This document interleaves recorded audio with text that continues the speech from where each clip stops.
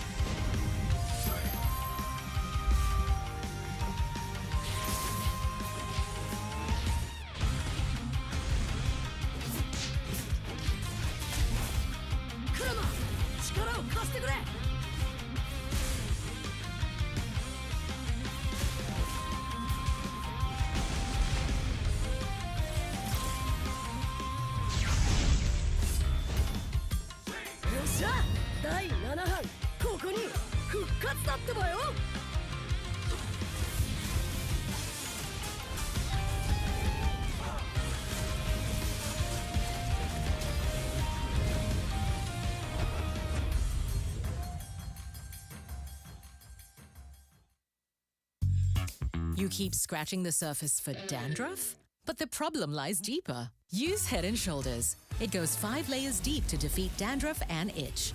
Be up to 100% dandruff-free. Head & Shoulders, dermatologically tested. 見せてやるよ。シャリンガンの本当の力をな。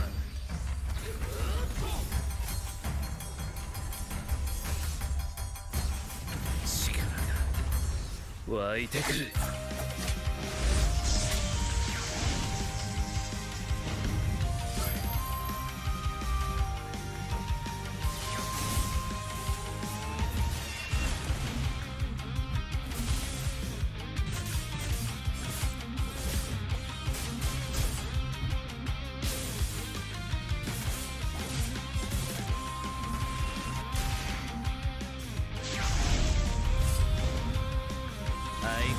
やかましい奴らだ。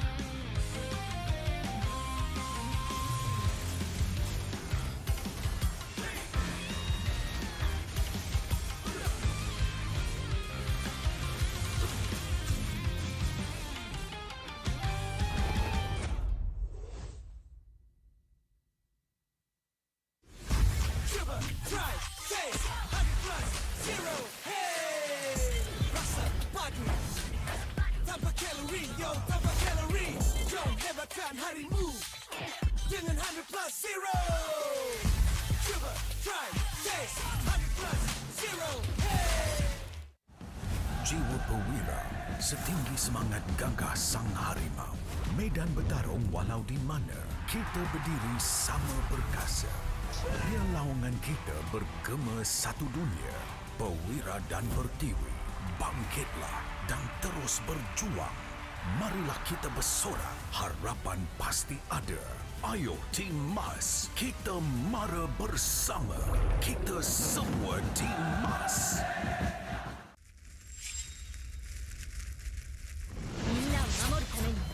私はもっと強くなる。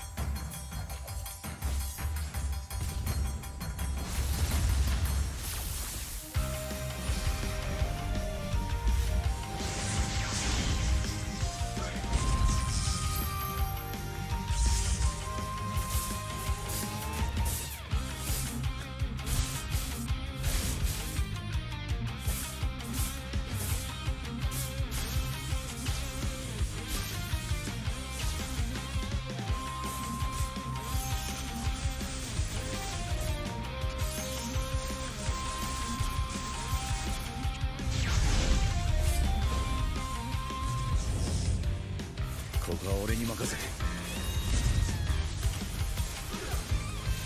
もらった。四代目他を超える忍びはお前しかいないと俺はそう信じた。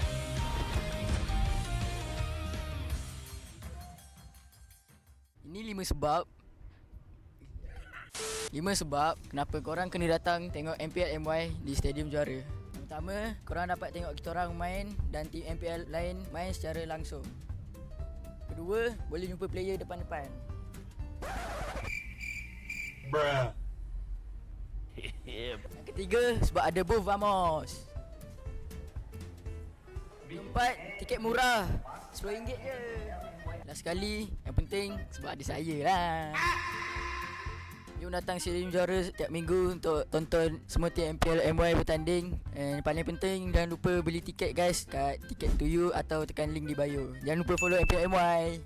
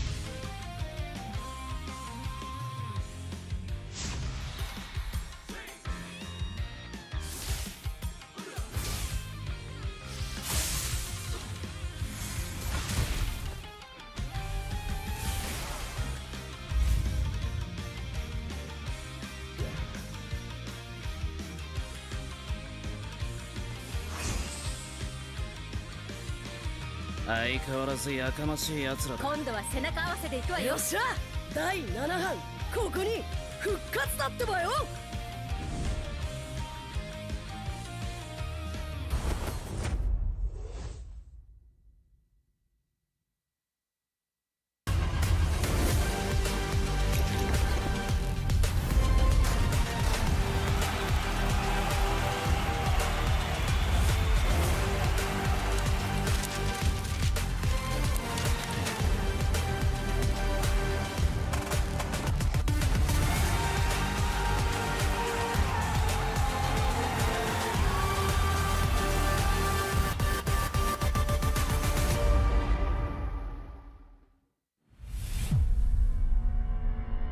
Trofi MPL Malaysia, dia adalah simbol untuk tunjuk kejayaan satu pasukan.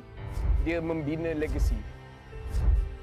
Mana-mana gaming house I pergi, they proudly display their trophy because they know what that trophy means to them as a team. There's quite a few champion moments that I can't forget for sure. When HomeBois won their very first championship, that was a very pivotal moment because HomeBois has never really gotten to that length of the tournament. Rasanya trofi season 12 tu betul-betul bermakna untuk saya lah. Last saya dapat trofi tu season 3. So saya tunggu lama lah untuk pegang trofi tu. Season 3 saya menang atas usaha yang kuat. So bila first kemenangan tu rasa macam tak percaya. But then bila season 12 tu menunjukkan konsistensi kot saya dalam scene ni. Saya cuba banyak kali. Cuma fail juga. But then tiba-tiba season 12 miracle happen lah.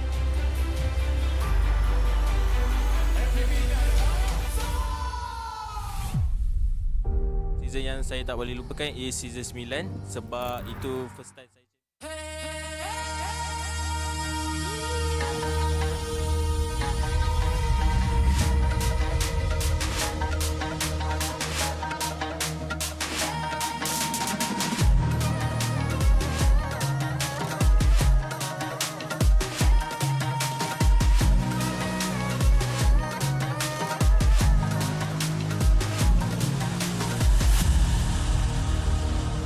Aku hembus kata simas. Bila terjatuh aku beringat. Jalan dah jauh cari titik bermula. Krak, krak, krak, krak. Jangan patah semangat. Semarak api bukan calon cadangan. Biar apa menghalang aku sambut datang. 1000 daya, 1000 alasan. Harungi semua sampai di akhir garisan. Eo, eo. Kami tak sedang mengalah, kami luar biasa. Semangat membara, harungi bersama. Lakukanlah sama-sama lakukan. Bergema di kiri dan kanan. Tak berhenti marah ke hadapan. Tak mengalah berdepan cabaran. Jaga, jaga, kita jaga. Jaga, jaga, kita jaga. Jadi ayo. See me, watch me, hype me, gotta give it all. Don't matter how many times I fall, gotta get back up, yeah, yeah, gotta go. I can hear them calling, now I gotta serve. Now swim my clip, now you get what you deserve. We keep it tight, we keep it cool, they got me and I got them too. Rasa api tak kunjung padam. Marah ke hadapan kita, sehaluan jangan simpan-simpan. Kita anak Malaysia. Kami tak senang mengalah, kami luar biasa. Semangat membara, harungi bersama. Jaga, jaga, kita jaga.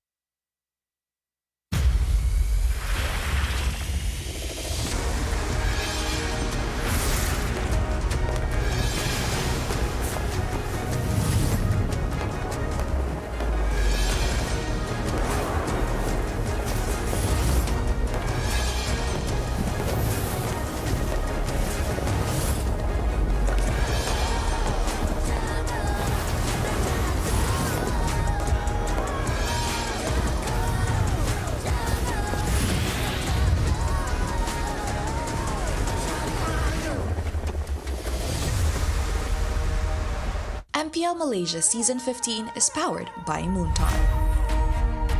Official gaming smartphone, Infinix GT30 Pro. Are you ready to carry like a pro? The ultimate gaming smartphone is finally here.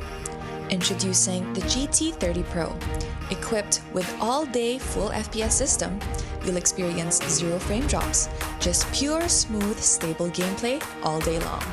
Powered by the MediaTek Dimensity A350 5G chipset.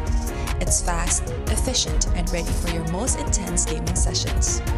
And with the GT trigger, you get pro-level shortcuts. Buy items fast, check the scoreboard instantly, and pull off clean combos like you've never before. Get yours now, because every purchase comes with a free mag charge cooler and mag case, while stocks last. Fairy Watch, the official Mobile Legends Esports watch made in Switzerland with genuine dragon leather. Comes in 3 colorways, green, black, and blue. Our esports partners, Head & Shoulders, up to 100% dandruff-free and itch protection. Head & Shoulders is dermatologically tested, penetrates 5 layers deep to eliminate dandruff. Get yours now. And thank you to all our strategic partners. 100 Plus, Playas, Astro Arena, MPL Merchandise, MPL Ticketing, supported by KBS, ESI, Rakan Muda, MESF, PSM. Selamat kembali ke Playoffs Phase 1 hari kedua. Nama saya Rose, host anda sepanjang musim ini. Dan hari ini kita akan menyaksikan perlawanan yang penuh dengan semangat dan kejutan. Sebab perlawanan yang akan jadi hari ini ialah Upper Bracket Semi-Finals. And of course, kita pun akan main Upper Bracket Finals malam ini, which technically means kita akan lahirkan MSC wakil kita yang pertama. Pasukan mana akan mendapatkan first ticket to MSC? We will find out later. Jadi, tanpa membuang masa, mari kita tengok jadual perlawanan hari ini. Untuk match pertama, Selangor Red Giants OG Esports menentang AERO Esports. SRG masih mengingati dendam bersih mereka terhadap AERO Esports. Adakah hari ini mereka akan berjaya capai impian clean sweep 3-0? Tapi AERO sudah pun menyingkirkan naib juara musim lepas iaitu Team Vamos. Hari ini mampukah mereka sekali lagi cipta kejutan terbesar dalam playoffs? Untuk match kedua, HomeBois menentang DXO. DXO semalam berjaya membalas dendam terhadap Monster Vicious dengan kemenangan bersih. Sekarang, gilirannya adalah Vamos. Seperti yang mereka kata sendiri, all eyes are on us. Dan sememangnya, ini adalah pentas penuh tempuan. Adakah DXO akan teruskan momentumnya sebagai Dark Horse? Ataupun HomeBois akan terus bertahan sebagai bentang terakhir? Untuk match ketiga, the Upper Bracket Finals. Untuk perlawanan ketiga ini akan jadi the fast lane ke Grand Finals dan mendapatkan tempat ke MSC 2025. Siapakah akan jadi pasukan pertama yang mendapatkan tiket untuk wakil Malaysia di MSC 2025? Tapi sebelum kita mulakan, kita nampaknya ramai orang yang hadir ke Stadium Juara walaupun it's so early. So with that being said, Stadium Juara, are you guys ready?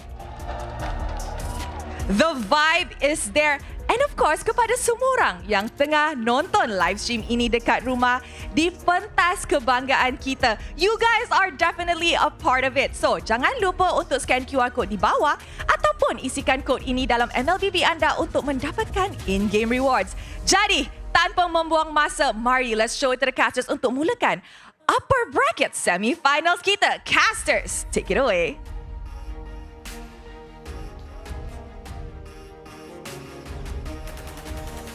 A very warm welcome and good morning to everyone, ladies and gentlemen. Welcome to MPL Malaysia Season 15. This is the first phase playoffs, day number 2, where you guys are together with us today as your casters. My name is Adin. Together with me, we have Husky. We're going to be joining you who's going to be the winner. Of course, every result is going to be here today. Yeah, we have 3 great best of 5s coming up. I keep forgetting that we are playing best of 5s.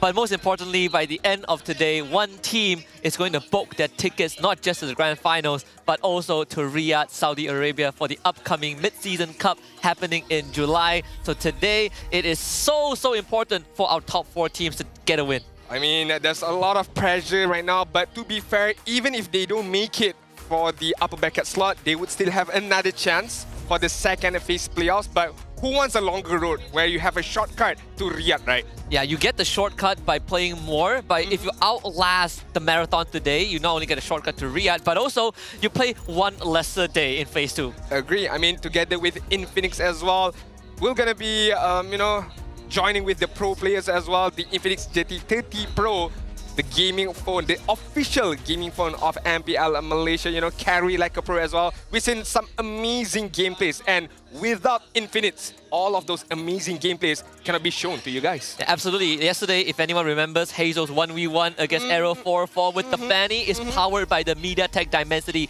83505G chipset, fast, efficient, and built for intense gaming. It also has the GT trigger that gives you pro-level shortcuts perfect for fast item buys, scoreboard access, and clean combos.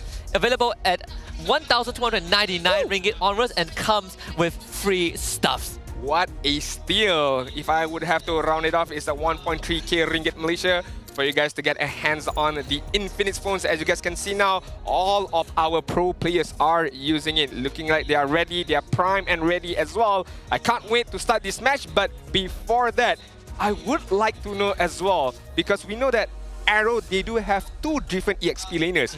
Yesterday we saw one of them already, which is Reza. Is he going to be played again for this upcoming match? Yeah, that's something that I wonder also, I think, after yesterday. But judging from AERO's result in regular season against SRG OG, where they did take 1 game, they were playing Aaron, right? So my gut tells me that they are going to they are going to have Aaron play. And if things go wrong, maybe Reza comes in. Okay, I would like to dive a bit deeper as well in that particular players. But before that, SRG right now, in terms of your own perspective, Husky, do you think they are prime and ready? If, let's say, they make it to MSC, are they ready? Are they better than they were before? I feel like SRG OG this season definitely has quote-unquote surpassed what they've shown at MSC, right? I think they're back at the MSC prime form. I think they are now ready to go above and beyond.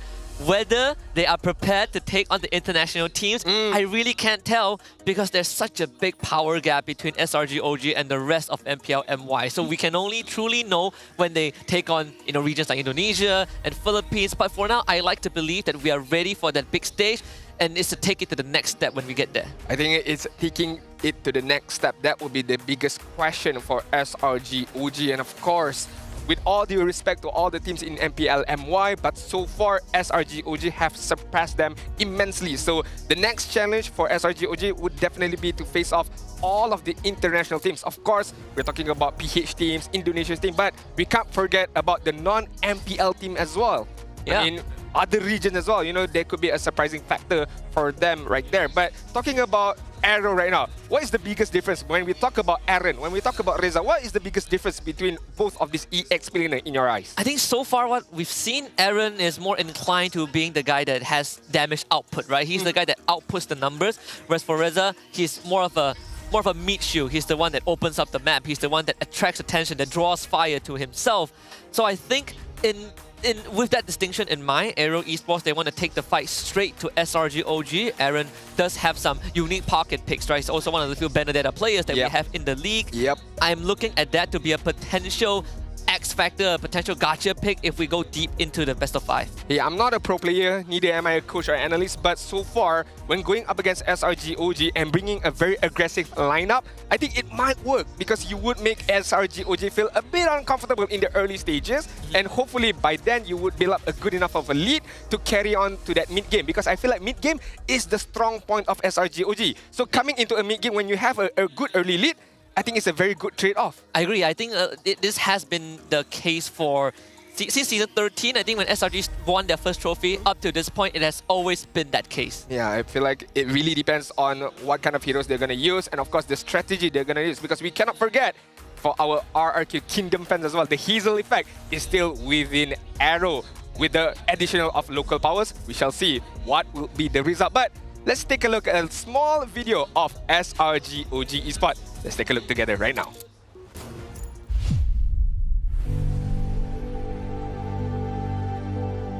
With our lineup for the past 3 seasons, maybe this is the best one. On our first season, the crowd's favorite is HomeBois. Then the second one, we're kinda shaky. We go to lower bracket, we lose a lot of games. So I think this is the best one. My thoughts on this bracket is I don't really like it because imagine if we already secured our slot for MSC, then we need to wait 2 weeks again. We don't have momentum. We will only play 1 day for finals. Then our enemies that we're going to fight on finals, they have momentum, right? And we don't have much before that. So you will go to lower bracket? No, we'll still take it. No choice. We still need to take it so we can secure our MSC ticket. For AERO, kita orang ada beef sikit dengan korang. Buat korang curi 1 point daripada kita orang kat regular season. Just careful lah dekat playoff. Good luck guys! Just destroy each other. See you at upper bracket.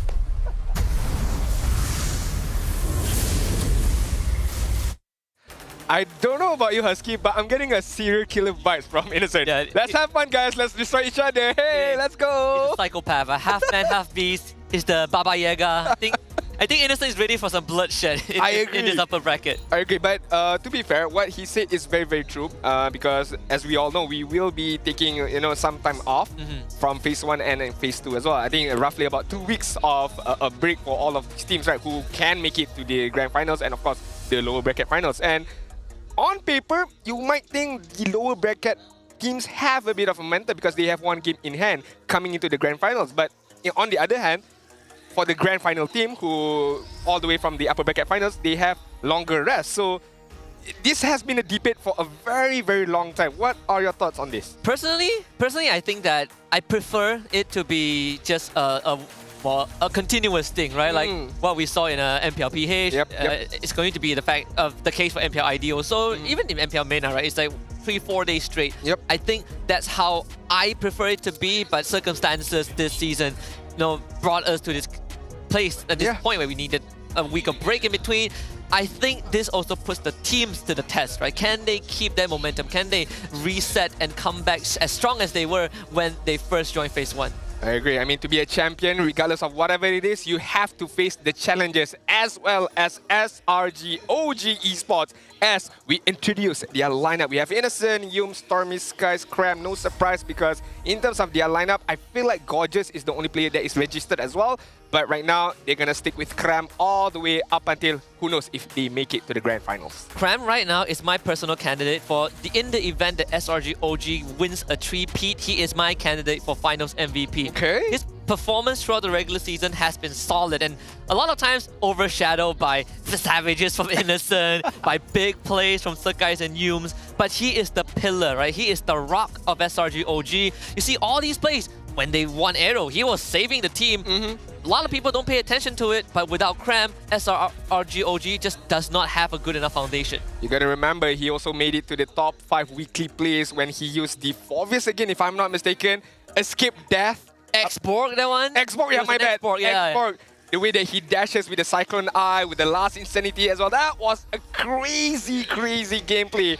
Escape from Death, that is what you're gonna get from Cram. But honestly, up against AERO, there is no better enemy or opponent for SRG OG Esports. AERO Esports with the lineup of Kusei, Zakif, Kim, Hazel, and Aaron. Earlier on, we talked about the local prowess of this team. We talked about Aaron and, of course, Reza.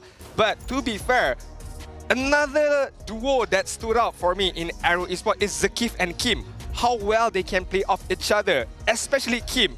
Give him that kind of like aggressive mid laner, even a utility mid laner like a Zushin, he can make it work. Yeah, they're both big playmakers, but Kim facilitates Zkif, right? Kim makes a call, Zkif follows up. That's how they were able to give SRG OG such a tough fight in the regular season. Yeah, I mean, I can't wait in terms of the drafting, in terms of the gameplay as well. And I would like to see the Hazel event. I'm pretty sure a lot of Kingdom fans are watching as well. What we will see today from Hazel, what kind of assassin that he might be used, Or is it gonna be a pickpocket strat? Something like a tank jungle, a fighter jungle? We shall see later on. But right now, we shall introduce both teams into the main stage. Conquering, crushing, and taming every team across 3 consecutive regular seasons. The one and only team feared by all, a throne almost untouchable. Will they keep the streak alive and return to the very stage where they once lifted the crown? Mortals of the arena, bow down to your regular season kings, Selangor Red Giants OG Esports!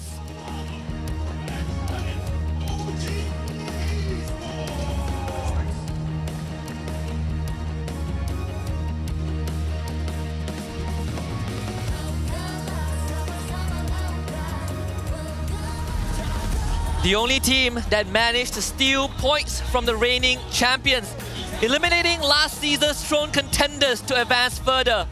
Will they soar even higher and bring themselves closer to Riyadh? Ladies and gentlemen, all passengers, brace for turbulence and get ready to fly high with AERO Esports!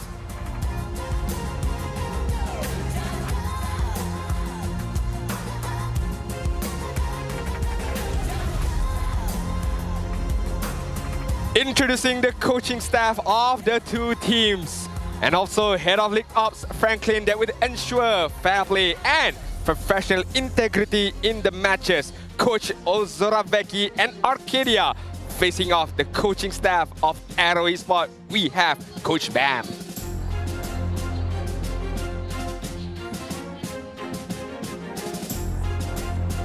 Let's keep it rolling with the fist bump between the two teams. And remember, the armband will be worn by team captains who will always lead the team's movement and strategies in game. This is a sign of true professionalism. This is how we roll. This is the Malaysian sportsmanship. Okay, last physical contact before we head into the series. I'm so kingdom right now. I see Hazel on the stage. I get extremely excited. Just, you know, a throwback to the highlight plays that he made during the first encounter in the regular season of SRG OG, who so far have a 91% win rate on first pick selection. The only game they lost was against AERO. And they've made it very clear they want to sweep AERO in the upper semis. If I'm not mistaken, I can't remember this information was brought out officially or not, but the coaching staff of SRG OG Esports, to be precise, it's Arcadia who won the first pick, regardless of whatever happens. So I guess that just proves on how they play. But right now, we do have a quote from Zakif. Our confidence is still around 70 to 80% in beating SRG. That is quite high, to be fair, but hey, all respect to him. But we are certain we'll give them a tough fight and learn from them. Even if we drop to the lower bracket, we believe we can still make it to the grand final. When you have drawn blood from the Kings once, you will definitely feel confident in doing it again. 70 to 80%, like you said, is a pretty high percentage, play high number. We have to see how that game one pans out. AERO Esports is the only team aside from Ocean Black that has a singular coaching staff, right? Only Coach Bam is doing all the work. Like every other team has an assistant coach. And I'm happy that ZK brought it up that they could go through the grand finals, because most of the league, we've been looking at HomeBois as the second team to join SRG OG in Riyadh. But there are people, there are fans out there who say that AERO might also have a chance. The performance from AERO in regular season make it a very, very good showcase, I feel like, and how they can be another contender for that second spot to MSC, to Riyadh. But as you mentioned, it all depends on this first game. What kind of gameplay are we going to see? What kind of like a momentum are we going to see from both sides of the teams? Because SRG OG Esports, do remember, last season in the same spot, they lost to Todak. Yeah, they lost to Todak 1 and 3. We also got the head-to-head between both mid laners, Stormy and Kim, and you look at just the variety of heroes, right? Some overlaps. I think the notable ones are Kimmy being used by Stormy. Kim hasn't played Kimmy yet. We also have the Xavier that only SRG OG has picked so far. Sicilian, on the other hand, Stormy has not touched that hero yet. I mean, if we take a look at in terms of hero head-to-head for the far side usage, right? Stormy, perfect gameplay, 3-0. Total KDA as well, dominated really, really well. Damage per game also, Kim is one. Regardless of the stats in terms of win-loss, and of course KDA, but damage per game showcasing that Kim maybe find a better position, or there is an outlier. Maybe AERO played a longer game, hence why the Farsa from Kim managed to deal much more damage than Stormy. So take it how you want. Maybe a shorter game for SRG is good because they won all the games. A longer game for AERO might be good because they can withstand or outstand the fight even longer. I think another metric of comparison is the average assist, right? The average assist for Stormy is almost 3.0 higher than Kim, despite having lesser damage and shorter overall game time. So that could be a telling sign of how both teams have got to this point, right? AERO just generally plays scrappier games. Even yesterday against Vamos, it wasn't exactly the cleanest. They had to go blow for blow a few extra rounds before AERO finally came out on top. Right. Right now, we do have to take a deeper look into the draft. Game number 1 has begun. I was gonna say, this is gonna be a draft for Fovius. And straight away, what did Arcadia did is banning him out in the first 2 bans right now. The Baxia is gone, the Fovius is gone as well. So we're taking a look at Kalia is also gone. So maybe they want to prioritize something like a Kimi for SRG OG. Yeah, I was theorizing that maybe SRG are going to force the trade, whether you want the Kalea, you give us Kalea or Kimi, but I think this Baxia ban, at least to a Kalea ban, could also have some relations, right? Because Baxia right now locks out a lot of the picks that generally you pick into the Kalea, like Gatot Kacha, the Hylos, and Fovius being banned out by Coach Arcadia was not really on my bingo card. I thought that it would be an AERO task to do so, but I respect this Loi ban because Kim has been so good with her. Alright, Fanny ban as well from AERO, opening up, you know, your usual suspects as of now. Chip is going to be banned out for the last phase of AERO Esports. So opening up, as we mentioned, the Kimi, the Badang. I'm not too sure if it's going to be a first pickup. Wow. I was going to say I'm not too sure it's going to be a first pickup, but hey, they proved me wrong. They pick it up first. Flexible hero. You give a lot of big questions to AERO right now. Yeah, that, and also I think if they want to go for like a Kimi first pick, there's always the threat of a Badang Hayabusa from AERO's side, right? They have proven time and time again that they are not scared to go for these early picks. Like Badang is such a high priority for AERO. It's actually shocking because no other teams would, very less teams would go for that. I think Falcons PH also prioritized Badang at one point, you know, throughout yesterday. But AERO, they're not going to reveal much just yet. They will instantly show their core. We have a utility mid in Kim, and we have an ultra late game Harif. Very interesting, showing, you know, one of their cores in the first pickup right now. But I feel like if they don't pick it up now, it could get banned out later or get picked up by SRG OG Sport in the second peak phase. So establishing on what they wanted to do, I think AERO Esports determines that. We don't want to be very, very funny with our draft, but SRG OG, immediate response with 2, I would say, very, very mobile heroes, but at the same time, provides a lot of damage. Yeah, crazy stuff. The 1-1 and the Joy, we expected this Hayabusa to come out at some point, right? It's a good answer to the Joy and the 1-1 as long as she's not up in the air. I think there's some interesting interaction between 1-1 into Jusin and 1-1 into Harif, right? Like Harif, if it takes Purify, you can remove the weakness points mark. But then at the same time, Jusin just cannot catch the 1-1. But then Harif can 2-tap the 1-1. So there's this triangle interaction between these 3 heroes. I want to see how Innocent navigates that. And one of the items that is going to be the main prioritization for AERO should be the Winter Crown to be able to navigate or to negate, I would say so, the crossbow of tank. But then again, you allow yourself for Joy to catch up to you very, very well because you're very stationary when you use the Winter Crown. So again, a lot of counter reaction is going to happen between both of these teams, between the crossbow of tank, the Rhythm of Joy, and of course Hayabusa. Can he go to the back line and maybe do some kind of damage either to the 1-1 or whoever is left at that back end, because we're not too sure yet who is going to be the pickup for Stormy later on. Hilda and Tigral is gonna get banned out. Makes sense. I mean, the Hilda, you know, you want your Hayabusa to farm up peacefully. There's no disturbance there. And I feel like Tigral is just a signature ban, or I would say respect towards the usage of Zakif. Yeah, then also, like so far, the draft of SRG, they kind of want to get in your face, right? So you don't want a random implosion just ruining everything. Even 1-1, you can only get out of crowd control for so much, right? You only have one usage, so the timing has to be great. I think AERO, they are definitely on to something like another glue ban. Okay, good. This was something I believe was discussed. I think it was discussed like on the social media, on some of the previous broadcast, that if we look back at how teams were able to deal with SRG OG in, you know, like a Snapdragon Pro Series or even in M6, one of the direction that they lean into is to shut down Cram, right? We literally just talk about him being the pillar, the foundation, the rock of the team. You limit his access to heroes that can let him play that role, and I think you open up more openings to get on top of the rest of SRG. Alright, banning out the Gatot Kacha last ban, so not much EXP lane is left, but to be fair, all of these EXP lane, you know, your Glue, your Gatot Kacha, your Hilda, are not damaging EXP lane. So this gives a good ample room for AERO to pick up maybe a Bennett if they want to go that. Okay, Hylos is going to get back. We're still not too sure if it's going to go towards the EXP lane or the roam side as of now. Lucas is still there. Yep. You know, can be played as well. So SRG OG right now, they have a lot of room to play with. It's just a matter of what they want to do. Chow is still there as well for Yums. Yeah, we've seen the Lucas XP. I think it was also played by Falcons PH yesterday. I think Flap played a Lucas XP in one of the games. This is where the Badang pick kind of opens up more options, right? It's a good flex role. We've seen Cram play the Badang XP in one of the regular season games too, if they want to go down that route. I'm looking to pick something like a Kufra or Cho. There we go. Yeah, the Cho is going to come out for Yums, and a Farsa for Stormy. Very, very straightforward. Big damage, great pickoffs. Yeah, I mean, we take a look. We just took a look at the head-to-head in terms of Farsa, right? 3-0 with the Farsa.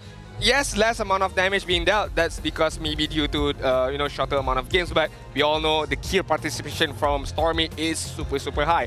Why do I feel like the Chow is going to get picked up? Because you would need someone to feed a hero to 1-1, and what better way to do that than the Chow? Use the Way of the Dragon, give the food to 1-1, get the stack, get the crossbow of tank, and then fly away to try to get a kill. So I think the Chow would facilitate that really well. Right now, AERO, last pick. I'm just going to go all in Bennett here. Hey, think of a Bennett? I don't know if it suits or not, but I'm just going to go with that. Oh, okay. Franco. It makes a lot of sense, right? Okay. Makes plenty of sense. 1-1 can get out of it. Joy can get out of it. If the Cho wants to go for a pickoff, you better make sure that ZK isn't around the corner to bite you. And once he gets that Winter Crown online, no more cancellations on the Bloody Hunt. Okay, we shall see if the RRQ effect is going to work on Zakif, because we know E-Dog is one phenomenal Franco player. Is it going to transfer over through Hazel? And we're talking about the Kingdom effect. I'm stretching it here, but I'm just going to stretch it all the way right now. Are they going to make it work with the Franco up against this, I would say, very mobile draft from SRG OG? You got the Chow, you got the 1-1, you got the Joy. We shall see. The unstoppable force against immovable objects seems to be the theme in this opening game of this best of 5 in upper bracket semi-finals between SRG OG on blue side and AERO Esports on red side. The only team who has managed to draw blood and leave a scar on the legacy of the Red Giants. It's time to head onto the land of Dawn and see how this plays out. The journey to Riyadh, the journey to MSC begins today. The playoff, the official playoffs for MPL MY. As we take a deeper look right now, Skies up against Hazel. Both are going to be using the Assassin. It matters on how they're going to move. It matters on where they're going to move as well. I would like to take a deeper look in terms of the emblem as we take a look now. Anything interesting? Movement speed mean for Franco to be able to move around very fast. Pull yourself together for 1-1. Of course, you want to get a lot more with your Inspire as well. I'm glad you brought up E-Dog, because I'm a big fan of E-Dog because of his unique and wide hero pool. When was the last time we have Roma that has that accent? I think Zorn was one of the few ones, right? I know Franco, we've seen a Bellaric at one point, which is also E-Dog's signature. The Ruby also. So that's as close as we get. But if AERO has prepped anything, is that they have good tempo setter. That Juicin is perfect, and the game ever goes late, you always have this Harif. I think also off. One good hook to Cram. He's going to force the flicker out. Cram will survive this encounter. You gotta be really careful. The damage is definitely there. Every single hook is gonna lead to a kill. Yeah, I mean, early warning signs from AERO Esports to SRG OG right there. I did manage to take a look at Kim's emblem. He has the tenacity as well as Aaron. So they are expecting, okay, we're gonna get dive upon pretty much. So we're gonna play it safe, Stormy. And that hook should translate into first blood. Such good read from AERO, right? The hook onto Cram, force a recall, instantly goes bottom. Knowing that Stormy is going to try to help Cram facilitate that wave, you grab that bottom wave, you go back the mini, hit level 4 at the same time, and now that has been staggered. With this kind of hero, right, you're talking about your Franco, your Selena, all you need is hit a few arrows or a few hooks to feel good about yourself. And you build up that momentum. Yep. And then you're starting to hit more and more hooks and more crucial hooks as well. So I would like to see how the momentum shifts for Zakif right now. Yums is going to try his best to disturb. Yeah, and he gets a 3-man Jikundo. He doesn't have a kick though. It's all about buying time. Forces the shadow out from Hazel. Yums is going to go down, but Sakai's comes in for the pickup. The shadow kill buys time, but not enough. Sakai's will get the trade back, and SRG OG will get the turtle.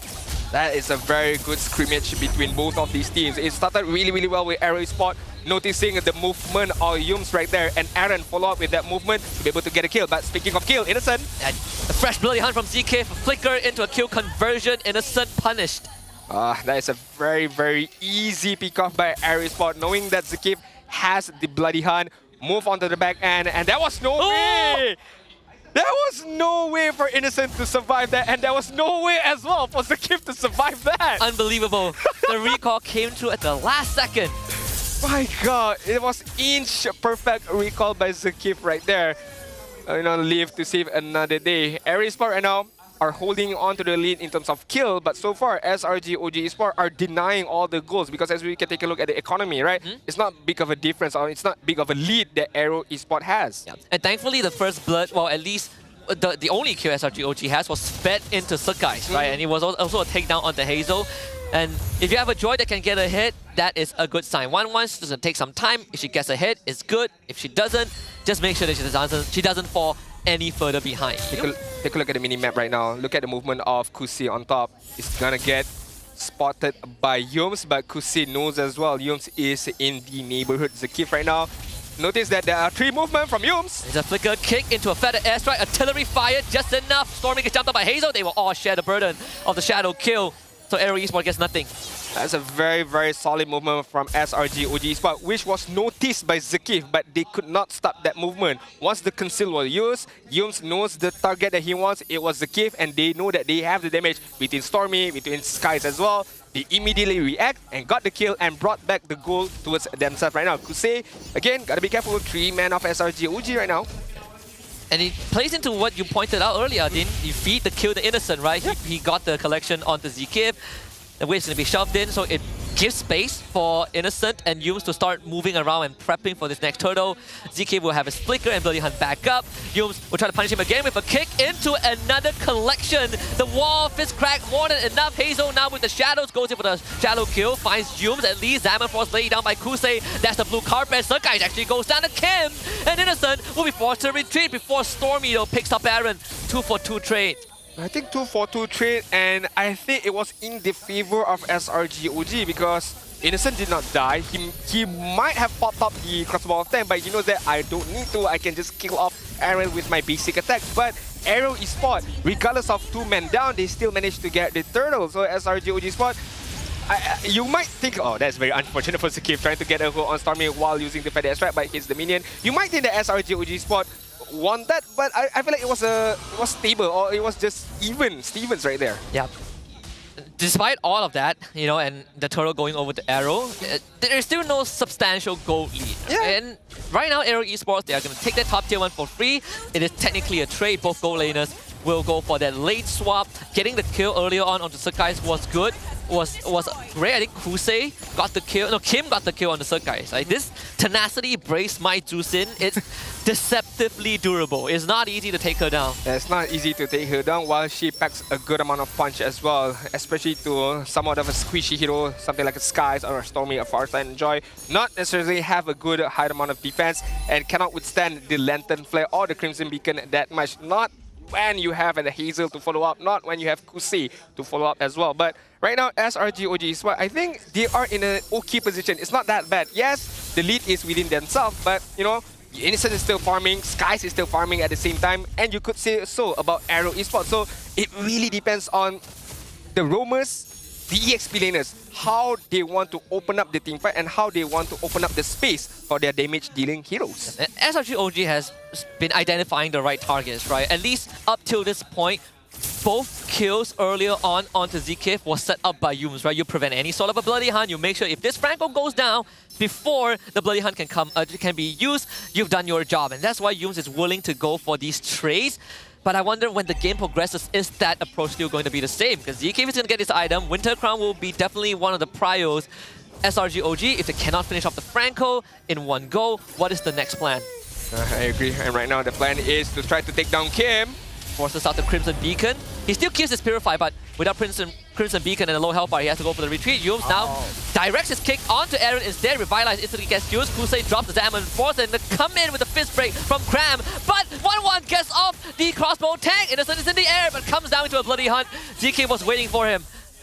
Ooh, that is very, very good from AERO Esports. I thought, why would in the world Aaron wants to fight that? Because you don't have Crimson Beacon on Kim, and Kim kind of have to recall. But then again, Aaron is tanky enough to withstand all of those fights, to withstand all of those damages, and it allows Hazel to go onto the back line. It allows Kusei to play front to back as well, to deal a good amount of damage. And once Innocent flown above, hits the ground, Bloody Hunt was still there, and as you mentioned, they did not take out Zkif, and Zkif was the key for AERO Esports. Yeah, I'm not really sure if Aaron was the right target. They're gonna try again. This time Sukai somehow gets away with the turtle, hops to the back line, but they lose Yums, and Sukai will have to retreat, but at least SRG OG finds a trade. Ooh, I don't get it. I really don't get it. How SRG OG Esports managed to turn things around after a bad fight early on just now where Innocent got killed. Now they got the turtle. They managed to get a kill on Kusei at the same time. And Skies was alive. Innocent was alive at the same time as well. So whatever happened early on where Innocent got killed, it just doesn't matter. Yeah, you just look at the net worth, right? Because Kusei went down, Innocent continues to farm up. Worst case scenario, they are at the same net worth by the end of the day. There, again, there's not really any major gold deficits. The guy's gonna try and use the cam, and it's just enough. Purple buff saving him, and Sukai even collects the buff in the process. Ooh, those Augie shadow kills, damages, every single was hitting on Skies right there. He was hoping that Hayabusa jumped onto the purple buff, but it did not. It followed through all the way, but just not good enough to get a kill onwards to Sky. So managing to live for another day and managing to get the purple buff at the same time. And looking at the bot side right now, Innocent won't stop here. Gonna go on, try to take it deep turret. But then again, Aaron, Kusei is all on standby. It's gonna be a slow push in favor of AERO on the top lane. Of course, the guys, every time you go for the dash on the Joy, you get that small amount of shield. So AERO Esports, they're gonna look to at least slow it down, right? You get Kusei online. Like Hazel, he's already dealing substantial amount of damage. They've also understood that Kim is not the easiest target to take down with the emblems and the talents that he took. And on top of that, the Purify too, so it's not the target that Yums wants to pick off. Aaron, he continues to frontline with this high-lows. They just need to make sure that Kusei doesn't get blasted by a feather airstrike or electrifying beats from the Joy. I think Kusei also got to predetermine whether he wants to play that front to back immensely or not, because not all of the Glorious Pathway from Aaron needs to be followed up immediately, because there could be one bad Glorious Pathway or one bad initiation of team fight. So Kusei have to read it very well right now. Yums. Another pick off on Aaron and trying to take him out this time. He is dangerously low and just enough for Innocent to collect the kill. He is in the air and he takes flight. Triple kill for the half-man, half-beast. One initiation from or against Aaron, all what Innocent needs right there. But right now, Hazel is gonna get zoned out by Cram. Augie Shadow kill. Brings him to the rest of the team. Still goes down. Hazel takes on the challenge, but he's Innocent with a mega kill. And SRG OG walks away with the Lord. And immediately after 4 kills being fed into Innocent right there, 3.1k gold lead with the turtle on hand as well. So SRG OG, as we talked early on, mid-game is their momentum, mid-game is their thing. And take a look at the timer, 11 minutes. That is exactly the game point, the timing of SRG OG Esports. Innocent got 3 kills, while an unofficial Maniac right there allows him to skyrocket in terms of gold right now. 8.9k gold lead up against Kusei, 7.4k gold lead. Again, Kusei, I do have to remind him, he needs to be very wary of if he wants to go in front, if he wants to play that front to back, because one good initiation can get a kill. And this is one of it. ZK with the Bloody Hunt. He's gonna try and take down Yums, who is buying a lot of time. But that's Glorious Pathway and Zaman Force laid down. So, well, I say 4 ultimates out from AERO Esports. But without Yums, at least there's the safety net of no big setups from SRG OG. They will at least try to shove this Lord into the Holy defense, and they've done just that. Lord gets a crash in the bottom inhibitor, top Holy defense pops, Kusei gets the Holy Crystal, everything falling into place for SRG OG. Yeah, I mean, AERO Esports, but hold on. Sky is going on to the backline, gotta be careful. Luckily enough, there was no bloody hunt from Zakif. But Cram is most likely gonna go down, misses the fifth break, but no. Innocent sets out the crossbow tag, he's up in the air again. Take flight, my sweet summer child! A maniac almost coming through for Innocent. Kim saving himself with the Crimson Beacon, but this is almost going to be a guaranteed inhibitor. This is a guaranteed inhibitor and most likely a guaranteed game right now because only 2 men left. Hazel. And Sakai's gonna force Hazel back into the base. SRG OG not relenting with their setup. Yums another roundhouse kick. Innocent is legendary. And SRG OG Esports takes game 1. Innocent woke up today and felt like, I'm gonna dominate. I'm gonna trash AERO Esports to the ground. And he did that immensely right there. One flight is all it took to take 3, almost 4 members of AERO Esports down in that last push. Even 3 was enough. Hazel could not do anything about it, and it was just so easy for SRG OG Esports. You know, Innocent, you put our stuff on your backpack and we move forward. Yeah, AERO Esports might be the team that is taking flight, but they definitely couldn't handle the turbulence that is the Innocent Express. And we didn't get to mention this, but as the game progresses, as SRG OG got more and more damage, feel confident enough to kill Aaron. Well, there's another secondary objective by kicking Aaron in the team. He survives long enough for Innocent to set up the crossbow tank and to get the transfer, right? Just a lot of forward thinking by SRG OG, and I think it's just a magnificent game 1. It's not easy, you know, to be able to have a mindset of I need to be in front at the same time because I need to get those stacks. But I do know I can't go too much in front. There's the Flicker Bloody Hunt, there's a hook as well, there's ways for me to be able to get caught with the Crimson Beacon, with the Lantern Flare. So Innocent, as a gold leader, he have to have a very good understanding and a very good measurement of distance.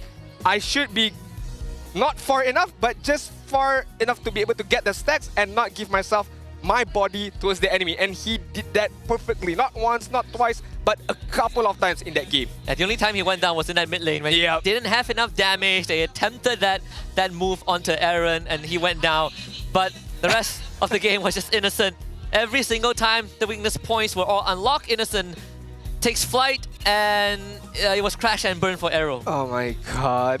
Just the way that he took flight was superb, and having almost all full set of items without any single boots, because why do you need boots when 1-1 who does not even have a wing can fly above and get those crossbow of tanks, get those kills, and immediately won them the game. To be fair, AERO Esports earlier on, they did well, you know, get a good couple of kills from the hooks of Zakif, but they could not build a lead, as we talked about early on, how AERO Esports needs to build a good amount of lead early game to bring into the mid game, where we know this is the biggest point of SRG OG. They did not manage to do that because early on, we can see the goal differences, it did not matter too much. 100 goal on the side of SRG, 200 goal on the side of AERO, but nobody have a very definite momentum of the game. Yeah, they were trading very even, right? I think even is not good enough for AERO Esports. They, like you said, they really wanted to get ahead. They want Hazel to get ahead so that he can start, you know, following Kim and Zekif into the jungle, or, you know, to open up the map and to put pressure on SRG OG. That never really came true. In fact, even this fleeting time Winter Crown by Zekif, rapid boost, right? It tells you that they want to go fast and they were trying to push the envelope. But at one point when SRG OG pumped on the brakes, AERO Esports, they were forced to double down, and it never really worked out. Yeah, I mean, if they wanted to go fast early on, I feel like Hazel should have gotten the Skybracer and they could funnel all those kills to Hazel. But when taking a look at the game as a whole, we look at Hazel knows that, okay, I can't go Skybracer, we have to play for that mid game. So Hunter Strike BOD is the main prioritized itemization for Hazel to be able to, you know, get more out of those team fights. But SRG OG Sport, not only just Innocent, the setup from Yums, the setup from Cram as well. Do remember the earlier stages where Cram managed to zone out Hazel. Yes, he did not manage to kill Hazel, but he managed to buy enough time for Innocent to follow up again to get those kills. So all in all, SRG OG Sport understands the draft really, really well. And what separates them from most are the way that they execute the game plan at the same time. Looking at the neutral objective, almost all won by SRG, the buff as well, and of course the turrets are all in the favors of SRG OG Esports. Yeah, like this Badang pick made the draft very powerful for SRG OG, right? They can save Yum's pick for last, which is exactly what they did, even on that blue side. But also, just now we looked at Cram's item build. It was very aggressive because he understood that he can play that role. Usually we see a Thunder Belt into an Oracle, you maximize cooldown and the shielding, but that game, he went Thunder Belt into a Brute Force Breastplate. Cram just wants to hit hard and hit fast, and he's getting away with it. He's, again, the break wall that SRG OG needs. He's the one setting it up. He's the one that follows up with a set after a setup, and he's the one that's making sure that AERO Esports, if you want to get to my boy Stormy, if you want to get to Innocent, you get through me first. Yeah. It could have been so different if AERO Esports managed to get a good amount of lead and funnel all those kills to Hazel, because I feel like if they managed to snowball early on, it could have been a different game. But SRG OG Esports knows that, okay, Hazel is not a factor as of much because the kills are not that much. So we can just funnel all of our gold, all of our farming to Innocent. Hence why he is the rich guy with 864 gold per minute. And we know with that amount of gold, he can manage to get a good amount of item. And with a good amount of item, he can deal a good amount of damage at the same time. Again, the carry is going to be to Innocent. Aaron is going to be the main body for AERO Esports. You know, as a high loss, you can't really do much as just tanking all of those damage. And again, a wingman is going to be the Cram. I mean, with the freeze break, freeze crack, the positioning as well. It's just SRG OG Esports. It's not like it's so hard to beat them because AERO Esports did do that in the regular season. It's just how they improve further when they know, okay, here's our mistake. We're not going to repeat the same mistake. Yes, we funnel a bit early on. We, gave them a few kills here and there. But it's okay. We are still in the lead. We are still in the possessive of this game. Yeah, and it's not to say that AERO Esports kind of made a lot of mistakes, right? Like SRG OG just had good responses because we saw AERO Esports take initiative to get the lead, right? The first blood on Stormy, some decent turtle fights, pick off an Innocent after a mid lane rotation, which was exactly, I think, before the previous clip that we saw. But at the same time, I think SRG OG, they are making a lot of tidy decisions that at least a lot of MPL MY teams wouldn't even think of making, right? Maybe when we look at, higher caliber regions like ID and PH, it's a common thing, but right here, you might not even consider, hey, this show, I'm going to pick out the Franco. Not once, not twice, but I'm going to keep doing it. We get the snowball, we funnel the go into the right heroes, and then when we have enough items, let's try to set it up on the Hylos instead once we've disabled the Franco. It's such a rare thing, and that's why SRG has continuously set the bar in the local league. I agree with you right there. I mean, regardless of whatever happens in the early stages, if it's not a big enough of a lead, SRG OG Esports can always come back. Yes, again, a few hooks from Zakif might not be able to take us down because we know that we're all going to funnel all of our efforts towards Innocent, and we know that he might be able, we know that he can carry when it comes to the later stages, but not even late game. It's more of a mid game right there. I mean, that crossbow off tank earlier on, getting those 3 kills was the deciding factor for SRG OG Esports. They were only left with, if I'm not mistaken, Hazel and Kim, if I'm not mistaken. So, 2 heroes are not well known for high ground defense. When you're up against 5 members of SRG OG who has a Chow, who has a good Jikundo, and Yums as well, just to put salt in the wound, hits a 2-man Jikundo as well right there. Yeah, 2-man Jikundo kicks Hazel towards his fountain and kills him anyways. It's a Yums thing, it's an SRG OG thing, and I think they're not only just good in game, I think they're pretty fashionable too. I agree. I mean, with the watch from Fairy as well, the official Mobile Legends Esports watch, Fairy crafted in Switzerland with genuine dragon leather, comes in 3-way colors. There's the green, the black, and the blue as well. If you guys are in Malaysia and if you guys have the time to come down to Stadium Juara to take a look at all of this merchandise, make sure you guys visit a Fairy booth, because not only do they have the esports watch, they do have the pendant as well. So make sure you guys check all the jewelry. I mean, one of the first ever collection as well is the Luminous Mia jewelry as well, and that is suitable for both man and woman. I think they also have a Juicing version last year at M6. And if you want to get the Mythic Pendant, you have to be Mythic. Yeah. Right? No cheating. You got to verify your account, show that you're actually in Mythic before you can earn the Badge of Honor. Does Magic Chest count? Good question, actually. You got to ask. I'm not sure. I'm not sure if that counts. For this season, I've not hit Mythic yet because we just recently moved on to a new season of Magic Chess Go-Go. So hopefully they take into account as well Magic Chess Go-Go, because right now I'm having a lot of fun with it. Yeah, I'm seeing like the second season apparently, right? I'm gonna try it out when we get back. But the matter at hand is MSC and MWI 2025 at EWC. It's gonna be happening from 10th July until 2nd August at Riyadh, Saudi Arabia. So mark that down in your calendars because it's gonna be a big, it's gonna be a festival, right? Festivity between two different leagues, right? The all-female league and of course our usual MSC. Either way, great MLBB showdown is bound to happen. We're gonna end our playoffs in somewhere end of June, and MSC is gonna start very early on in July. So you're not gonna miss any action-packed MLBB moments, MLBB content as well, because one after the other. Not only talking about MPL Malaysia, we still have MPL Philippines going on, MPL Indonesia as well. So a lot contents of MLBB professionally gameplay for you guys. So make sure you stay tuned to get to know who's gonna be the representative of Malaysia towards MSC 2025. Craziest thing is that today is actually MPL PH Grand Finals. Hey! Onyx PH against TLPH. We already know who's going to make it to MSC, both of them. Now we just need to find who's the champion. Who's the champion? Right. Thirsty has never won a playoffs in MPL PH. Onyx PH might change that today. If not, we get Gold Car back on the pedestal again. There's a lot happening, right? We'll find out first representative by the end of today too. But right now, I think if you are AERO Esports, it's back to a drawing board. When we get deeper into the game, I think from the 5-minute mark onward, right? Because clearly SRG OG were taking a lot more initiative and they're finding success with it.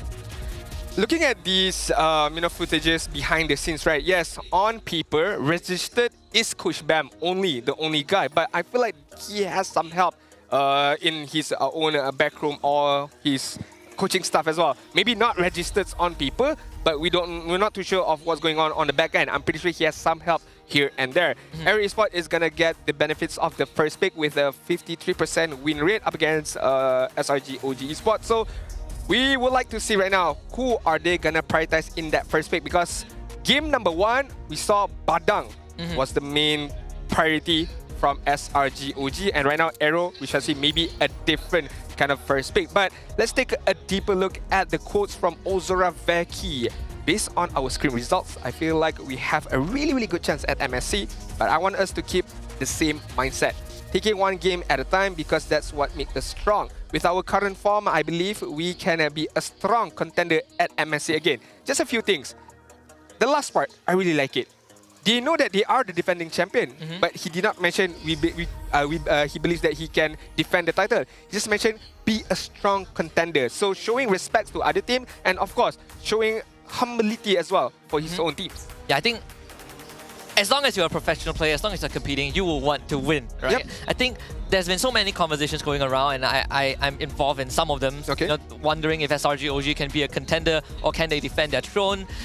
I would always say I want us to defend our throne, but in the event that we fall short of that, I want us to give a good fight. I think that's what makes us proud. That's what keeps us on the map. We don't have to win every single time, although there will be the best case scenario. Of course. But I want us to keep putting up a fight to tell everyone else that we are also improving over time. I mean, as we take a look at internationally as well, right? Jungler highest average goal per minute. We have Kaltizi with 705.9 goal per minute. Skies with 780. We have Throwboy with 780 as well. There's only difference of 0.1. We have Skazu 774, and we have Sujin from MPL Indonesia 764. Just a highlight, Throwboy is from MPL MENA, if I'm not mistaken. No, MPL Cambodia. Cambodia, my bad. Oh, Throwboy is MENA, sorry. MENA. I was looking at Sakzu. Sakzu is Cambodia. Cambodia. So, yeah, but Throwboy actually he just won MPL MENA yesterday, so they got a direct slot into MSC. The second place, Team Falcons, will have to play through the wildcards, which is also pretty sad, bittersweet, right? Team Falcons Philippines finishing in 3rd place yesterday, so their only representatives, at least for MSC, is going to be Team Falcons MENA, who will have to play through wildcard. And that is not unsure yet, because they would still have to play the wildcards. But right now, a WhatsApp from Ozora Veki. What do you think about the playoff as in general right now in terms of the schedule? You need a really strong stamina, because if you win, you have 2 matches in 1 day. That's pretty significant change for me. I wouldn't say it's an advantage, because our main focus is still the same, secure the MSC slot. So same as the video interview they did with Innocent.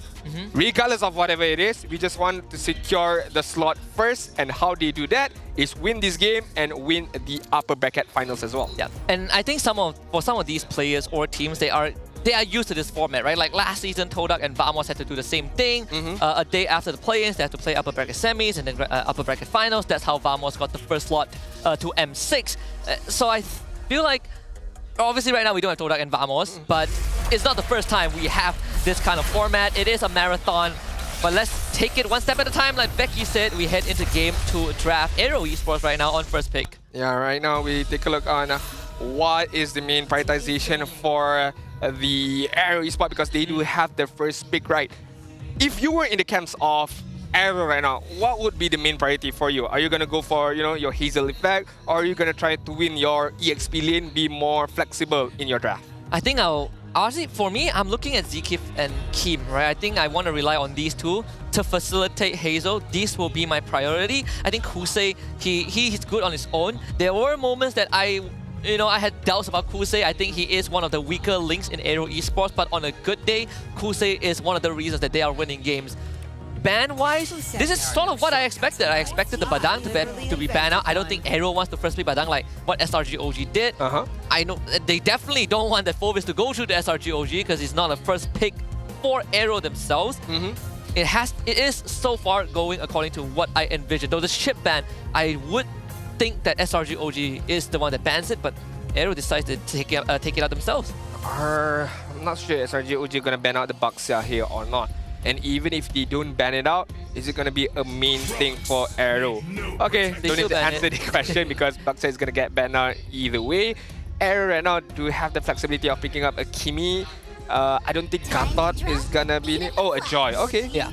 Securing the jungle. Funnily enough, Kimi actually has fallen off priority in the first big priority after regular season ended, right? Only a few teams has been doing that, like SRG OG, HomeBois. I think MV also did that. DXS, basically following in SRG OG's footsteps. But when you look at like MPL PH, for example, Kimi really isn't on top of the list, right? It's not like there are ways to do it for him, in Baxia being one of it, but Assassin is also pretty easy to get on top of her. This is a big trade. Joy for the Harif Gatot. Alright, we have a bit of fun fact for you guys. Both millennials have their moms as their biggest supporters, but whose buff is the stronger? Yeah, I do agree with this because we've seen Mama Stormy all the time in MPL MY. Back when they were in Riyadh, they travel as well to support Stormy and the team. Meanwhile, Kim, whenever we interviewed him, whenever we asked the question of who's your biggest moral support, who is your biggest fan, the answer will always goes back to the mom, you know, who's always been supporting him from day one up until now. So I'm happy to know that all of the parents are very supportive of their sons in their journey towards becoming the best player in esports in MLBB. So we shall see. Will that dream lives on? Even last year, like Stormy's family traveled to Riyadh without letting him know, right? It was a surprise at the venue itself. It's quite a sweet moment. Loyi goes through to AERO Esports, which was one of the picks that SRG OG did ban out last game. This time Kim gets his hands onto one of the heroes that has really made a highlight for AERO Esports, right? Setting them out for wins against SRG OG, but also against Vamos yesterday. I do remember there was one interview with Innocent once again when he picked up the clean, right? We asked him what was the clean all about, and he felt like, okay, that was the only hero that he could think of, and he forgot to mention about the Louis to the coach of how Louis can be a very, very annoying hero to face against if as in the goal laner, because you have to always watch your 6, your 5, your 3, whichever angle this Louis can come from. So Innocent gotta be careful on this kind of rotation from Louis later on. Hence why maybe the Hayabusa get picked up. If let's say they want to go from back to front, the Hayabusa can do the same thing and try to find the Louis first before any diversion can be used. Yeah, both junglers basically swapping heroes in this game number 2. I think if you're SRG OG, you're looking at Kusei. You're looking at Kusei and perhaps Zkif, right? I think I personally feel like if you are AERO Esports, you want Zkif to be a setter, a playmaker, right? Tigro, Cho, Jawhead. What else there is left? Tigro, Cho, Jawhead, probably like a Franco, something like that. So SRG OG, you're looking to first make Kusei uncomfortable, or you could look at Zkif. And I think the first goal is to make Kusei uncomfortable. Ban out the Moskov, right? Like Granger also has sort of fallen off the radar a little bit. Like we still see Granger having matchup, but it hasn't really been the priority right now. Teams are willing to put that Granger on the back burner. We see that 1-1 Kama, we see the Beatrix every now and then. I am very, very puzzled on why Granger is not gonna get picked up as of recently, because MPL TH, if I'm not mistaken, Granger is a very active pickup from them with the Sky Piercer, with the long range damage as well. It's a very, very staple hero to use, regardless of if you're playing from behind or if you have a good lead. Of course, if you have a good lead, it will be much more easier, but if you're playing from behind, it gets a bit tricky. But with the Sky Piercer, we know that Granger can provide a very, very good amount of damage. Hilda is gonna get banned out as we take a look at the last ban from AERO. Maybe focusing on another flexible hero right here. Selena is gonna get banned out. Okay.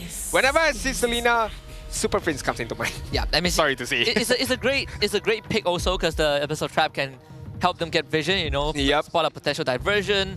The Hilda Moskov is also to help protect the Hayabusa. So they do take the Farsa once more for themselves. And I do like the Moskov ban, not just to protect the Hayabusa, but also the interaction with Moscow plus Loi in the team. We saw what Falcons did yesterday with Super Marco. They're just everywhere on the map. Yep. So SRG OG wants to eliminate all that potential. Badang is out of the picture, so if you want to look for a Loi pick setup, you're looking at something like a Tigreal, like a Cho, that can allow AERO to diversion into an off angle and instantly catch SRG OG. High loss himself, I don't think is enough.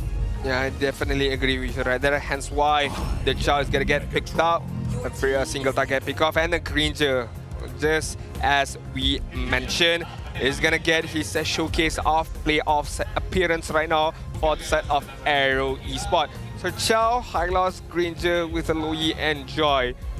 I can say it's an okay lineup, but I feel like it's very squishy at the same time, because Aaron with the Hylos, yes, you can you know, withstand as long as you need, but once that Harith gets a Holy Crystal, once Hayabusa gets a very good lead, even the Farsa as well, Hylos is gonna get shredded pretty easily. You take CC here, you could give Yums the Gatot, then you take a CC for Cram. Could be. You could pick lane, you can kind of dive a backline, it's a good mix of damage and crowd control. Or you go export. I don't think you want to go export. Let's see. So they go to Tigreal. It's the Yums Tigreal this time. I mean, how can we forget about that, right? Diversion. Oh, yeah. There's a Tigreal. Perfect. Oh yeah. I mean, you can prepare the diversion from any kind of angle, right? Regardless of wherever they come from, as long as you still have Flicker, as long as you still have Implosion, it feels that you can counter-engage back against the side of AERO Esports. And even so, with the Gatot Kacha as well, with the EOG, it can always be a good skill to counter-engage any kind of movements coming in from AERO Esports. They can come in from the front with the Glorious Pathway, they can also come in with the backside with the Divergent, but I feel like whichever angle it is, SRG OG Esports have the answer. Yeah, I think they got their bases covered, right? Two big tanky front lines, great crowd control, and huge AoE. We're heading into game number 2 of this upper bracket semi-finals between SRG OG and AERO Esports. This time, both teams switching sides. AERO Esports will be on the blue side, SRG OG Esports on the red. Remember, this win puts them at match point and a step closer to that Riyadh ticket. And SRG OG in game 1 have shown total control and dominance. Let's see if AERO can bounce back. AERO Esports gotta go fast early on. They did good in game number 1, but they did not did enough to get a big lead early on. And right now, with the Joy, with the Chow at the same time, with the Loi, I do understand these kind of heroes, they need itemization. But with the Chow, at least get level 4, immediately try to rotate, try to win your gold lane maybe, or maybe try to win your EXP lane, but try to get some form of kill to build that lead upon. As we take a deeper look in terms of emblem right now, nothing out of the ordinary, I would say. Rapture for Farsa going more aggressive, toughness for Tigreal to withstand more damage. And Festival of Light, I think that is a staple emblem for a Granger. Yeah, I want to quickly point out that Cram actually went for Swift and Wilderness Blessing. We see him take the same exact loadout for heroes like the Glue, which you usually see Vitality and Tenacity, but not Cram. He wants to be able to move around and support his team, but it also helps him do this. He proxies the wave and he's like, okay, I'm out. Like, you don't get anything, right? Like, let's just agree that it's the truth, but maybe it's not a truth for Yums. Very low haze though. Can't get the kill though. Yums gets away. Those kind of moments I would like to see more from AERO Esports. Be aggressive, you know, be the front line. Push the envelope up against SRG OG Esports. You can't win by being passive. You can't win by not doing anything, because SRG OG Esports, they're just also not going to do anything, but at the same time, they're going to farm out Innocent, they're going to farm out Skies, and when the time is right, they're going to come out with good amount of damage, good amount of item as well. So AERO Esports right now, level 4. Level 4 is what they need, especially for Zakif to be able to do something in this first turtle. This is going to be very important if you can catch the guys or Stormy. That would be great.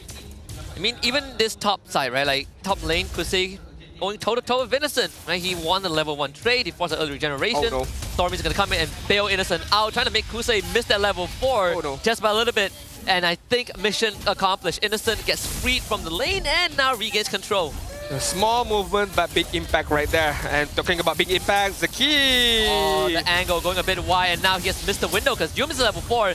Looking for an implosion, gets it a bit late, so Turtle does go over to Hazel. First blood as well. ZK comes back in with a Jikundo on a cram. SRG OG will just back off. Even with a bad initiation or a different angle or an off angle right there, but still, AERO Esports managed to come out on top just now. Augie shot a kill from Sakai, gotta be careful. There's a diversion to the top lane as well. Play is happening on multiple ends of the map. Innocent is gonna try and man fight him. Zaman Force, Chrono Dash, left, right, center, the hybrid lifesteal, 7% key inside. More than enough to keep him alive. Against ZK, who tries to get him but cannot get the pickup. Sakai does go down to Hazel behind the scenes, but SRG OG once more bails the half-man, half-beast.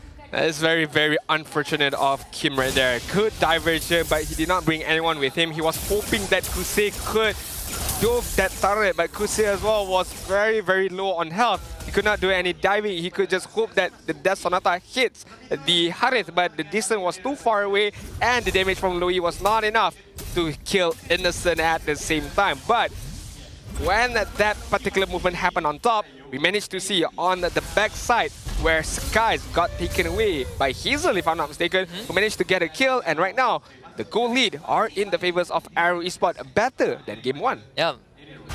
They're about to be a bit more substantial if they keep this ball rolling, right? Even though earlier on Stormy bailed Innocent out from the lane state, Kusei is regained control. And the good news is that Innocent didn't have to use Purify to get away from Kim, but the bad news is that he now is forced to stay on an island on his own, whereas Kusei gets to move.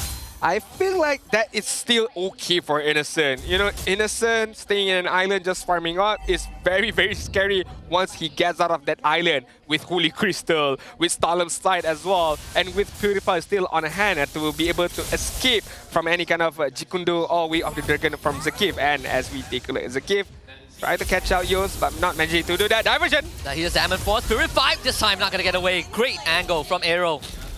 Yeah, Innocent, Yoms are gonna get caught up by Aaron, but no further engagement needed right there. SRG OG Esports gotta fight this 4 versus 5. Are they gonna able to do that? Kram is gonna go on the back line, try to create some disturbance. Early revitalize, the kick is enough to kill Yoms, but still, Sakai gets away with Grand Theft Turtle. Oh, at least SRG OG gets something. But now they need to defend this mid turret. It's not easy though. AOG is going to be committed by Kram. He wants to get away, but he won't be able to. This is very unfortunate of SRG OGs. But yes, they managed to get the turtle, managing to steal the turtle away. But in the process, they let go of 2 members of themselves, which is Yums as well as Kram just now, who tried his best to be able to defend the mid turret successfully with the AOG. AERO Esports right now 2.8k goal lead. I'm not too sure. I don't think Kusei has this card piece as of yet. So it's still within control for SRG OG Esports. It's a 3.2k goal lead for AERO though.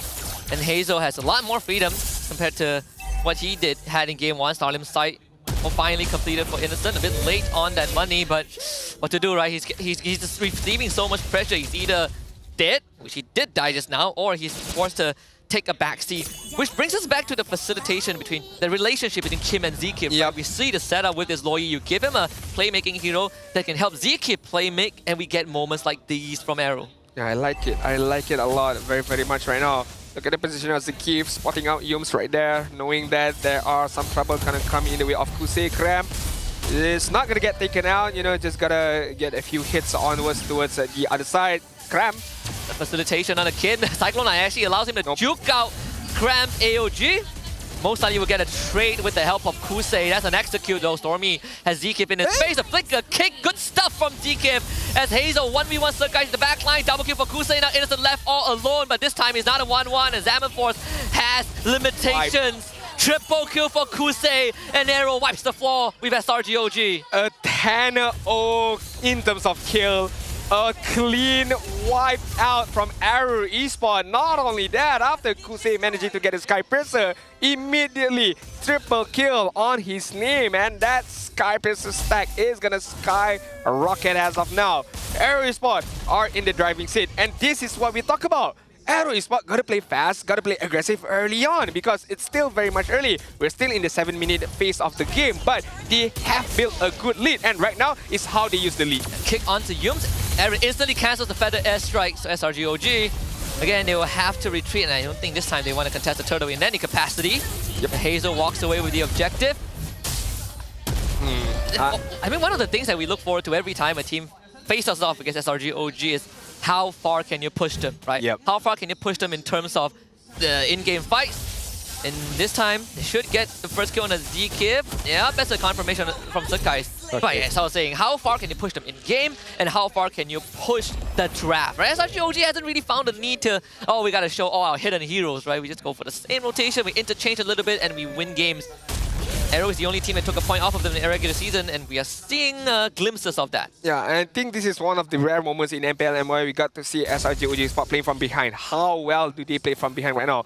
Against 7k goal lead, level differences as well. Look at Sky's level 10, meanwhile Hazel level 13 already. While Sky's only hit level 11 just now. So 2 level of difference between Hazel as well as Sky's. And let's not talk about itemization. As we know, it's a big amount of difference. 3 items already picked up by Kusei. Meanwhile, on Innocent, only the Stardom side has been seen as of now. So SRGOG Sport, we know that mid-game is their game, but right now, the game is not within their hands. How do they go about it? Yeah, I mean, the side lane attacks from AERO Esports has been great, right? Shut Innocent and Cram down. Innocent, that's only 2 shots, 3 shots, and he's out of the fight. Number 4 forces Innocent into a disabled spot. Cram uses Revitalize and AOG to stall out the push, able to save the structure for now.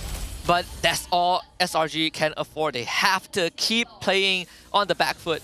Yeah, they have to keep playing on the back foot. Farm up first, get the next piece of item, and try to take on the team fight. Well, not necessarily try to take on a team fight, but try to put up a defense and counter-engage first. Diversion on top, sending Hazel to be able to push that top side, but this allows SRGOG to be more aggressive, knowing that the diversion has been used. Yeah, I think they saw that diversion too, so now they're going to try to apply some pressure on this mid-tier 1. If they can get it, it's great, but AERO Esports will not make it easy. Great glorious pathway from Aaron to cut off that entry, that access to the structure. SRGOG, they are at the Lord Pit. They do have the initial control, but this is not going to be easy. I mean, 1 level, 2, 3 levels down is not good for them to be able to take on this team fight. Zakif is going to get on with it. There's a good taunt, and AOG prop before the kick. Still, Kusei fights the execution, though. Implosion did come through in the end, but AERO Esports just way too strong in this situation. 4 kills for them, 3 of them for Kusei. And with one last diversion, Kim makes sure the Sakai does not get to join the fight. Kusei now goes on the chase. Number 4 coming through, legendary. An absolute maniac performance from this Granger.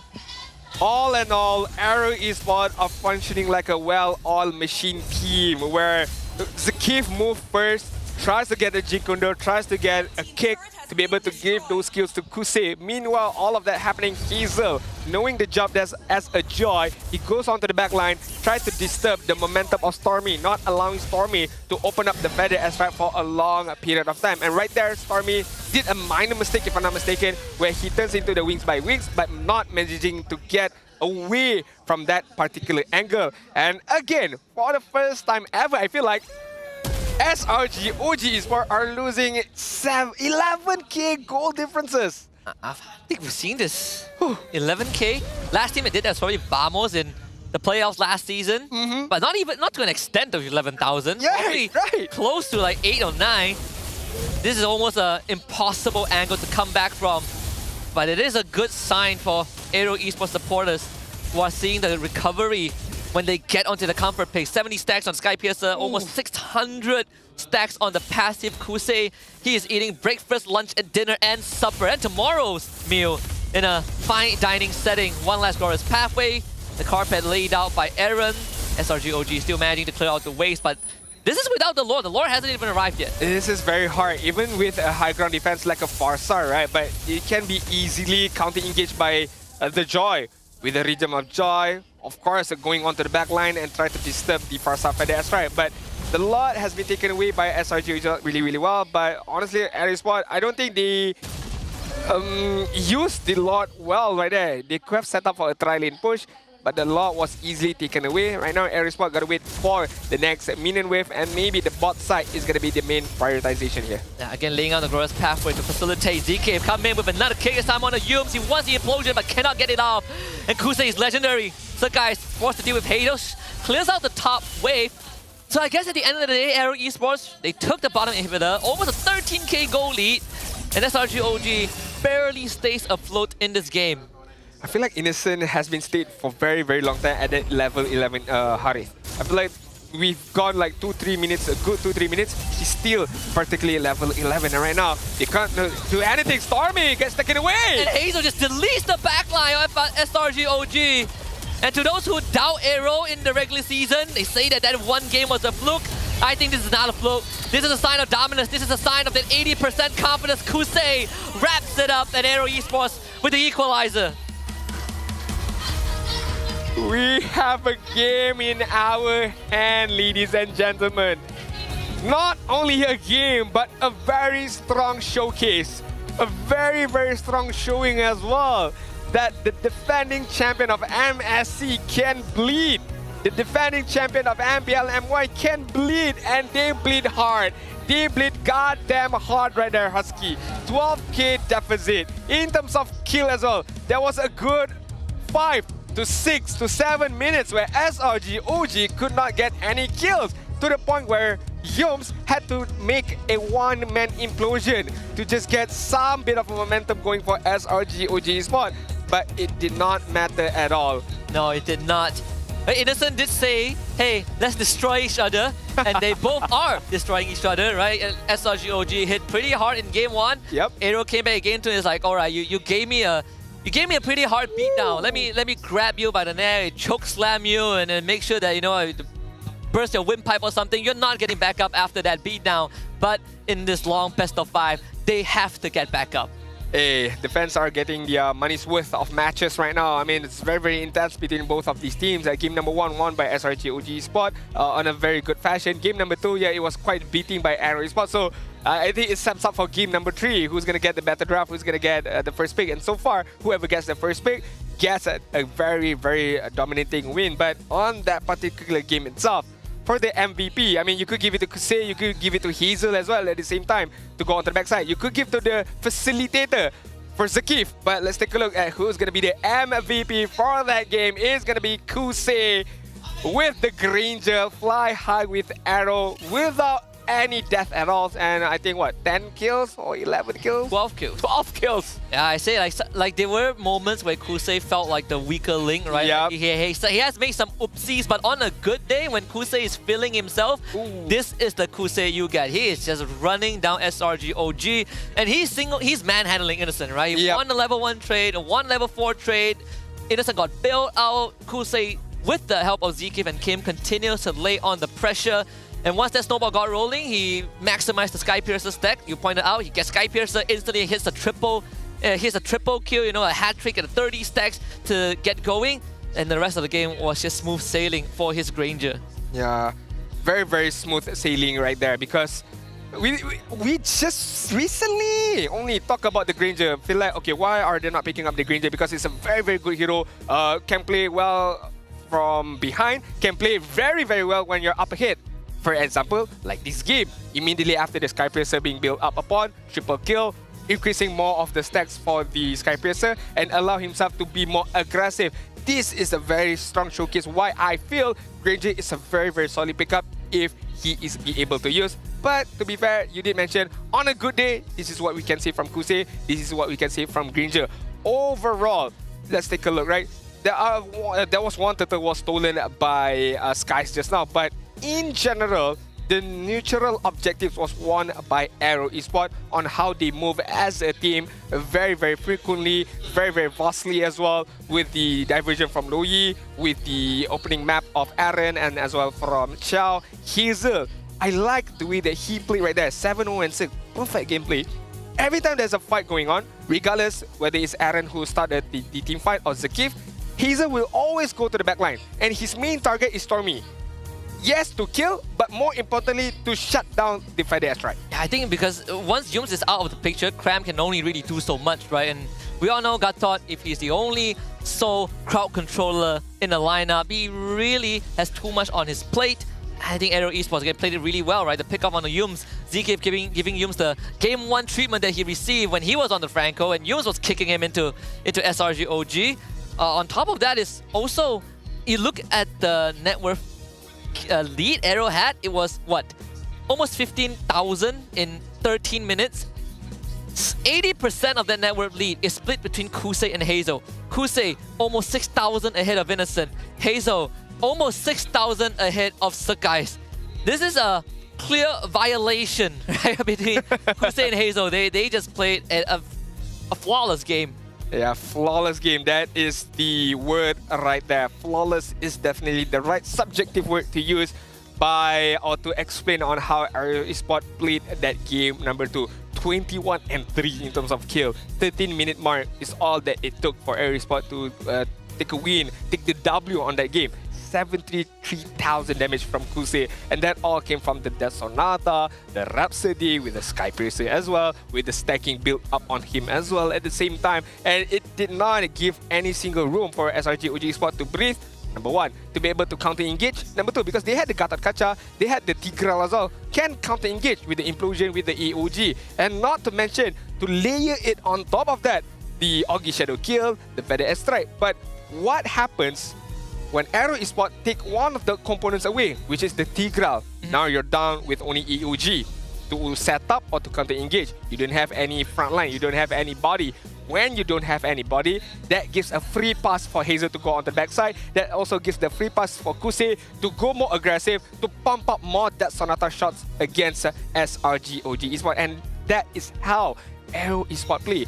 Taking out one component away from SRG OG Esports, and it allows everyone, people like Hazel, you know, our rich guy, people like Kusei, the carry, to just be more aggressive and to deal those damage to the main damage dealer of SRG OG Esports. Yeah.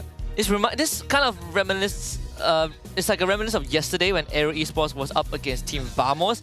In that game number 2, right, AERO Esports also was figuring out how to get to the backline with Team Vamos.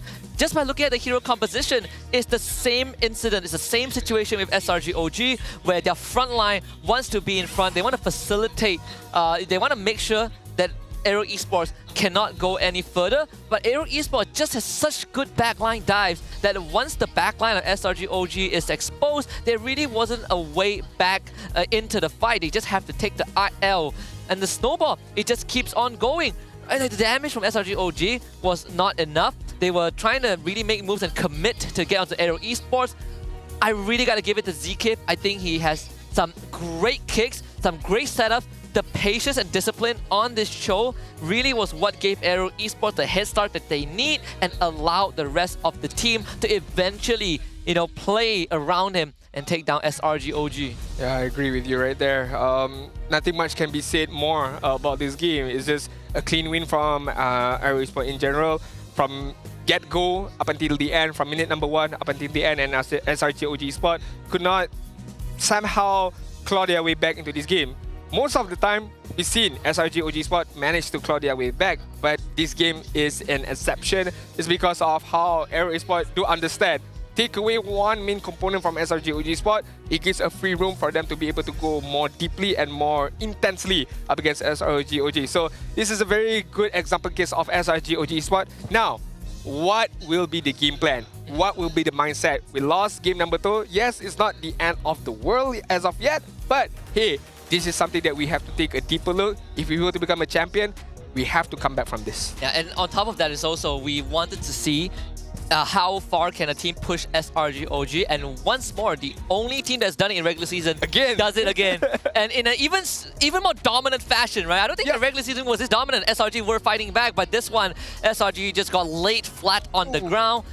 HomeBois has pushed them deep into the hero pool. Let's see if AERO can also push SRG down that route. I mean, like AERO Esports gave SRG OG a taste of their own medicine, I would say so. But for you guys out there, if you did not manage to get the Phase 1 tickets for playoffs, it's okay. We still have Phase 2-ticket playoff. But it's going to be on sale at the 1st June, 8 p.m. That will be tomorrow. No, today.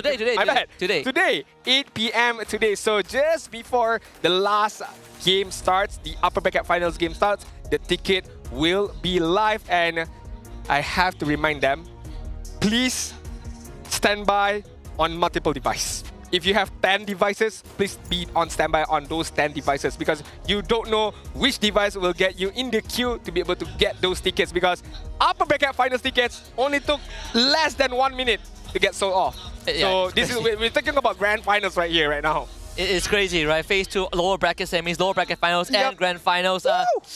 It's time to put on your gloves, right? And make sure that you can just call all your families. They might not understand what MPL is, but you can borrow their device. I don't know, get the tickets.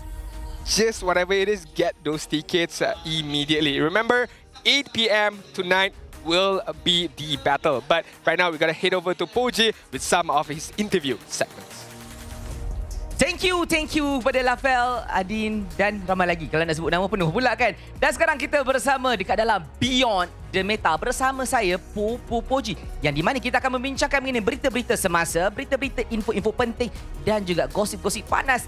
Benda yang berlaku dekat semua scene untuk MLBB ni. Berita yang pertama sekali lah saya nak sampaikan berkenaan dengan Filipina, iaitu dekat MPL PH semalam tim Liquid bertemu dengan Falcon PH, tapi Falcon kalah. Tim Liquid menang. Siapa sangka, siapa jangka. Kemenangan 4-1 dekat situ membuktikan tim Liquid dah pun berjaya book slot untuk ke MSC. Untuk tim Liquid PH, ini adalah salah satu pentas pembuktian dan juga pentas redemption pada mereka, sebab kita dah lama tak nampak mereka dekat pentas antarabangsa. Pada masa yang sama juga semalam kita ada playback lah satu video daripada King Kong, yang di mana King Kong cakap dia rasa Falcon boleh menang, tapi prediction dia salah. Bila kita bercakap tentang prediction juga, Falcon King Kong juga ada predict yang SRG akan menang. Saya takut ini adalah curse daripada player, sebab kita sedia tahu dalam MLBB ni adalah Fel curse. Dan kali ini mungkin adalah curse daripada King Kong. Takut kan? Takut.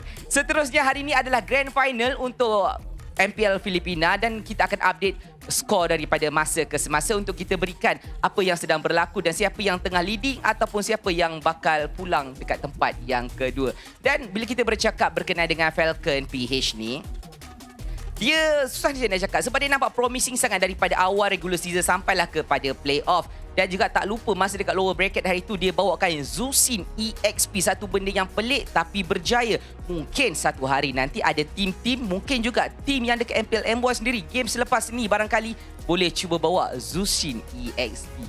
Best kan bila kita cuba meta-meta baru daripada negara lain. Dan bila kita bercakap tentang Falcon, tak lupa kita ada juga Falcon daripada MENA. Falcon MENA ni dia ada satu masalah yang kita kena tengok dan faham. Dia ni selesa sangat dekat upper bracket, tapi sedar tak sedar dia pun kalah juga dekat grand final. Tapi masih juga akan layak kepada wildcard. Bercakap tentang wildcard, kita kena faham berita tentang wildcard ni kebanyakan negara-negara, kalau sebelum ni kita cakap pasal wildcard, negara-negara yang masuk ni dia tak begitu kuat, tak begitu meyakinkan. Tapi sekarang wildcard adalah tempat pembuktian sebenar bila mana kebanyakan tim-tim sekarang ni sudah pun semakin solid dan juga kuat untuk memberikan saingan dan juga tentangan kepada negara-negara yang sedang bertanding dan juga untuk merebut slot ke MSC ataupun Piala Dunia yang seterusnya. Kemudian kita ada juga Ultra Legend MENA Champion. Itu adalah pemenang untuk MENA ni. Korang tahu tak, dia datang daripada Egypt Qualifier. Tim yang tak mana-mana datang sedar-sedar jadi champion. Mungkin kat sini juga kita nak tengok AERO ke DX ke yang datang daripada tim-tim yang baru develop, mungkin boleh jadi pencabar kepada kuasa besar MPL tu sendiri. Dan bila kita dah bercakap tentang PH, MENA dan sebagainya, sekarang kita terus pergi kepada jauh sikit, iaitu berita daripada EECA. Team Spirit dah kembali. Untuk pengetahuan korang, hari ni 1 Jun pada pukul 4 ke 5 pagi tadi telah berlangsungnya MLBB Continental Championship Season 5 yang berlangsung dekat EECA region. Upper bracket final jalan serentak, di mana Team Spirit ni dah pun menang melawan Virtus Pro dengan skor 3-2. Dengan kemenangan tu sah untuk mereka book slot untuk ke grand final mereka. Dan dengan ini juga dah membuka book slot diorang lah untuk ke MSC ataupun wildcard kalau diorang champion, MSC kalau diorang kalah, wildcard. Tapi korang kena ingat juga, dekat Team Spirit ni kita ada Hikomania. Masa M6 hari tu dia memberikan banyak sangat kejutan dia dengan kill dia dan sebagainya.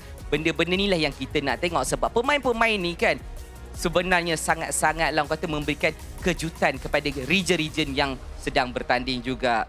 Dan saya difahamkan juga masa Team Spirit menang tadi ada benda yang mengejutkan berlaku. Masa game yang keempat, masa bertemu dengan Virtus Pro, dia dah macam dah yakin nak menang kan. Tiba-tiba Team Spirit dia pick Yi Sun Shin. Satu hero tah mana-mana datang, korang faham kan? Tiba-tiba dia pick Yi Sun Shin dan menang. Sebab kita difahamkan MPL Malaysia, Indo dan juga Filipin pernah juga pick Yi Sun Shin. Tapi kadar kemenangannya saya boleh cakap hampir gagal. Dan benda ni merusingkan meta lah dekat region kita. Tapi dekat luar boleh buat. Mungkin barangkali kita masih belum adapt. Mungkin ada meta yang kita tak faham. Mungkin juga perbezaan daripada scrim yang berlangsung untuk tim-tim ni. Dan hopefully untuk region-region ni boleh bawa lagi hero-hero pelik. Macam saya cakap tadi, kita ada Yi Sun Shin, kita ada Zushin ESP dan macam-macam lagi. Pada pendapat saya untuk bawa Yi Sun Shin jungle ataupun marksman ni masih belum lagi terbukti dekat pentas kita ni. Andai kata berjaya, mungkin dia seorang. Tapi kalau boleh kita nak buatlah sampai benda tu jadi seronok. Dan sekarang ni saya dah pun difahamkan. Pemain-pemain dah pun bersedia. Fan-fan semua dah sedia ke? AERO Esports, bunyi sikit. SRGOG. Semua dah bersedia. Caster dah pun ready. Let's go to the caster. Thank you so much, Puji, with the facts, with the news as well. And congratulations to all the other teams who have qualified for MSC 2025, regardless if it's the main stage or the Wildcards events as well, because that is going to be a thrilling match once we get to that stage. We do have 1 minute to go before we jump into game number 3 and the draft as well.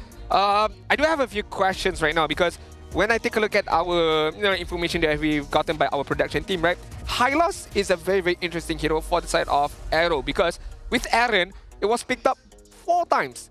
And with Reza, it's been picked up 5 times. So today as well, we've seen the pick-up of Hylos very, very recently. But we will save that conversation on a later time because we have to take a look at the goal in a hit-to-hit battle between Innocent as well as Kusei. In terms of average KDA, won immensely by Innocent. But average goal per minute, not that far apart. In terms of kill participation, Kusei has won that by 10%. Yeah, overall, it's just, I think the game length, it plays a part as well. But Kusei definitely racking up a bit of that score up against Innocent, who is technically the standard for MPL MY, right? The Mount Everest of his role.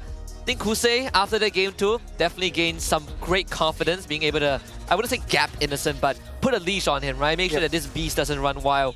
So game 3, just going back to what you say about Hylos, it's also a good observation overall. Like, AERO Esports loves that hero. They love to put that hero in the XP lane to make sure that you have a guaranteed body in the front line. You can facilitate not just an engagement, but you can also stop people from running at your team, and then you give ZK a playmaker, which has been the playbook for AERO, and it has found great degrees of success. Alright, speaking of success, it all begins with the draft as we take a deeper look right now.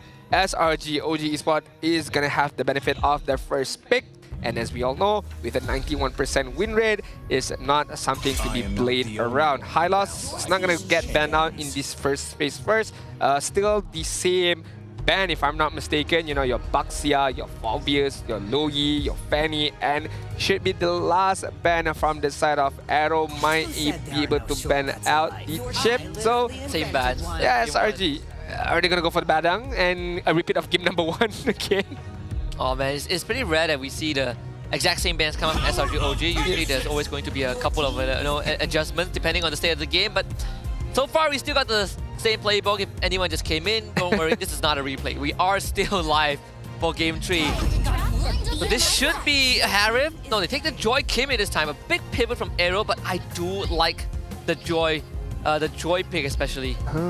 Very, very interestingly, because I feel like game number 2, another winning factor for the side of AERO was the Louis as well. You know, diversion coming in from different angle and, you know, allowing a bit of crowd control up against SRG OG Esports. So banning that hero out in the first place is a good idea. And right now it allows AERO Esports to go for a different route. A Kimi and a Joy. Double Meech being used and being showed upon SRG OG right now. And they're gonna, well, very early on, predetermined immediately. Gonna go for a utility tank jungle right now with the Fedrin. And 1-1 again picked up for Innocent. Yeah, we've seen this approach in game 1-2 where they take the jungler and that gold laner so that you can keep this Padang hidden. At least you get to see the 4th pick of AERO Esports before you decide where this Padang wants to go. And also comes down to if AERO reveals that XP laner, right? Like right now they're still going for the big flex. It is a game of who hides their cards the best, and unfortunately for SRG OG, AERO has an advantage just because they are on red side. Okay, right now I feel like maybe, just maybe SRG OG Sport don't need to ban out the high loss, I feel, because one for a fact that they have a Fedrin, so AERO Esports might need to have another some form of damage dealing heroes to be able to deal a good amount of damage with the armor of Fedrin with the high HP base at the same time. So I feel like AERO Esports maybe, just maybe, they would opt to go for a damaging kind of EXP lane, and not only just the Benedetta. If let's say CC is viable to play, maybe a CC as well. A good hero up against the Fedrin, you know, is not going to walk away from the yo-yo and can deal consistent damage towards the Fedrin. But let's take a look at the ban first. Marsha is going to get banned out. Meanwhile, SRG going to ban out the Granger. Good ban. That Granger is definitely a good ban. And there's one more pick that can help out the Fredrin, which is the Matilda, right? A very classic Matilda. But if they do go down that route, then it definitely does change a bit of how SRG OG wants to play the game. There's no more Matilda, AERO Esports. Very good read into that, no Matilda. It did get me wondering, do you think SRG OG is gonna has practiced like a Fredrin XP or something?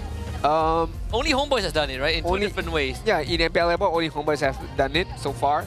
I feel like they have practiced because we're talking about multiple scrims, you know, per day and per week at the same time, right? So I'm pretty sure they slid in 1 or 2 Fredrin on the EXP side.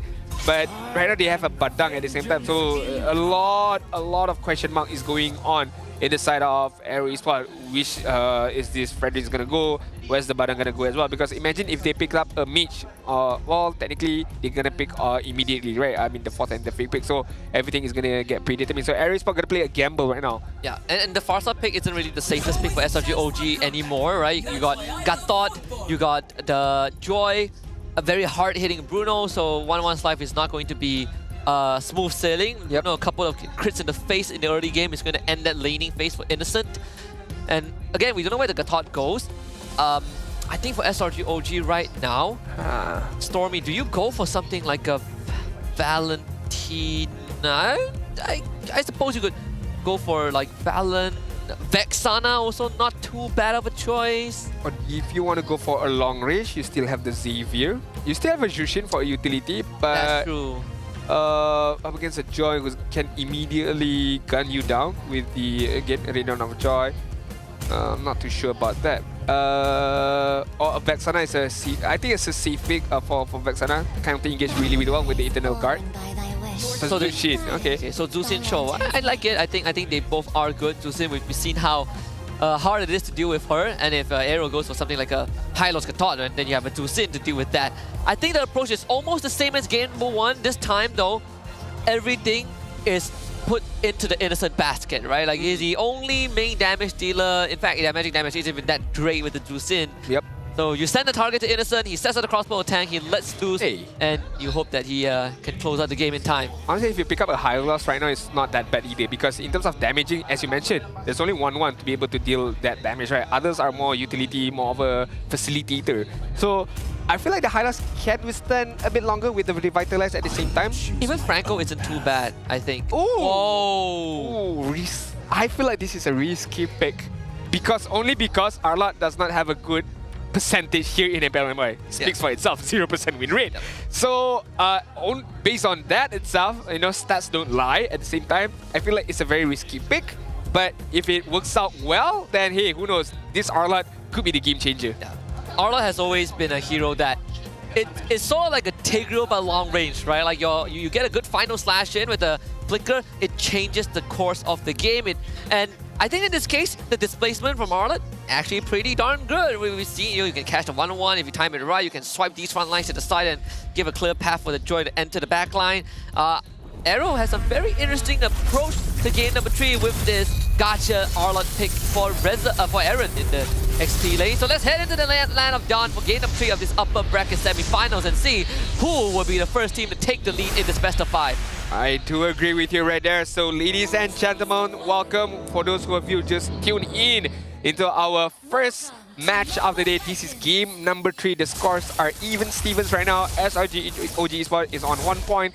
Meanwhile, AERO Esports, who recently just managed to tie the game in game number 2 just now. So we're jumping into game number 3. This Arlott, right? Yes, I do agree. You know, can disturb the 1-1 with the final slash. Not only the 1-1, anybody from the side of SRG OG Esports, but I do have to remember you are going up against a Badang, who is going to be a very, very disturbance. Arlott is a very mobile hero, can dash front to back quite well, but with one punch from the Badang, it can just disturb the momentum, the movement of this Arlott. So you do have to be careful of that. But we take a look at the emblem setup right now. A lot of movement speed I can see from the Badang, from the Zushin, from the Chow at the same time. Yeah, I think again ZK is doing a very good job of trying to get Hazel ahead as quickly as he can, right? Sitting one of the camps away from the Fredrin. Sakai generally clears slower just because of the hero matchup. Hazel gonna hit 4, even steals the gold crab in that gold lane, which Kusei is keeping Innocent in check. We get a quick pause. Let's see which side calls. I think it's from SRG. SRG OG, yeah. Take a look at the mini camera right there. I saw Kram who was holding up his hand, but as we take a look at Marshall heading over towards his desk, probably some audio issue I'm guessing. So hopefully it gets fixed immediately. Let's take a look at the gold lane, because I feel like yes, as much I don't want to to focus much on the gold lane side, but I think Innocent spilled his water or something. Oh really? Yeah, we saw. Yeah, the tissue coming in. So it's a tight 1 pause. Okay, no worries. No Innocent. No issues right there. It's okay. As long as you carry for SRG OG are fine with it. Yeah. Like don't let Kusei scare you, okay? Don't let Kusei scare you.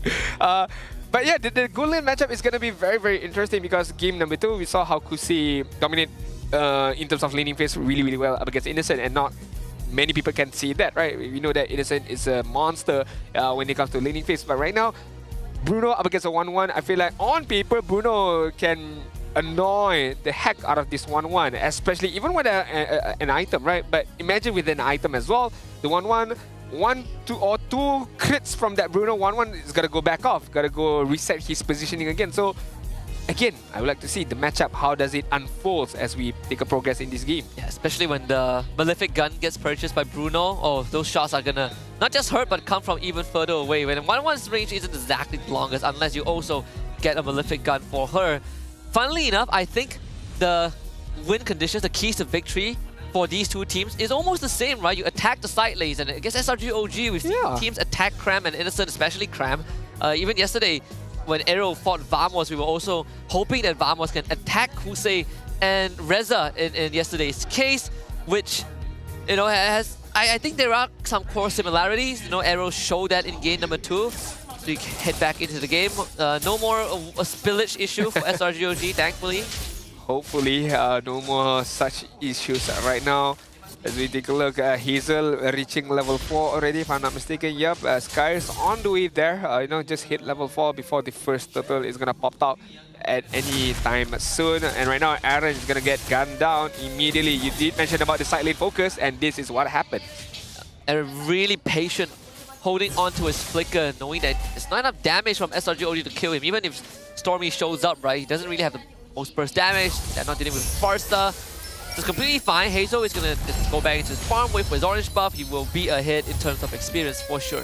All good, but just a bit of pressure from SRG OG right now. Level 4 being reached on the Badang as well as the Zushin. So Crimson Beacon is online right now, and this is going to be a free turtle for Skies, because Hazel is not able to find any angle to move forward right there. Just gotta be patient, just gotta respect the distance right there.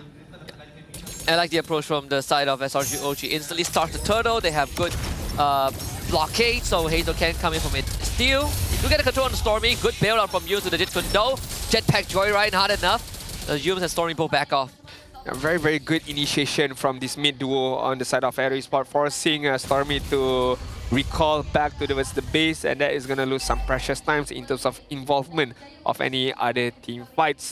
Top lane right now is not going to get disturbed as of much. Meanwhile, on the bot lane as well, 1-1.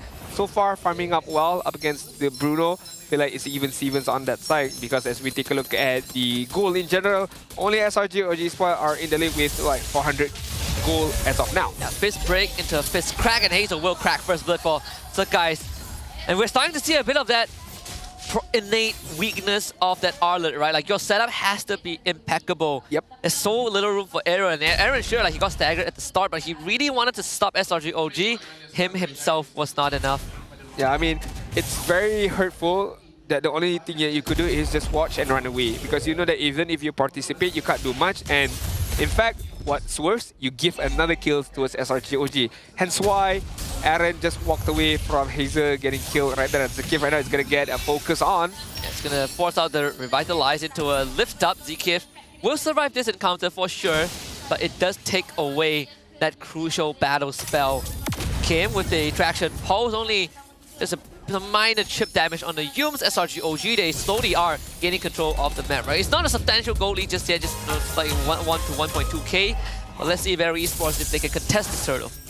Traction pulse. That is one of the biggest skill from Kimi that cannot be wasted by AERO Esports, I feel like. And that could be a very, very key winning factor for AERO Esports to use and to manipulate the traction pulse towards their own benefit right now. Another fist crack into a break. Zekif down on the low. AOG still goes off. Crab survives the Slither of Hell, but the Wordy was enough to take him out. Tree Magic Kundo into a kick. Zekif wants to get away, lifted up, taken out by Stormy, but Kim is going ham alongside Hazel. They take out Innocent and Crab. A good energy eruption brings Aaron back. So guys wants to take down Stormy. Another lift up and a double kill for the two Sin. And then Brazos Rap slams down on Kim. He is gone, but Kusei is still alive. Forced to back off. And it's an even trade turtle for AERO. I think that is a big win for AERO Esports right there. Yes, they lost a couple of members of themselves, but you know, losing a few members but managing to get a turtle is a big win for me. And not only that, it's just a showcase of what can happen in the future. Right now, Kusei, even without any efficient items to be able to take down the Fedrin, still managed to get it done. Although it took some time, but so far, Innocent! It gets the crossbow tank off in time! Innocent! Oh no! Still goes down, but at least there is a trade. Unfortunate for Innocent right there, managing to get that crossbow off tank, but died in the same process. And at the same time, Cram got taken away on the top side. AERO Esports are moving very actively right now. Yes, Hazel got taken away, but he still managed to get a kill from the graveyard up against Innocent. And the top side, immediate movement, immediate reaction from AERO Esports. Take a kill away from Krem and allowing them to get the turret on the top side. Yeah, Innocent didn't press Inspire, I think, right? That Inspire would have made all the difference, but he wanted to save it. Kusei gets a third kill just now on the Cram, takes top tier 1, Yoon's flicker kick onto Aaron, needs to kill him out before he can get anything off, and Aaron controlled to oblivion. Killing spree for Stormy, that's what SRGOG needs to do. And this is why I feel the Arlot is not the greatest of pickup in my books, but I can still be proven wrong. I do know that the coaches and the analysts and the players as well understand why this Arlot is getting picked up. Because if they were to pick up a much more tanky heroes, maybe even if they get crowd control, it will still take some of time to be able to kill that, and that time can be used for AERO Esports to counter engage. But so far, Arlot is just a sandbagging hero right now. Can't do much for now. Final slash to clear out the minion wave. Would have been nice to get used, but it's fine. Kusei, free tier 2 top lane. Kusei is just having a breeze in the, not just in game 2, but also game 3. Traction pulse, it's Cram, but look at the top side. Never-ending pressure from Kusei to be able to win that top lane, but this allows Skies to get the turtle without any particular problem. Yeah, and Kusei is again he's having such a great game. He didn't really need to do much, right? His teammates is doing the job for him. Haasfall, Berserker's Fury, probably going for the Malefic Gun next, which is gonna again give him another power spike in this game where he already is super strong. Let's see if Yums can find another pick-off. Flicker back up in 30 seconds. And AERO Esports not going to give them that opening. SRG OG Esports gotta find that pick-off. And it has to be by Yums with the Way of the Dragon. On who, it doesn't matter right now. For me, I think SRG OG Esports needs the momentum, needs that build up to that momentum. And it can come by from Yums. It can also come by from Krem using the Freeze Crack and Freeze Break. But to be fair, AERO Esports, I have to give props to them. They are playing this very, very well. Yes, we might see they are playing it defensively, but defensively with a motive. They're still pushing on the bot side. They're still farming up on the side of Kusei. They're still giving some time to Hazel. So it's not just playing defensively, but without any particular objective. Especially for Kusei. He sees SRG OG on one side of the map, he goes to the other side, knowing that it takes time for SRG OG to rotate, and he's starting to hit really hard. Yums looking for a pick, that's going to be purified. Out from Kusei, flicker kick into an AOG. Kim still gets away. Innocent needs to be the point of contention. They take down Yums. AERO Esports bails out the fight and gets a kill. That is very, very good by AERO Esports. They were initiated upon, but they still survive with the Revitalize, with the AOG as well from Zakif. That kind of helped them so much, whereas SRG OG Esports could not deal a good amount of damage or could not go all in towards AERO Esports. And I like what Hazel did right there. He did play aggressively, but at the same time, he did not give anything away, especially the crossbow of time stacks towards Innocent, so that he could not fly away. So right there is a good example of how AERO Esports should take on those team fight. Be aggressive, but at the same time, do know that, okay, I cannot give the free stacks away to Innocent. Not just that, double purifies on both Kusei and Kim too. You can see like Yums was trying to stall things out, right? He forced it out on Kusei, tries to go on Kim, but it's just too much for them to deal with. Cram forced to flicker away. Yums again, another kick this time into a fist crack, fist break. Cram with the re-engage! It's more than enough for SRG OG to finally break this game open. 3 kills for them at the cost of Innocent. Better engagement from SRG OG Esports, understanding that they have to follow up, they have to layer the crowd control immediately. One off timing is going to get taken away. And right there, the AOG from Zakif almost hits perfectly. If it hits, I feel like AERO Esports could have won that team fight. But to be fair, SRG OG Esports and how they move very, very efficiently in terms of the timing, knowing that we have to layer the crowd control, and they did that to perfection. Oh, threatening Kusei. Cram gives his life up. And that's not really what SRG OG wants to achieve, though. Yums is going to find Kim. He does have to purify. Will force the purify out. Now Yums needs to get away. So guys jumps in, gets a 2-man taunt. Innocent now maybe set up for some stats. Gets swiped back by the final slash. They try to take him down, but Innocent finally takes flight. And the transfer is completed. 2 dead on AERO, but Kusei is still alive. Z-Kim lifted back, burning down. Innocent with the final hit. A triple kill for Baba Yaga. And the Baba Yaga gets the triple kill once again. And the Baba Yaga is offline right now.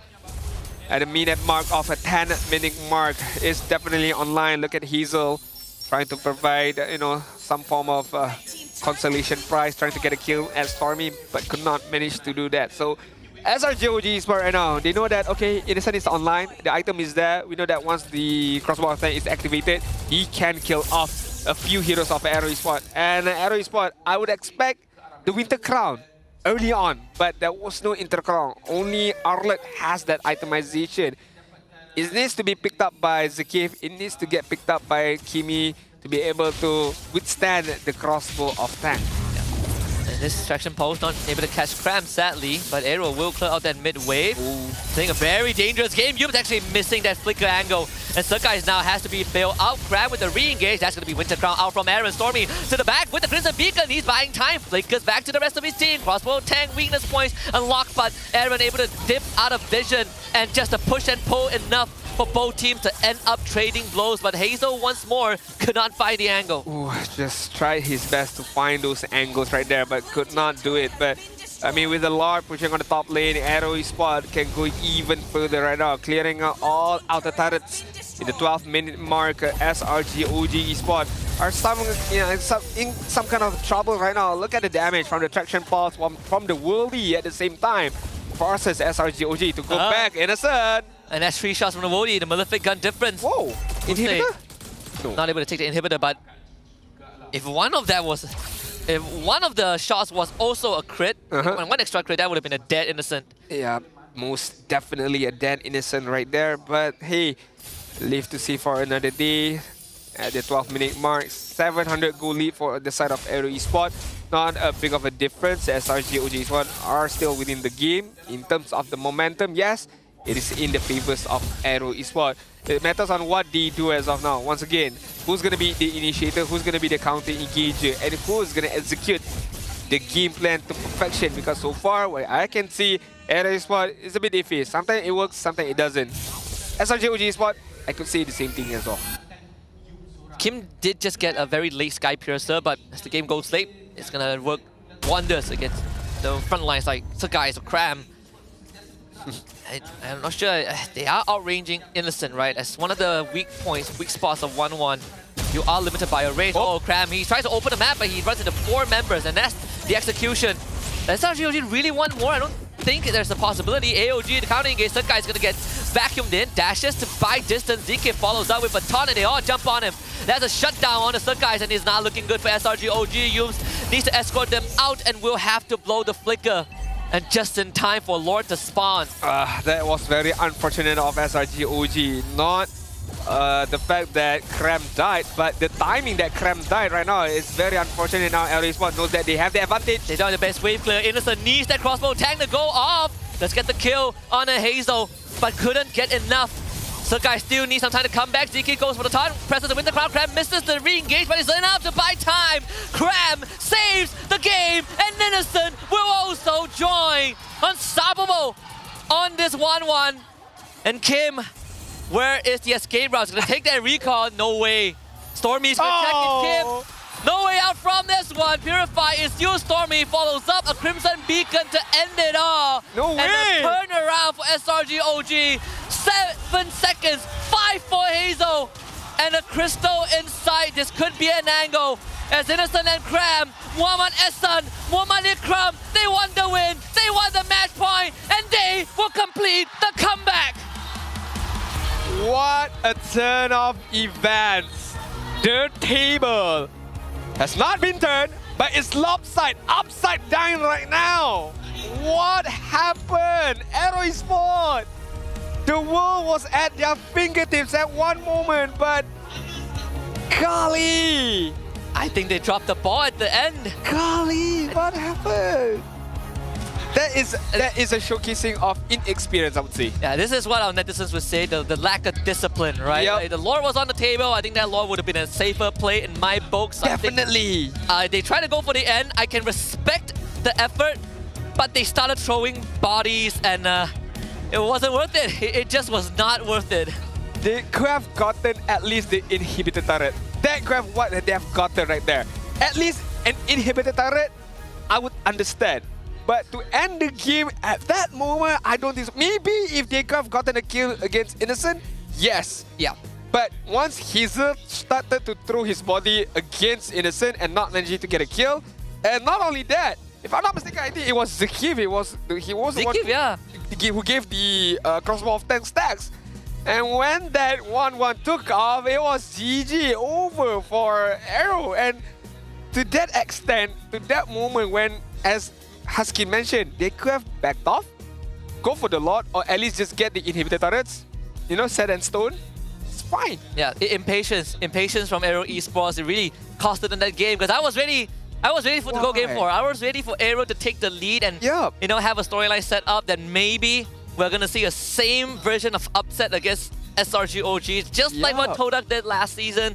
But that recovery, now the boys in AERO Esports court, can they bounce back from a blunder that could have put them one step closer to Riyadh? For me, I would give the benefit of doubt. Number one is inexperience, but then again, I can't really say because all of these players are very well experienced, honestly, in the professional stage. Then it comes to the point of my second point is 2 in the moment. You know, they're feeling good. We can win this. We can win this. So 2 in the moment. There was no particular shot call to remind them, hey, maybe it's better for us to take the Lord and, you know, push it efficiently. But again, maybe there was no particular shot call. Nobody wanted to make that shot call. Everyone was in the moment. Hence why, you know, a blunder, a big blunder happened. I'm sorry to say it was a very big blunder because they were one step close to winning the game. They threw that game, gave to SRG with one push, they managed to get a win. Yeah, which is pretty crazy because when you think about the state of the game, I think that bottom wave was actually set up very early on. Yes. No one even noticed that until the very end. I think AERO Esports, like you said, I feel like in that moment, they felt like they could go for the win. Some players probably started autopiloting. I think Zeke was a very good example. He realized that, okay, Innocent, they need to keep Innocent away from the rest of the team. He throws his body and he dies because of the crystal too. It's definitely something that AERO Esports needs to bounce back from. Now they need to be able to do just that. Stormy, our MVP of game number 3, really showing up at the final lap. If he didn't find Kim, maybe this game would have gone on for a couple more minutes. Yeah, at least if Kim managed to recall back, there was some form of defense and to be able to hold them back and wait for Hazel to come alive. But that moment from Stormy managing to get a kill against Kim and to buy some time was definitely a game-winning moment. But honestly, this has caught me off guard as well. Stormy did not give any single death away in that particular fight. I thought everybody died in the side of SRG OG, but I was wrong. Stormy played phenomenally in terms of positioning, I suppose. Hence why I could not see him in any bad position. Everything was set in stone. Everything was a very good positioning by Stormy. And yeah, I mean, what else do you want? Yeah, a positioning hero, and you play positioning really well. This is the result that you're gonna get. Yeah, a Prodigy in the hands of a Prodigy, nonetheless. On this two-scene, just a lot of control that's given, right? Like we have seen couple of situations where Stormy, he's threading the needle, right? He's trying to get max range of his Lantern Flare to get a lift up, to get a kill collection, but also making sure that he doesn't go down. And even the itemization says a lot that Stormy, he's less worried about Kusei and more worried about Hazel. He's going for Radiant Armor, Tough Boots, Clock of Destiny, Blood Wings. So as long as he stays alive, SRG has a chance. Yeah, I mean, everybody on the side of SRG OG Esports managed to get killed. Except for Stormy. That is without, items like Winter Crown. That is without anything like a safeguard item of immortality. Just a good understanding of positioning, a good understanding of how he can maneuver on an off angle to use the Crimson Beacon, to use the Lantern Flare at the same time, to manage to keep him alive, at the same time to catch off enemies with the tenacity as well. That helped him very, very much. Overall, AERO Esports played, again, very, very good in the early stages, in the mid-game stages, not losing too much in the neutral objective. Buffs being taken a good amount from them as well. Good trade-off as well, if SRG OG Esports push bot, they're going to push top, vice versa at the same time. Bruno from the side of Kusei almost hitting that maximum point, but that one death, I'm sorry, I'm not the one who would like to point fingers, but Zakif, if he did not give that stack away to Innocent, I feel like Kusei could have survived. Yeah, I think it's either like Zekif or Aaron that set it off. Yeah, either one. Either one, because Hazel died without the crossbow tank going off. It's very unfortunate, and they were doing such a good job. They were shutting, like, Innocent was 0-3 before the game, before he started, coming online at the Lord Pit. They were dealing with Cram pretty well too. Like even Humans was struggling, right? Missing a flicker kick angle, right? Forcing a couple of engagements. AERO Esports had control of the game, and still, and I think the saddest one is Kusei. Kusei had I would say up to the end, a flawless game. He was being fed well. He's solo pushing lane. He's outranging everyone else, and yet the one fight where Kusei needed, where it mattered to Kusei the most, it was just not in his favor. Okay, I'll take it back. I'll really need him back because at the end of the day, Kusei was using a Bruno. Yeah. And we all know that Bruno only needs, 5-6 hits on the crystal to be able to get the game, to be able to kill off those crystals. So again, with that being said, I do understand why they're going to push the envelope even further on the later stage. But I feel like it's because of once Hazel died, I feel that was the signal for you guys, okay, let's back off. Because one of our biggest damage dealer, apart from Kusei, was taken away, was killed immediately, right? So that is a big indicator for us to back off. Unless Hazel died when everyone was at the crystal at the same time. Yeah. That is a different case. They were on the way to the crystal. So I think that is a very, very crucial point. Because when I take a look at the 100k damage from Kusei, now I understand, okay, Kusei have the damage. He has the damage to deal upon those crystals or even upon the enemy, but a few missed decision making by them cost them the game, cost them game number 2, and cost them one more point to be able to move on to the upper bracket finals. But we do have to give props to all of these boys from the side of SRG OG Esports, Innocent as well as Cram. Meanwhile, the carry is gonna be given to Kusi, 100 or 105 key damage being dealt upon the enemy. God, I mean, I really hope AERO doesn't get burned out by this and they bounce back for game number 2. Yeah. Sorry, game number 4. Because the only condition is if Innocent dies, they win the game, right? Agree. Because I mean, Yums and Stormy, they were throwing their lives to stop the push. But this also, you know, it might be slightly early to say this, but I'm gonna say it anyways. For the upper bracket finals, I think regardless whether AERO, SRG, OG makes it through, the teams like HomeBois and DXS, they're gonna be watching, and maybe there's something to study, right? Yep. When they eventually face off in the upper bracket finals for the ticket to MSC. That moment. Let's take a look at the timer. Between 13 to 14 minute mark, that 2.6k goal lead in the favors of AERO just shifted away to the side of SRG, and they end the game with one push away from that moment. But as we take a look early on, it was back and forth, right? Between 5th minute mark up until 6th minute mark, 7th minute mark, 8th minute mark. It was roller coaster of events in terms of the goal differences. One way SRG was leading, another fight AERO won, AERO was leading, another fight SRG won because of very good pick-off potential from SRG OG, and then another fight AERO Esports managed to get a win because Hazel managed to get a pick-off on the back end. So honestly, this first match of our playoffs, MPL Malaysia Season 15, between both of these teams so far, is a big of a push and pull right now. Yeah, it's definitely delivering on multiple elements, right? Like, I don't really mind who wins at the end. I just want some good games, and it definitely is a palate cleanser from some of the matches we've seen yesterday. I think even AERO stepped up to a certain degree. I would say, I think the two big turnaround points, the first one, well, the last one obviously was the base push, but the first one was also Yums forcing a kick. He got the Purifier out, and before the Purifiers of Kusei and Kim came back online, he went for another forced fight. Yep. The Lord Pit, that's where we saw that Cram, like 4-man fist crack that gave SRG OG the control. Innocent gets a triple kill, snowballs his items, and they kind of take back control of the game. Very good observation by Husky, but we do have to take a deeper look at the highlights, especially that last moment right there. But as we talk about bit of push and pull, you know, from 4th minute mark up till 8th minute mark, one way SRG OG was leading, another way AERO Esports was leading. This was when Kusei just, you know, with raw damage, kills off Skies, almost killing off Stormy, but just need that one crit probably to get a kill. But other than that, this one is Hazel trying to take away the life of Innocent, but managing to get the kill, but get killed as well at the same time. This was the fist crack combo, if I'm not mistaken. Yes, it was this one, right? Like, oh my so God. Beautiful. Kusei being caught in a crossfire at the edge of the wall too.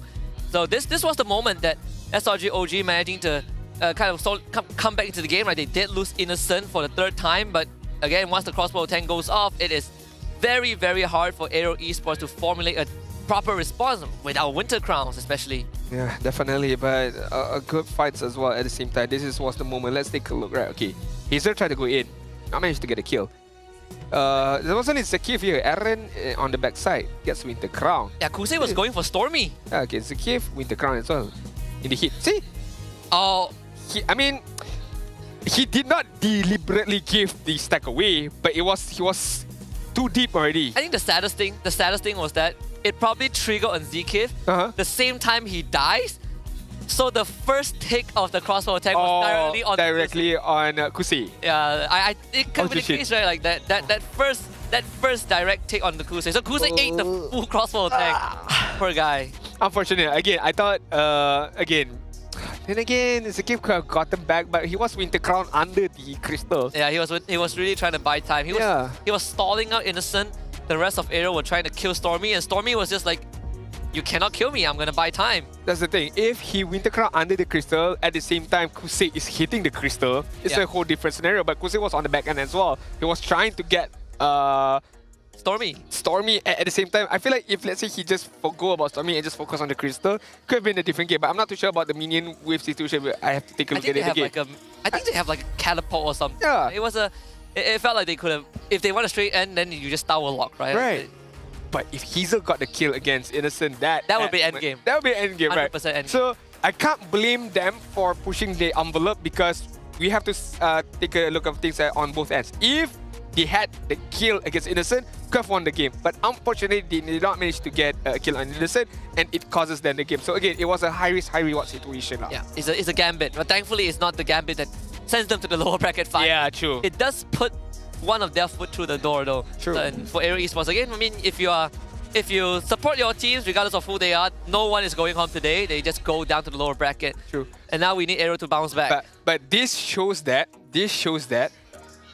so far in MPL MY Season 15, only AERO Esports managed to push SRGOG to somewhat of a limit. Which is crazy, right? It's such a crazy thought because like before, okay, AERO Esports took a game of SRGOG and everyone was like, okay, we want to see how HomeBois does it. HomeBois got completely swept. Yeah, completely swept. They just packed HomeBois up and sent them home.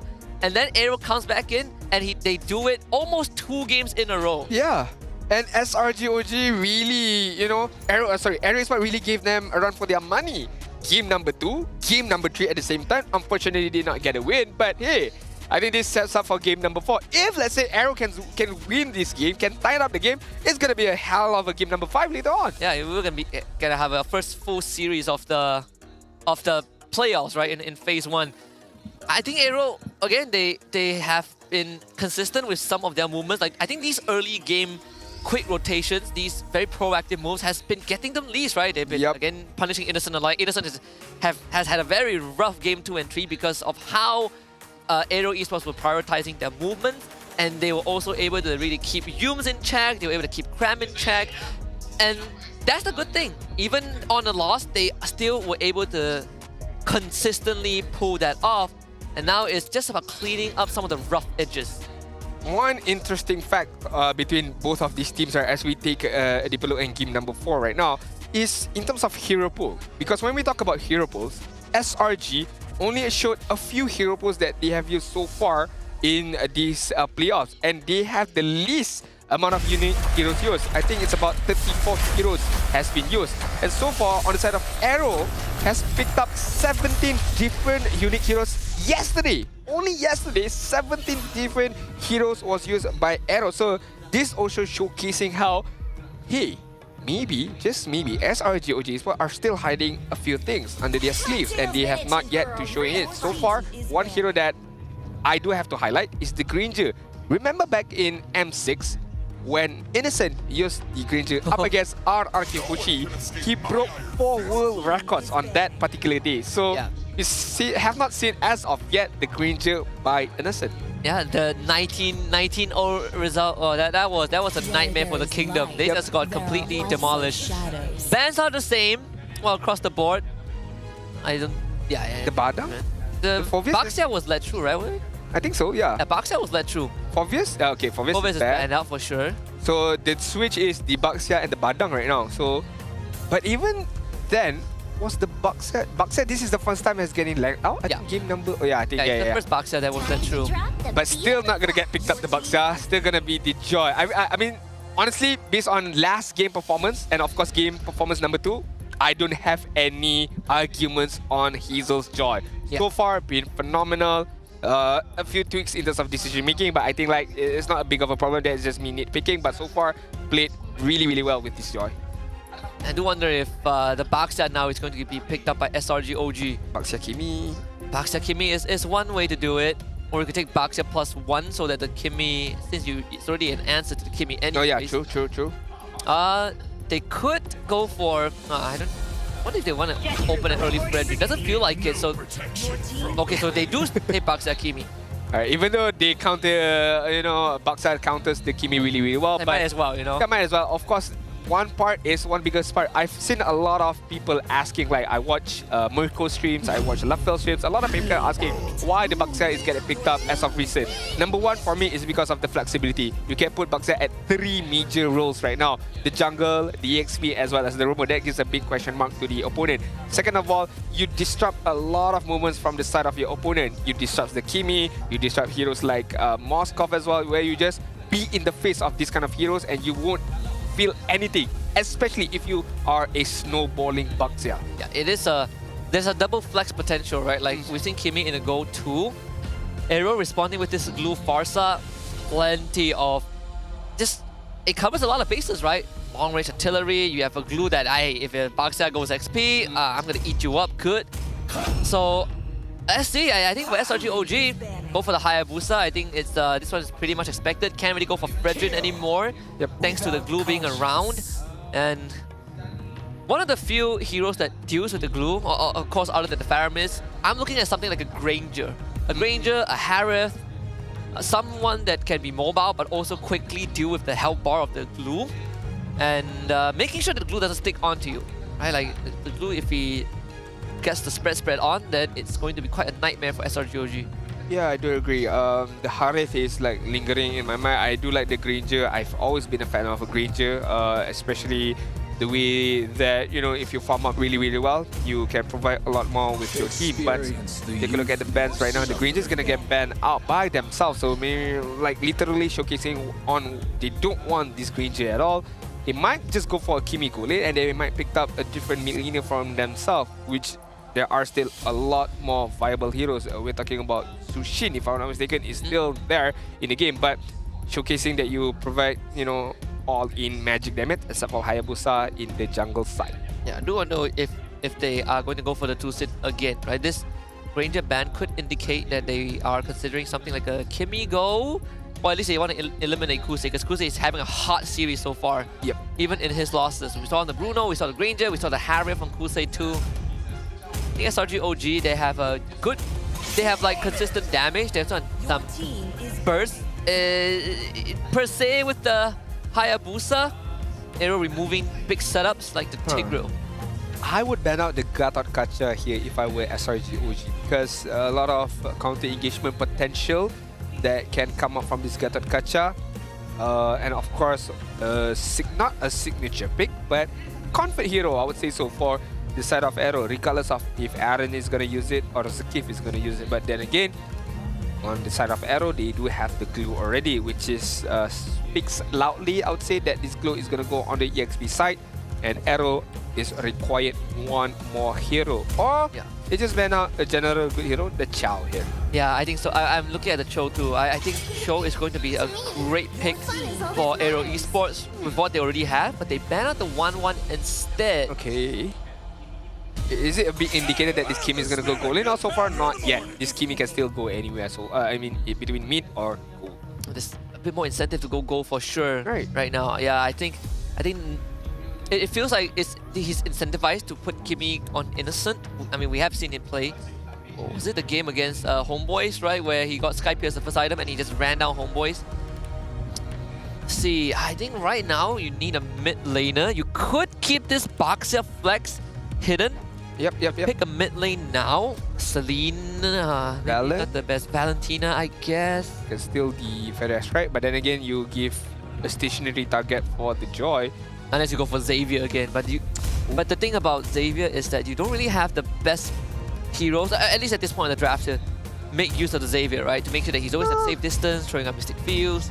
I think that's why you have the Baxia to do that job, I feel like. Wow, okay. And can jive well, but Moskov is going to get picked up for SRG OG. A long-range utility with the SOD. But in terms of farming-wise, you have to farm up either vastly higher or equivalent on your opponent, which is going to be Kusei, which we're not too sure yet so far what is going to be the gold lane right now. The Gatot as well as the Bruno. Once again, not changing much. I feel like AERO Esports, I don't mind that at all because game number 3 was almost won by them. Yeah, pretty solid so far from AERO. Now we get to see where this Baxia goes. I mean, could be goal. Sorry, it could be jungle. Yeah, they need some sort of sorry, jungle the Hayabusa, my bad. They need someone to set things up more. I think Baxia himself is not enough. They don't really have the best crowd control. True. You could put Baxia XP, but you give it a bad matchup and then you take a Cho. It's a big sacrifice, or you can go export. But then again, you lack the crowd control, right? Like export would be a big sandbag in the front line. They pick up. I think I like the Xavier. No, sorry, you have a Kimi already. The Chow. Okay. So they pick Chow. As you mentioned, not much pick-off potential just with the Baxia alone. So hence why the Chow is gonna get picked up. For AERO Esports, I don't think it's a big problem for them because they faced the Chow of Yums a couple of times already and they know how they're going to play it well. One is from positioning itself. Second of all is how they can counter-engage with the heroes that they have on their hand. With the glue, I feel like a glue, you know, with good movements, good mechanics, pretty sure you can counter-engage. And Gato Kacha, of course, with no-brainer with the EOG. Yeah, with how fast AERO Esports has moved, they again once more have a draft that allows them to do that, right? Like great presence around the map.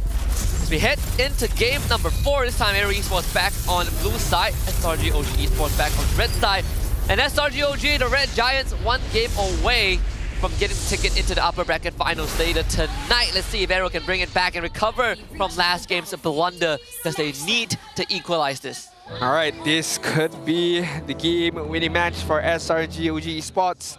But if AERO Esports ties things around, we are all forced to go to game number 5. With the heroes get picked up by both sides, I feel like in terms of damaging-wise, early on, Hayabusa and Kimi is a very, very scary combo. You can traction pulse, Hayabusa can just dash with the shadow, and Augie Shadow Kill tries to get a kill. So do expect that kind of combination coming up from SRG OG Esports. As we take another deeper look at the emblem setup, Master of Assassin for both Moskov and Bruno, you know, trying their best to win the laning phase as much as they could. Oh, I didn't really get the gold crap, I think. Husei forcing Innocent away from the lane, and this is not good. Lane frozen in favor of Husei. Meanwhile, here comes a 2-man Jikundosa. Guy tries to fight first blood for Stormy, and they find a second one. Zkif goes down. That is what we want from SRG OG. Very, very good start. Very clean start at the same time. That is the power of the Baxia from Krem, who knows that, hey, I can participate in team side because with the Baxia Shield Unity, I can rotate immediately back to my lane and not lose much gold nor experience. But the biggest part is, the biggest benefit is, I can assist more kills for my own team. AERO Esports do have to suspect that kind of moments coming out from Krem once again. So the map control or the observation towards Krem has to be multiplied, so you know where is the movements coming in from Krem. Yeah, Krem feeding himself with the emote. An attempt on his life. It's not going to be easy. They want to push him away, but here comes the rest of SRG OG. Stormy and Yums joins in, and Aaron, he is forced to flicker away, but the enhanced Starlim attack more than enough. Krem picks up the kill. Zkif late to the party. SRG OG finding that third, and now Turtle is on the menu. Yeah, I mean, the rotation against coming from SRG OG, this is just vintage from them. Oh, traction pulse, gets a kill with Zkif. Hazel knows he can't contest that. Innocent doing a lot more better. Fighting Husei in the bot lane, you know, it's been a tough game 2 and 3. Kim shows up, put some fear into the hearts of Innocent. The first turtle for SRG OG, and look at that, Adine, 2.5 minutes in, 2.1k goal lead. I mean, this is when SRG OG remember that, hey, we are the defending champion. Somehow they've forgotten about that. We know that we can do this, and somehow the reminder is having a good effect on them. 2k goal lead on the second minute mark, 4 kills as well. As we take a look at level differences, right? Skies is on level 6, meanwhile Hazel is on level 6 at the same time. So not losing too much in terms of both junglers, who are still why AERO Esports is still in this game. Yeah, a kick into a Shield Unity, into a traction pulse. Zkif is getting ragdoll left, right, and center, and they're done playing with him. We don't want to play this toy anymore. Zkif goes down, and SRG OG continues this this choo-choo train. If you can use the AOG right just now, just how showcased by Zkif, why would you AOG back into the fight? Why you just not try your best to AOG away? You know, just gamble. I know that I'm gonna get killed. If I AOG away, if I get out, that's a big win. So not too sure why the AOG went back towards the side of SRG OG. But maybe they were anticipating counter engagement from the side of AERO, but it did not came through for Zkif just now. Yeah, not at all. And this is what SRG OG wants to do, right? Take control. A lot of the times, SRG OG, they usually aren't the fastest team in the early game, but once they get that ball rolling, it can be quite unstoppable. Yun's very deep in the enemy territory, with Cram joining him as well. Another kick on the Zkif. Let's see if Zkif gets out this time. AOG used appropriately to escape, but it does force him to relinquish control of the jungle. SRG OG reminding AERO that the weights are off. No more playing nice, Mr. Nice Guy. The Rock Lee weights are off. It's time to play seriously. Yeah, Definitely, it does remind me of that a moment from Naruto where, you know, Naruto unleashed Kurama from those chains, right? So this is what is happening towards SRG OG Esports right now. The chains are off, traction balls. Big one on two of them. And that is going to force AERO Esports to back off, and once more turtle control given over to SRG OG. I mean, on the bot side as well, yes, Kusi is doing phenomenally well. Look at the positioning of Innocent. Gotta play it safe, gotta back off, but Kusi, gotta be careful. Yums is there to be able to, you know, help Innocent out, but so far, not a problem for Innocent. How Kim and Zakif react as well once they saw the Baxia, once they saw the Kimi at the same time. Zakif actually saved himself because Yum was about to go for the kick, but the animation was cancelled by the taunt. Not too big of a deal if you're SRG OG, right? It's a steady 3.1k lead. Hazel on the recovery route. Kusei actually losing out the trade against Innocent. With the rest of SRG OG hovering around the bot lane, Aaron is forced to help. Not too sure how does AERO Esports goes about this. Like, you would think that Hazel might be able to go on the back end and to get some kills towards his team, but even if you go to the back end, who are you gonna find? Who is gonna be on the back end? Like, Kimi is very, very hard for you to catch her. That means you have to go through Baxia as well as Chao, Innocent at the same time, with the Purify, with the SOD at the same time. So Hazel is having a difficult time because back in game number 3, you have stationary targets like the Farsa. So it's easy for Hazel to go. Right now, nobody is stationary. Everybody is on the move. Everybody is mobile. Makes the job of Aaron slightly harder too. Yums with the first item, Radiant Armor.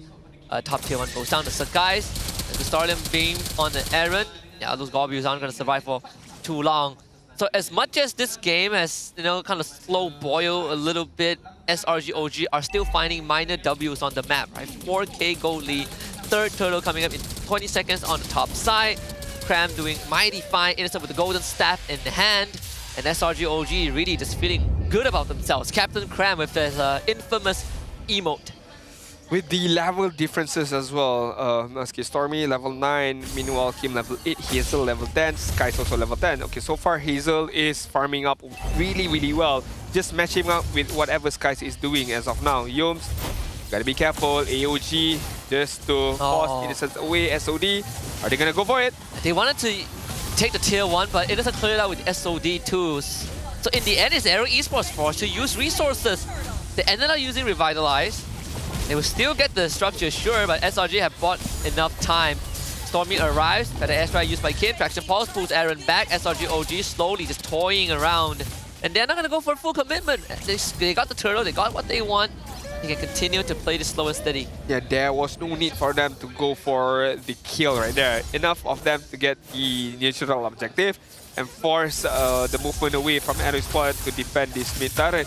Meanwhile, look at the top side, the switch has happened. Moskov understands that, okay, by staying for far too long in this bot side, I cannot farm well. Not only that, the turret on the bot side has been gone, so the protection is not there for the Moskov. So switch side, farm up even more right now because as we take a look at the individual goal, he is ahead by a fine margin. And Kim disappears, man. The Sky Piercer doing a work. And Stormy finds a double kill, a kick on a Hazel. Courtesy of Yums, delivered on a silver platter. As Zekiv runs away, tail between his legs. SRG OG unrelenting. SOD will just brush past them. But the job is done. 3 kills for SRG OG and a mid-tier 1 to boot. That is classic SRG OG, where they fight as a 4-man on the mid side, and they won as well. At the same time, Innocent was pushing on the top side just now.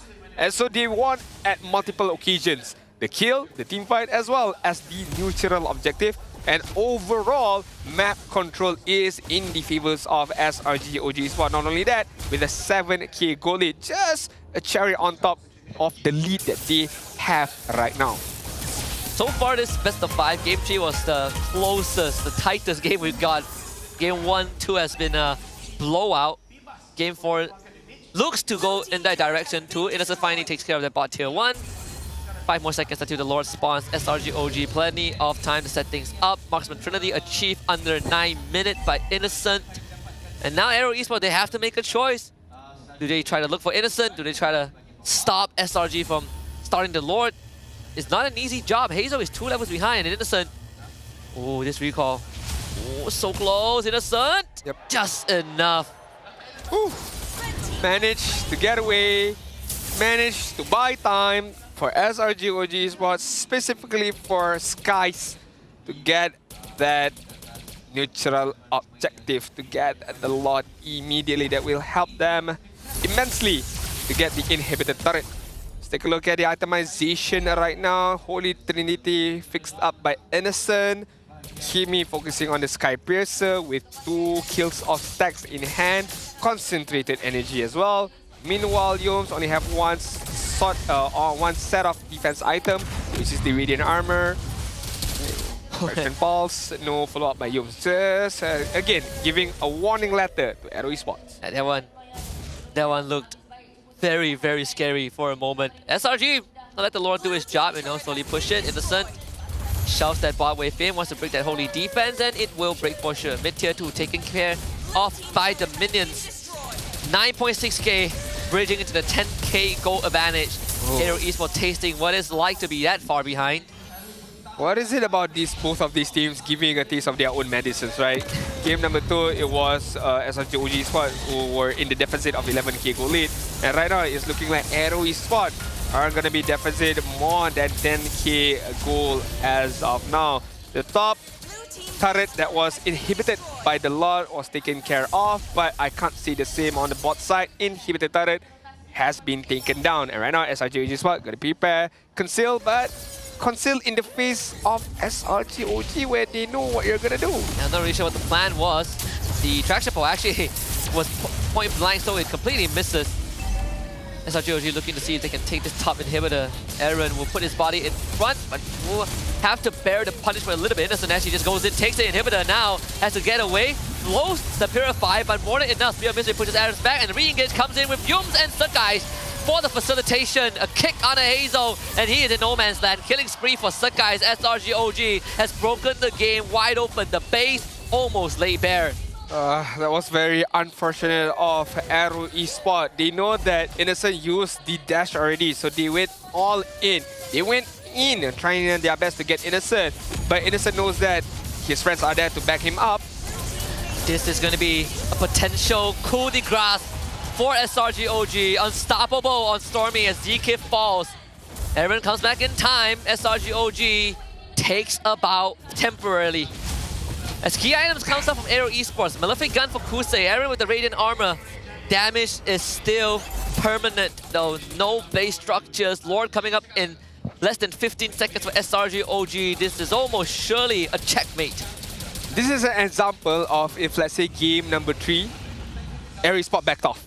This is what would happen, yeah, you know, for example. If they did not push the envelope, this is what would happen. So we get to see an extension of game number 3, but in the side of SRG OG Esports right now. 12k gold lead. In terms of itemization, I don't need to spend too much time because we all know with 12k gold lead, most likely they're gonna get 1 or 2 items up ahead in comparison to AERO Esports. I would like to take a look at level. Sky's hit level 15 already. He's on the way on at level 13, but by that strike by Kim, zone out the enemies. He's gonna get kicked back, uses his own Purify to get away. ZK is completely isolated. SOD Innocent! Once more shows up at the right time. Triple kill for the half-man, half-beast, and SRG OG Esports. They put one foot through the door, and now the second foot is gonna go through. AERO Esports got nothing on them. It's crashed and burned, and the Red Giants have effectively put themselves one step closer to Riyadh. One step closer to Riyadh. One step closer to defend their title back in MSC 2024. But in 2025, SRG OG Esports look more dominant, look more well prepared to face off anybody. But it all started with this match where AERO Esports, to be fair, they gave SRG OG a run for their money. Yeah. Game number 2, game number 3, but overall, SRG OG is still on top. There's a universe we could have gone 5 games, but I'll settle for 4. I'll settle for 4 good ones. SRG OG, upper bracket final secured. They will play later tonight for that first ticket to Riyadh, but props to AERO, the only team to draw blood from SRG, and once more, they've proven it twice. As Zakif already mentioned, it doesn't matter on how we qualify for MSC. It could be from the upper brackets finals. It could also be from the lower bracket. No surrender is definitely true. But right now, let's give it away to Rose for the winner's interview. Wow! Pasukan yang akan teruskan ke upper bracket finals di match ketiga hari ini. Stadium juara. Give it up for Selangor Red Giants OG Esports. One step closer to MSC and one step closer to defending their championship title di MPL Malaysia untuk musim ini. Three-peat tak jauh sangat pun. Satu match je lagi. Tapi mungkin Rose nak tanya dulu. Kita start dengan adik. Di regular season, your last match interview, adik cakap dia sangat-sangat excited nak jumpa AERO sebab dia actually nak membalas dendam. Tak dapat clean sweep record di regular season. Tapi nampaknya hari ni, your mission failed once again. Apa yang jadi di game kedua? Ke depan sikit. Okay.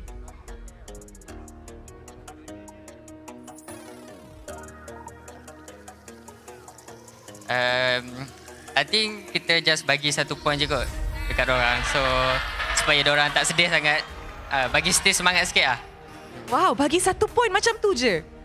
So, lepas game kedua tu, game ketiga yang macam okay lah, cukup lah. Like lebih-lebih tak best pula macam tu ke? Betul. Okay. So, korang rasa dorang ni generous ke? Generous kan? Tak cukup kena bagi 2 game ke? Tak. Okay, mungkin next time kita boleh try 2 game lah kot. Kalau nak lagi generous lah kan. Mungkin. Now, I'd like to ask Becky actually. Untuk perlawanan seterusnya, for the upper bracket semi-finals, there is DXOL dan juga HomeBois. And of course, the winner akan jumpa korang di last match ataupun tonight. Which one do you want to meet as a coach? I think we want to meet HomeBois. Yeah. Maybe you can share a little bit more why HomeBois? Because I saw interview right, Mel QT, he cakap, kita simpan strategi ke the regular season. Come. We fight one more time, simpan or not? Oh, so Becky rasa today is gonna be like hari yang sepatutnya kena all out dah. Tapi kenapa tak all out lagi macam tu? Okay, menarik. Kita akan saksikan nanti kalau DXOL ataupun HomeBois yang akan mendapatkan slot upper bracket finals di malam nanti. Now guys, kita dah tengok 4 game yang very, very seru. So, siapakah MVP anda? Stormy. Alright, I'm hearing names and Stormy is one of them. So, mari kita tengok MVP perlawanan ini in 3, 2, 1. MVP jatuh kepada Stormy. Habis. Tadi cakap, jangan aku sakit tekak. Tak habis-habis sakit tekak budak ni. Come here. Sini boleh. Sana boleh. Boleh dengar? Boleh. Okay, now kita tahu that korang actually ada 2 match untuk hari ni, which is the first match which you guys have just won, and of course, match 3 later on for the upper bracket finals. In a back-to-back situation like this, how are you guys planning to adapt?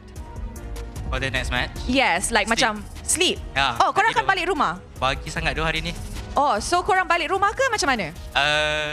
Ya, balik rumah. Oh, you guys akan balik rumah, rehat beberapa jam, lepas tu datang balik ke stadium? Datang balik 8 PM, ya. Oh, okay. Now, do you think sleeping would help? Very much. Very much so. Yeah. So you guys will not be like hardcore focus on the next match. It's just you guys are gonna be resting. Ya, sleep. Okay, ini menarik.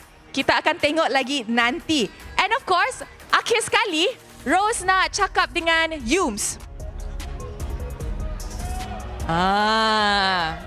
Okay, simple question je. Okay, Rose punya soalan is actually sangat-sangat simple je. It's more like, what do you think SRG akan bawa ke match ketiga untuk ensure that you guys dapat MSC tiket yang pertama? Apa yang beza yang SRG akan bawa? Sebab tadi cakap donate 1 point. Tapi kalau next match tak akan donate lagi.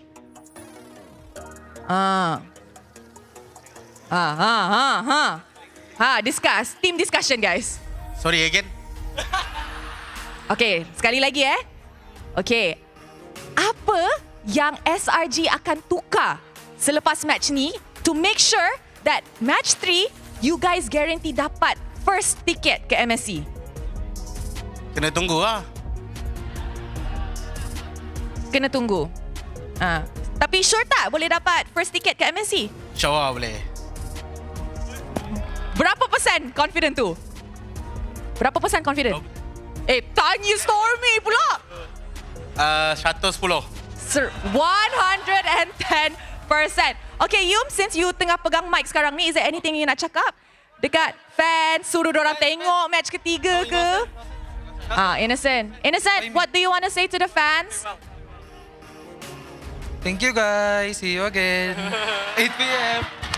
8 p.m. 8 p.m. Okay, see you guys again at 8 p.m. Okay lah, so I guess we throw it to the casters. See you guys later, match 2. Hey, I mean, what else? I mean, they saved the best for last, right? Because they still have one more match later on. So whatever Innocent said is true. Yeah, okay, guys, thank you for coming. Yeah, see you guys at 8 p.m. later on. So now, for the fans of SRG OG, they can go back home, relax, you know, grab some lunch, go shopping mall, or most importantly, stand by 8 p.m. buy tickets for the grand finals. I'm pretty sure the tickets are already sold out by now, but if there is still tickets, please do buy it. I was looking to see if Rose is gonna, you know, give Yums a beating again for trolling her in the interviews, but MVP of the match, this Stormy, I mean, near flawless, right? Only dying once throughout all the games that he has won. Yeah, I mean, what more can be said about this Mish Prodigy, right? We talk about how long you have to be to become a prodigy and, you know, level up. To be fair, his performance should be level up already, but he still wants to remain the title of Mish Prodigy because he feels that it suits him the best. And to be fair, whatever he says goes. And especially game number 4, game number 3 at the same time. 0 deaths using the Zushin, using the Kimi. Two different heroes that with a two different playstyle that you have to take care. Number 1, your positioning. That is number 1. Because Kimi, if you're too far away, you cannot hit all of your skills, especially your you know, basic attack. And if you're a Zushin, same concept as well. You cannot hit your Lantern Flare, you cannot hit your Crimson Beacon if you're too far. But if you're too near at the same time, you can get killed very much easily. Zushin and also Kimi are not squishy, are squishy and easy enough to get killed. So, but Stormy played it very, very well. Again, not too sure how, because as a roamer myself, for me, I just go forward. No matter what happened, I go forward. Yeah, you go forward, right? You get the job done. Try and get the job done. I think overall, for Stormy, he really continues to surprise everyone. And speaking of, you know, Stormy, I wonder when are we going to get his finals MVP merch from last season, right? We're supposed to get one. I don't know. Maybe we'll get it during the grand finals or something in phase 2. Get one more finals MVP this year. If let's say he makes it to a grand final. Again, like for me, it's cram, right? Like, give them like 5 trophies in a row, right? So we get finals MVP. We get merch for all of them. Yeah. If we talk about neutral objective, Husky is a non-factor for AERO Esports because no turtles, no Lord as well at the same time. In terms of the buffs, yes, not much was being stolen by SRG, but honestly, one key takeaway for AERO Esports, right? If you remember, minute number 2, they were down like 2k goal lead, and that snowball kept going for the side of SRG OG Sport. But one thing was for sure is level differences was not a factor for Hazel. Hazel was on par in terms of farming, and on top of that, in terms of level between him and Skies. There was not a single point or was Hazel 1 level differences or 2 level differences. It was just very much on par. So that I do have to give credit, because normally when you take a look at other teams, deficit 2k goal lead, deficit 5k goal lead, the level differences will be very, very much ahead. And it only started going out of his control when SRG OG really snowballed, right? When they started like punishing Zekif and Aaron. These two front lines, again, they don't have the best engaged tools, and usually when they walk up and they get crowd control, SRG OG just blows them up, or just goes for Kim. And you can see in this game, it's pretty hard for AERO. Like they have good sandbags, but the sandbags are not enough. Yeah, you would want more from Hazel. You would want more for Zakif as well, because a sandbagger's job is of course to sandbag, but you would hope that once the sandbagger have done his duties, your roamer have set up a good team fight for Hazel, for Kusei to be able to use that particular initiation and get some kills. But so far, Aaron gotta feel bad a bit about him, but hey, it's okay. A lot more things to be learned upon. They have 2 weeks break. You have to remember that 2 weeks break before we move on to phase 2, and they will have to fight their way from the lower brackets. Meanwhile, on SRG OG, apart from game number 2, that they have to study back again, so far, false gameplay. Once those chains are off, this is the gameplay that we can get. Yeah, this is the gameplay. Because for the first 3 games, it has been AERO Esports making early moves, right? Trying to really shut down SRG OG, but game 4, complete opposite. SRG OG were extremely proactive. They're the one making the moves. They're the one that's really making the life of AERO Esports hard and letting them taste that snowball effect. And overall, I think, AERO Esports, if there's one thing that they have proven in this regular season, from regular season onwards, is that the team started incredibly slow. We had doubts whether this lineup is ever going to work. Yep. And then we saw the Hazel effect, which kind of spilled into the rest of the team. Yep. And right now, they are the top contenders. I believe that there is a chance that they will be our second representatives for Riyadh. We got to see if they can make it through lower brackets first. Because right out after this, we also have another team that trusted the process, that wanted it more than a lot of other players in the league. That is DXS. Yeah, Surprises keep coming. Surprises keeps coming, and we shall see who will be the definite true contender for that second place spot. Apart from SRG, is the big favorites as well to follow up for our representative from Malaysia. But right now, we do have to have a listen a bit on AERO's esports camp, but we will listen it through Poji's interview segment. So Poji, what do you have in store? Any spicy questions? Let's take a deeper look in AERO Esports camp. Terima kasih. Ada countdown daripada Gaster. Thank you very much. Dan sekarang kita berada dekat dalam segmen post-match insight. Kita nak tahu apa yang berlaku dekat mana kesilapannya. Tapi sekarang saya Poji bersama dengan Kim dan juga Coach Bam. Apa khabar? Baik. Alhamdulillah. Baik. Baiklah, sekarang ni macam saya nak tanya pun tak boleh lah, korang dah tengah baru lepas kalah. Tapi soalan yang pertama lah, kalah pun kita kena tanya juga soalan kan. Jadi walaupun korang kalah hari ni, tapi korang berjaya curi 1 mata daripada SRG. Adakah dengan dapat 1 mata ni, korang rasa korang puas hati dah, happy dah? Sejujurnya kita orang happy, tapi ada macam tak puas hati sikit lah sebab game 3 kan yang kena comeback tu. Tapi still okay lah sebab bagi saingan dekat SRG. Faham? Tapi sebelum tu saya nak minta maaf pasal semalam yang interview saya terlepas cakap tu. Sorry lah. Cakap apa? Tak boleh.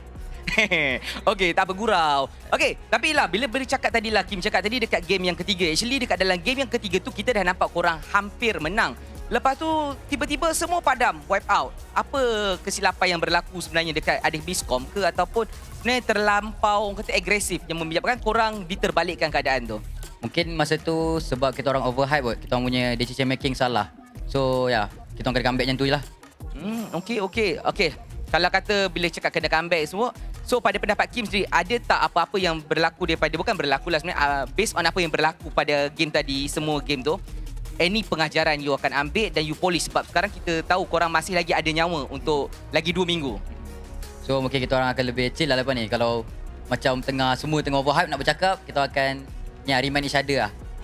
Faham. Maksudnya tadi terlampau ramai suara. Terlampau ramai. Kalau boleh sekali dengan sub yang main tu, cakap sekali. Dengar bising pada dalam. Okey, faham. Okay, dia happy, tak apalah sebab dapat point. Tapi Coach Bam, I have a question for you as well. So Coach Bam, it's still a good thing because you're qualified to lower bracket. But then again, you still have another maybe 1 week plus or almost 2 weeks. 2 weeks. So what's your plans to go on the lower bracket? Is there any stretch that you still haven't revealed to the public yet? Actually, we just need to adjust our drafting, especially on our last game. That's the only thing that we can adjust, and even the play style that we do in in our game and decision-making improvements. So on your end lah, do you think your player all already perform well, or they still have any part they have to have to perform well yet? I think they perform well today, but in our scrim days, still not reflecting in our tournament. But yeah, consistency is a must for us. So we need to be consistent in our matches. That's all. Faham. Sebab saya tanya dia, sebab dia ada masa lagi dalam 1 minggu lebih ke 2 minggu untuk buat strat yang baru sebab dia dah jatuh ke lower bracket. Dan dia cakap dia akan polish balik semua benda tu dan dia akan bawa semua strat-strat yang dah dijangka akan keluar, tapi masih orang kata untuk dicuci semula. Ada lagi kesilapan kecil yang perlu diperbaiki. Dan saya rasa itu sahaja daripada kita. Kim, ada anything nak cakap dekat fan-fans yang datang hari ini, keluarga? Kita nampak ada juga ahli keluarga yang datang. Pada fans yang datang hari ini, support AERO dengan SRG, thank you. Sebab bagi MPL lagi seru. Untuk especially mak saya, thank you sebab hari-hari datang. Okay, I love you, Mom. Terima kasih banyak kepada Mak. Terima kasih juga kepada fan. Terima kasih kepada Kim dan juga Coach Bam. Terima kasih kepada semua yang hadir, fan-fan. Itu sahaja daripada saya untuk Postmax Insight. Jom kita tengok apa pendapat caster tentang game tadi.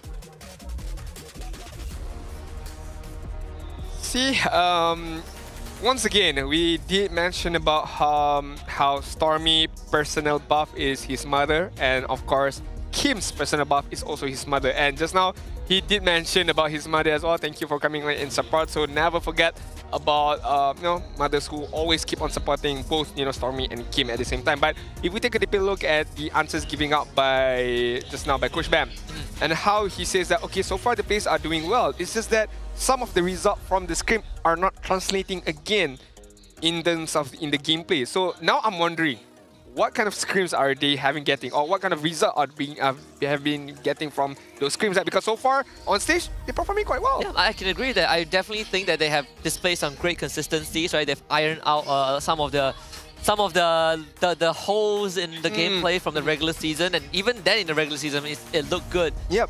We compared them today to yesterday. This is definitely a way better look for AERO Esports with how they've been able to keep SRG OG on their toes. Yep. I think the drafting, of course, needs a bit of tweaking. It's a very general thing, but it's more of the minor decision makings, right? The shot calling, right? You don't drown everyone else with multiple voices like what happened to Vamos in the regular season. Yes, correct. So Kim was pointing out some very good adjustments that they have 2 weeks to make. This showcased also that Coach Bam not necessarily having a big ego as well, because he admits that okay, there's some drafting issues that was going on, especially in last game just now, and something to improve further. And what better way to improve than you have a 2 weeks of break to improve that? So hopefully those 2 weeks is gonna be used efficiently by Coach Bam and of course AERO Esports to fight their way from the lower bracket. But we have to know that who is gonna accompany them on that low bracket stage later on. Got HomeBois, DxO coming up. Ooh. And well, funny enough, DxO and Monster Vicious were the only 2 teams to take a point off of HomeBois. So I want to see what DxO has in store. Of course, but right now we shall take a very, very short break before jumping into the next game. HomeBois up against DxO. This has been Husky and Adin. See you guys in the next match. Tengok saya tahu mati mana. Okay, suara cak. Boleh start set. Oh nice set. Nice one set. Hebat come to me. Nice one set.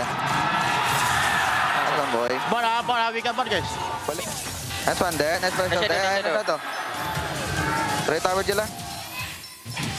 Nice one you. Nice one. Lucian only. Tiga. What tiga? Nice one. Tiga ulti. Ayah ulti.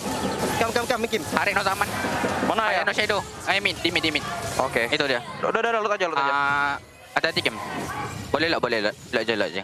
Kita udah bracket game ini guys, Mati sih. Nice one sih. Mid sih. Nice one dose. Nice one sih. Mahal loss. Go mid. Try Harin. Nice one.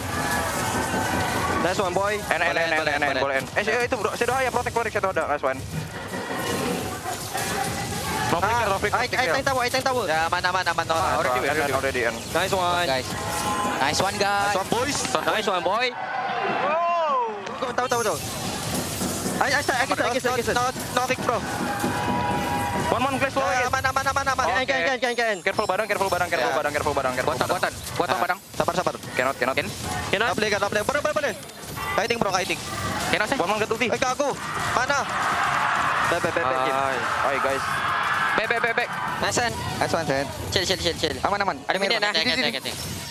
Dia nak fokus tower. Ke tubi salah cok. Ada minit dah. Aman. Derong. Aman. No Wichan. Nice one. And the ball lah. Mid. Boleh. And double ball guys. Tower lock ram. Nice. They want to fight. Ready, Ji. 3 second. Push bot. Ji. Kram mana mau kram? Kayak boy. Kagak yang Maju ya. Gelang. Bro ada. Tengok. Ayo ulti. Ji. Aku mati. Aman. Just hit. Slowly ya guys. Kimi. Puri.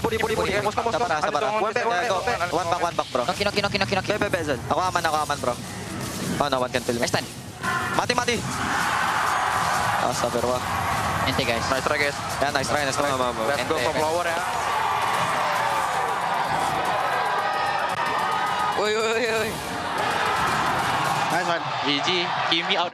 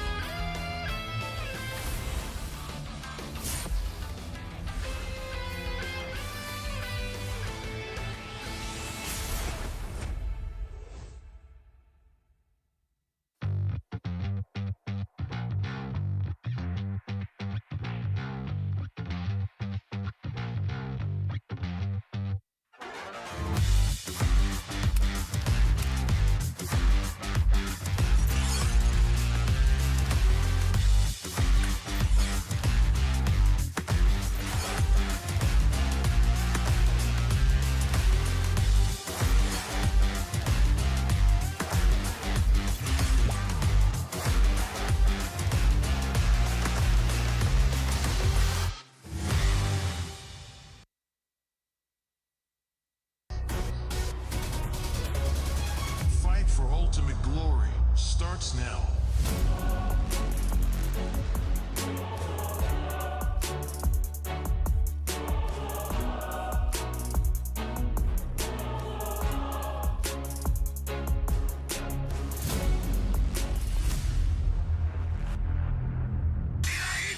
Mobile Legend M6 Swiss Watch. Kerap menggaru kulit kepala disebabkan kelomomor, masalahnya lebih mendalam. Gunalah Head and Shoulders menembusi 5 lapisan untuk membasmi kelomomor dan kegatalan. Bebas kelomomor sehingga 100%. Head and Shoulders diuji secara dermatologi. Minna! Utsumaki Naruto ga kaette kita zo!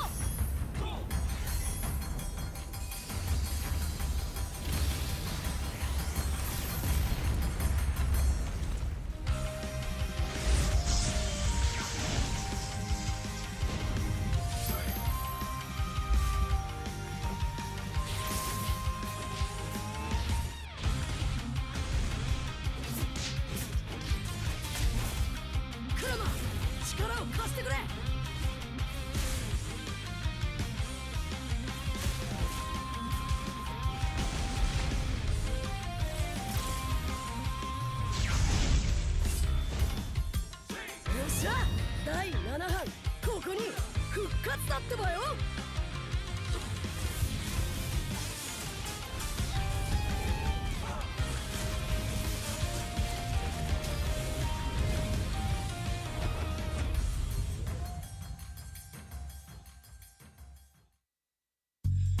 You keep scratching the surface for dandruff? But the problem lies deeper. Use Head & Shoulders. It goes 5 layers deep to defeat dandruff and itch. Be up to 100% dandruff-free. Head & Shoulders, dermatologically tested. 見せてやるよ。シャリンガンの本当の力をな。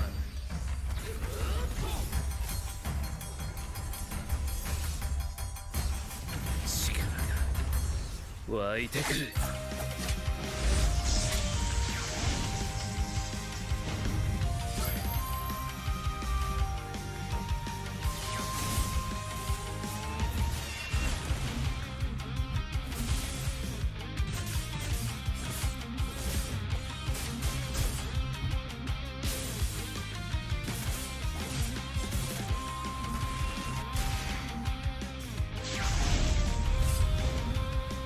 相変わらずやかましい奴らだ。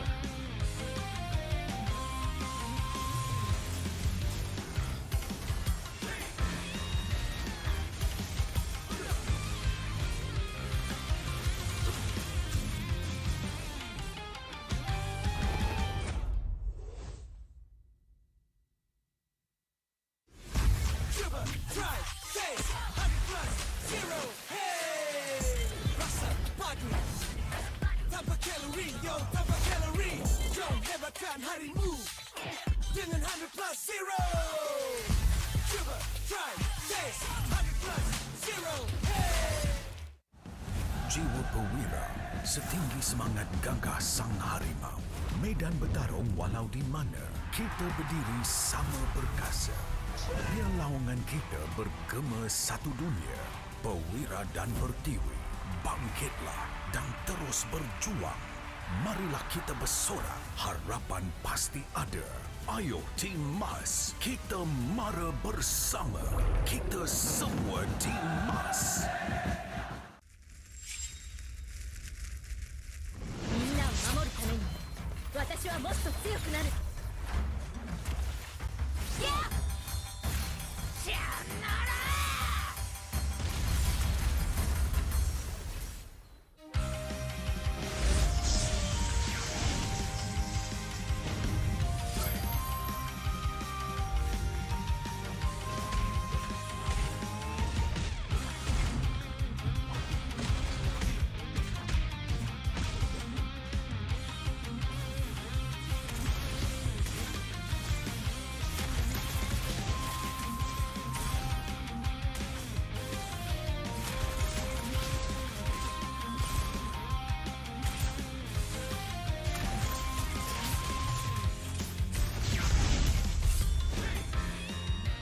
今度は背中合わせでいくわよ。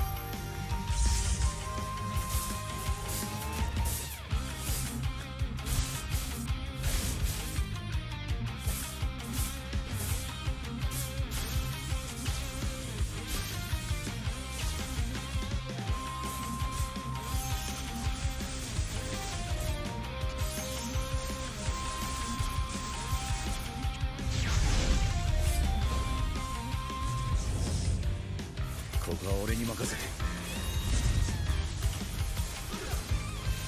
もらった4代目他にを超える忍びはお前しかいないと俺はそう信じた。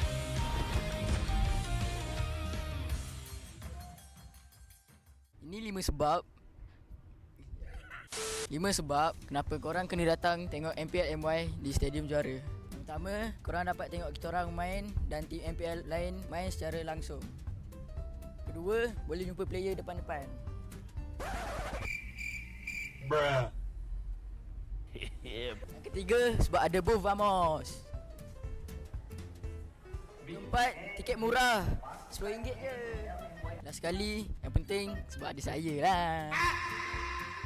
Jom datang Stadium Juara setiap minggu untuk tonton semua tim MPL MY bertanding. And paling penting, jangan lupa beli tiket guys kat Ticket to You atau tekan link di bio. Jangan lupa follow MPL MY.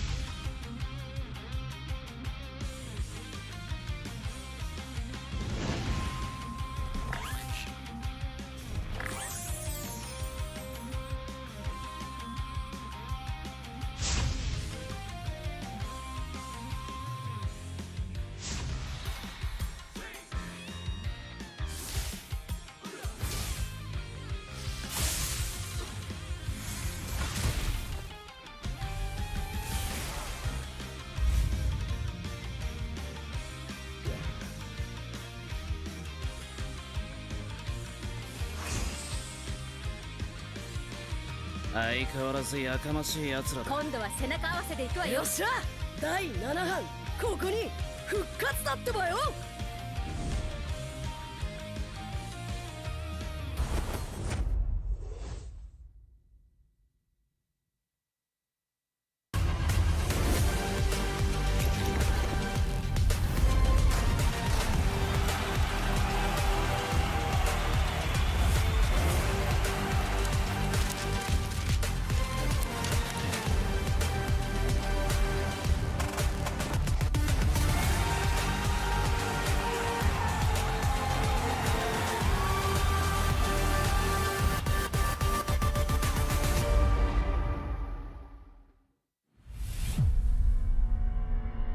Trofi MPL Malaysia, dia adalah simbol untuk tunjuk kejayaan satu pasukan.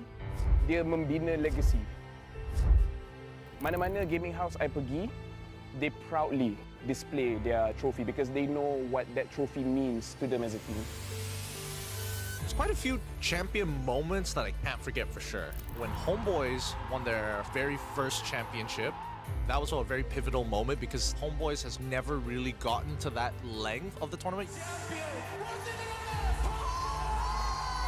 Rasanya trofi season 12 tu betul-betul bermakna untuk saya lah. Last saya dapat trofi tu season 3. So saya tunggu lama lah untuk pegang trofi tu. Season 3 saya menang atas usaha yang kuat. So bila first kemenangan tu rasa macam tak percaya. But then bila season 12 tu menunjukkan konsistensi kot saya dalam scene ni. Saya cuba banyak kali. Cuma fail juga. But then tiba-tiba season 12 miracle happen lah.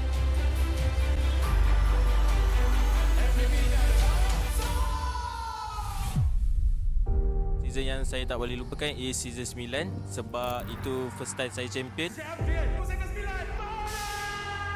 Dan saya dapat MVP pada season tu lah. Masa Grand Final season 9, saya ada teman Momo sebab dia gunakan sniper. Tapi sekarang saya baru sedar yang kita orang dua tak communicate dan saya pun nervous jugalah. So yeah, sorry Momo. SRG did it so handedly as well. Haven't had like champions who've dominated that hard in quite some time. Time season 13 bermula, Maria from WTM datang interview saya dekat sekolah saya and saya ada cakap saya boleh kalahkan Chibi or being better than him, then it's just come true lah what I said.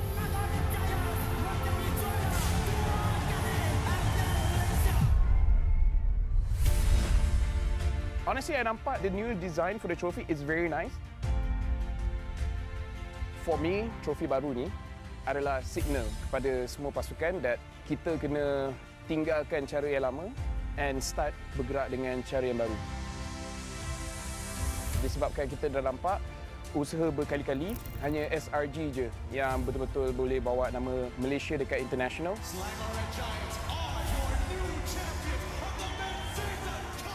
So pastikan you come very prepared. Hopefully dengan trofi baru kita pun akan nampak banyak player baru ataupun organisation baru yang boleh step up and wakil Malaysia dekat international.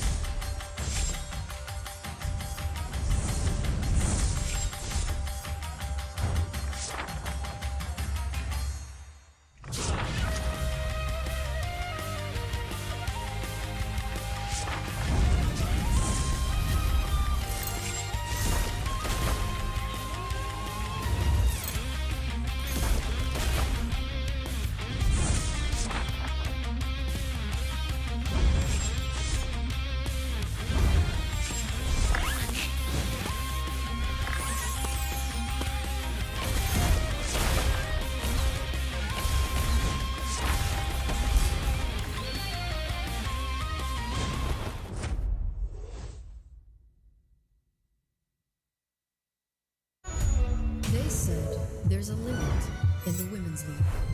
In MWI, we say, limit? Watch us bounce. From the MWI queens everyone knows, to the stars who came out from nowhere, to the ultimate champions. Now, MWI is expanding greater than ever. Turkey, EECA, Africa, Mongolia, and beyond. We're stretching the map wider. MWI, where dreams get louder. This isn't just a tournament. It's your passport to the world stage. A spotlight for women in the EWC.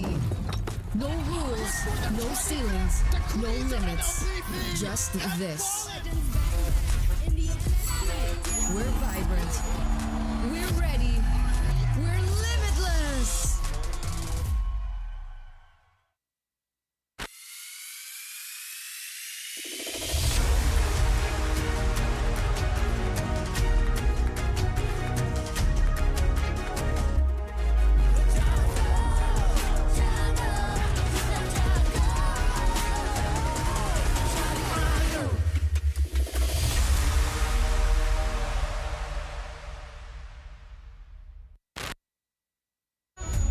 They said there's a limit in the Women's League. In MWI, we say limit. Watch us bounce. From the MWI queens everyone knows, to the stars who came out from nowhere, to the ultimate champions. Now, MWI is expanding greater than ever. Turkey, EECA, Africa, Mongolia, and beyond. We're stretching the map wider. MWI, where dreams get louder. This isn't just a tournament. It's your passport to the world stage. A spotlight for women in the EWC.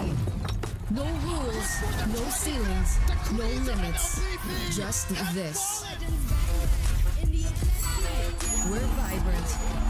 We're ready. We're limitless. Hello guys, so for today I'm going to rate MPL one more. Hello guys, so for today I'm going to rate top goal laners from MPL MY. So first is Kuzey, because I think he's the one who's carrying their team and he's being consistent on his role. Usai saya letak dekat B ya, B. So ada Mel QT, saya letak S. Biasa-biasa S. Because they're just a new team but their gameplay is kinda great, so I think S. So kita ada Lolial, saya letak C.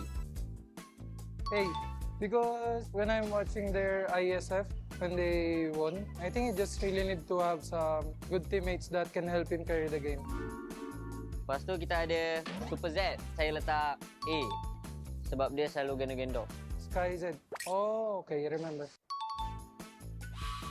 Because he got savage, that's why I put him at S+. Ada Innocent, the one and only, letak atas ni. Innocent kita letak dekat sini lah, so dia God, kita letak dia S. Me? F. Getting carried by teammates. Lepas tu ada Trap.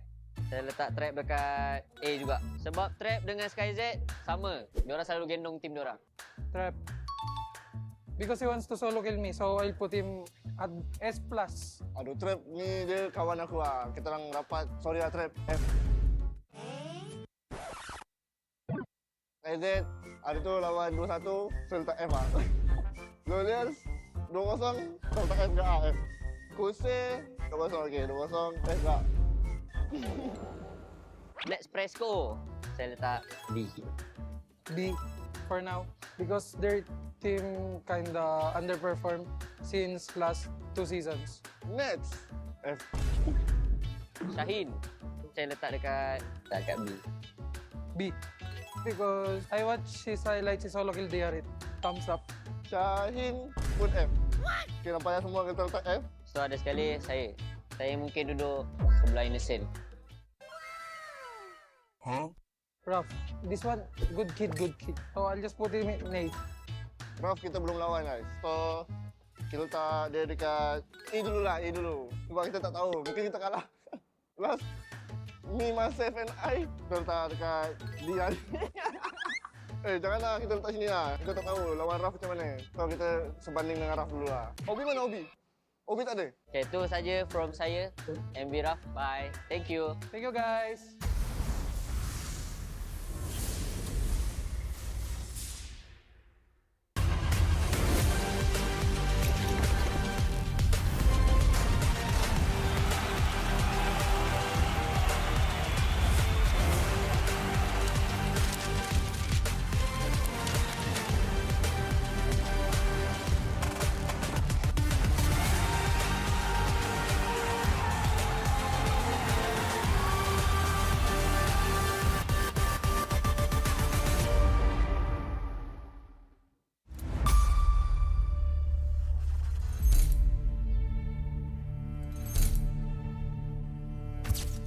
Kami dekat regular ni selalu menang 2-1 dan kalah pun 2-1, dan boleh jadi kat playoff ni kami boleh menang 3-1, boleh menang 3-2. So lebih banyak match, saya rasa tim kami lebih kuat.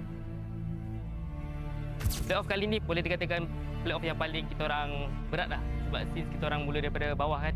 So kali ni kita try daripada bawah, sebab kita dah try daripada atas, kita gagal. So kali ni kita try daripada bawah pula.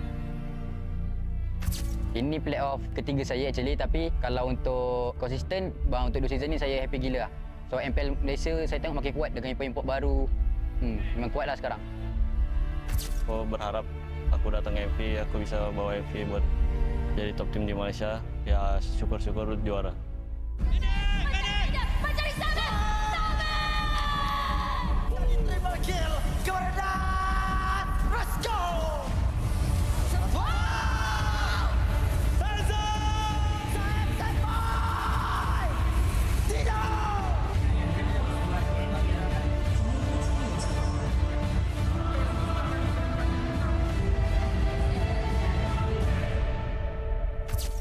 Untuk playoff ni kami memang betul-betul all out sebab season ni adalah season Esports World Cup and saya rasa semua tim pun memang target untuk capai target tu and kami pun tak akan buang-buang masa lah, kami akan betul-betul all out dalam 1 bulan ni.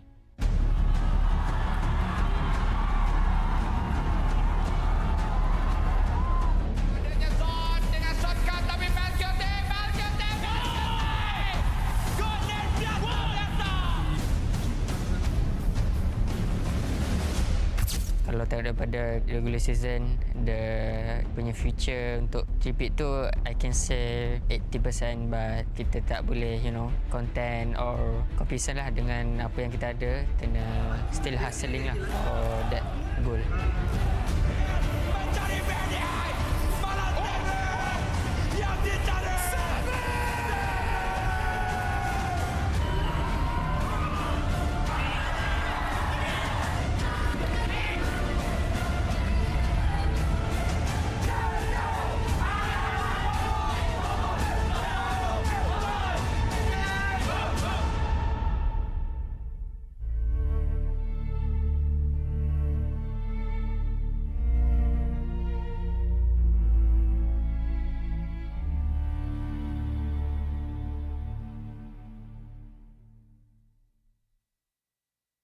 Hello guys, saya AERO 44 and hari ni saya nak rate siapa jangga paling padu kat MPL MY season ni. First, kita ada RRQ Hazel atau dia kena kali AERO Hazel sekarang. Dia solo kill saya banyak kali, so macam seram dengan dia ni. So saya kena letak sini kot. So Hazel is the king of jungle right now. So I will put this. Hazel sini kot. Power. Next ada Emal, tengah-tengah A, B, C. Mungkin saya tak C kot. Jahat lah. Dia nombor 2. Tak boleh lah. Biar B. Emal, I think A. Emal ni padu juga. Maybe A kot. Match, saya dah lawan ke? Oh, dah. Saya tak D lah. Reason, tak payah cakap. Match ni rasa kurang bila saya lawan dia. C lah. Oh, Kimin. Uish, dia dah house. Saya boleh letak C kot. Kimin ni juga dia bagi impact kat team DXO lah. So, maybe A lah. Uish, siapa ni? Oh, tak kenal ni. Ni out of data. So, saya tak tahu. Saya letak bawah. Guys, dah ada S. Final boss. Sky sini lah. Uish, Team Ray. Saya tak A. Lazir, C. Lazir. Sini kot. Sekarang kita ada Chibi, The Goat. So, The Goat kita akan letak S. Dua ni Goat kan? B ke A ya? B lah. My idol. Alamak, ada Goat yang kedua. Ketiga. Kita letak A lah. AERO, C lah. AERO 44. Sini lah. Weh, ada Prime Zahid juga. Respect sikit lah. Zahid, B lah. Zahid ni power juga. S. Weh, GB. Saya geram dengan dia. Tak apa. JB D lah. JB A lah. Ronaldo guys. King of Fanny. I think he's the good lah. Boleh tukar-tukar sikit tak?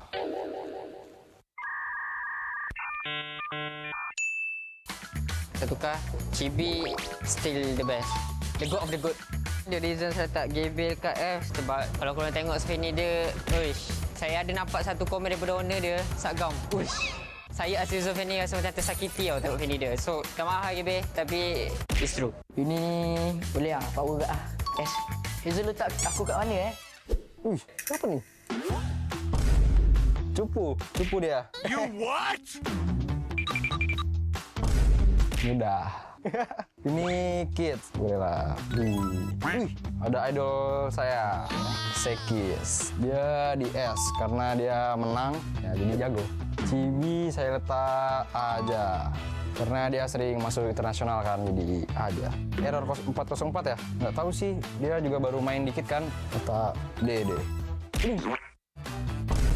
Yang kalah kita letak bawah aja. Iqmal belum pernah lawan, tapi kayaknya jago. Derby. Prime Season 9. Jago nih, jago. C aja. You what? God Funny. Yes. Lalu ada apa? Kimin. Karena dia menang lawan kita orang, kita letak A aja. A. Oke guys, ini rating dari gua. Jangan lupa buat nonton terus MPL MY dan juga dukung AERO. Yes, thank you. Goodbye.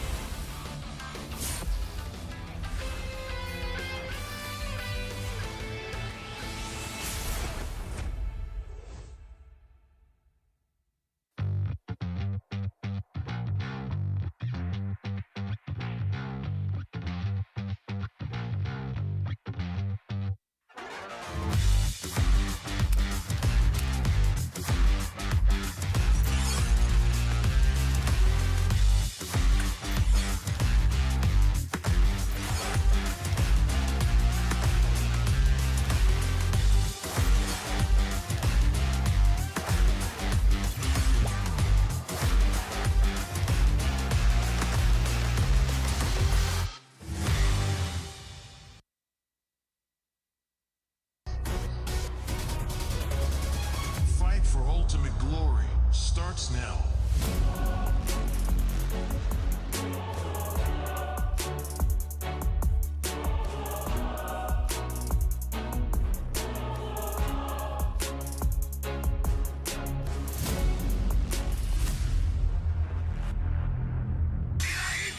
Mobile Legend M6 Swiss Watch.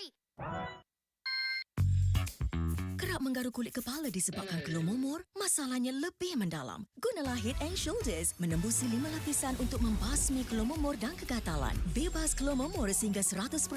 Head and Shoulders diuji secara dermatologi. Minna! Utsumaki Naruto ga kaette kita zo!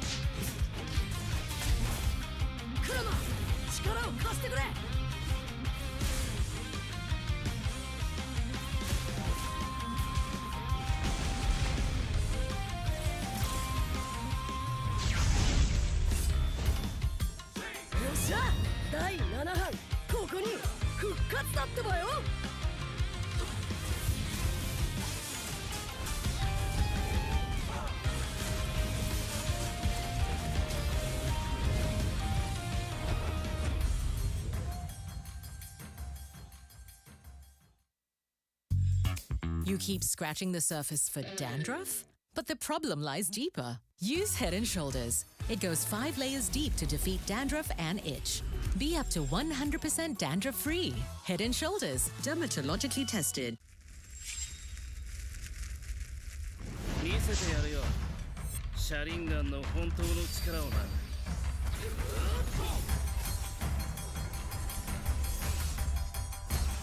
力が湧いてくる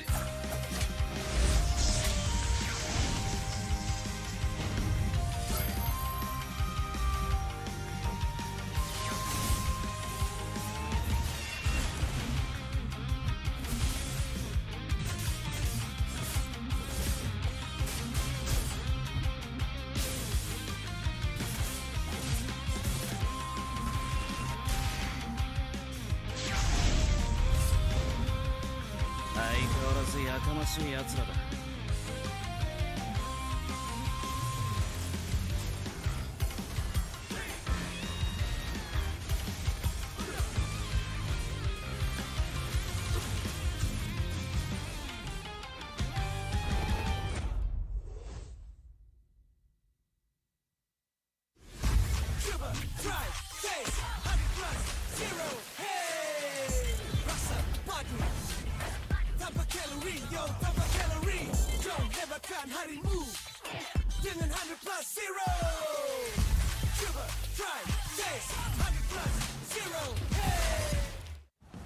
Jiwa perwira setinggi semangat gagah sang harimau. Medan bertarung walau di mana, kita berdiri sama perkasa. Biar lawangan kita bergema satu dunia. Perwira dan pertiwi, bangkitlah dan terus berjuang. Marilah kita bersorak, harapan pasti ada. Ayo Tim Mas, kita mara bersama. Kita semua Tim Mas.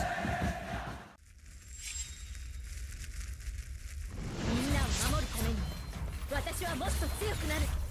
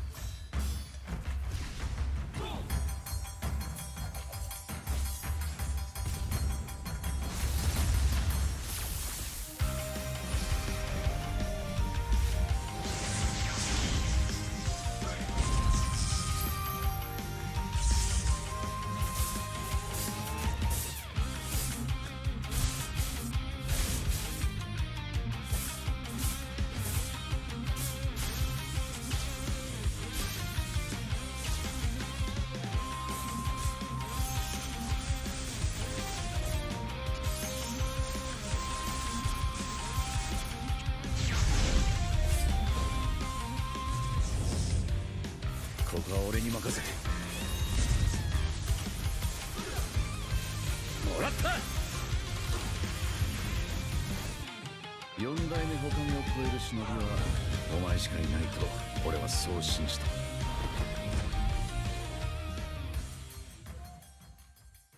Ini 5 sebab 5 sebab kenapa korang kena datang tengok MPL MY di Stadium Juara. Pertama, korang dapat tengok kita orang main dan tim MPL lain main secara langsung. Kedua, boleh jumpa player depan-depan. Bruh. Yang ketiga, sebab ada booth Vamos. Keempat, tiket murah, RM10 je. Last sekali, yang penting sebab ada saya lah. Jom datang Stadium Juara setiap minggu untuk tonton semua tim MPL MY bertanding. And paling penting, jangan lupa beli tiket guys kat Ticket to You atau tekan link di bio. Jangan lupa follow MPL MY.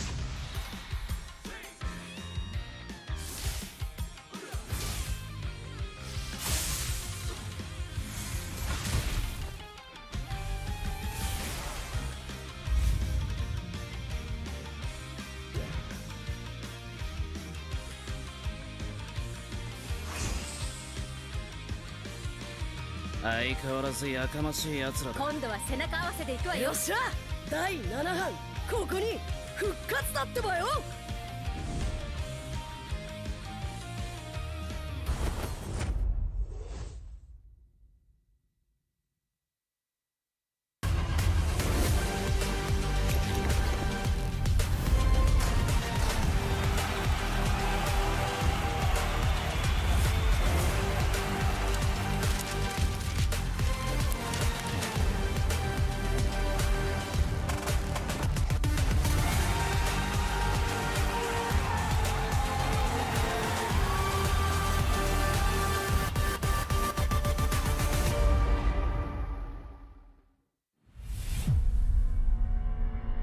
Trofi MPL Malaysia, dia adalah simbol untuk tunjuk kejayaan satu pasukan.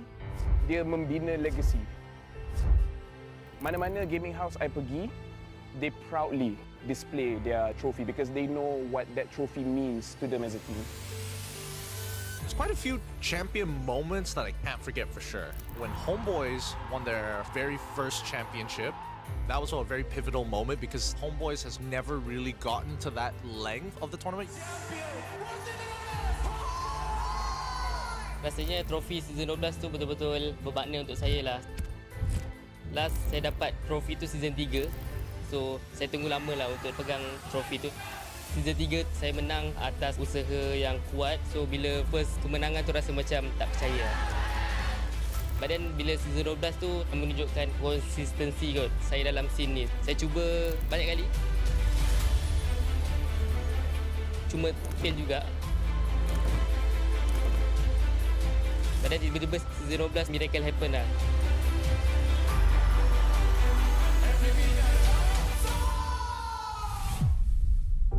Season yang saya tak boleh lupakan is season 9 sebab itu first time saya champion. Dan saya dapat MVP pada season tu lah. Masa Grand Final season 9, saya ada teman Momo sebab dia gunakan sniper. Tapi sekarang saya baru sedar yang kita orang dua tak communicate dan saya pun nervous jugalah. So yeah, sorry Momo. SRG did it so handedly as well. Haven't had like champions who've dominated that hard in quite some time. Time season 13 bermula, Maria from WTM datang interview saya dekat sekolah saya and saya ada cakap saya boleh kalahkan Chibi or be better than him, then it's just come true lah what I said.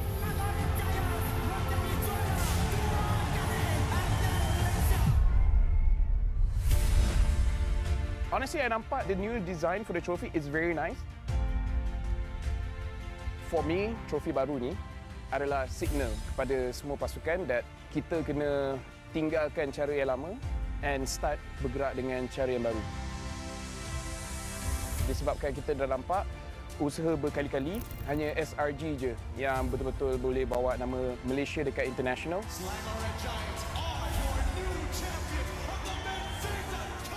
So pastikan you come very prepared. Hopefully dengan trofi baru kita pun akan nampak banyak player baru ataupun organisation baru yang boleh step up and wakil Malaysia dekat international.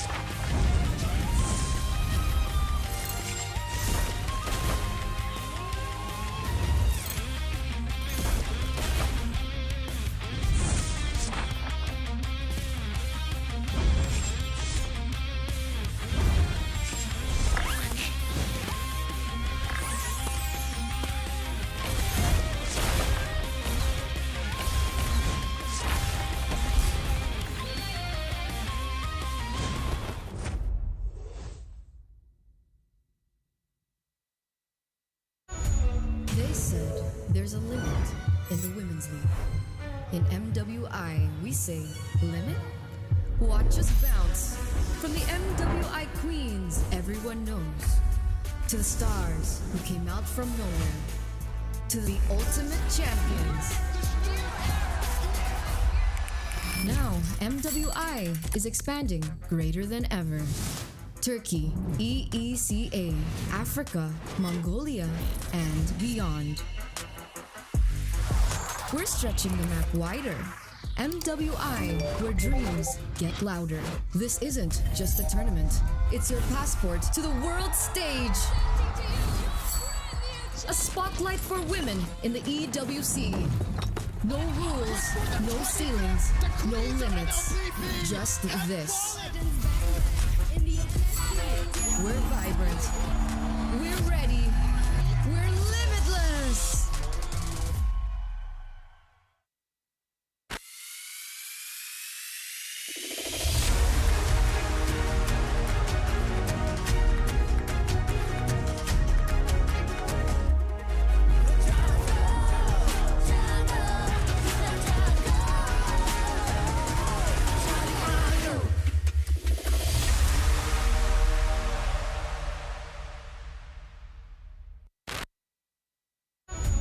They said there's a limit in the women's league.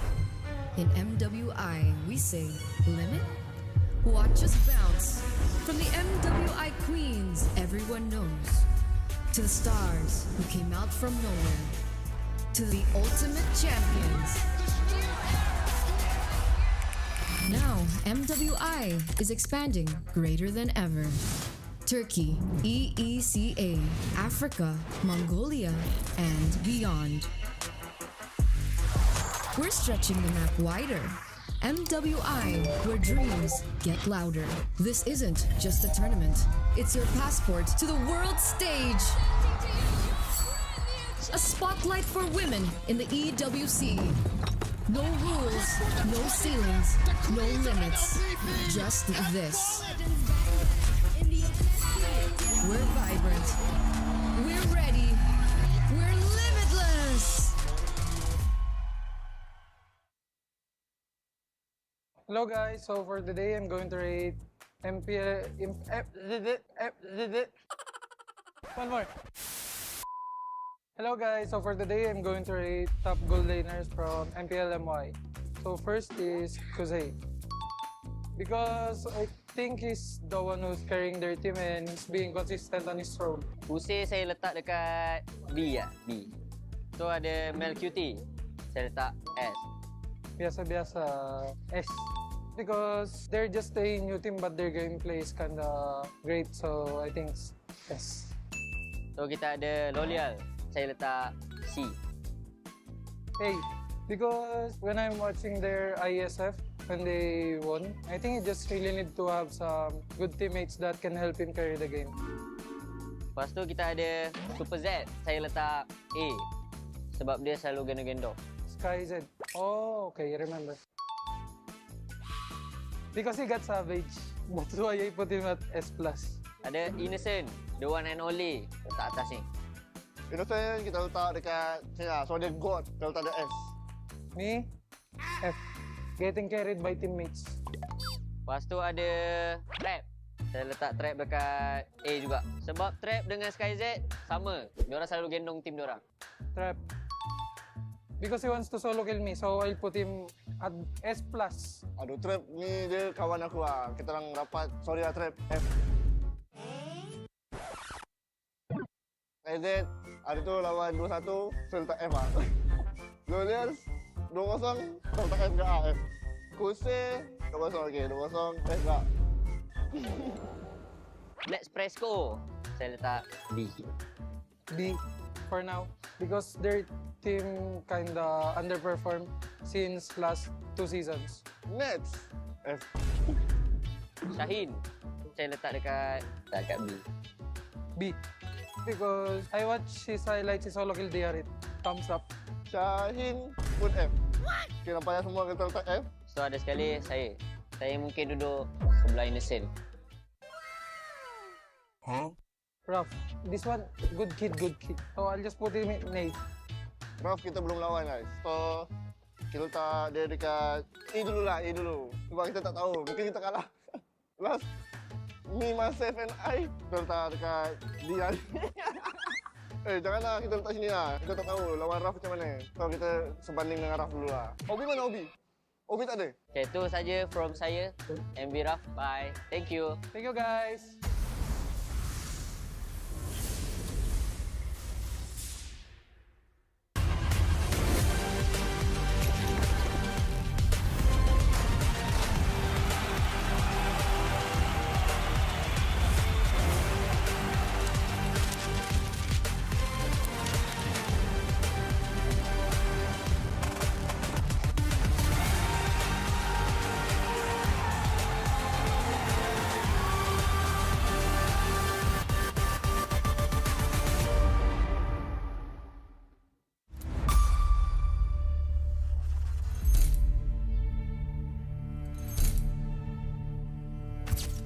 Kami dekat regular ni selalu menang 2-1 dan kalah pun 2-1, dan boleh jadi kat playoff ni kami boleh menang 3-1, boleh menang 3-2. So lebih banyak match saya rasa tim kami lebih kuat. Playoff kali ni boleh dikatakan playoff yang paling kita orang berat lah. Sebab since kita orang mula daripada bawah kan. So kali ni kita try daripada bawah. Sebab kita dah try daripada atas, kita gagal. So kali ni kita try daripada bawah pula. Ini playoff ketiga saya actually, tapi kalau untuk konsisten, bang, untuk 2 season ni saya happy gila lah. So MPL Malaysia saya tengok makin kuat dengan import baru. Memang kuat lah sekarang. Aku berharap aku datang MV, aku bisa bawa MV buat jadi top team di Malaysia. Ya syukur-syukur juara. Mencari sana! Triple kill, Jordan! Let's go!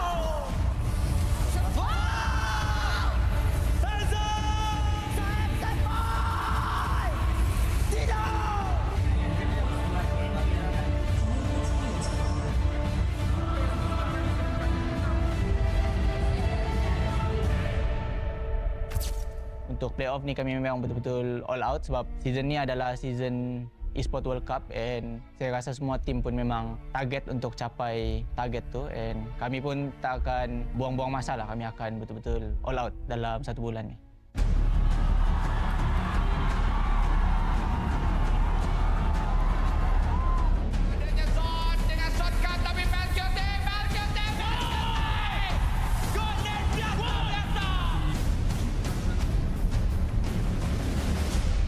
Kalau tengok daripada regular season, punya future untuk repeat tu I can say 80%, but kita tak boleh content or complacent lah dengan apa yang kita ada. Kena still hustling lah for that goal.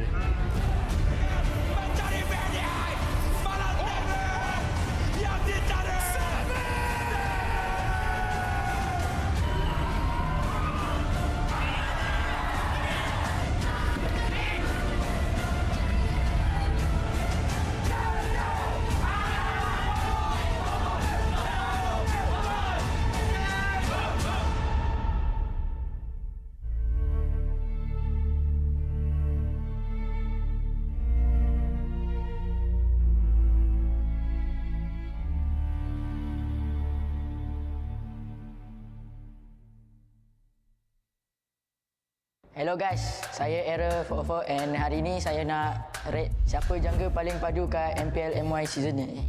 First, kita ada AERO Hazel atau dia kena AERO Hazel sekarang. Dia solo kill saya yang early, so macam seram dengan dia ni. So saya kena letak sini kot. So Hazel is the king of jungle right now. So how we put this? Hazel sini kot. Tahu. Next ada Emal, tengah-tengah A, B, C. Mungkin saya tak C kot. Jahat lah. Dia nombor 2. Tak boleh lah. Biar B. Emal, I think A. Emal ni padu juga. Maybe A kot. Match, saya dah lawan ke? Oh, dah. Saya tak D lah. Reason, tak payah cakap. Match ni rasa kurang bila saya lawan dia. C lah. Oh, Kimin. Uish, dia dah house. Saya boleh letak C kot. Kimin ni juga dia bagi impact kat team DXO lah. So, maybe A lah. Uish, siapa ni? Oh. Tak kenal ni. Ni out of data. So, saya tak tahu. Saya letak bawah. Guys, ada S. Final boss. Sky sini lah. Uish, Team Ray. Saya tak A. Lazir, C. Lazir. Sini kot. Sekarang kita ada Chibi, The Goat. So, The Goat kita akan letak S. Dua ni Goat kan? B ke A lah? B lah. My idol. Alamak, ada Goat yang kedua. Ketiga. Kita letak A lah. AERO, C lah. AERO 44. Sini lah. Weh, ada Prime Zahid juga. Respect sikit lah. Zahid, B lah. Zahid. Zahid ni power juga. S. Weh, GB. Saya geram dengan dia. Tak apa. JB D lah. JB A lah. Ronaldo guys. King of Fanny. I think he's the goat lah. Boleh tukar-tukar sikit tak?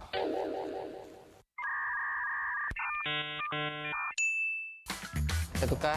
Chibi still the best. The goat of the goat. The reason saya tak Gabriel kat F sebab kalau korang tengok Fanny dia, uish, saya ada nampak satu komen daripada owner dia, Sagam. Uish. Saya as user Fanny rasa macam tersakiti tau tengok Fanny dia. So, tak mahal GB, tapi it's true. Ini boleh lah, power kat lah. S. Hazel letak aku kat mana Uish, apa ni? Cupu dia. You what? Mudah. Ini kids, boleh lah. Ada idol saya, Sekis. Dia di S karena dia menang, ya jadi jago. Cibi saya letak A aja. Karena dia sering masuk internasional kan, jadi A aja. Error 404 ya? Nggak tahu sih, dia juga baru main dikit kan. Letak D. Yang kalah kita letak bawah aja. Iqmal belum pernah lawan, tapi kayaknya jago. Derby. Prime Season 9. Jago nih, jago. C aja. You what? God Funny. Yes. Lalu ada apa? Kimin. Karena dia menang lawan kita orang, kita letak A aja. A. Oke guys, ini rating dari gua. Jangan lupa buat nonton terus MPL MY dan juga dukung AERO. Yes, thank you. Goodbye.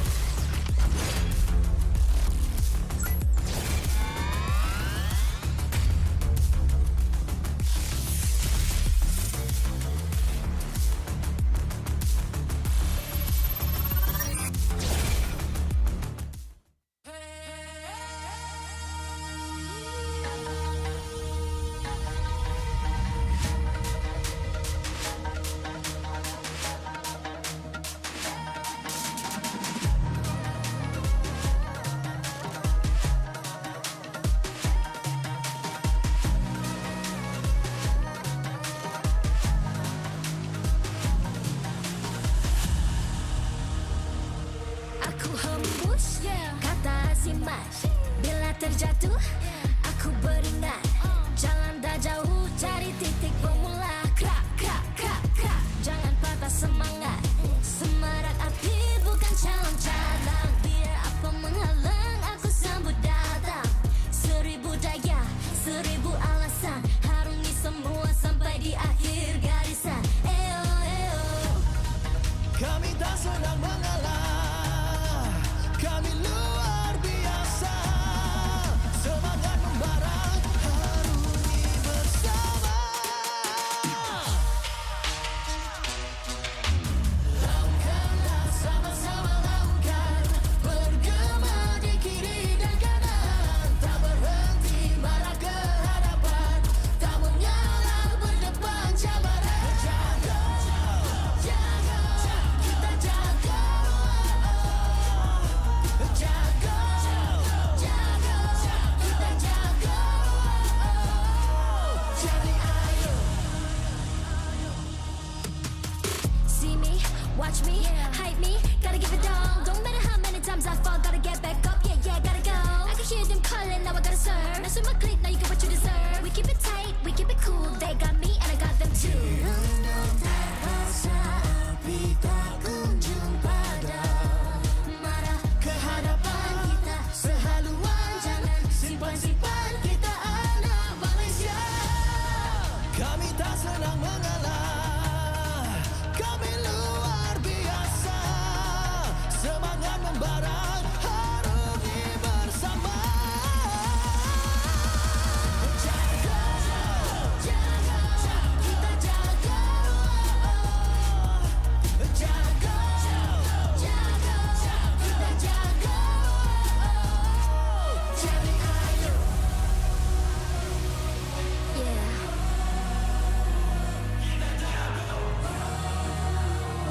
Are you ready?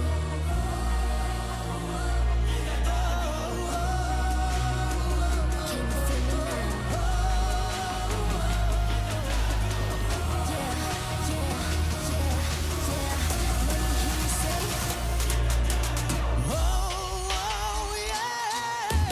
Laungkanlah sama-sama laungkan.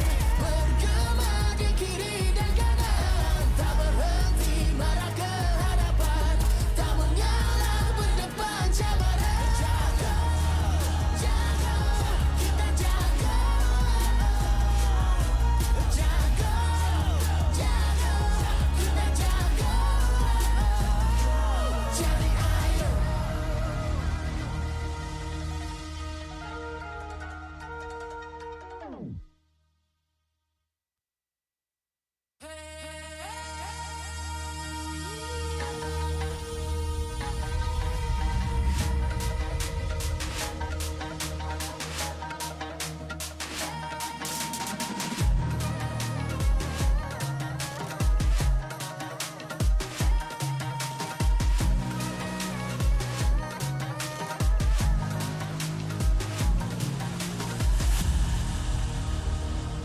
Aku hembus kata si mas. Bila terjatuh aku beringat. Jalan dah jauh cari titik bermula. Krak, krak, krak, krak. Jangan patah semangat. Semarak api bukan calon cadang. Biar apa menghalang aku sambut datang. 1000 daya, 1000 alasan. Harungi semua sampai di akhir garisan. Eo, eo. Kami tak senang mengalah. Kami luar biasa.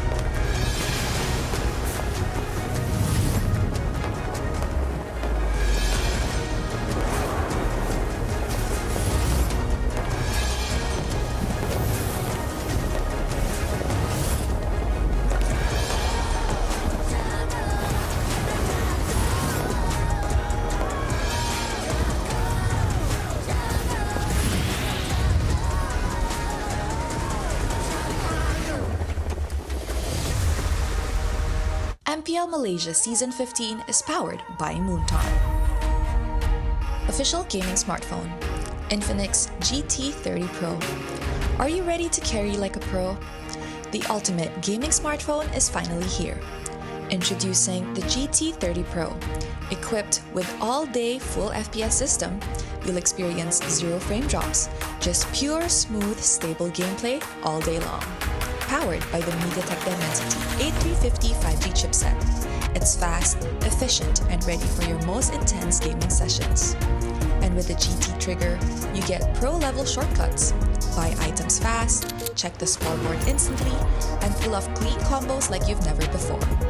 Get yours now, because every purchase comes with a free mag charge cooler and mag case, while stocks last.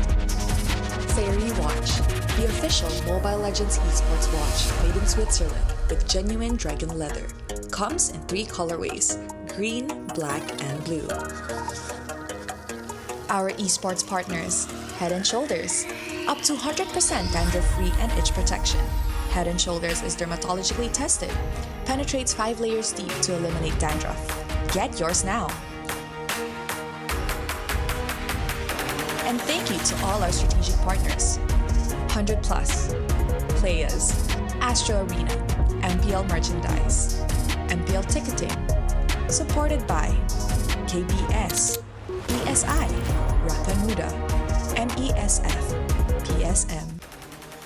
Peace be upon everyone. Good evening and welcome to MPL Malaysia Season 15 Playoff Phase number 1, Day number 2, where we get to see who will make it to the upper bracket finals and of course, the first ticket to MSC from the Malaysia representative. My name is Adin and together with me we have Sadafa, who's going to be accompanying you guys throughout the day for this upcoming match. And it is going to be yet another exciting match, hopefully, here at the MPL Malaysia Season 15 playoffs.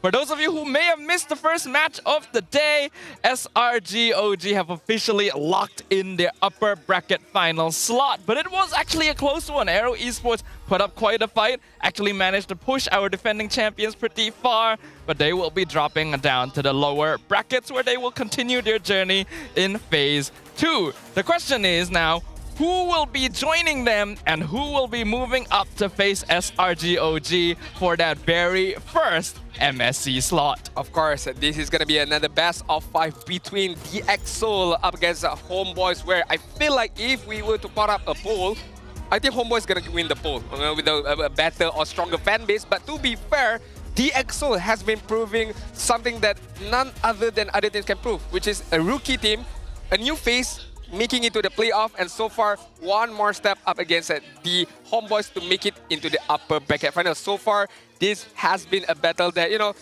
made me scratch my head a little bit, you know, a bit of jitters, a bit of jitters, a bit of dandruff as well. Got some itching in your head. Itching in I feel then like I got a product for you, what sir. Would that be? That would be our official shampoo partner, Head & Shoulders, because they provide up to 100% dandruff-free and itch protection. It is already dermatologically tested to go 5 layers deep to defeat dandruff and itch. So to make sure your dandruff and itch is all wiped out and you're able to play to your maximum potential in the land of Dawn, make sure to grab yourself some Head & Shoulders. Thank you so much to Head & Shoulders to keep us clean, fresh, and focused on the next game. A new team versus a new legacy. Who will be facing SRG? That will be the headline for this upcoming match. HomeBois or a new faces of DXO. So far, are you impressed with DXO's run so far in terms of MPL Season 15? I am more than impressed, if anything. Like, I actually really like DXO. This is a team that doesn't matter what the odds are, doesn't matter what the chances everyone says are, they are going to push through and they are going to play at 100%. I think a lot of people were wondering whether or not they would actually be able to take out Monster Vicious, and they did so, but in a way no one would have expected in a 3-0 clean sweep, breaking their 2-1 curse from the regular season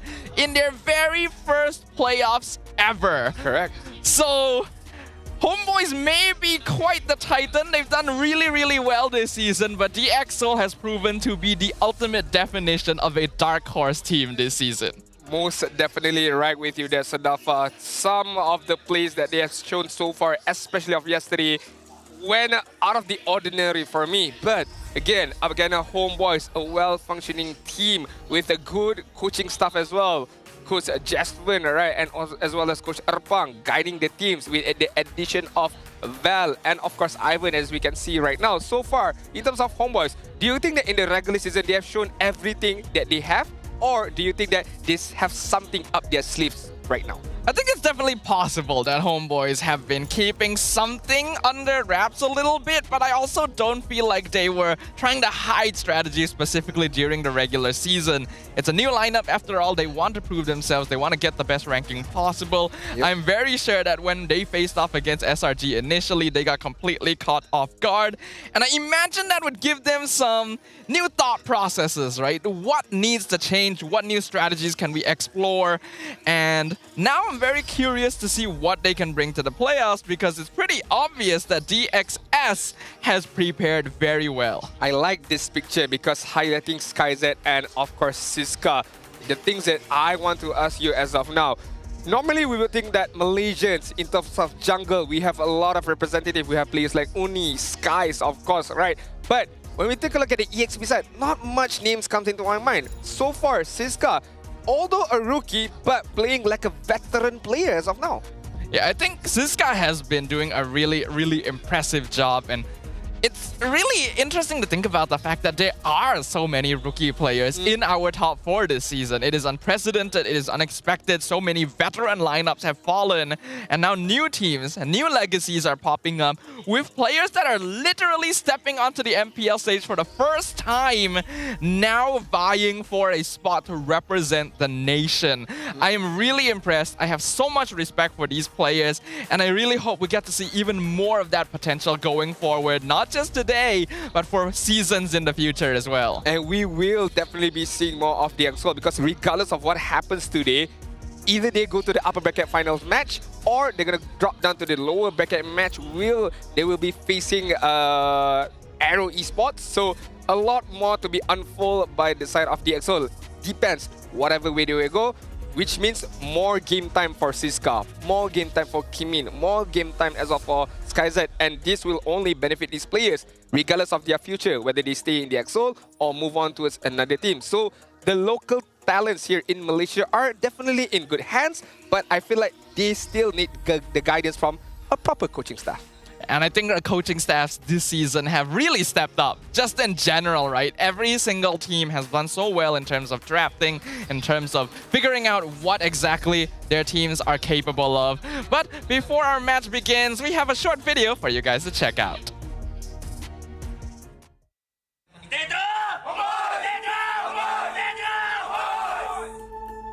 Aku yang binakan roster HomeBois dengan Bang Abe, dengan Bang Botak sekali.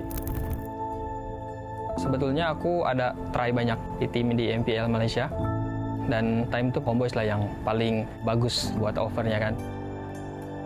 Cumanya waktu itu yang udah fix Izanami aja. So dari situ aku dengan Bang Abe hari-hari kita try out player. Terus yang kedua fix itu 2 EVOS, Veldora dengan Ivan, lalu Imal, yang terakhir Mel Kitty. Saya pun season 11 rookie. After that, season 12, delegate, terkeluar dari MPL. And then, saya macam hilang dari scene MPL. It's EVOS Legend! Dari awal aku kan di EVOS kan awal. Terus aku langsung diganti ya. Terus di HomeBois, aku kan lihat trial potensial timnya, jadi aku try HomeBois. Yang gue tahu tuh, CSP masih bikin jadi analis dulu. Kebetulan Erpang tuh trial di kita juga. Pas kita lihat Erpang, wah ini kayaknya oke lah, worth to try lah. To talk about it even more, we got 3 imports on one team that is currently undefeated in MPL Malaysia. 3 total. One of them, our boy Erpang, Veldora, and Van Strong. The 2 EVOS rejects, the 2 EVOS failures that have never really performed well on EVOS, but now are finding a lot of success on another team. Kalau pendapat tentang statementnya Mirko, menurut aku mungkin terlalu jahat ya, bahasanya buangan ya. Di MPL Indo mungkin kita tak dapat banyak kesempatan, tapi sebab MPL Malaysia dan sebab HomeBois, akhirnya alhamdulillah aku, Erpang, dengan Vel, dengan Van Strong boleh buktikan lah. Aku tak expect kita sampai sini, kita semua dibuangan semua rasanya. Aku, Veldora juga, Erpang juga, Jesven, Mel juga kan. Terus sebelumnya Izanami mah Emal juga, maksudnya recordnya juga nggak sebagus lah itulah. Kita banyak yang dibuang-buang lah. Kita juga realize lah ya, anjir kita semua hampir buangan semua. Cukup jujur, gue nggak expect sampai di titik ini. Ya semoga kita konsisten aja.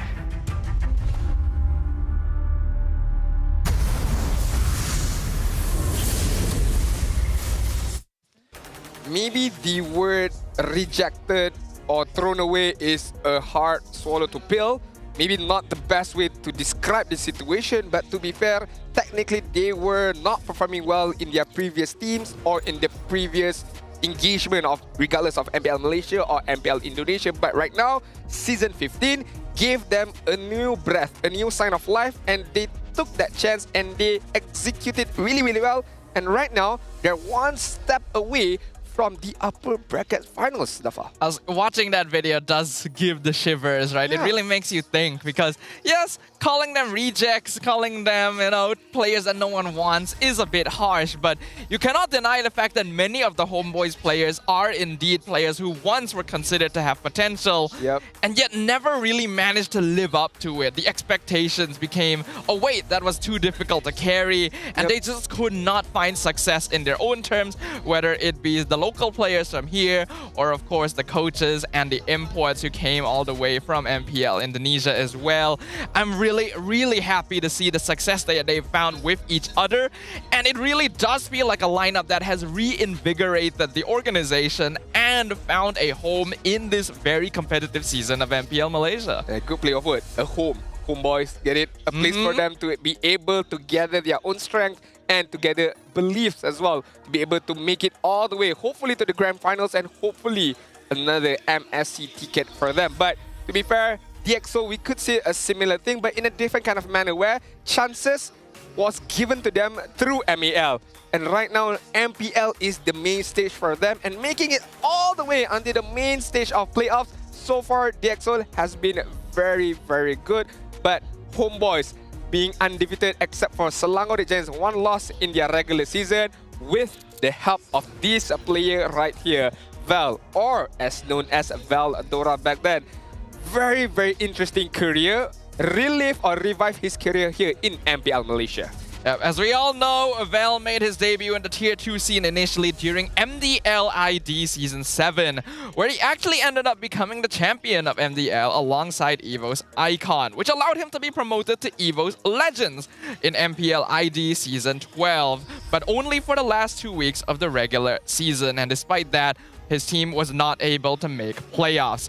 He was eventually dropped back to EVO's Icon for MDL ID Season 8, but he only played during the first 7 weeks. And he reappeared in MPL ID once again in Season 13 with EVO's Glory, but parted ways only after 2 weeks following a series of challenging results. He was then loaned to Geekfam during Season 14, where he and the team were able to secure a pretty solid 4th place finish. This is a player that has had much experience in many different teams, and now in MPL Malaysia with HomeBois, he has made strong strides, with the team only dropping 1 defeat towards the whole regular season.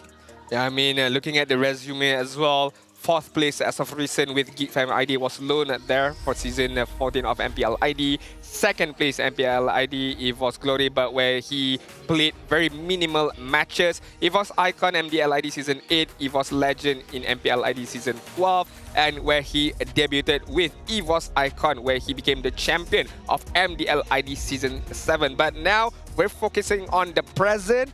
He is in the playoffs.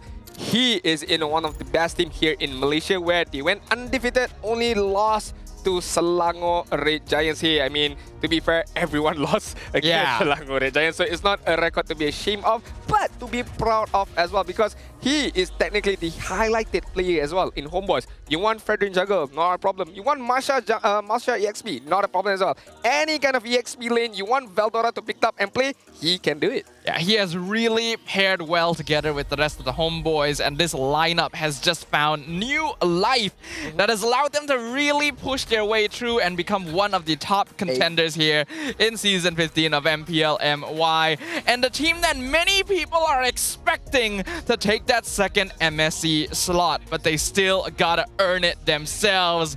Let's kick things off with the HomeBois. We've got Mel QT, Ivan, Izanami, Amal, and Vel. If it's not broken, why fix it? If it's a bit difficult, you improve that lineup. This is what the HomeBois did with the coaching staff of Erpang as well as Jasmine as well. Izanami, Amal is going to be a very crucial mid duo as well to control the map, to be able to win all of those little scrimmages alongside with Ivan. And of course, the ordinary marksman Mel QT is going to have a very, very tough match, I would say, up against SkyZ later on. But it all depends on whoever gets the first pick and what kind of heroes is going to be given to these players. This is an aggressive lineup. They love their combo synergies and the communications are clean.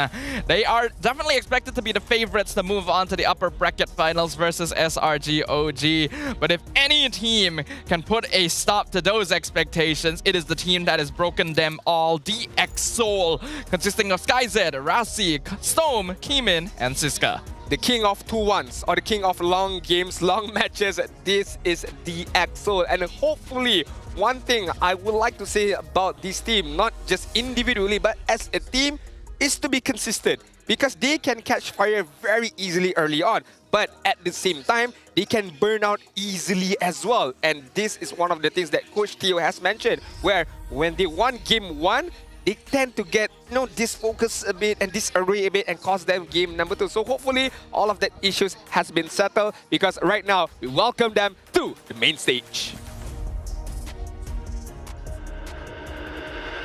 With only one loss in 9 matches this season, a phenomenal resurgence after the downfall of the previous season. On a mission to bring their name back to the international stage, can they carry this winning momentum to the next level? Ladies and gentlemen, give it up for HomeBois!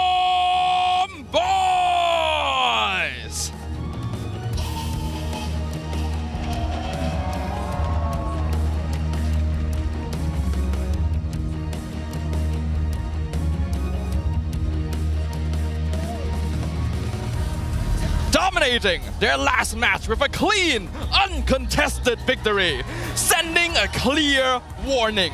They're here to challenge the throne. Will HomeBois be their next victim today? Please welcome DX Soul!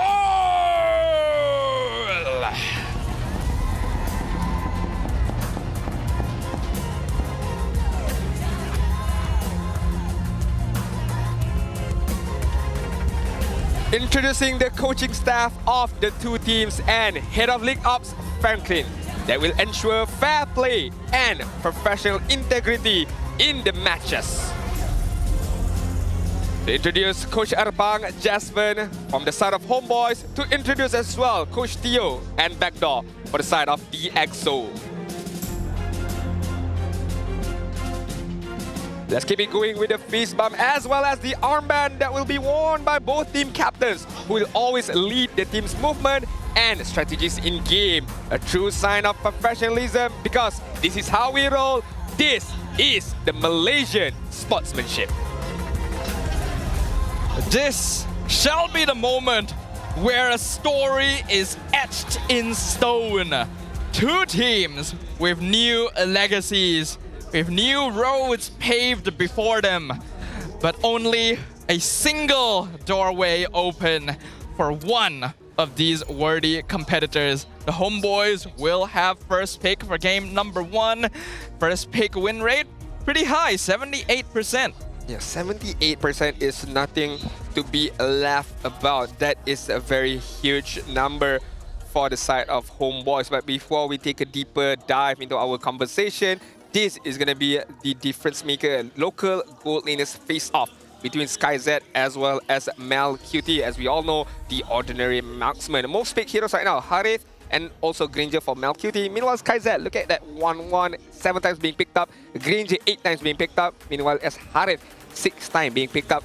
Do understand all of these stats is because of DxSoul did more games in comparison to HomeBois, because again 2-1 and also 2-0 will also be the difference maker. But other than that, it's quite similar. Look at KDA, average goal per minute, average damage per minute. To be fair, that's quite a high number for Malcuti, 3.8 in comparison to 3.1. Average kills per game, and of course total kills will be in the hands of SkyZ.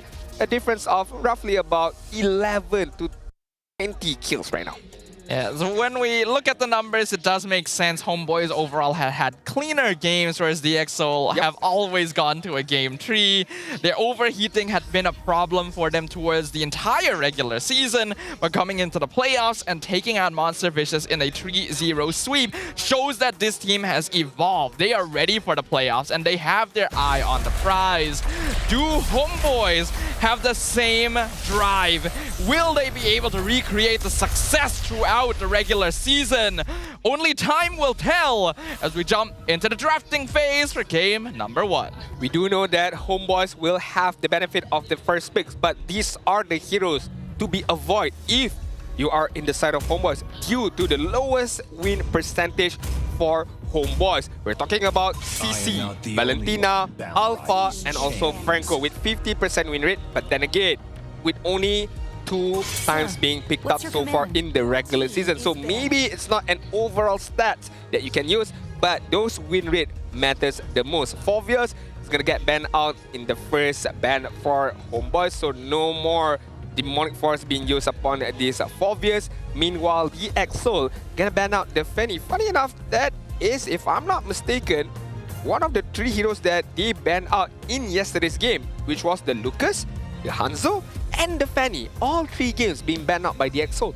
Well, that was specifically because they were up against Monster Vicious, right? Very specific pocket bans versus Uni, which ended up working out quite well for them. I don't think DxSoul will be able to use the same sort of strategy this time, though, because every single player on the side of HomeBois is a viable threat, and their hero pools are all pretty deep. So you gotta attack the playstyle in general here. If we look at the tendencies of both these teams, I would think that HomeBois is a little bit more of an aggressive team towards the early to mid game, but when we get into the late game, especially the ultra late game, that is where HomeBois needs to be the most wary. That is where DxSoul becomes their scariest, because you just somehow can't end the game against this team. I agree.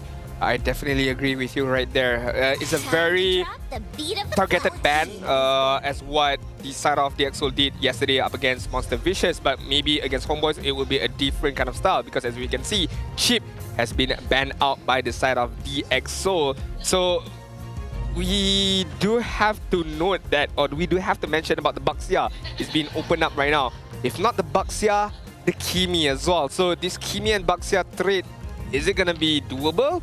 Or are DxSoul gonna ban out at least the Baxia and maybe, just maybe, HomeBois?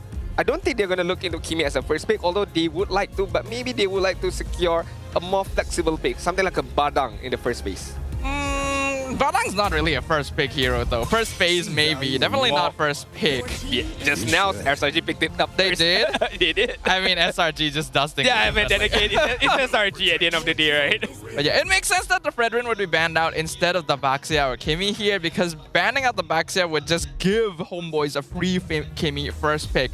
It still ends up being a bit of an issue here though, because HomeBois gets to lock in this Baxia first. And I feel like it's really interesting to look at the evolution of Baxia in the meta, where initially it was used as kind of a gambit to counter Kimi, but players started realizing, actually, this hero is really good, and decided that they can actually prioritize him regardless of Kimi's presence. Yeah, I mean, it's funny enough, even with a Baxia, DxSoul still opt to go for Kimi, and with the Badang as well, but again, we're not too sure where this Badang is gonna go.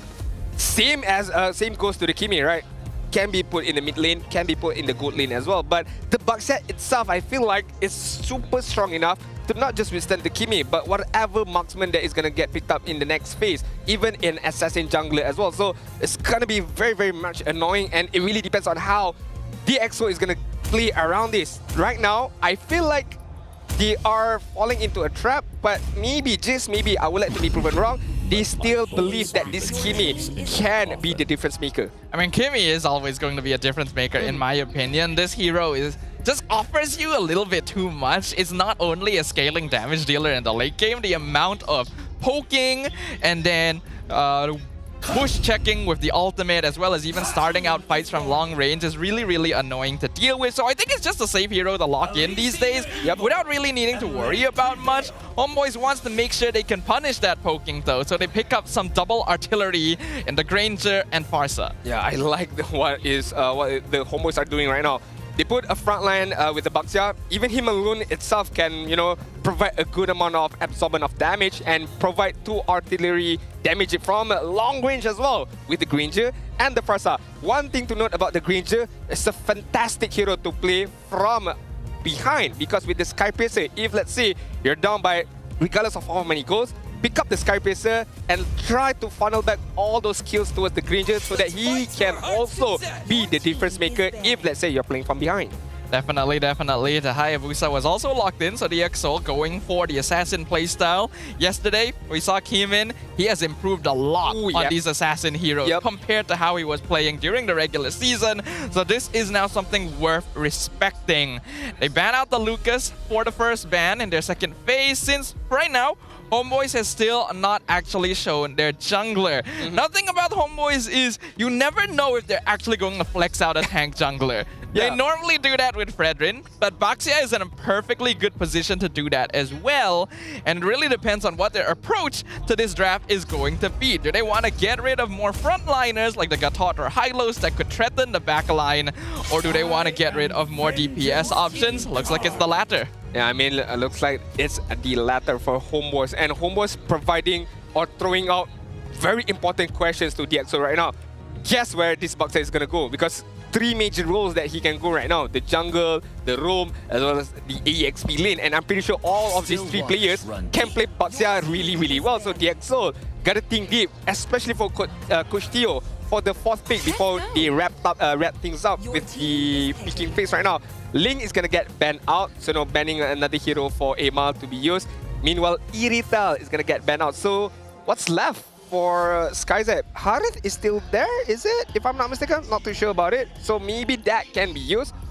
Or they put Kimi on the goal side and they pick up a different mid laner, Azushin. I still feel like Kimi mid lane is always going to be the best choice. If we're looking at comfort, then yes, Hardif is there, but there is also SkyZ's signature 1-1, right? Oh, yep. It hasn't been banned out just yet. Looks like they go for the safer option, since there's not a lot of good heroes for a crossbow of tank to be set up on right now on the HomeBois side. But now HomeBois gets to actually finish off their composition. Where does this Baxia go? I still like the Hylos picked up. I still like the Gatot pick up, and then you can put your Baxia in the jungle. But would that mean you only heavily reliant on your Farsa and your Granger to be able to do the damage dealing part? But in terms of tankiness, you're super, super tanky. But Masha! This is Baxia jungle. Alright, so Bell is going to have a field day with this Masha. Most likely going to go up against the Badang, but we shall see the last pick from Dex later on. One more pickup, Hylos. Cho could also be not bad. Yep. Depends on whether they want to play more defensive or more aggressive catch. Ooh! Matilda! Oh, Matilda good. Baxia. Oh. This is some solid early mid-game aggression coming in from HomeBois. You imagine Baxia with a good amount of health, very good defense capability or defense-based stats, with a Matilda as well, who's just gonna keep healing the Baxia and provide more mobility to the Baxia. Oh, this is gonna be very, very tough for DxO. Yeah, I really, really like this Matilda. We already know is a great hero for engaging and disengaging. You get the Baxia in, you get the Baxia out, you provide shielding. Looks like Glue going to be the final pick on the side of DXS. Honestly, both teams are pretty solid, right? I think both sides have good damage, have good bulk, but I really like this combination of Matilda Baxia from HomeBois. It has been such a long time since we've seen this. The only way, or one of the only way for DxO to go onto the back line, try to catch the Granger or try to catch the Farsa, is of course with the Hayabusa, with the Augie Shadow Kill. Secondly, maybe a Flicker Fist Crack Fist break combo by Rasi. That is one of the ways they can do, because I don't see a way of SkyZ going to the back end so much. Not to say Storm as well. Glue, maybe. Maybe. These are all possibilities, but only one true future will come to pass. Depending on how the game goes for both these teams, they are going to be able to set their first foot through the door into the upper bracket finals. Let's find out if it's going to be the HomeBois or DX Seoul who take the first victory in the Land of Dawn. Ladies and gentlemen, for those of you who just tuned in, welcome. This is match number 2, game number 1 between HomeBois up against DX Seoul to determine who's going to go to the upper bracket finals and go up against Selangor Red Giants later this evening. As we take a deeper look at the emblems and spells, is there anything that catches you off guard? Let me see. Tenacity, movement speed for Glue. Okay, Badang Tenacity. So a lot of 2 tenacities for the side of DX Seoul, expecting there is a lot of damage that they need to be able to absorb. So hence why the tenacity. Other than that, I think is set in stone right now. Tenacity makes a lot of sense for DX, and Rasi gonna be forced to flicker here. They know, based on the draft, HomeBois are gonna be the aggressors. They're the ones gonna be looking for fights a lot at a time. And DX, their goal is really just to survive it. Kimin's going in, has the Ogi Shadow kill, forces a flicker out from Izanami. Amal gonna be caught out, stunned against the wall. First blood going to Kimin. That is a very good. Oh, good shield. Good shield from Rasi himself right there to be able to escape death from Ivan in terms of the early stages. But as I mentioned early on, Kimin managed to get level 4, immediately went forward to try catch a kill on Amal, knowing that, okay, the guiding winds has been used. Amal still doesn't have the ultimate, so it's so easy for him with his friends to just bundle up and go up against the Buckstar just now. Yeah, that was actually really good timing from DX Seoul as well. They saw that Amal was level 3. Kimin was able to clear just a little bit faster since HomeBois didn't give much of a initial leash. So they used that initial Ogi Shadow kill to get a kill. And they were able to find one on the most important target. Kimin now has a level lead up. He has full control over the turtle. And there's nothing HomeBois can really do to catch up to it. Bell gonna be dropped to his last HP bar. I don't think he can escape. Yep. Oh, never mind. Guiding. Oh, grab. Siska getting pulled out really far though. Thunderclap connects. He's gonna flicker over the wall. Amal gonna try and get this glue taken down. And Siska knows it is the end. That's going to be 1 kill for HomeBois. I feel like that's a mistake by Siska, most definitely. I don't think he should have used the grab right there on top of Val, who had the guiding winds to be able to save him from that bot side. So mistakes were made, but it's still okay for the EXO. Rasi, you gotta be careful. Amal. Predator's right, gonna be pulled forward with the guiding winds. That's another potential combo with the Matilda. It's smart. To give HomeBois more zone control. Okay, sorry. Maybe I have not casted up so far. Hold on. Kimin. Okay. Maybe I have not casted enough games to notice that interaction, but that's a very cute small interaction that could be a big difference maker, because once you reposition the Pedes, right, you have longer reach, you have longer range as well at the same time to be able to catch out whoever is left. On the top side right now, I think it's even Stevens between Malcuity and SkyZ. Both of them are just respecting the distance between one and another, but right now, Amal just gotta find some way to farm up. As of now, Kimin is 1 level ahead.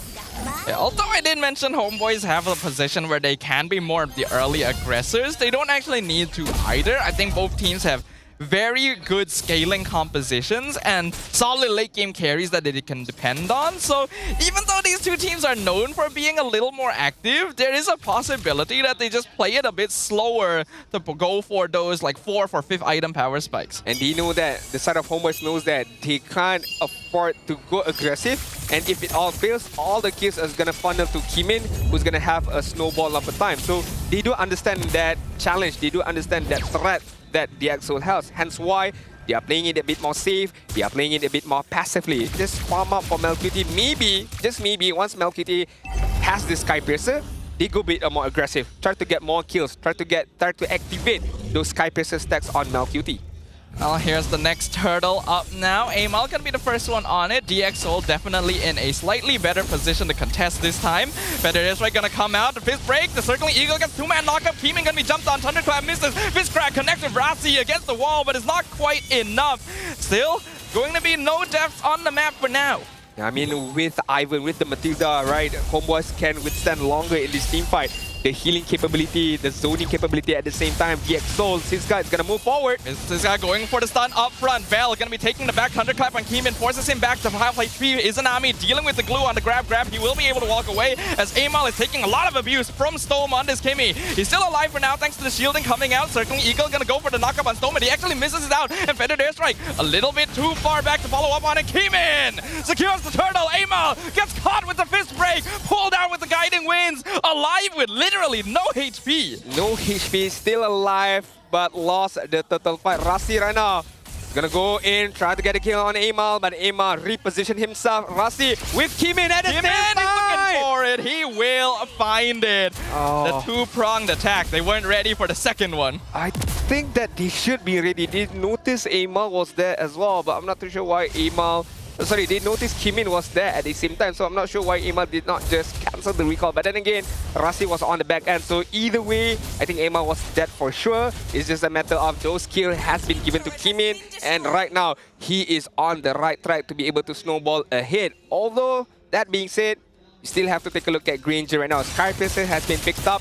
DxSoul is on the lead, is with a good lead, 2.3k gold lead, 2 kills in hand, 6-minute mark, but it all depends on how they control MelQT later on. And this is where we can continue to see a bit more development from DxSoul. How well can... Oh, the flicker! His crack! They found Izanami! Rasi! Eyeing the chance perfectly. Eyeing the chance perfectly and perfectly executed as well. That flicker combo is not easy to use, especially up against Izanami, who has the wings by wings right now. Ogi Shadow Kill not quite enough to finish off Mel thanks to the guiding winds, but Amal now the one in trouble. He's locked into the wall. DxSoul not gonna pursue. This is very tough for HomeBois right now. They need to regather back their strength. They need to regather back their focus. And maybe just priority target anybody right now. SkyZ might be the focus, but I don't think it's easy enough for you to just hit and run, because look at the positioning of Siska, look at the positioning of Kimin. They are ready to counter-engage.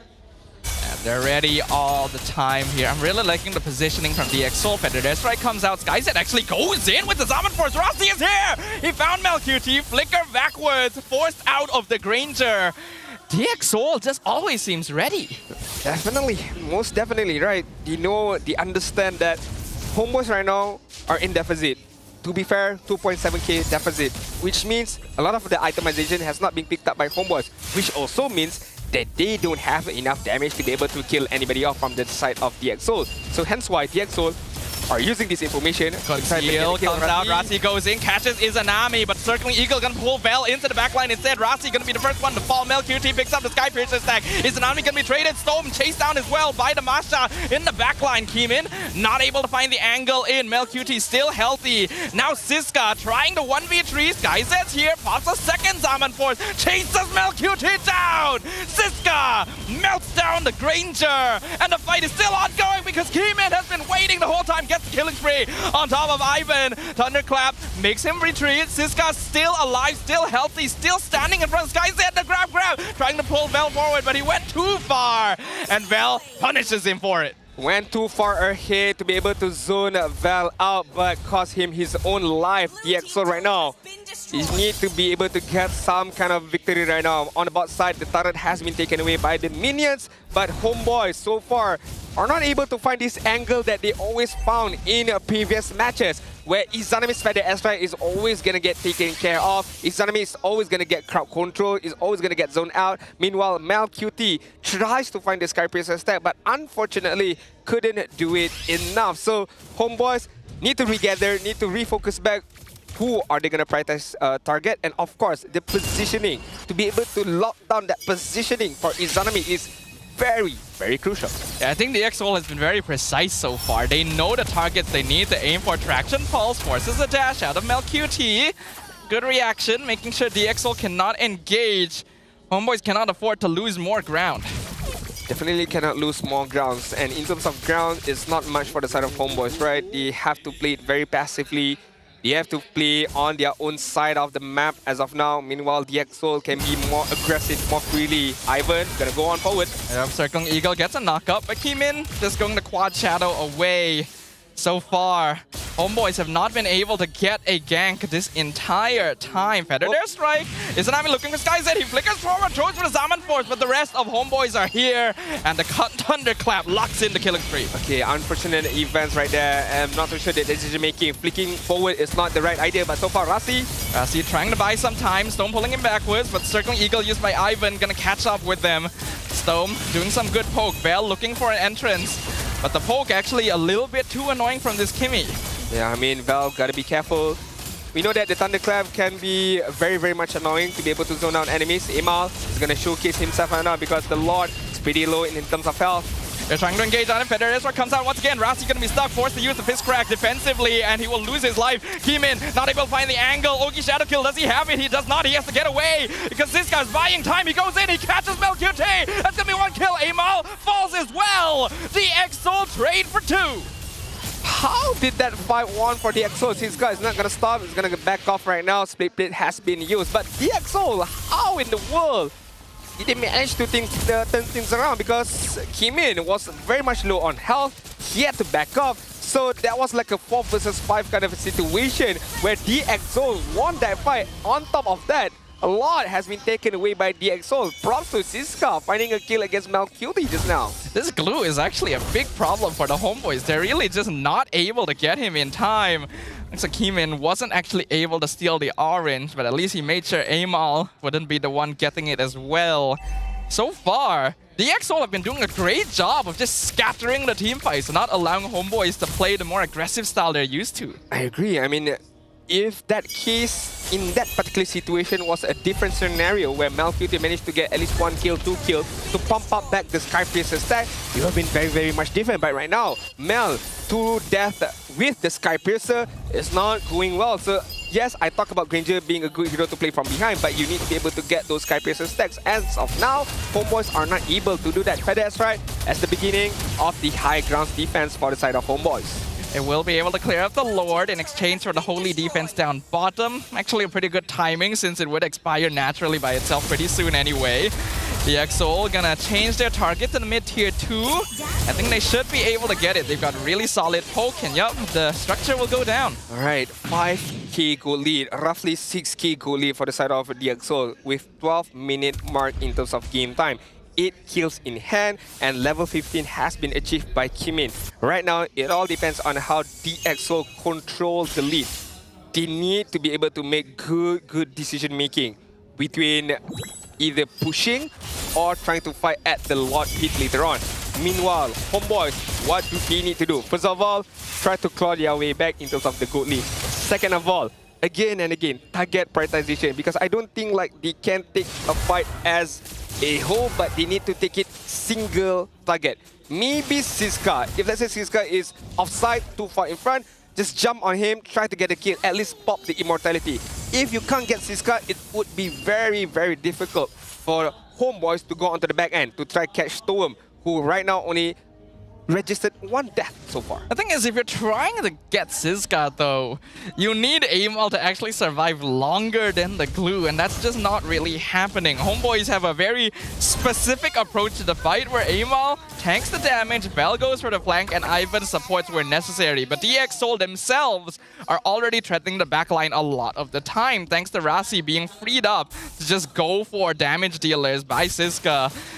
Which means that HomeBois are oftentimes having to play the defensive positioning.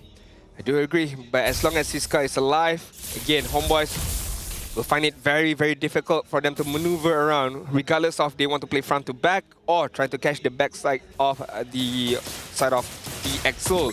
Even Val right now, yes, without any death, 3 kills, but it seems very, very hard for him to find these thunderclaps against Kimin. He did a phenomenal job, but he needs to do more. And how does he do that? Amal got to provide those space. But then again, Amal, level 13 only, itemization is not filled up yet, so he's not that of a tanky of a hero. Maybe with the help of Ivan, maybe they can do something, but it really depends on how or what they do about it. We can see the lack of catch on the Baxia is actually affecting HomeBois' ability to play around this tank jungler. Unlike the Fredrin, Amal doesn't really have a way of starting the fight on his own, and every time HomeBois tries to engage, DXO just needs to slowly kite backwards. And that is making things a little difficult. Alright, the Lord has spawned on the top side. Minutes to go from the Lord dance between both of these teams.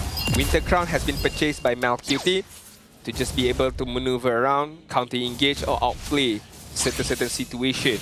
But in terms of outplay, we do have to take a look into Rasi right now. Fiskrai has been used by the Astra at the same time. Not too sure was that even necessary right now. Here comes the flank. Came in with the Yogi Shadow Kill. Gonna be denied with the Winter Crown from Melcuti. He's gonna flicker away from Siska, but here comes Skyzed. He's aiming for the Granger. He got pulled out with the Guiding Wind, but pulled back with the grab into the Mega Kill. And Skyzed is melting down Amal. The EXO have found two of the most important members of the HomeBois, one after the other. And let's get a shutdown on Bell just for good spirit. I mean, not only two, but three members of HomeBois was taken care of by DX Soul, finding a way to go on the backside, especially to go on top of Amal just now, as well as the Malcuti. Nothing that they can do about it. Ogi Shadow Kill. Actually ends up getting dragged back. That's a mistake. He goes down and they catch his Anami as well. The crystal is wide open. DX Soul are doing it. Unstoppable wipeout on the HomeBois. The MAL team have drawn first blood and take game number 1 versus the HomeBois. A new face, a new legacy has begun for DX Soul. Taking game number 1, taking point number 1. When in fact, when we take a look at the draft, HomeBois had the first pick. DX Soul was just counter-engaged, was just reacting to whatever is going on in terms of the draft. But once the draft has been said and done, it's all about execution, baby. And boy, I tell you, the execution by DX Soul, especially Rasi, with that Badang, with that flicker combination as well, is superb. We are getting surprised over and over again by this team. Where is the limit for DX Soul, their first season of MPL ever? And it was already impressive to make it this far, and now they have taken the first game off of one of the top contenders of the season, Nadine. I am speechless, Rafa. I'm very much speechless because I wasn't here yesterday, but I did manage to get a glimpse of the gameplay of DX Soul, and I was in disbelief. I really can't tell you, like, I don't believe a team can improve that big from 1 week break. And so far, I've seen it with my eyes against HomeBois as well, with all due respect. I think one of the best teams in MPL as well, and DX Soul just shredded them apart. It really feels like this team went through some kind of training arc in the background. It has not been that long. We didn't even have a break before the playoffs this time. And DX Soul looks so good. Keemin looks so good. If anyone has improved the most, it is this man right here. Once considered one of the weaker players of his squad, all of a sudden popping off. The playoff buff is real here. That Hayabusa found the angles, found the flanks every single time. He took it very personally. He knows that maybe people are starting to talk about him, his hero pulls. He could be the weakest link in the team as well. He took it personally, but in a good way, where he improved immensely. A good job to him, a good job to the coaching staff as well for finding the hyperbolic chamber, putting everyone in the hyperbolic chamber. You guys train as much as you can, and this is the product from them. 5-0-4 in terms of KDA without any Sky Presser. You know, just full on damage, Blade of Despair, Hunter Shred, Endless Battle, War X as well. So far, what has been shown by DX Soul as a team in general was far much better than HomeBois in game number 1, and that is a very weird thing to say because HomeBois was known to be a very strong team composition gameplay, but right now DX Soul is looking like the better one. It really does seem that way, and I think it really just comes down to adaptation. It comes down to flexibility in their thinking and their execution. HomeBois, this is a very common style for them. The artillery, tank jungle with damage EXP laner. And it is usually able to get them a pretty notable snowball towards the early and mid game, which they can use to end quite quickly. But the problem with a composition like this is that it will usually approach fights in a very distinct way, a very predictable way. And DX Soul are aware of that. They just avoid playing the way HomeBois wants them to. And all of a sudden, you realize HomeBois can't really do anything. And take a look at the KDA of Izanami 0, 3, and 4.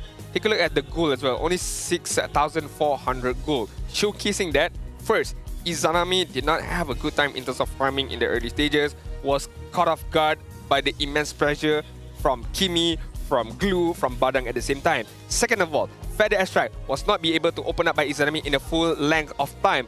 Most likely it's going to get disturbed by, again, the Hayabusa, the Skyzet, the Harith when opening up the Zaman Force, and of course, Badang, Rasi trying to set up immensely or immediately once the Feather Airstrike has been opened. So Izanami did not had a good game, maybe not much of his fault, but it's just this current situation of it does not allow him to do so, except for that death he had on the mid side, on the mid lane, where Rasi flickered and caught him off guard. Yeah, that was a really good call by Rasi, and just generally good calls from DXL throughout this game. I feel like they had been thinking ahead about how to play against this since before the game even started. Because, again, when you look at the draft from HomeBois, you have Matilda, Farsa, Baxia. This is a very powerful early mid trio that can rotate around the map and start building pressure. What do the DXL do? They immediately lock down on mid lane priority. The moment Kimin hits level 4, they gank mid. They got lucky getting a kill on Amal. I don't think they were expecting to do that. The goal was just to pressure Izanami, but they got even more as a result of really smart gameplay. Very unfortunate events for Amal with that death as well, because that death delayed that level 4 from the Baxia, and once it was delayed and the kill was given to Kimin as well, so it's like a knife to the heart for the side of HomeBois. You lost the battle on the mid side, fine. Amal got killed, fine. Amal did not get level 4 at the same time. There is where you draw the line and it feels like, okay, it's going to be a tough battle early on because the DXL has such an amazing advantage early stages. Because with that advantage, it translates into the mid game. Look at the number of turtles, look at the number of lot, look at the number of turrets they managed to get. From that one particular victory, they managed to translate it even further. And to be fair, for the side of the DXL, a lot of teams, once they had this amount of lead, it's easy for them to throw that lead away. But DXL kept it very, very close between one and another, hold it down, and managed to win the game. They did. And I think they've consistently shown this for the playoffs that they are the team that actually does this best. I think even SRG OG will have moments where they'll overheat a little bit and throw bodies when they didn't need to, but DXL recognized that this was their biggest issue during the regular season. That's why they ended up always dropping game number 2, because they overheated. They got a bit too ahead of themselves. I don't know what training they did in this 1 week, but that discipline has spread across every single game they play. And now this team is actually really scary. And so far, Sadafa, they have a 100% win rate coming into playoffs. Yeah! Cleans 3-0, and right now 4-0. It could be another clean sweep, but hey, maybe I'm talking too much, you know, ahead of time. DX clean sweeps HomeBois? We don't just have a dark horse anymore. We have... It's not even a horse anymore. It's not even a horse anymore. You can't consider it as a horse. This is a true contender for that upper bracket final spot. But again, as we take a deeper look at the game just now, how clean the gameplay was, right? And you did mention about how DXL managed to separate everything apart. They did not allow HomeBois to bundle up into one particular play, but they managed to spread things apart and hold it down back together with the Fist Crack, with the Fist Break combo, and Skyzet. He knows the timing to open up that Zaman Force. Okay, no more crowd control from the opponent. Nobody can catch me off right now. There's nobody gonna come from the back end.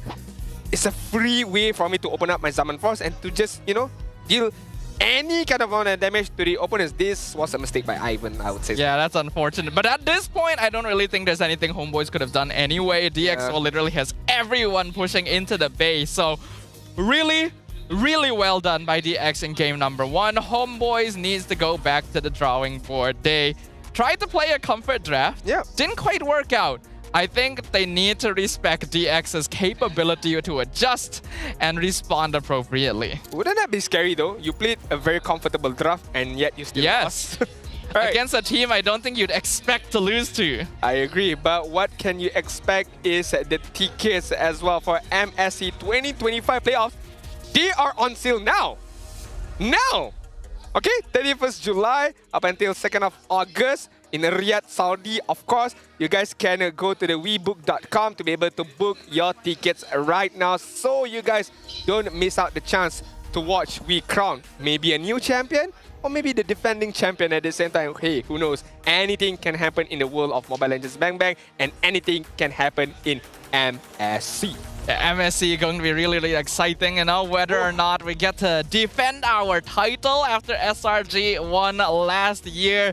I feel like the competition's just gotten even more intense across the entire region. Every single MPL looks so much scarier now, so make sure you guys grab some tickets to go watch MSC. Because if you do, you also can get free entrance to MWI happening over there as well. You guys do not want to miss your chance to witness the pinnacle of women's esports live, because it is a celebration of skill, passion, and progress. I mean, 15th of July up until 19th of July is the duration of MWI. So basically, what you're trying to say is you buy one, free one, technically. Pretty much, yeah. Right. You buy one ticket for the MSC, you get to watch MWI for free at the same time. But of course, you do have to extend your stay a little bit to be able to catch all of these games. But hey, once you're there, you're why already not? there. Why not just extend the stay, right? To just enjoy the fulfillment of MSC, of MWI 2025. Because 2024 was lit.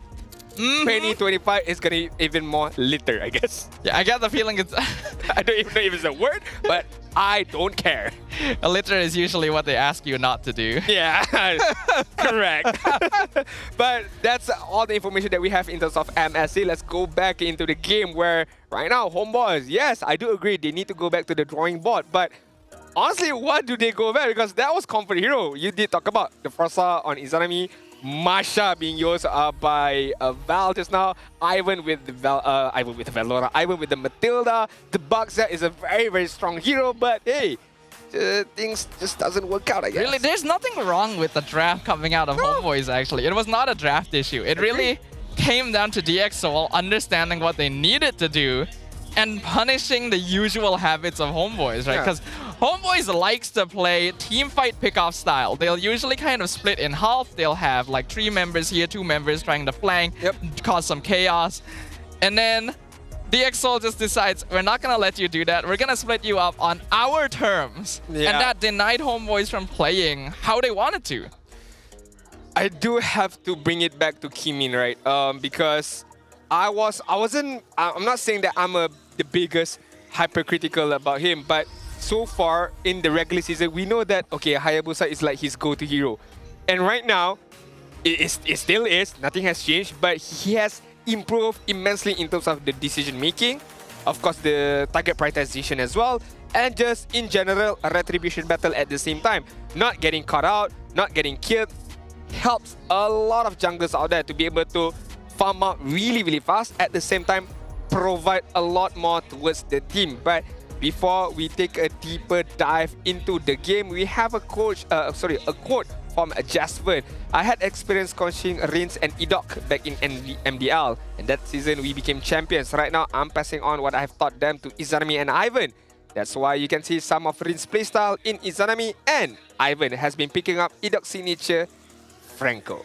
We have been seeing a surprising amount of Franco this season, actually. The hero has always been kind of hit or miss, but considering the amount of mobility you have on the map these days, having a press one button, lock them down for 3 seconds kind of skill is actually very, very valuable. And I definitely agree with Jeswin. I can see the playstyle coming in from Izanami and Ivan, and just generally how the HomeBois likes to approach the game. If I'm not mistaken, HomeBois was the one who brought up those the cheese threat of Kimi Franco. You use the traction pulse, we called the Iron Hook, right? So that is very, very cool. But Coach Theo, we asked him, any message to your ex-players, Val and Ivan? I'm happy that all of us made it to the playoffs. Even though we didn't have a good start in MPL ID, at least now we're proving that we can perform in MPL MY. So good luck and give a good fight. That's a very good interaction because Theo was with them back in MPL ID. But right now in MPL Malaysia, they are both our enemies, and both of them made it to the playoffs, but only one can make it to the upper bracket finals. And perhaps Coach Theo has a little bit of information, right? A little more knowledge as a coach who has worked with the players on HomeBois before about their habits, right? About how they want to play the game, because I still don't know what happened to this team. What did Coach Theo do? What did Coach Backdoor do with DXS in this short week between the regular season and the playoffs to turn DXOL into this? Maybe it's just a mental thing because we know that, or they know that these boys can do it. These boys can do it, or else they wouldn't want to want a lot of regular season matches. So fix off a mantle, fix off a bit of the confidence level, and boom, you can see a very different gameplay from DXOL as we take a deeper dive into the EXP lane side between Siska and Vel. In terms of heroes, there is a big difference where Vel has been used up those Edith and of course Masha. Meanwhile, Siska with the Hilda as well as the Glue, who just recently won him the game. When we look at the stats here, a lot of it ends up being skewed towards Vel's side. He has the higher average KDA and a slightly higher kill participation, but Siska has a lot more average damage taken, and this attributes once again to the respective playstyles of these EXP laners. Vel likes to play more of a setter. He's usually the secondary catch hero behind Ivan for the HomeBois, especially if Amal is playing an assassin, whereas Siska is almost always going to be that utility EXP lane. He stands in front and he does not die. I definitely agree with you right there, Sudafa. But right now, I do have to take a little breather before we move on to game number 2, draft number 2. Because if let's say DXOL win this game, man oh man, that is gonna send out a big statement to the rest of the MPL message who are in the playoffs, right? That would be definitely a message. A rookie team almost making up all the way up until the upper brackets finals. Right now, the bans, Fanny. Meanwhile, Louis is gonna get banned out as well. HomeBois, Joy, plus maybe a Baxia here. Maybe Kalia as well. We have not seen Kalia so far in this day. Kalia is a hero that HomeBois likes to play quite a lot. It is one of Ivan's signatures, and in comparison, we haven't actually seen it being played quite as much by Rasi, but he is capable of executing on the hero, so it might be a risk to let that through, especially if HomeBois wants to remain themselves as the aggressors in the Land of Dawn. They do also ban out the Hayabusa, so some proper respect going to Kimin now. Proper respect to Kimin, but so far he still has the Suyo to be played around with. You know, a lot of other assassin as well to be played around with, but we shall see what kind of assassin that is going to be given for Kimin later on. Take a look, Forvis gonna get banned out. One more ban. I feel like Baxia still should be banned out. Still a strong hero regardless of what happened in the first game, because a very momentum based hero. If not, like I said, the Kalia, I don't think HomeBois would want DXOL to have the Kalia. So just force them to trade. Either you want the Kalia, or you want the Baxia, or you want the Kimi. Yeah, I think those are the 3 heroes that would be contested. Chip, of course, makes sense as well, but it means that all 3 are going to be let through. And that's actually not too bad for the HomeBois, since they are on the red side. They will get the chance to lock in 2 for themselves. Yep. It's just up to DXOL about what they would prefer. One important thing to remember though, Fredrin let through the ban this time. That's a possible pickup for game 2. Yeah, true. So a lot of good heroes can be picked up right now for both sides, but DXOL is gonna opt for the Kalia. I like the pick. I definitely do. I think it's a very strong first pick. Basic combination can be done with the Tsunami Slam, so we shall see. Depends on what kind of partner you want to put up with the Kalia. Is it going to be the Farsa? Is it going to be a Beatrix? Because Beatrix, I feel like so easy combination that can be done by by SkyZ as well as by Rasi later on. HomeBois right now, Baxia Harith is there. If not, Baxia Granger is there. I feel like there's a Pedrin. They left it open for a reason here, DXO. I feel like they want HomeBois to pick Fredrin in the first phase, because HomeBois has a tendency to want to lock in the jungle hero early if it is the Fredrin for Amal. Ah, okay, very smart. I was thinking about that actually. If HomeBois locked in the Fredrin, DXO could actually take the 1-1, but HomeBois steal it away in advance. That is a very fast pick up because I was about to think a bit, but it's okay. Baxia and Kimi is going to be the focus for the side of DXO. I was thinking something along the side of maybe not in the first phase, but Franco going to get picked up for Rasi. You know, you can immediately bloody hunt the 1-1 when she comes down from the crossbow of tank, or of course just flicker forward and bloody hunt immediately. You have a Kalia also at the same time, but then again, yeah, okay, you have a Kalia, so maybe not the Franco, but that can still be an idea because that was done by AERO Esports up against SRG in game number 1 just now. So we shall see. HomeBois, last pick before we ban out one more hero. Jungle? Flex? Do they want to pick... I don't think you pick your jungler here, yeah. You go for mid lane, so the Zeusyn gets locked in. This will actually offer MelQT on this 1-1 a lot of opportunities to maybe set up the crossbow, since if you get picked up by the Lantern or you're locked in by Batang, then it's basically free stacks for the 1-1. The EXO picking up Baxia after the Kalea is interesting because it means that you take away one of Baxia's potential flex lanes and he is guaranteed to be in the jungle or the EXP lane. Yeah, definitely we agree with you right there. But having the Baxia as well as the Kalea, right, and taking a look at HomeBois' side as of now, I feel like the Kimi is in a very safe spot. Not many heroes can go into the back line and disturb this Kimi. And once that happened, we all know what's gonna, be the result where Kimi is not gonna get focused. Kimi can just gun everybody down. SRG game just now just proves that Kimi's damage is very much ridiculous. Even if you're under your fountain, you cannot out-heal the damage from Kimi. Yep, Kimi is just so annoying. Now the Franco does get banned out by DX Soul, so they want to be the ones that are in the more initiative position. They don't want to be counter-engaged on when Rasi goes in on this Kalea. HomeBois banning out the Faramis instantly tells you that they want the glue in the second phase. So it's up to DX Soul if they decide they want to ban it. It could be just a beat ban, They might not want to use the glue, but it's because of the Faramis you would like to force the ban out so that the Exol wastes another ban. Because we do have to note that Val, a lot more EXP lane that can be used as of now. Gatot is still there, Fedrin is still there, Marshall is still there to be used by Val. It really depends on what they want to do. So we shall see what will be the main idea as of now. Is that an Xborg? Oh yeah, it's an Xborg. It is an Xborg. Okay, I mean Xborg is a good counter to Baxia, whether in the jungle or the EXP.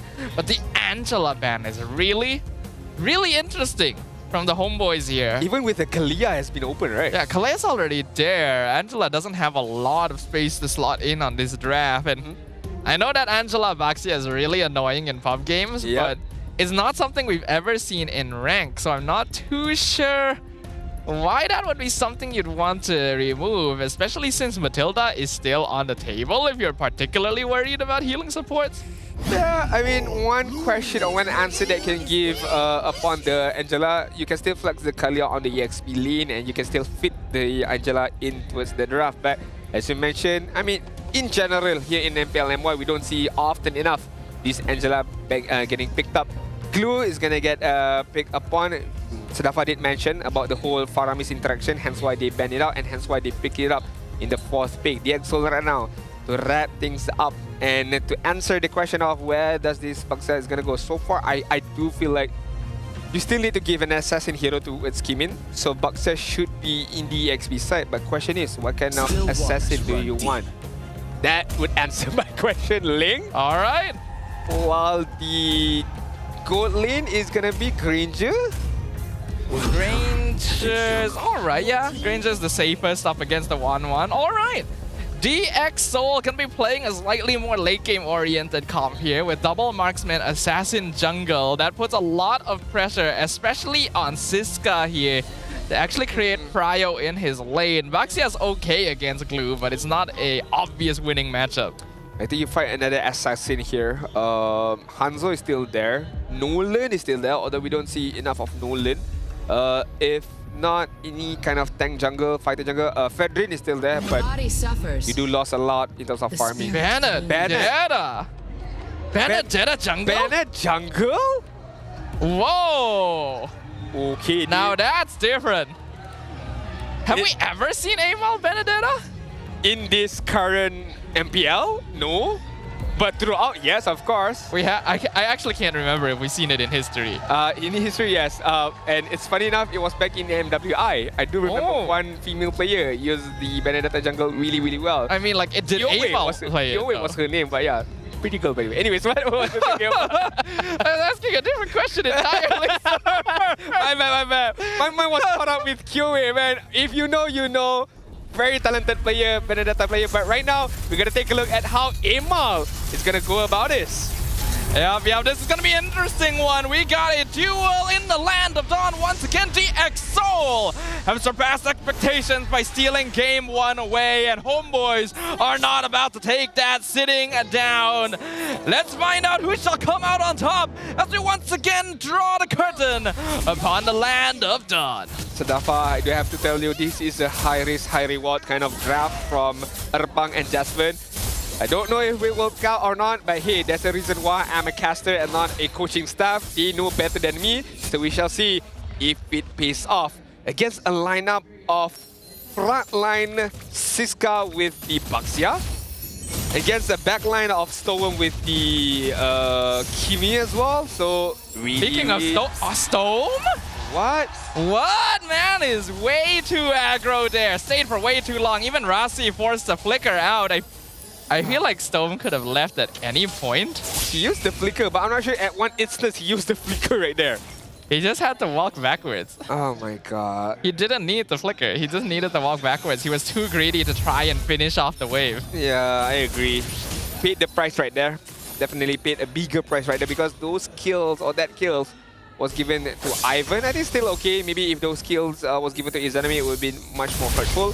But right now, Rasi is gonna be more aggressive up against Izanami as well. Kimi, level 4 ready. Looks like DXO likes playing the level 4 timing mid gank. This time Izanami is a little bit more prepared though. Is able to walk back, and as Lafel has put it, Zusin is a surprisingly tanky mage.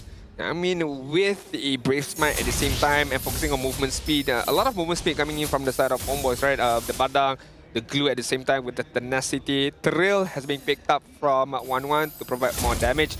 Meanwhile, of course, Festival of Blood for Granger. So Skyzak should be able to survive once he get a good number of kills in his own name. Right now, the turtle is going to get taken away by Emal, but take a look who's on the backside. Final blow comes out. Siska is inside the pit. Emal secures the turtle. Kimin a little bit too late. Has to use the Tempest of Blades. And now the Baxia is stuck. He gets Lantern pulled to the other side of the turtle pit. Bell dropping low though. He has to flicker away. Kimin jumps on top of him, but he doesn't have enough energy. Bell will survive, and Kimin will fall. And now the grab is on top of Rasi. He gets pulled back into the rest of the HomeBoys. Siska is here, but what can you really do, sir? That's a double kill for Emal. And Ivan even finds Storm in a 1v1. This is mistakes were made by DXO. Not only that, Vel almost getting killed against Siska right there. Mistakes were made. Mistakes was definitely made right there. Not only once, but from the get-go, right? We've seen mistake from Storm, you know, getting a kill.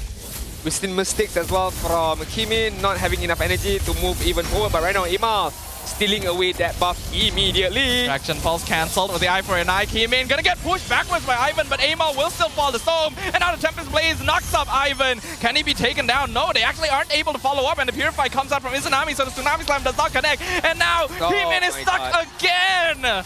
Punched into a wall and taken out.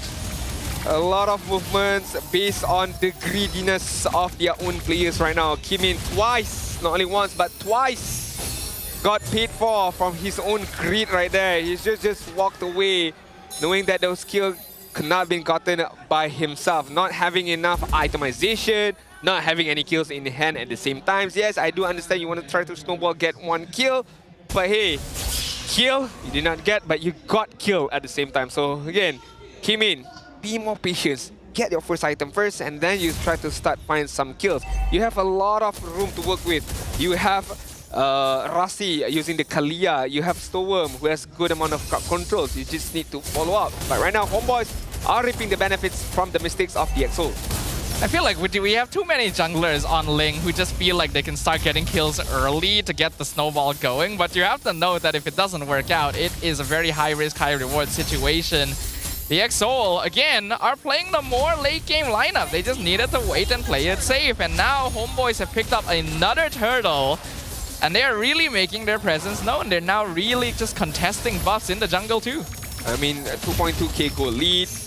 in the 4th minute mark. As we take a look at the levels, I mean, it's not much of a difference. Emma level 8, meanwhile Kimi level 6. Okay, I Guys, ooh, nice flicker. Kalia. Rasi comes in, fist crack used by Ivan to make sure he's not grabbed with the Tsunami Slam. Lantern Flare picks up Siska. Kimin comes in, he's not able to secure his purple buff, and Amal just dashes away. Kimin, this time gonna make sure not to throw away his life, but the damage really starting to add up.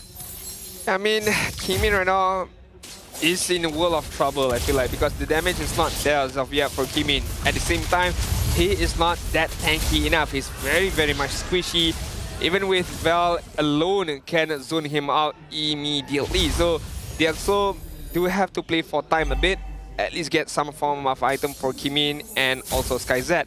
HomeBois right now, like I said, like I mentioned, they are reaping off the benefits of the mistakes from DXO. So what they need to do now is just hold on to that lead, extend it even further, maybe try to get one objective. Well, that's exactly what they're doing because they've jumped on 2 members. Storm gonna be picked up and gone straight away by a 4-man gank in the mid lane.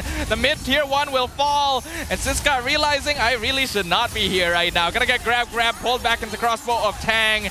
That should be a free kill for the HomeBois. Another free kill for HomeBois and another extension of gold lead right now. 3.3k gold lead. Kimin is trying his level best to split push on this bot side, but you know, every little effort counts, I suppose. DXO, SkyZ just now managed to take away the top turret while the mid turret of DXO was taken care of.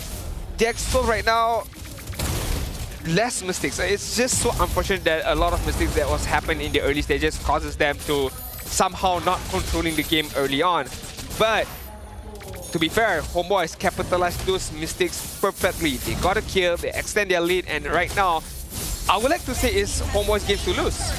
I do think so as well. Siska comes in. Ivan misses the fist break, but will still be able to push Dome back. That's killing spree on top of the Kimi. Siska gonna get pulled back once again. He is pretty tanky. Electro Final Blow comes out with a bit of right with Tsunami Slam. Pulls Amal into the tower. Eye for an eye.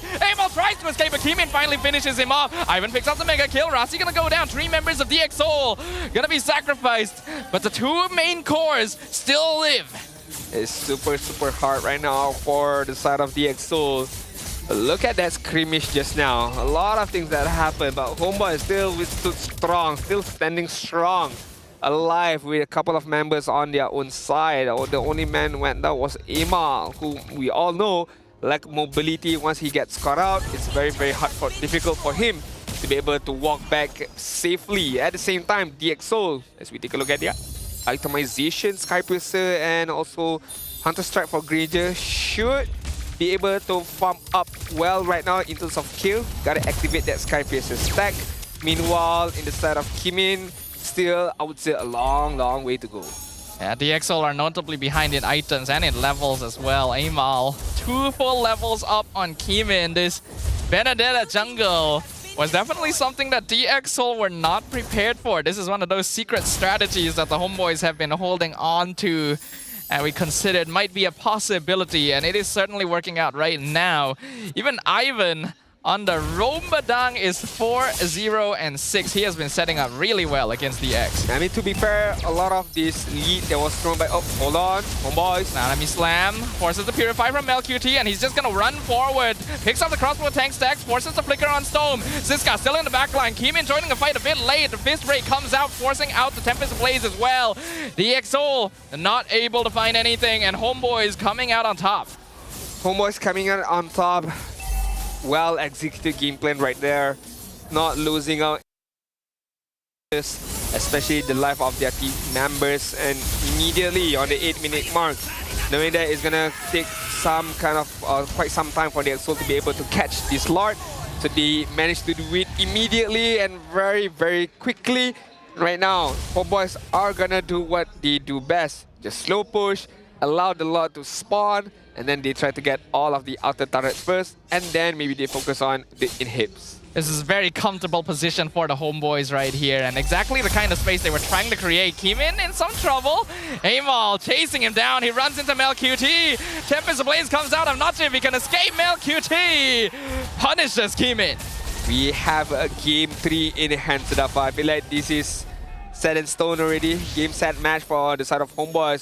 nothing much the Soul can do. I mean, even SkyZ have not gotten any Sky Piercer stacks. In terms of high ground defense, the fact that Kimi went down, they do have to rely on SkyZ as of now. And I feel like with just the Death Sonata shot, they managed to do that. They managed to protect the inhibitor turret for the first wave. The second wave is going to come immediately. The early game decisions from DX Seoul really hitting hard now. HomeBois is not a team you can allow to get a lead, and now that they've managed to find that, this is just back to their regular season shenanigans all over again. DX trying to preserve their holy defenses. Bell flickers in, maybe a bit too deep, but forces the dash backwards by SkyZ. HomeBois is just going to commit resources to make sure they get that mid inhibitor. And with another wave pushing down bottom, they're looking for another tower as well. Ivan walking in front, Tsunami Slam pulls one back. Bell going to be melted away, but the electrifying blow cuts off the rest of the DX Soul. Rossi will fall, crossbow tank comes out, as Mel QT takes over the skies. And that's going to be Tempest Blaze comes out, Keymin still alive. But DX Soul no longer have their frontliners. Yeah, no longer have their frontliners. Meanwhile, HomeBois still have another set of minion wave. They're gonna focus on the bot inhibitor turret with Ivan, with Izarami at the same time. But now QT is lacking a bit of damage, but still managed to get that turret away under a safe control. 8 for 9k gold lead for the side of HomeBois. 13 kill up against 3 right now. This is a beating by HomeBois. It's a very one-sided massacre right now, and we can see that they're itemizing well too.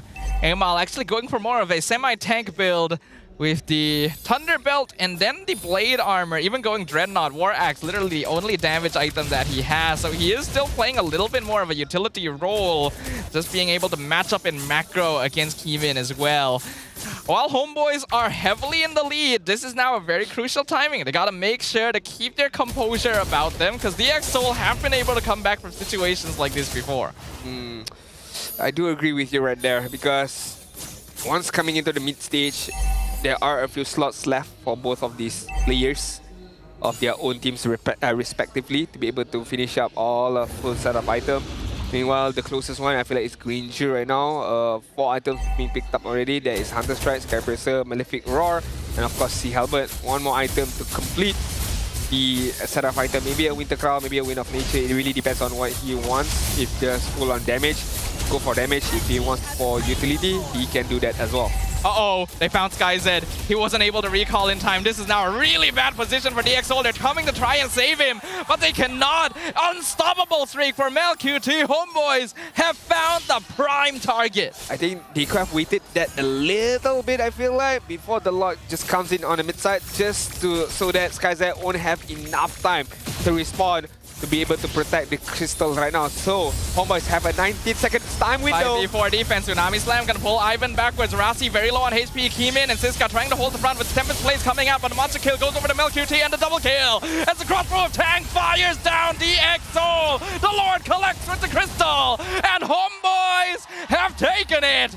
It is now 1-1. The HomeBois are not ready to let this go without a fight. Game, set, and match. 1-1 right now. HomeBois managed to tie the game efficiently with a good draft. I can't lie, but even better gameplay. And although those early stages was, increased or was found by HomeBois, but I feel like it was DX Seoul who gave them that lead. All of the mistakes that was happening, all of those mispositioning as well. So HomeBois, gotta count your blessings, man. They definitely made mistakes with the way they approached the game there. Again, when we looked at the draft, this is very clearly meant to be a late game composition coming in from DX. Double Marksman Ling, you don't really need to fight early, but they decided to do so. Yeah. And they ended up losing too many resources as a result. If, let's say, those mistakes did not happen early stages for the side of Keymin, for the side of Storm at the same time, I feel like it could have been, of course, different. But if they had that early lead stage, it can be a similar gameplay #1 between both of these teams. But with those mistakes happen, and HomeBois, again, just capitalize on those mistakes where, okay, fine, Storm doesn't want to flicker early on or just walks away from my Lantern Flare, we're gonna punish him. Keymin very, very greedy in trying to get certain kills, but he did not manage to get it. How the opponents managed to outmaneuver him. So these are the things that the EXO have to be a bit more careful coming into game number 3. But before that, we do have to announce our MVP for the game, because for the side of HomeBois, a lot of players deserve that MVP, but we do have to select one player, and that player is gonna be Ivan, the roamer of HomeBois. I'm pretty sure he did actually die that entire game, and the Badang had a pretty ridiculous score line overall. Let's look at it again. Yep, 4-0-9 on the roamer. By the way, Ivan was really doing a great job of punishing DXOL for overextending themselves, and a lot of times these situations were just basically fed to him. I imagine Ivan himself is a little bit confused, like, oh, you're approaching me. Where most of the times I will need to be able to approach you. Hence why the flicker is one of the spells that is being used to be able to catch the opponent off guard. But when you see how DXO played, you know, they themselves when trying to catch Ivan had much more easier job to set up those team fights with the fist break, fist crack combination. So yes, what HomeBois did was very, very good in terms of the decision making, in terms of how they went on the team fight, but this game was just the battle of mistakes of DXOL, and they were punished for it. And we had literally been praising DXOL so much throughout the playoffs here and after game number 1, and I feel like we saw some of the overheating issues that caused them to go 2-1 the entire season here. Really, again, there is no need to force early fights. There is no need to put yourself in such risky positions when you should know that you don't have enough damage to deal with HomeBois in the first place. And I do think this Benedetta pick was very, very smart. A big surprise that no one could have seen coming. It matches in damage, it matches in macro with the Ling, and just generally has a bit more presence on the map early. Yeah, I mean, 16 kills in the favors of HomeBois. 12th minute is the age of the game. A lot of neutral objective was won by HomeBois. It was a landslide victory for HomeBois right there, and it does remind us back once again, hey, there's a reason why they are the number 2 seed team in the regular season for MPL MY Season 15. Phenomenal gameplay, good draft as well from Coach Jasmine as well as Coach Erpang, and executed perfectly by the players of HomeBois. Question is right now for game number 3, because we saw how DXOL managing to get a similar game like this in game number 1, and right now it's HomeBois' turn to get it. So in game number 3, who will get it? Who will be more disciplined? Who will make less mistakes? But at the same time, who will willing to do more to be able to get that win? Well, it's basically back to 0, right? Both teams now have to refocus. We are basically down to a best of 3 once again, and it's time to reset. It's time to think about what happened wrong for DXOL. It's time to think about how HomeBois are able to solidify their victories a bit more cleanly, and we will go from there. Regardless, this game was not what I was hoping to see, right? Like, it was not executed correctly from DXOL, and HomeBois definitely played well, but I don't think they got the chance to really show off their full power because DXOL made so many mistakes in the initial stages that the snowball allowed them to basically do whatever they wanted. Yeah, and the side of DXOL, they could not catch a break. They kind of failed to understand that, hey, we are giving a lot of lead towards HomeBois. They are starting to build a big snowball, and DXOL did not hit that handbrake enough to be able to stop them from making silly decision making. And once those silly decision making was made by DXOL, it was easier for the side of HomeBois to go on even further. Rich Guy is gonna give it to Malcuti. That is a good amount of GPM, 928. The carry is gonna be him as well with 54,000. The best wingman is gonna be given to Izanami with 12 assists. Meanwhile, the sandbag of the game is gonna be Siska on the EXP side of DXOL. I feel like putting Siska on the Baxia is limiting his capabilities a little bit. Because a lot of the time you saw him just standing in the middle of the HomeBois trying to eat damage, but no real way of forcing them to actually focus on him, so he felt like a fish out of water a lot of the time. MelQT definitely deserves a lot of praise. He was able to win out his goal lane. He was able to start extending that lead across the rest of the map as well, and eventually becoming a huge threat that DXOL could not remove on the board either. Izanami also had a really great start because because that initial kill onto Storm and then being able to consistently control the fights with that lantern really changed things up. Yeah, I mean, not only there, when I take a look at the draft of HomeBois, I still can't accept the fact that they went for a Benedetta jungle and it worked. It worked to perfection with the eye for an eye, managing to catch people off guard. At the same time, it's just a good snowballing hero, provides a good amount of damage at the same time. But I think this is what Coach Erpang and Jasmine have something up their sleeve. You know, a Bennett jungle is one thing that they can play around with. It's a big surprise. It's something that all the other teams watching now are going to need to be prepared for when they do play against the HomeBois, and I'm really happy to see it. I was wondering if Amal had even more heroes stored in the back. Turns out he does. So that is very, very good for a player who has been having a lot of trouble across the more recent seasons of MPL MY. I think we've said it many times before, but just to really lock it in, this game was a result of mistakes from DX Seoul. Mistakes that should not have happened. Mistakes that, if they did not exist, would have resulted in a closer game. And now going into game 3, that is something to keep in mind. I agree. No more mistakes, please. From both sides. I just want to see clean gameplay. I just want to see teams outplay between one and another, and not a team won the game by mistakes being made by one of these teams, especially silly mistakes, because we do have to hold these players on a certain degree, right? That's the reason why they are called professional players. That's the reason also why they are called the professional coaches as well. So we would expect more from them to be able to, if there, let's say there's a Selena, if let's say there's a Franco, you need to be able to dodge all of these hooks, all of these arrows to be able to provide a winning chance for your own team.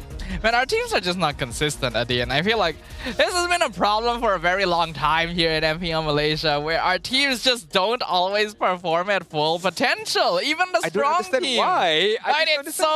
It's so weird. I feel okay, we can give DX Seoul a bit of a pass because again, it's their first season. They have made it so much further than anyone could have expected. But after what we saw from them yesterday, I thought that they had grown.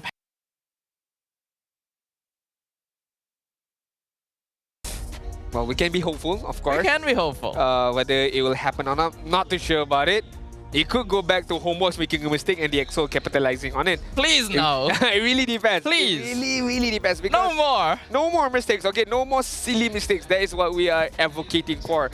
With less than 2 minutes in the timer before we move on to game number 3. But I would like to know, in your own perspective right now, Sidafa, who would you like to see moving forward and going up against SRG between both of these teams?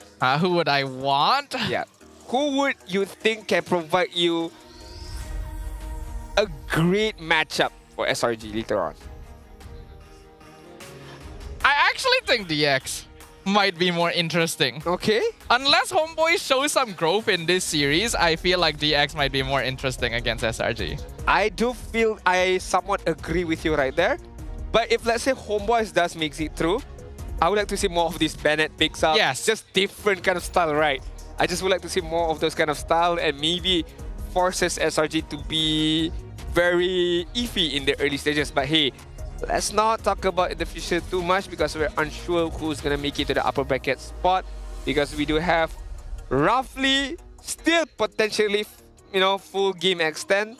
But if let's say HomeBois wins game number 2 and wins game number 3, that will be it. HomeBois is going to be the one facing off SRG OG later on. It does mean that whoever wins this next game is going to be the one dictating the pace of the series, because then they would be at match point and they are one step closer to claiming a slot to the NSC. And both these teams are going to be very eager for that.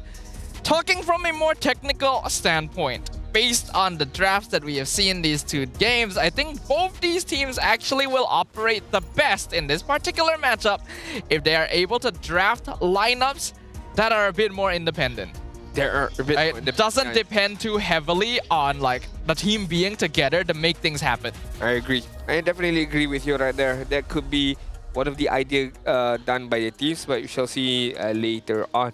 On the side of HomeBois right now, I think similar, just a bit similar with their opponent, is to be consistent. don't try to go overextending. Play a bit safer. Play for objectives. You know, less mistakes equals to more wins. So hopefully, that they can do it later on. Hopefully, hopefully. I always hate it when we have to say hopefully. Why? Because we're unsure. Because we're unsure. Yeah. Like, why can we not be sure? Why is it every single time? There's just something about our team that just remains inconsistent. These are things that I really hope to see improve. These are things that I do not want to happen going forward, because I have so much respect for both of the teams on that stage right there. And I do not want them losing games because they messed up. But sometimes things happen, Sadafa. You do understand that, right? Sometimes things happen. Sometimes things just doesn't go your way, you know. You try to walk left, the iron hook comes left. You try to walk right, the epicenter comes right as well. At that point, you just report them, Winter. You try not to do anything where you stand still, you still get hit by arrow. So I don't know. Maybe it's just you, maybe it's game issue, maybe it's pilot issue. It's definitely a game issue. It's definitely. It's never a me issue, it's never a you issue, it's a game issue. Just put blame on the game. Yeah, blame the game. Blame the game. Alright, right now we can't blame the game because game number 3 has started with the draft. As we take a look, a different kind of draft right now. Hayabusa, Joy, as well as Kalia. Meanwhile, Badang has been banned out by the Exol with Chip and Fanny. So this opens up heroes like, once again, Baxia is still there. Harith is still there. No protection. So far, both of these teams have been able to find success on the red side of the draft. Both of the wins so far have been second pick. So now that HomeBois is back on first pick side, we'll see if they're able to adjust the way that they draft. With the Baxia first pick, they'll actually leave the Phoveus open for the side of DXS. This is a hero that has been banned out in the first phase in both games so far and has had a very high consistent win rate across the regular season of MPL MY. Phoveus. This is the first Phoveus of the day. That is very surprising because throughout the games previously, and of course coming into this game, Phoveus was banned out. So being given towards the hands of the Exol, I would like to see can they capitalize on this very, very strong hero with the help of SkyZ using that Harith later on. Harith Phoveus, very safe red side opening and a very powerful one as well, because both these teams, both these heroes will usually be able to earn lane priority, and Harith just scales to become a ridiculous DPS source towards the later stages. HomeBois now gonna need to think about how they want to approach this. The Kimi is open and they can pair it up with the Baxia, but I'm not sure if it's enough control to deal with the heroes that have been locked in. Yeah, good question. Very, very good question right there. And I don't think the HomeBois want to pick up a Farsa because I think that is a very easy target for the Harith to just open up the Zaman Force and eliminate the Farsa immediately. Hence why they opt to go for the Masha and also the Kimi. So with Kimi in hand, are they going to go a Franco-Kimi combination because they can flux the Vuxia to the jungle right now? Franco, oh, the X-Borg! Locked in early by DXS. I think that is a very, very smart decision. There's already a Masha and a Baxia to deal with. This already does very good for you. Not to mention, revealing the Masha this early is not something you usually see the HomeBois do. I get the feeling they're trying to use this to divert. There's a chance that they're still trying to set up for a Fredrin jungle Baxia roam situation instead. And if that is the case, this X-Borg already will naturally answer it. Yeah. Definitely will answer those kind of questions in mind. But right now, the side of the Exol should ban out one hero right now. Are they gonna ban the marksman? Oh, they ban out the Louis even when there is the Kimi already. So maybe afraid of the Kimi flexing onwards to the gold lane, and of course the prowess of Louis, diversion from any kind of angles, providing damaging, very, very consistent. And of course, a little bit of crowd control as well. HomeBois has won games by diversioning the Masha into the backline. So I think that's what DXO is afraid of in particular. They do not want a Thunderclap being sent to the Harith, because that is actually a really good solution for dealing with SkyZ on this hero. The XS definitely have done their research. They definitely thought about things properly. The possibility of the Fredrin coming in for the HomeBois does still exist. But DX might be willing to let it through because they already have the export. Yeah, the Jawheads gets banned out as well. Another pick of potential that can provide the Exol, can provide the Exol some sort of engagement as well with the Harith. So not wanting to see the picked up, ban out immediately right now. They're not focusing too much on the gold lane, right? They are, banning out utilities, other lanes, heroes right now. So gold lane heroes is still viable. I mean, it makes sense for the Exol, maybe not to ban. Maybe HomeBois doesn't need to ban it out because they already seen the Harith. So maybe the Exol can somehow ban out one gold lane as lanes, or are they gonna ban out a Zushin here? I don't think you need to ban out Zushin. Okay, so they are particularly worried about the Angela-Baxia combination, which I guess is understandable. The EXO also respects the fact that HomeBois is a snowball team. If they're able to get an early lead, which Baxia Angela almost will get anytime, then it makes the game very difficult. But I'm not too sure if it's really something that HomeBois would be considering a lot of the time. So let's see. It's very, very troublesome for me to think about. It's like so many ways to go about it, right? If they want to ban out another kind of utility hero, a Chow maybe.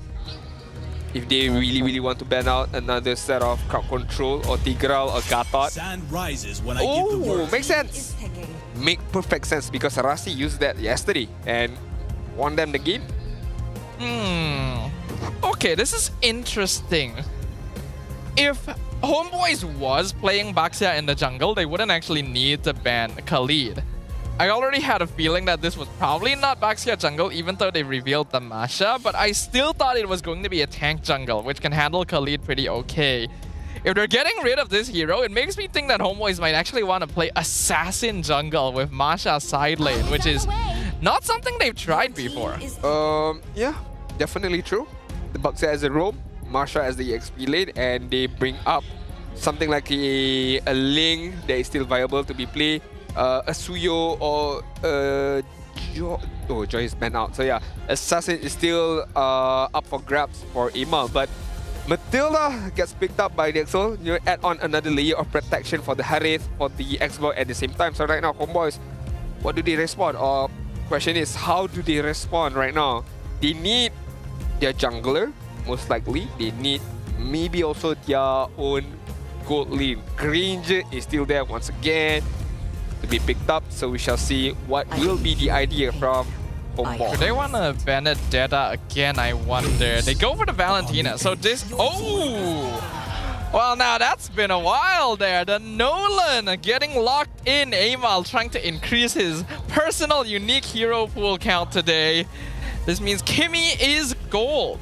Kimmy gold with the Velen and also Baxia as the mid duo. And you have Masha on the side lane. That is overall a very, very good draft. Covers a lot of major stuff. Magic, physical attack, utility at the same time, and front line. Meanwhile, the Exo last pick, they need to pick up their own gold, sorry, not gold lane. They are probably not too sure Roamer jungle right now. They're mid. Oh yeah, they're mid, correct. And that will be the Jushin. Jushin Matilda Xbox Hari. It's alright. I think the Exol's comp is okay, but the damage is a little bit on the slower side and really depends on Xborg melting down the HomeBois. So for the HomeBois, their gameplay this game is going to be hit hard, hit fast, and then leave. It is very much an in and out tactic composition. If they're able to flank the backline, pick them off before all the DPS over time from the Xborg and Zusin kicks in, they have a really good lead. Yeah, I do agree with you right there, but I am afraid of that damaging from the side of the Exo. You did mention about it's quite slow. That is what I'm worried about because HomeBois is fast. You have the Thunderclap, you have the Fractured as well that can immediately dish out the damage from the side of HomeBois. Alright, let's get things going. It's game number 3 in our upper bracket semi-finals between DXOL and HomeBois. Ladies and gentlemen, the score is currently 1-1. Let's see who will eke out the momentum and get things started with a lead in this game. This could be the difference maker, Sudafa. Whoever wins this game have a big potential, a big momentum booster coming into game number 4 later on. So we shall see who will definitely reap the benefits as we take a look on Rasi right now. Just accompanying Emal, forcing out the retribution and already did. So maybe he can look into the Little Wanderer to try to win that for the Xborg. Thing is, even though Emal got slowed down quite a bit by Rasi, Ivan was helping leash the second buff. So he actually ends up hitting level 3 before Kimin. That's a very important thing, because the EXO has revealed a light going for the level 4 mid lane gank. This means Emal outpaces him. Yeah, with the Nathan as well. With the Nolan as well, definitely it's gonna out-level, gonna farm up really, really fast. But we take a look at the emblem. Is there any engagement? Okay, nope. In terms of emblem, full on tankiness for Ivan to withstand a good amount of damage with the Revitalize at the same time. Other than that, Kimi with the Thrill, Harith with the Mystery Shop. Just wants to farm up fast, Matilda with the Tenacity, so a good amount of defensive capability as well with the Matilda and the Phobias having both Tenacity. Yeah, nothing too unusual in terms of the emblem choices. I do wonder about this Valentina pickup though. Not too sure which ultimate Izanami is going to be working with a lot of time. Probably Last Insanity, but I'm not actually that sure. This is not a game you'd usually see Valentina picked into. I think you can still steal the Crimson Beacon, I suppose, be able to reposition yourself in the team fight. But then again, you're a Valentina. You don't want to stay too long in terms of in the team fights. You want to dash in, Shadow Strike, and go back out to just poke the enemy. So good question. Not too sure what ultimate is the Valentina is gonna steal. Still a possibility for the Circling Eagles, but so we shall see. Right now, the turtle dance for the first turtle has begun right now. Both gold laners are not gonna partake in this dance, so it's gonna be most likely a 4 versus 4. Kimin going to be the first one to hit level 5, and instantly HomeBois tries to engage. Last Insanity going to be stolen by Izanami. Not actually doing that much damage. Last Insanity in return from Kimin, but that means he no longer has his Viraga armor. Siska still holding up the front line with the Infernal Pursuit, surviving a good while, but Emal comes in, picks up the first blood, but Ivan gonna get picked up in return. Turtle taken away by the Nolan. Emal now looking to retreat. He's lost Izanami as well. It's gonna be a 2-for-1 trade, but HomeBois walk out with the Turtle. Is that beneficial for HomeBois? It could have been worse, I feel like. Losing 2 is still fine. You still managed to get the turtle, and your jungler is still alive. That is the main point, because jungle needs to stay alive to be able to farm up very, very efficiently. And speaking of efficient, look at Emal right now, level 7. Meanwhile, Kimin on the Xbox jungle is only level 5. So the difference in terms of mobility is hurting Kimin a lot. We know for sure that Nolan will clear jungle. Oh my goodness, the fracture. Nearly one-shots Storm. If he was any other mage, he would have probably died right there. But it's really nice to see this hero back again. It's been such a long time. Yeah, I definitely agree with you right there. I mean, the Nolan, we know that the capability, the farming capability, the movement as well, and the fracture, the ability to solo kill anybody right now. Kimin is gonna get targeted on. Yep, 3-man gank in the mid lane. Circling Eagle comes out. A flow Last Insanity stolen by Izanami. He wants to blow up Kimin, but he's not quite close enough. He cannot follow. That means he's gonna try and flicker away, but Storm is picking it up with the lantern. Ivan, there's not really much he can do here. Here comes Siska. Infernal Pursuit follows him, and Izanami goes down. Very unfortunate for Izanami right there. Used the Last Insanity to get a kill, but unfortunately enough, he got killed by the Infernal Pursuit from the Phobias. Stolen the Last Insanity, but then again, as we mentioned, he needed to commit. Yeah, he was already deep in right there, so there was no way for him to just half-cook effort trying to get a kill once to Kimin. But right now, well, still okay, still have 2 layers of health left.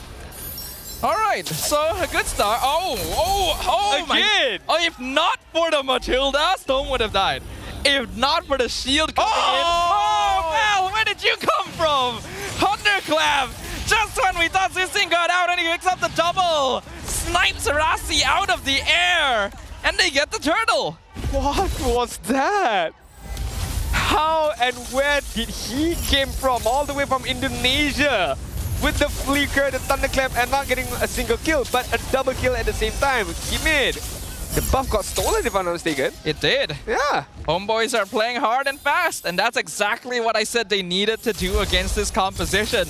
The XOL picked up the X-Borg in advance, expecting another tank jungle to come out of the HomeBois, but they were prepared for it. This Nolan is outpacing Keemin by several leagues, and there's not a lot he can do about it. Yeah, nothing that he can do about it, but Vel getting that 2 kills on that mid side, that is a huge difference maker, because right now, he can withstand up really, really well up against Siska in terms of level, in terms of lane control at the same time. But Keemin, this Xbox pick so far, from minute number 1 up until minute number 6, is not... It's tough for me to say, but it's not providing much benefits for the side of the DxSoul, because if HomeBois go aggressive, there's nothing much you can do. You just have to wait for all of this ultimate has gone off, and then you can counter engage back. But then again, I mean, why is it tough for you to say? I think it's the truth. Yeah, but it's true. It's true. He but can't do anything. But maybe there is still some kind of chance, because we're still early in the game, so we have to see what can they counter-react back. Because even with the last Insanity, right, due to the sheer mobility of HomeBois, they can avoid it very, very easily at the same time. Exactly. That's the problem, right? That's why this X-Borg may have needed to be kept as a secret a little bit longer. I think the XOL was trying to preserve the mid lane matchup since they didn't know that yet, but it would have been better to wait a little more to give Keemin the right hero. Because, yeah, HomeBois just always will move fast enough to escape the last Insanity. And it does look like Izanami is going to generally be using the X-Borg ult.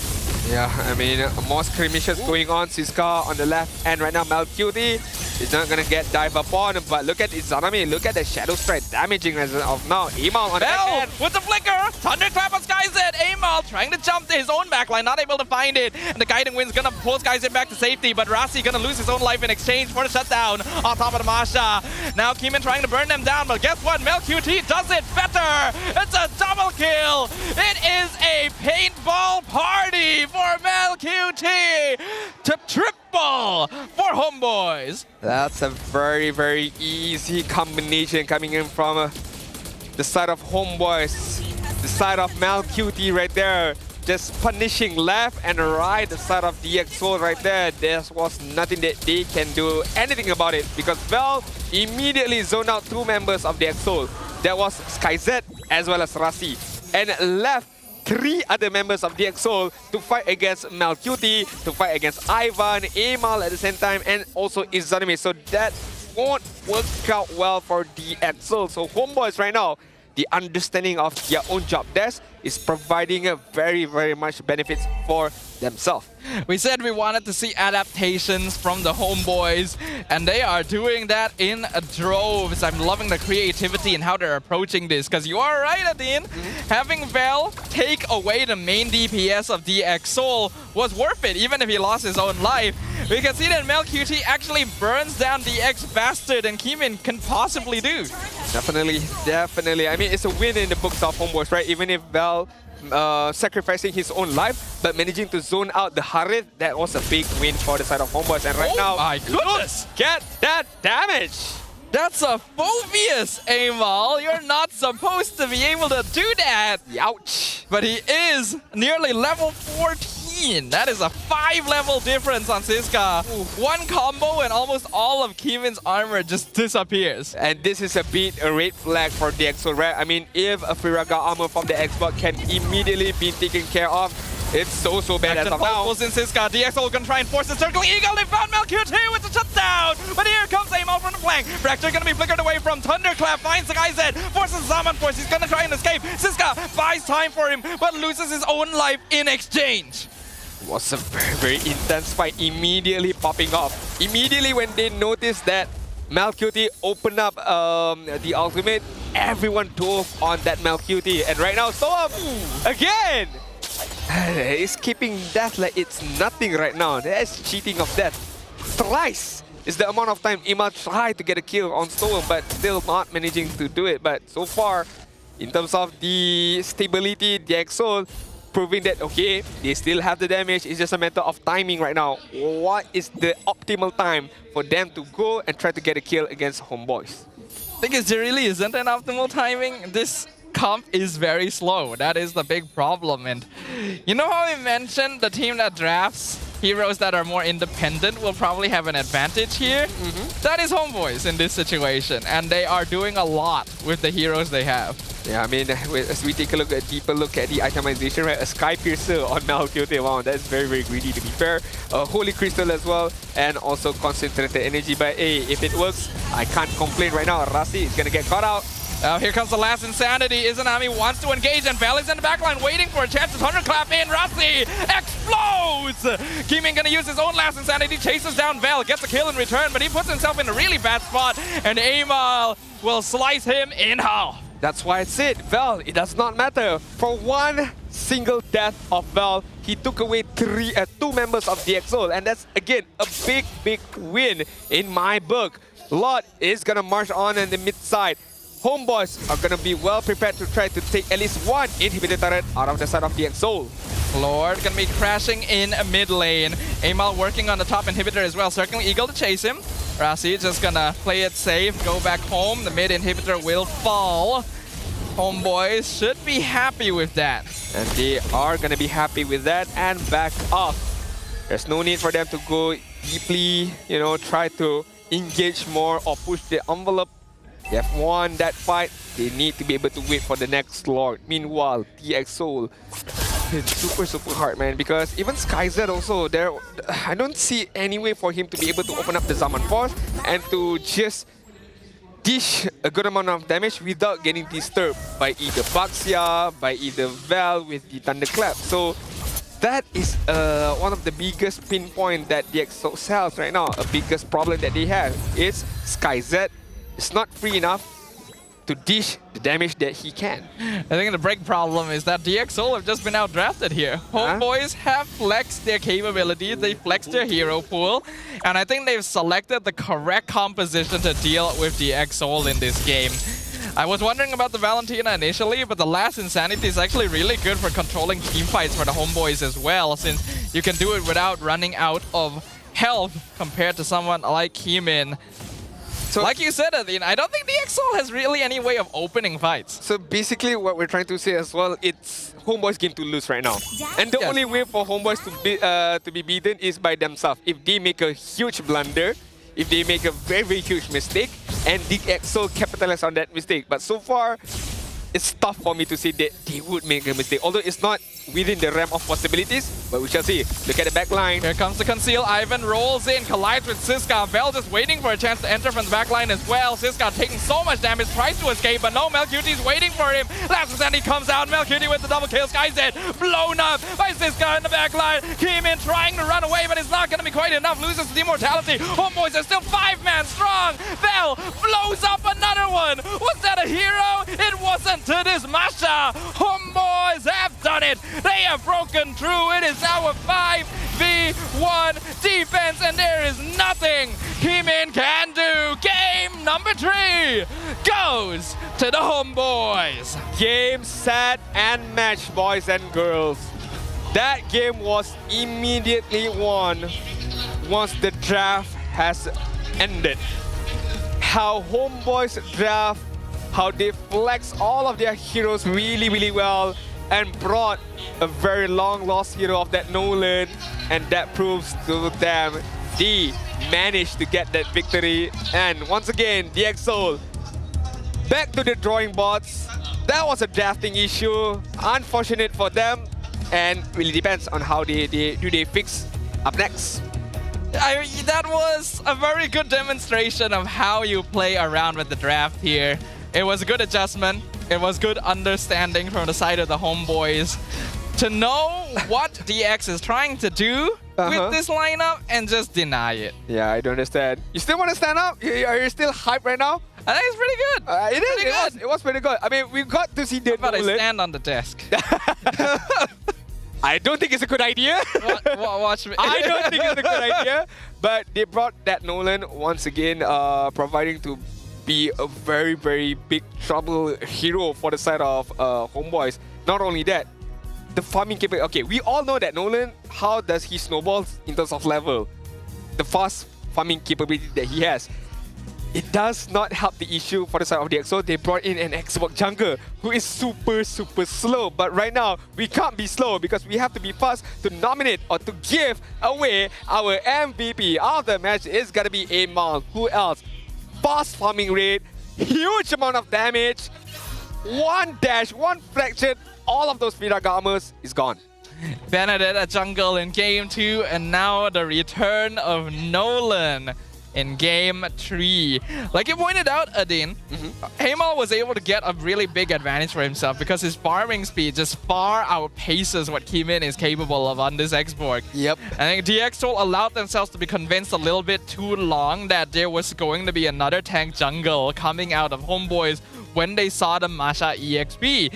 And that is exactly what HomeBois wanted them to think. That is why they picked the Masha so early on, even though it's not something they usually do. You would think that it reveals too much in the draft, but for them, it revealed exactly what they wanted to.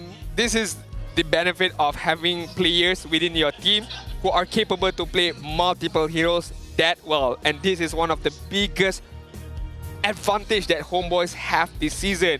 They have a player who can play Masha EXP lane very well. You have a few Baxia players, I would say so. Ivan can do it very good. Amal could do it very nicely as well. And then you pick up a Kimi, who again, you're not unsure where she's gonna go. Is it gonna be the gold lane or is it gonna be the mid lane side? And all of these flexible heroes possess a big question mark to DxSoul. Where are you gonna go? Because different heroes goes to different kind of lane, have different strategy to be counted upon. So DxSoul, they just had to gamble, and unfortunately, they gambled wrongly, I would say. I mean, first of all, lacking of speed in terms of farming, that is main priority for Kimin right there. Second of all, damage. Where does this damage come from?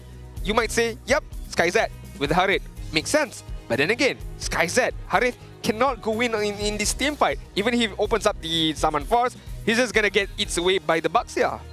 I think it was just very creative, the way HomeBois approached this draft, and they read DxSoul like an open book, and that made the game a lot easier for them to play around. DxSoul, again, are just a bit too slow. They don't have enough damage.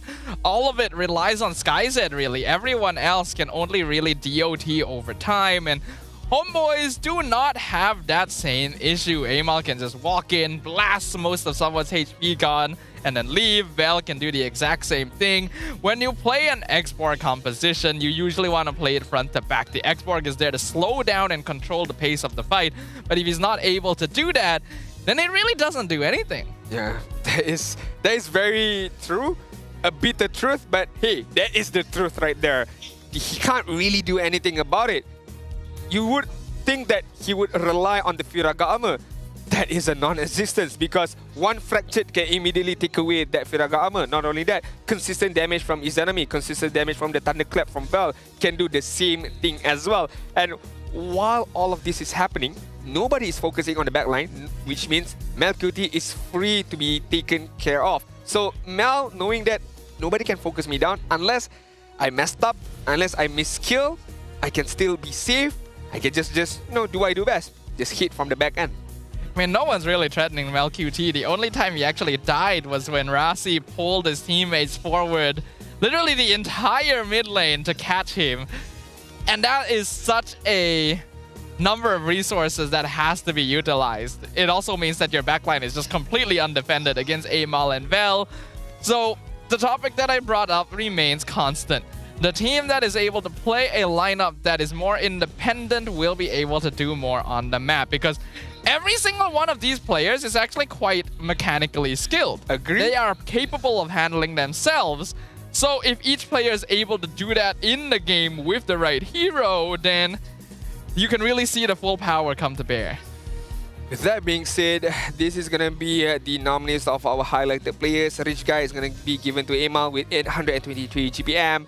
The damager or the carry is going to be Izanami with 51k damage. The sandbag is going to be given to Siska, 87,000 damage being taken. And the best wingman is going to be Ivan with 10 assists in his own hands. I think for DxSoul, right? I think this is just a food for thought. Go back to the basics. You know, let Kimin play the assassin.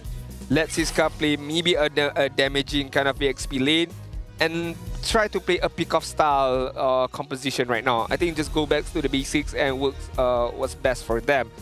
Play aggressive but with a pick-off potential hero, regardless if it's a single target pick-off or an AoE pick-off. I think that is what they need to do right now. But because I feel like the EXO, they are just playing it a bit too pretty right now. They're just trying to make it a bit more complex for their own good, and it's not working out for them. Down by 1 point as of now, and HomeBois do have the match-winning point later on. So honestly, they got nothing to lose. Just bring out the best, and their best is still, like I said, go back to the basic. Assassin jungle, maybe a damaging EXP lane, or maybe an absorbing EXP lane, and most importantly, it's a pick-off potential or a pick-off strat that the EXO needs to do right now. I mean, if they wanted to play tank jungle, they actually still can as well, though. It's something that DXO has done in the past. We know Siska is capable of playing damage EXP, but I do agree with you. Going back to basics, going back to comfort should be important here. I feel like DXO, while they definitely prepared very well for the playoffs, there is always the possibility of over-preparing. I feel like there was a bit too much thought being put into how they wanted to play against this draft from the HomeBois, and that affected the style that they actually are more used to executing. Not to mention they just came off of a previous loss, so the momentum was not really in their favor. Yeah, we shall see. We shall definitely see whether game number 4 would have any difference maker for DXO, because they still have the potential to tie things up. We saw that how they managed to win game number 1 very effectively, very convincingly as well. They could roll back that time into game number 1, but so far in terms of momentum base, HomeBois definitely have the biggest momentum, winning game number 2 and winning game number 3 in a convincing fashion. So in game number 4, I feel like Coach Erpang and Coach Jasmine also kind of understand already, okay, this is how DXO is going to draft, this is what their main priority is. We let them go of this hero, they don't pick it up. We let go of this hero, they pick it up immediately. So they do understand a bit of the prioritization in terms of the draft for the side of DXO. So in favorites, if again I would put up a poll, I feel like a lot of people would vote for HomeBois, but I'm still not counting DXO out as of yet. Yeah, we definitely can't count them out. This is a team that is capable of coming back from deficits, but I think this is going to be a pretty new situation for the team. While they were the team that always got 2-1 in the regular season, playing from the back foot like this, being in a position where one more loss could send you down to the lower brackets is not really something that they're particularly used to. So hopefully they can prepare for the next game a little bit better. But we also want to remind you guys to prepare for what is going to be coming up soon, and that is Playoffs Phase 2. The tickets are going to be released at 8 p.m. on the 1st of June. That's today, right? Yeah, that's today. Today! Less than 3 hours to go, I feel like, so be ready with multiple devices. Make sure you have a lot of devices logged in, try to get the tickets, so good luck to you guys. But right now, we do have to head over to Poji because we do have a small segment for him to introduce to you guys, maybe some news. So let's hear it from Poji. Betul, Lafel, betul. Tapi ini bukanlah berita daripada semua pelosok negara. Ini adalah berita pasal semangat ketiga untuk pemain DXO. Dan bersama saya sekarang adalah kawan-kawan daripada Tadika untuk Kimin. Percaya tak? Percaya tak? Saya Poji sekarang bersama dengan kawannya. Siapa nama bang? Zarif. Zarif. Okey, dekat sebelah ni siapa? Ling, Lolita, Balmon, Belerik dan sebagainya. Kawan-kawan dia semua adalah orang-orang Mobile Legend bang-bang. Okey, Abang Zarif. Apa perasaan tengok Kimin dah sekarang main dekat pentas terbesar?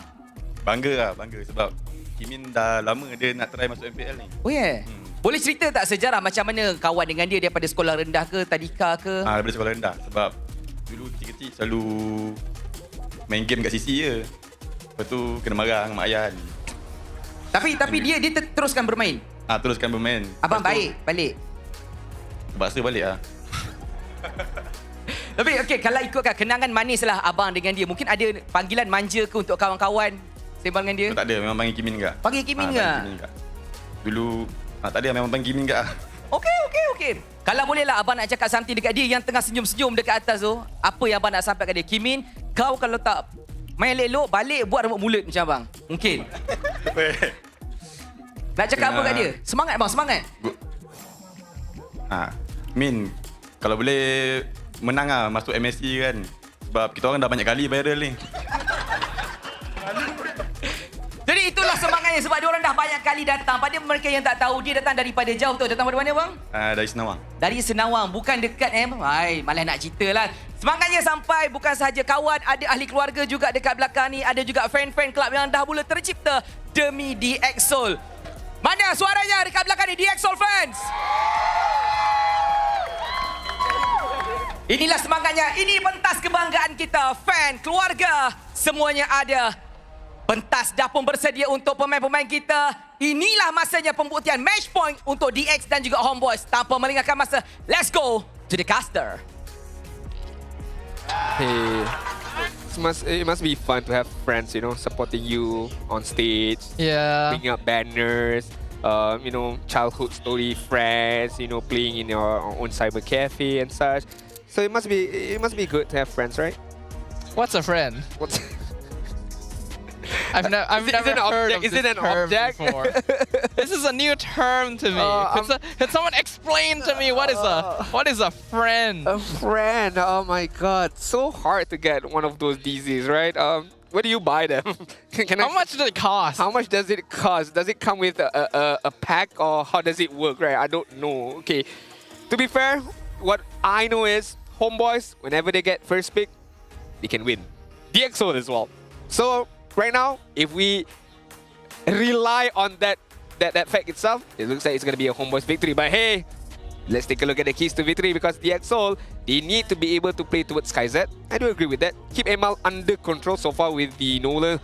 Very much uncontrollable. Don't let HomeBois take initiative. Siska and Rasi needs to keep Ivan and Belt in check. And they need to go back to basic. Don't complicate the draft too much. I mean, all of this makes sense. SkyZ is going to be the main carry and has proven himself to be capable of really turning games around as long as he's given the space.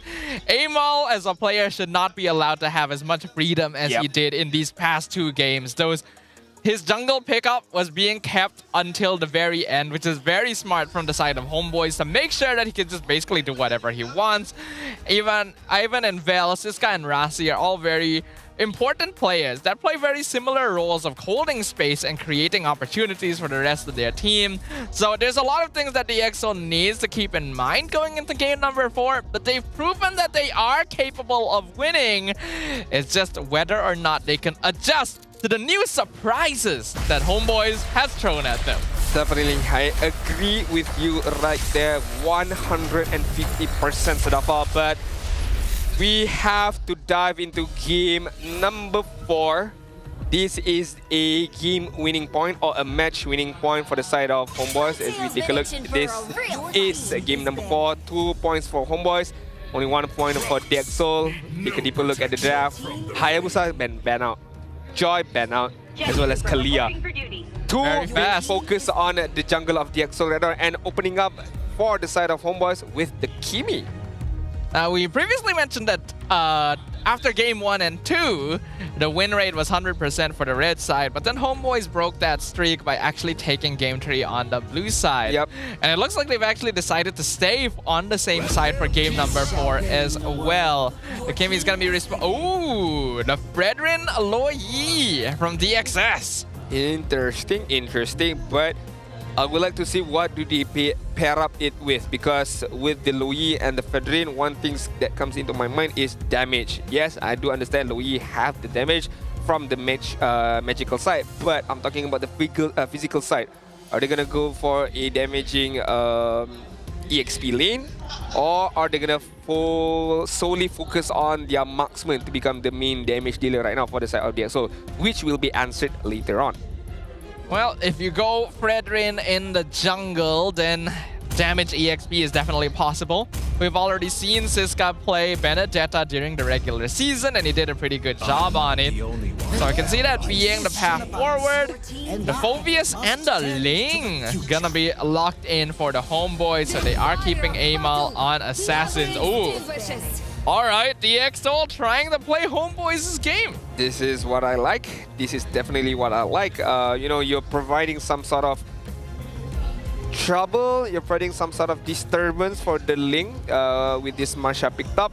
But it really depends on who is it or who's the focus is going to be. Because without any particular disturbance in terms of the early stages, I feel like the link can first farm up well. Second of all, gather all the purple buff that he can. And once the first item has been picked up, that is when the moment for the link to shine. But so far, a lot of the links that I've seen nowadays, they don't need to wait for that first item. Immediately once they get level 4, they can rotate mid-side, try to win that lane, or try to go for the side lanes. And that is a possibility, definitely. I'm just hoping that we don't see the Ling throw himself a bit too much. Yep. That's what cost the EXO Game 2 in the first place. I imagine Amal should have better composure there. And we'll see if HomeBois can rein that in. Because if he is able to get an early lead, then HomeBois are almost guaranteed the late game. Yeah, definitely with you right there. As we take a look at bans from both sides, Matilda as well as Badang is going to get banned out. So no Fedrin Airlines for the side of DXO. We know that it's a very, very scary combination. Badang, I think, is a very good ban in general. We know that the disturbance that he can provide with the Fizz Crack as well as Fizz Break at the same time, just to disturb the positioning. And of course, Link, if he gets hit also, he can get knocked out of the the wall that allows him to not be able to jump around immediately. 1-1 standard ban, I feel like, and of course could be a respect ban at the same time. But couldn't DX play 1-1 themselves? Could be. Like, yes, 1-1 is a good counter to the Fredrin, but if you just lock it in, then Fredrin actually kind of works with you instead. So DX is planning a different gold lane matchup. Jawhead going to be the final ban from the side of the HomeBois, and now the EXO need to make a decision. They're looking for their roamer and their gold laner. Roamer and gold laner right now. They're gonna go for the roam first. That is gonna be the Chow. Now you make sense because you pick up the Chow. If let's say you did not ban the 1-1, you could pick it up in the 5th pick. Yeah. And then it pairs up really, really well with the Chow. You know, giving you a target for you to be able to get your crossbow attack. So I'm not too sure. Maybe they just feel like this 1-1 will disturb their own idea that they have right now. We shall see later on. At least they are setting up for SkyZ, right? That was one of the keys of victory. Play towards SkyZ. They're specifically keeping his hero until the very end to make sure that he has a good laning experience. I think they probably just want to make sure whether the Kimi is mid or gold or not. But is that really going to be the most crucial issue? Let's see. Right. Last 2 picks for the side of HomeBois. They're gonna get picked up the Beatrix and the Franco. The traction hook is back, boyos! The traction hook is definitely back, and from the side of the EXO, gotta be careful about it. Not only that, with the Beatrix as well, the Bennett Rage, the Render's Apathy at the same time, a lot of damage that can come from any kind of angles. You have the Ling, you have the Kimi, and you have the setup from the Franco as well. Gosh, that is very, very scary. This is a HomeBois original right here. But the funny thing is, when HomeBois tried to do the traction hook combo with Beatrix, they actually lost that game. Yeah. So it looks like they're looking for a little bit of revenge for this particular lineup. Their scaling is just really good in general. And the Bruno going to be picked up by DXS here. Bruno, huh? Okay, I don't mind. I'm not saying that it's a bad hero. With the Louis as well, are they going to focus on split pushing? Are they going to focus on just turrets for now? You know, just sending the Bruno in an off angle on the top lane, on the bot lane. Just try to win their way in terms of the map control. That could be an idea, but you have to be careful. With the HomeBois draft, you know that they are going to be very, very active early on. They are going to be very, very active, but DXO actually has tools for stopping activeness and a good amount of damage on their hands as well. So I think this is actually pretty balanced. It all comes to execution. Which of these two teams will be able to outmaneuver the other? Which will be able to solidify their position in the upper bracket finals? Only one path lays forward as the curtain draws once again on the land of Dawn. Game winning point for the side of HomeBois.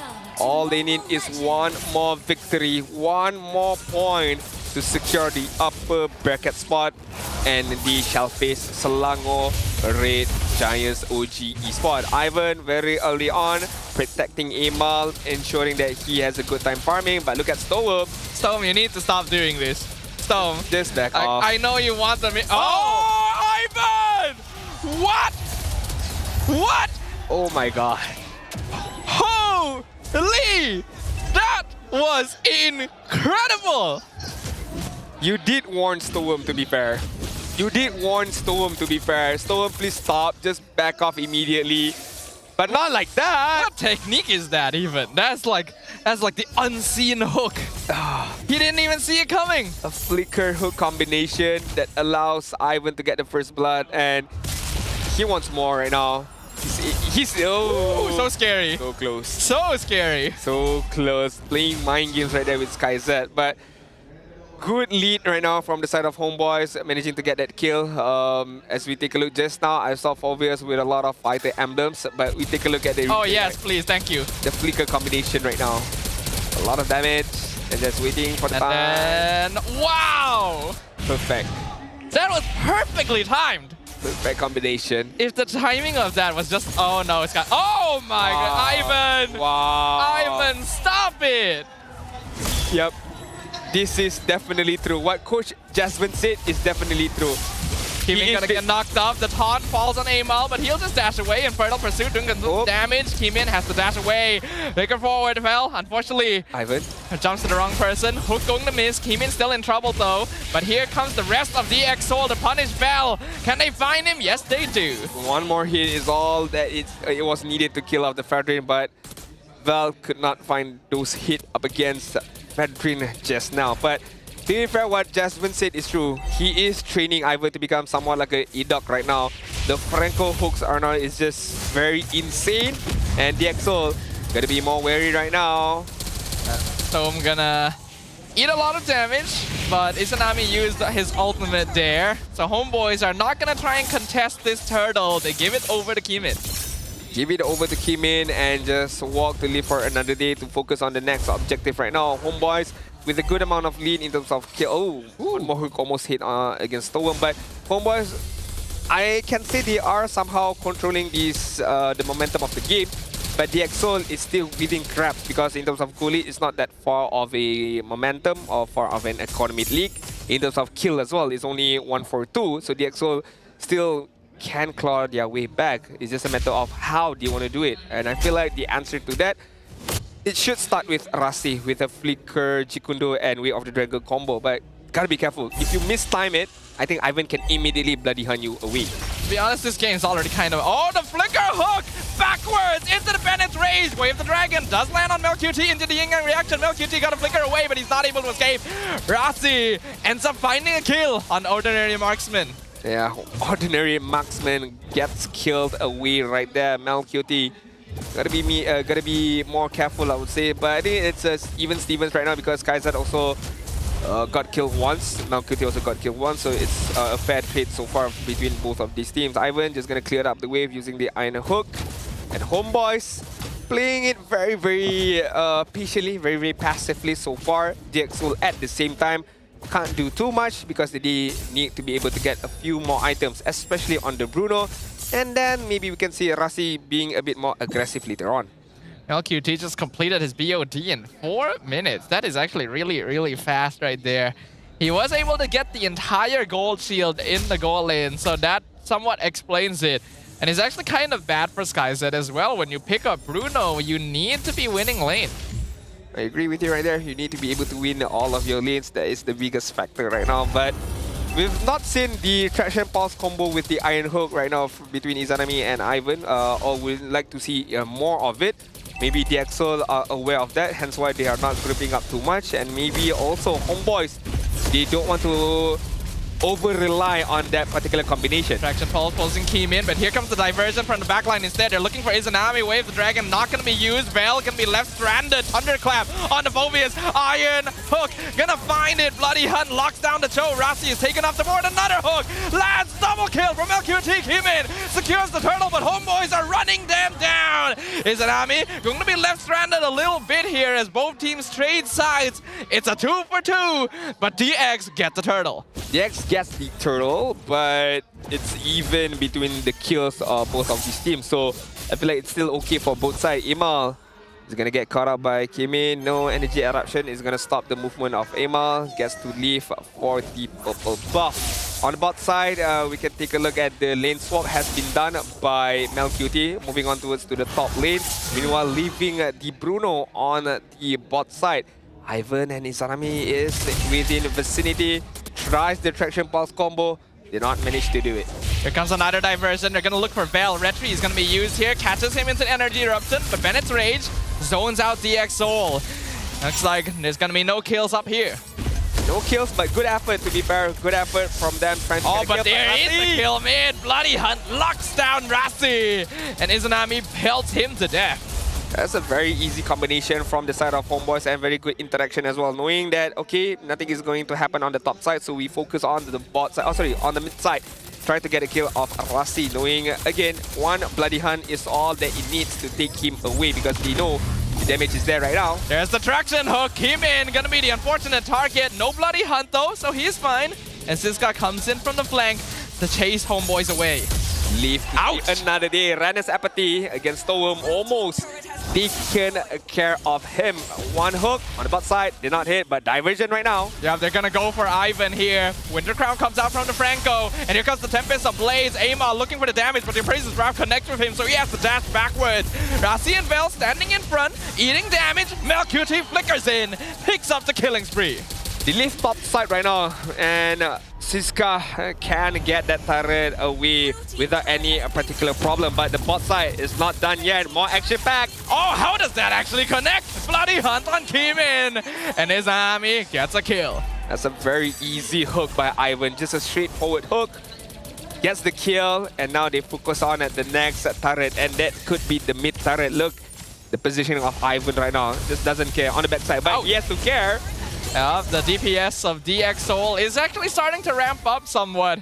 You cannot count out Storm and Skyzed, especially if they're setting up for the diversion. They're going for the purple buff. It's a 3-man teleport. They're finding Izanami, but the Bennett's Rage secures the mega kill. This guy comes in with the Thunderclap and blows him up. But MelQT running away. Another Thunderclap comes out, shut down for Siska, and he will eventually be punished. It is a 2 for 3 trade. Value for money right there from DX Soul. Yes, he managed to get a kill, but sacrificing 3 lives of them. I think it's not what they wanted, but at least they managed to get a kill on MelQT. I think that is the biggest win for them, and it allows DX Soul to get another turtle. Yep, one more turtle just for the taking right now. But Imal, very smart, understanding this. He tries to steal away the purple buff, but does not want to commit the retribution right there.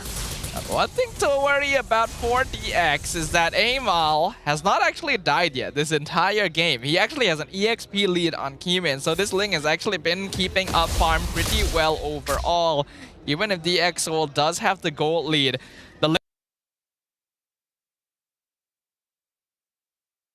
the shoulders, and whether he can actually blow up the cores before they become a problem.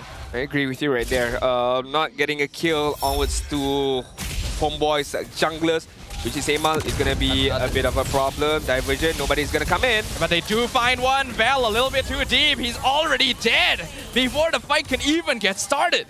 That's a very good kick. That is a very good pick-off from DX Soul. This is what I mentioned about going back to something much more basic for them right now. Rasi! He's in danger. The damage from Izanami ramping up, but he's able to get out. Yeah, more stable draft, basic components being taken by DX Soul, pick-off potential is being done by them, and look at what they did. So this is a very, very good for them. Kudos to what they're doing so far. Hopefully, they can provide a bit more of a benefit right now, because DX Soul, at one point, HomeBois was holding on the lead, and right now, it's DX Soul's game. So far, I'm really liking the way that DX Soul is approaching this game. It hasn't been perfect, but like you said, it has been back to basics, and we can see that they're a bit more composed compared to what we saw in games 2 and 3. I also like that Blade Armor is being prioritized by Kimin and Rasi right now, since There is going to be a Beatrix and a Ling on the opposite side. This automatically provides a little bit of counter, and of course, the Kimi as well. Siska can be jumped on, Bloody Hunt locks him down, and he's going to be blasted away, but he's actually able to escape, and away as the Dragon connects with MelQT. Wind of Nature not going to be able to save him. DXOL have found the flank with the diversion, and they have run down the HomeBois. Vel, all by his lonesome, gives the double kill to SkyZ, and that will break the game wide open. Breaks the game wide open with one good initiation from the diversion right there. And DXOL with 1k goal in and with one good diversion, immensely they increase the lead to 2k as of now. And without any hesitation, immediately focusing down on the Lord right here, right now. DXOL, slowly but surely, they are wrapping things up. That is what DX has been looking for the entire time, a chance to threaten the back line. HomeBois tried to go a bit too aggressive, and DXOL used an off-tempo play right before the initiation to get a diversion flank in. And now with Winter Crowns complete on Stome and Keeman as well, they have all they need to take a good fight. Lot on the top side right now. How will HomeBois be able to provide the high ground defense? Because MelQT would need to spend the Bennett's Rage, I guess, to be able to clear out the minions. At the same time, maybe Ivan can go for a Flicker Hook or a Flicker Bloody Hunt. But that will provide DXOL enough space to go in with the Energy Eruption or the Way of the Dragon at the same time. Lord will collide, but HomeBois have enough damage to deal with it without taking too much structural damage, and I feel like DXOL didn't really sync their waves well enough to get a lot out of it, because even the mid and bottom tier 2s aren't being threatened. Almost getting that traction falls off, and Ivan on the backside just waiting to provide the hook against DXOL. Right now, HomeBois, gotta be careful with these diversions, man. A lot of off-angle, and speaking of off-angle, they're sending Vel into the back with Rasi, and they're looking for it. The Flicker Jikundo gets a two-man knockup, waves the Dragon, unfortunately in the wrong direction, and now the Dark Wave gets a two-man knockup. Immortality is gone, and Rasi melts to the Bennett's Rage. HomeBois response in kind. Yeah, this is what they wanted. HomeBois knowing that, well, somehow knowing that the diversion has been popped off, and they backed off immediately right there. Good reaction timing. Oh! They found him! That's Iron Hook into the Bloody Hunt, and Storm is in trouble. Winter Crown comes out, but a killing spree. SkyZ is doing so much damage. HomeBois are not ready for it. MelQT, why are you still here? The Thunderclap whacks him in the butt, and the DXOL bite back. Very, very unfortunate for HomeBois right there, and not respecting the damage that can be comed out from SkyZ, not respecting the damage, the output damage from the Bruno, the critical hits, man. SkyZ has been online for so long right now. They need to be able to control this Bruno immediately. Good hook from Ivan, no doubt, but just the damage is not enough, and the target, it was not the Bruno. So Ivan right now, gotta shift his focus, gotta try his best to find the Bruno and immediately take him out. We're now at the point of the game where Keeman is actually willing to get hooked if his team is in the right position to follow up on it. Especially since he also has that Winter Crown to potentially keep himself alive if things get too dicey. HomeBois need to be close together to really follow up on Ivan's catches, but that puts them vulnerable to the diversion flanks from Siska. This is something that DXOL themselves were afraid of in the previous draft. That's why they banned out this Lo Yi when Vel locked in the Masha. Another diversion. They're looking for the backline once again. This time, they actually decide not to take it. They keep HomeBois scared, and Keeman gets the Lord for free. Izanami's already used his Wind of Nature, but Rasi did use his kick as well. Keeman pops the Winter Crown. Dark Wave lands on 2. SkyZ gonna be the target of Vel. He's trying to follow with the Infernal Pursuit, but it's not quite enough. SkyZ on top, flickers forward, gets a 2-hit combo. Double kill for SkyZ, and they found MelQT as well. It's a triple for the Bruno. A maniac for the goal laner of DXOL. Wow. Wow, wow, wow. Again, I did mention if HomeBois fails to find SkyZ. They fail to win the game immediately. It's Izanami almost getting taken care of, but it does not matter. The Crystal is gonna get gunned down, and that is gonna be game number 5. We're gonna go for a full extend, best of 5. As we all know, this is the branding of DX Soul. Regardless of whatever it is, they have to go to the full extent. They gotta go to the full series. Neither of these teams willing to give an inch, and now a single game is the difference maker. HomeBois and DX Soul one step away from meeting SRGOG in the upper bracket finals. Who would have thought that it came down to this? It came down to this close of a game for the playoffs match number 2 between DX Soul and HomeBois. We went with an amazing performance by DX Soul in game number 1. Game number 2, game number 3, HomeBois came back with a better draft, with a stronger way of victory. Game number 4, you can't count DX Soul out yet, man. Come on, that was intense. HomeBois brought in their A game. HomeBois brought in their A strategy with the traction pulse iron hook combination, a link for Amal as well, but it did not matter because Bruno, once he was all formed up, that's what he does. 2-hit damage, immediately kills off the opponent and immediately provide the space for DX Soul. This is the composure we were waiting for from DX. They just needed to lock in. They just needed to wait for the right time. And well, that was one of the keys to victory, right? Play for SkyZ. Yep. And his Bruno was really hitting hard. Unfortunately, we did not get to see a lot of traction hooks at all. We also got to see not the Savage. That's unfortunate. I thought we were about to get a third Savage from the same player in the same season, but I think he's perfectly happy with this victory. So we are gonna go ahead and give him the MVP as well. If Izanami is LaFell's boy, this is my boy. This is my guy right here, SkyZ. Give him whatever maximum is there out there. Give him the space that he needs. And this is what he's gonna do. He's gonna demolish. He's gonna deal a good amount of damage to the opponent right there. And one of the things that DX Soul did in game number 4 is goes back to basic. Go back to basic, man. Pick up the Chow. Look at how the pickup potential did them really well, and how they counter engage even if they get hooked. As long as it's not SkyZ, they're happy about it. Seriously, man, when we see this game, we really understand why DX banned the Luoyi in game 3. Yep. Those diversions were such an issue. HomeBois had no way of dealing with it because this is a front-to-back comp. Franco's just supposed to hook, and then while Phobius handles the rest, the DPSs just do their damage from behind. But there is no behind. If Vel and Rasi are constantly like breeding up the back, not Vel, Siska.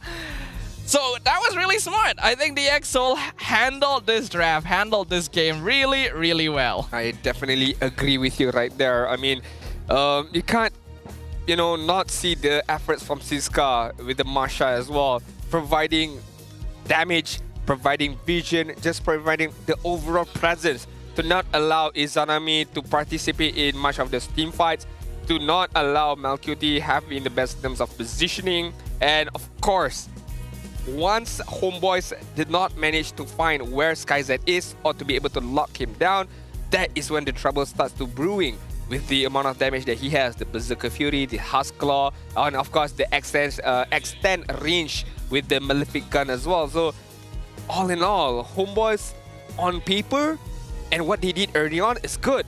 Got a few hooks off, got a few kills in their own hand, but they did not. One thing that we know that they can do well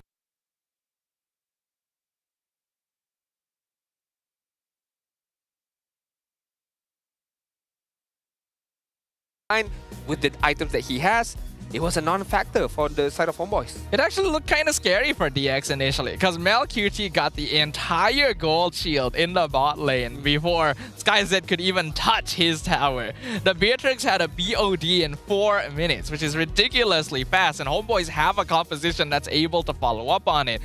But DXO put a lot of faith in Keemin. They knew that if the Fredrin gets caught, we don't actually need to focus too many of our resources to save him. We can aim their backline instead. They have 3 different late game cores that we can punish. With the Fredrin, with the Loyi as well, look at the amount of objective that they have gotten. 2 lots and 3 turtles. Hat-trick of turtles right there. None of it was in the favors of HomeBois. Showcasing that in terms of turtle team fight, or in general, turtle team fight was managed to won by DXO. And how? First of all, managing to hold the important bush within that turtle itself. Meaning to say that the map control is in the favors of DXO. Number 1. Number 2, we just know that Fredrin can do the lot dance really, really well. Again, up against a lane. Of course, you're not going to rely on lane to just poke the lot and to just play around the lot. Fredrin can do that. Hence why a tank juggle is far much better in terms of turtle team fight or the lot dance. Hence why also at the same time, I think HomeBois is much more focusing on trying to get kills instead of winning these neutral objectives. With the Franco, with the Kimi, with the Beatrix as well. One thing for sure is that not only the traction pulse Iron Hook did not work, we did not also see Iron Hook, Bennett Rage combination much, because a lot of Bennett Rage was used by Malcuti. Most of it is just a matter of trying to zone out the enemy. Only a few times that he managed to get a kill with the Bennett Rage. Yeah, it's really funny to think about because the traction hook combination was so powerful for the HomeBois. But when they try to combo it with the Beatrix, it just doesn't seem to work for some reason, right? Both games that they have tried this trio have both been losses for the HomeBois. So maybe locking in most of your composition into a singular strategy ends up in a tough situation when your opponent has so many tools to outplay you. When we look at the notable key players from this game, SkyZ ended up being the rich guy, even though he was actually getting bullied in lane initially by Ivan's presence. Izanami ended up being the carry, Vel as the sandbag, and Keemin as the best wingman. Yeah, I mean, I do have to echo what you said just now. It's kind of like putting all of your eggs in one basket is not good enough for the side of HomeBois, and I feel like that's what they did. Heavily relying on the Franco's hook.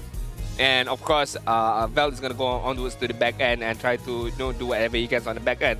A lot of diversion that was used by the side of DXO early on did not work well, but a lot of it did work well, especially that one diversion towards the later stages where they managed to get like 4-man kills. Only Amal was the lone survivor right there.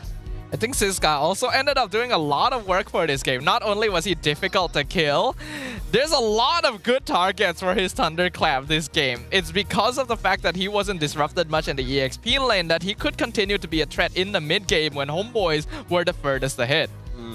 A lot of Iron Hook was used, but there was no follow-up to that Iron Hook, like no damage coming in from the side of HomeBois. So it was kind of like a wasted Iron Hook being used by Ivan. To be fair, DXO understanding that, okay, they are heavily reliant on this Bloody Hunt, on this Iron Hook, so Winter Crown is the main idea of the game. But then again, SkyZ, who was not focused as of much, hence why, again, move forward, kick the ball. Move forward, kick the ball. Out of nowhere, Maniac was gotten. And once that Maniac was gotten by DXO, it was already too late for HomeBois to be able to do anything about it. So close to a Savage. So close to a third Savage from SkyZ in the same season. What a story that would be. But this is already an incredible story for DXO as well.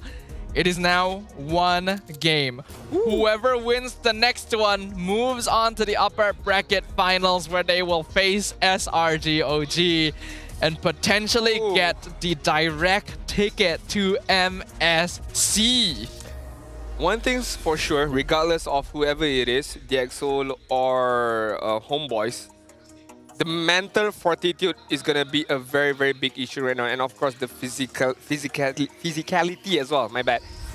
Is gonna play a big role in that upper bracket finals. Yes, they are gonna have 1 hour and 30 minutes of rest time before the last game starts or before the upper bracket match starts. So we shall see how they move on forward to it. But you know, just a shout out to our re-streamer as of now. We have Fix Official in number 1. We have Obot, we have Ombong, XK Penjahat, Vin Official as well. So our top 5 re-streamer ranking leaderboard. Thank you very much to everyone who's currently tuning in, regardless of whichever stream you are tuning in. We are glad to have you here, and we are one match away to know that who's going to be the opponent for Selangor Red Giants OG Esports. Thank you to thank you, thank you very much.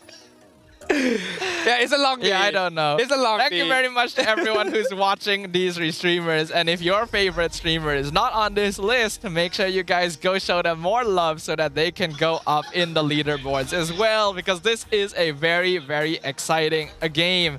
It's been so unexpected that I'm literally tongue-tied. No, we're all speechless. We had to sit down because our legs just cannot handle the intensity of what is happening.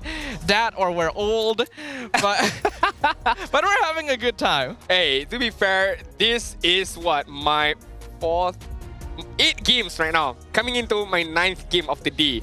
This is your 5th game of the day. Yes. So I am burnt out, but hey, the show must go on. And I would like to see, and I would like to know who's gonna get that victory, who's gonna get that way to the upper brackets. We appreciate your sacrifice. Oh man, it's okay. It's all good for the better good of Mobile Legends. Everyone right? show Adin some love. Nah, it's all good, Hashtag love Adin.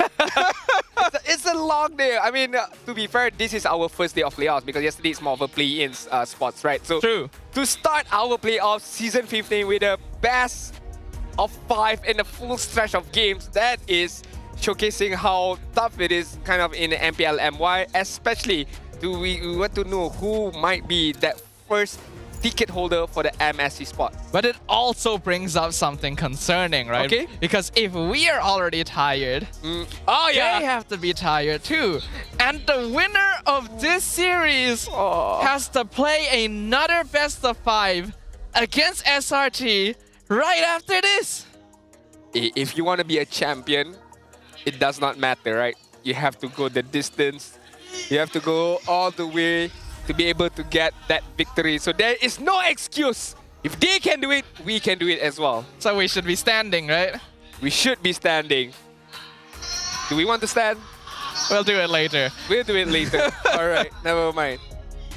Okay, let's see if the teams are going to be prepared. They're discussing things. They're talking about the strategies and the gameplay that they're going to bring to the forefront.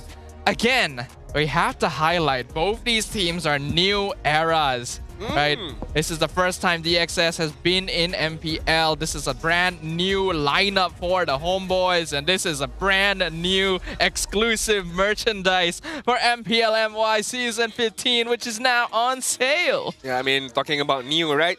New merchandise, new outfits, new fit as well. Hopefully, you know, our Munton Malaysia gives, you know, a special love for us as well, as we want new merchandise as well from MPL, right? I mean, all the lineups. I do like the other color, the beach color.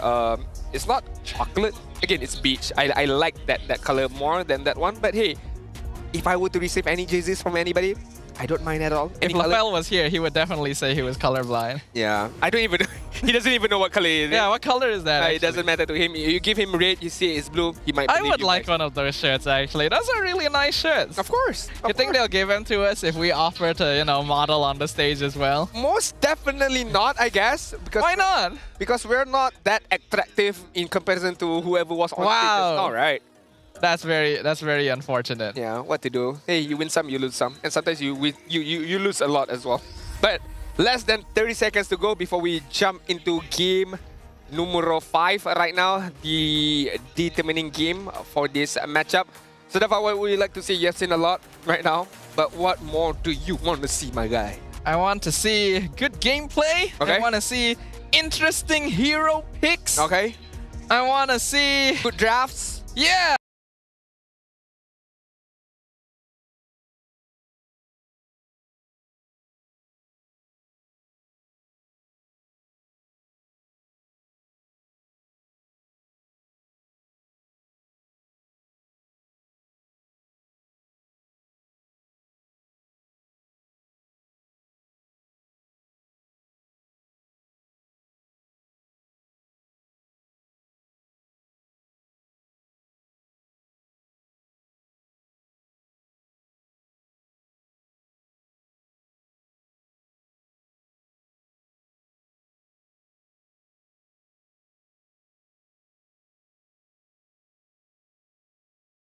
I think the EXO is gonna have the benefit of the first pick. It really depends on what they want to do. Skyzet, of course, is going to be the reliable guy on the gold lane. Of course, Rasi, we would hope then a lot of pick-off potential coming up from him should be able to help him. But in terms of help right now, most likely Val is going to need some help. A bit of technical issue is going on, hence why we're not starting the draft as of yet. So hopefully, Yeah, we got a type 1 issue there. So it shouldn't take too long to troubleshoot. If it's going to happen, then may as well get it over with right now rather than in the middle of game 5, right? I agree. Definitely agree with you right there. But if I were to be in the side of HomeBois, right? If I were to be Coach Erpang or Coach Jasmine, I would be puzzled a bit. Like, okay, this guy just won't go off. This guy won't just run away, right? We brought in this kind of strat, we lost. Like one of the comfortable heroes for the side of HomeBois with the Farsa in game number 1, with the Ling at the same time, and we brought it again in game number 4, and they lost it again with the traction pulse combination. Also, it did not work. So, they need to go back to that game number 2, game number 3, and to know that okay, what will work for them and what will work for my guy right here. Naruto skin. Let's go. Naruto skin. No, Naruto skin. Exchange. Not enough yet. Okay, no, one more spin. Let's go. Oh, this is their last spin. They don't have enough diamonds for more, I think. Yep. Okay, that's a lot of tokens. But yep, enough to be exchanged. Enough to be exchanged for a Kalia. Sakura. Oh no, not Wait, enough. what? Not enough? Not enough. Not enough? How many do they have? Don't panic. Don't panic. One more spin. Oh, they have 1,000. They are missing 4 tokens. Oh, one more spin. They Should be need enough. 4. Okay, that's enough. It is enough? That's enough, that's enough. Okay, alright, okay, Sakura, let's go. Alright, there we go. Sakura for Kalia. That moment when you think you're 110 pull away and then you're just short. Just short. RNG decided, hey, why not? Why not? Just one more pull. One more pull. And you get the skin. I'm almost to be lucky enough right there. But I feel like the draft has been started because I can see from my screen there's the few heroes has been banned out from both sides. And I think the hero that my brother just got right there, which is the Kalia, I don't think Kalia is going to get picked in this game because for sure she's going to get banned out. There are some bans on the stage right now. I'm not too sure if it is going to be... Okay, yeah, they are locked in. So it is Benny, Kalea, Masha, banned by DX Soul. Okay. And then Chip, Loyi, Hayabusa, banned by HomeBois. No more Loyi. No more diversions. No more diversion. We want to play front to back, not coming in from any off angles right now. DX Soul, Badang for Viers is the main idea here. Baxia is still there as well. Or are they going to opt to go for something different rather than the 3 heroes that I mentioned just now? Okay, Baxia. Safe opening. Baxia can be locked in here. For the EXO, HomeBois have the option of going for the Kimi. There's also the pretty safe opening of Fovias Harif.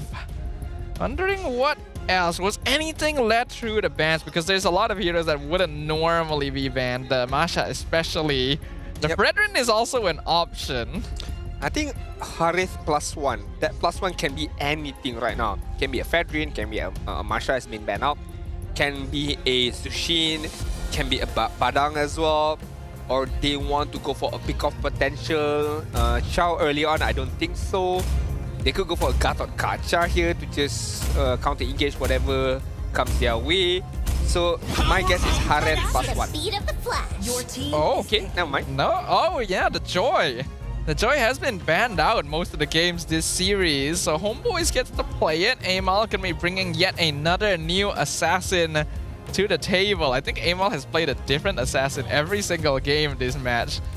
With the Link, with the Joy right now. Did he play Hayabusa? Can't remember, it just happens just now. That was Kimin. Yeah, Kimin played the Hayabusa game 1, right? Yeah. He's played Joy, Benedetta, Nolan, and Ling. Oh, yep. I can't remember what was the other hero. Yeah, slipped my mind as well. Did he play Fredrin? Oh, yeah. I can't remember. Yeah, he played Fredrin just now, right? I've completely forgotten. No, whatever. Chat is yelling at us right Whatever. now. It's okay, we're old. We're old. We have excuse, right? Okay, 1-1 plus 4 years. Good pick up by DXO. picking up the obvious to just navigate the Infernal Pursuit to be catch on the 1-1. But when you have a 1-1 on their side, you need to have someone to be able to feed certain heroes to be able to get that witness stacks or the crossbow of tank. So my biggest concern is, or my biggest, I wouldn't say concern, my biggest decision would be the Chow that is still viable if, let's say, it doesn't get banned out. Chow is still open.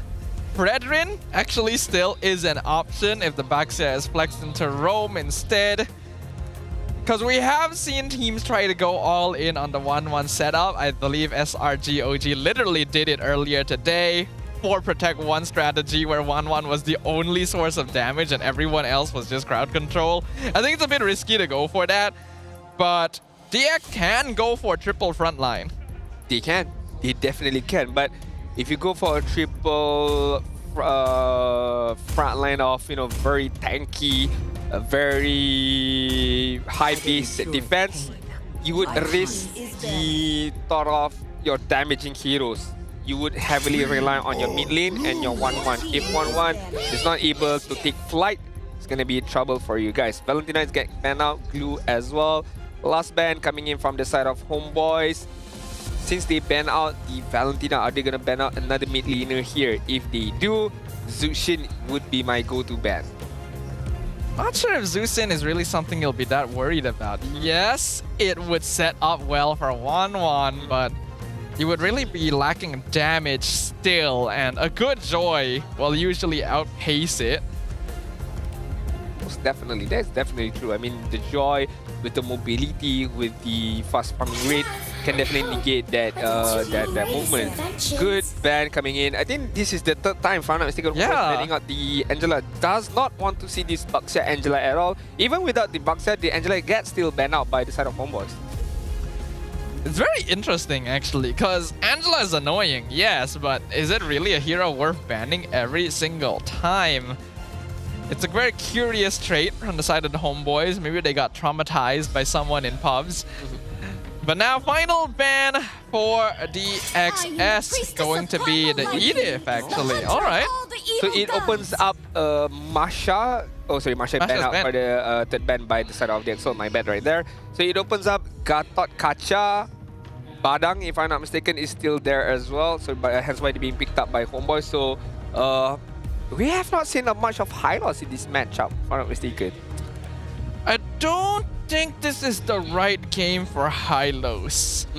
DX can maybe play it. I don't think it's very good for HomeBois. HomeBois needs a hero that is able to catch, and DXS knows it. That's why they banned out the Edith. That's usually the EXP laner HomeBois will play if they want to go for combo style, and they have the setup for that with Joy and Farsa.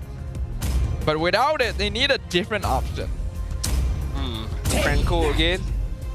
Your team is okay, they're gonna go for the Moskov first. Pairs up well with the Badang. If the Badang manages to catch off the certain heroes, Moskov can immediately jump in and to start that team fight to dish the damage that he has.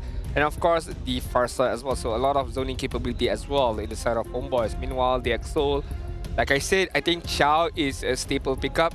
Just basic combination. You can kick the Badang, and you can let the 1-1 get the stack out of Badang and just fly away before we take a look at the final pick from the side of HomeBois. If not, Matilda is still there, but I don't know if it's honestly, Fredrin is still not bad here. Either Fredrin or Cho and then another DPS. No, they go, wow, they're stealing it. The traction hook in the hands of DX Soul this time. Okay, but I do understand the Kimi, I suppose, because they have a Baxia, they have a Forvius, so damaging-wise, they are lacking of it. Hence why they pick up a very much more of a damage-dealing type of mid laner, apart from picking up someone like a Zuxin or a utility mid laner here with the Franco as well. Got a heavy, not heavy relying upon him, but you have to hit those hooks to get 1-1 at least some kind of chance to take flight. And not too sure if they can, but hey, again, I would like to be proven wrong, so we shall see how Rasi plays it out. Last pick. Oh! I was wondering if we might see this when HomeBois banned out the Valentina for themselves. It definitely works better here compared to when DX played it previously, because there are 3 pretty bulky frontliners for the HomeBois to play around, and they actually have a lot of damage. Yeah, I do agree. They do have a lot of damage. But can they funnel that damage well? Number one, can they layer that damage well to be able to get the kills before they themselves get kills with like high-end hooks, Bloody Hunt, and of course crossbow off tank later on. And not to mention the Baxia is going to be very, very tanky with the Fovius. So I think items like Sea Halberd, Dominance Ice is definitely the main picked up, or the Glowing Wand at the same time. So anti-healing is the main priority for for the side of HomeBois. That is true. I can see where you're coming from there, but I think the main priority for both these teams here is to secure victory in game number 5. This is our first full series of the MPL Malaysia Season 15 playoffs, ladies and gentlemen. DX Seoul and HomeBois both eager to vie for that upper bracket final slot. The winner goes on to face off against SRG OG. The loser drops to the lower bracket to face AERO Esports. We have an issue before we jump into the game. The coaching staff have not went back yet, so let's take a look at our Marshall is trying to communicate with the teams. So far we have not seen any signals as of yet. Is it oh, okay, he's gonna do the start. No, Are we good? Are we Gucci? No. Oh, okay. Type 1. Okay. Type 1. Okay. I thought he was gonna do the resume signal, but it's a type 1 issue, so should not be big of a deal. But so far, Sudafa, are you enjoying the playoffs matches that we have, or would you like to see more? Are you technically disappointed? Who knows? You might be disappointed. I mean, I think in general, I've been pretty satisfied with the growth that we've seen from some of our teams. I've been pretty disappointed with the performance of certain teams, but well, they're not here anymore, so... Wow. Foreshadowing something, huh? Yeah, I mean, if you don't do good, then you don't go far. Of course, that is how it is, right?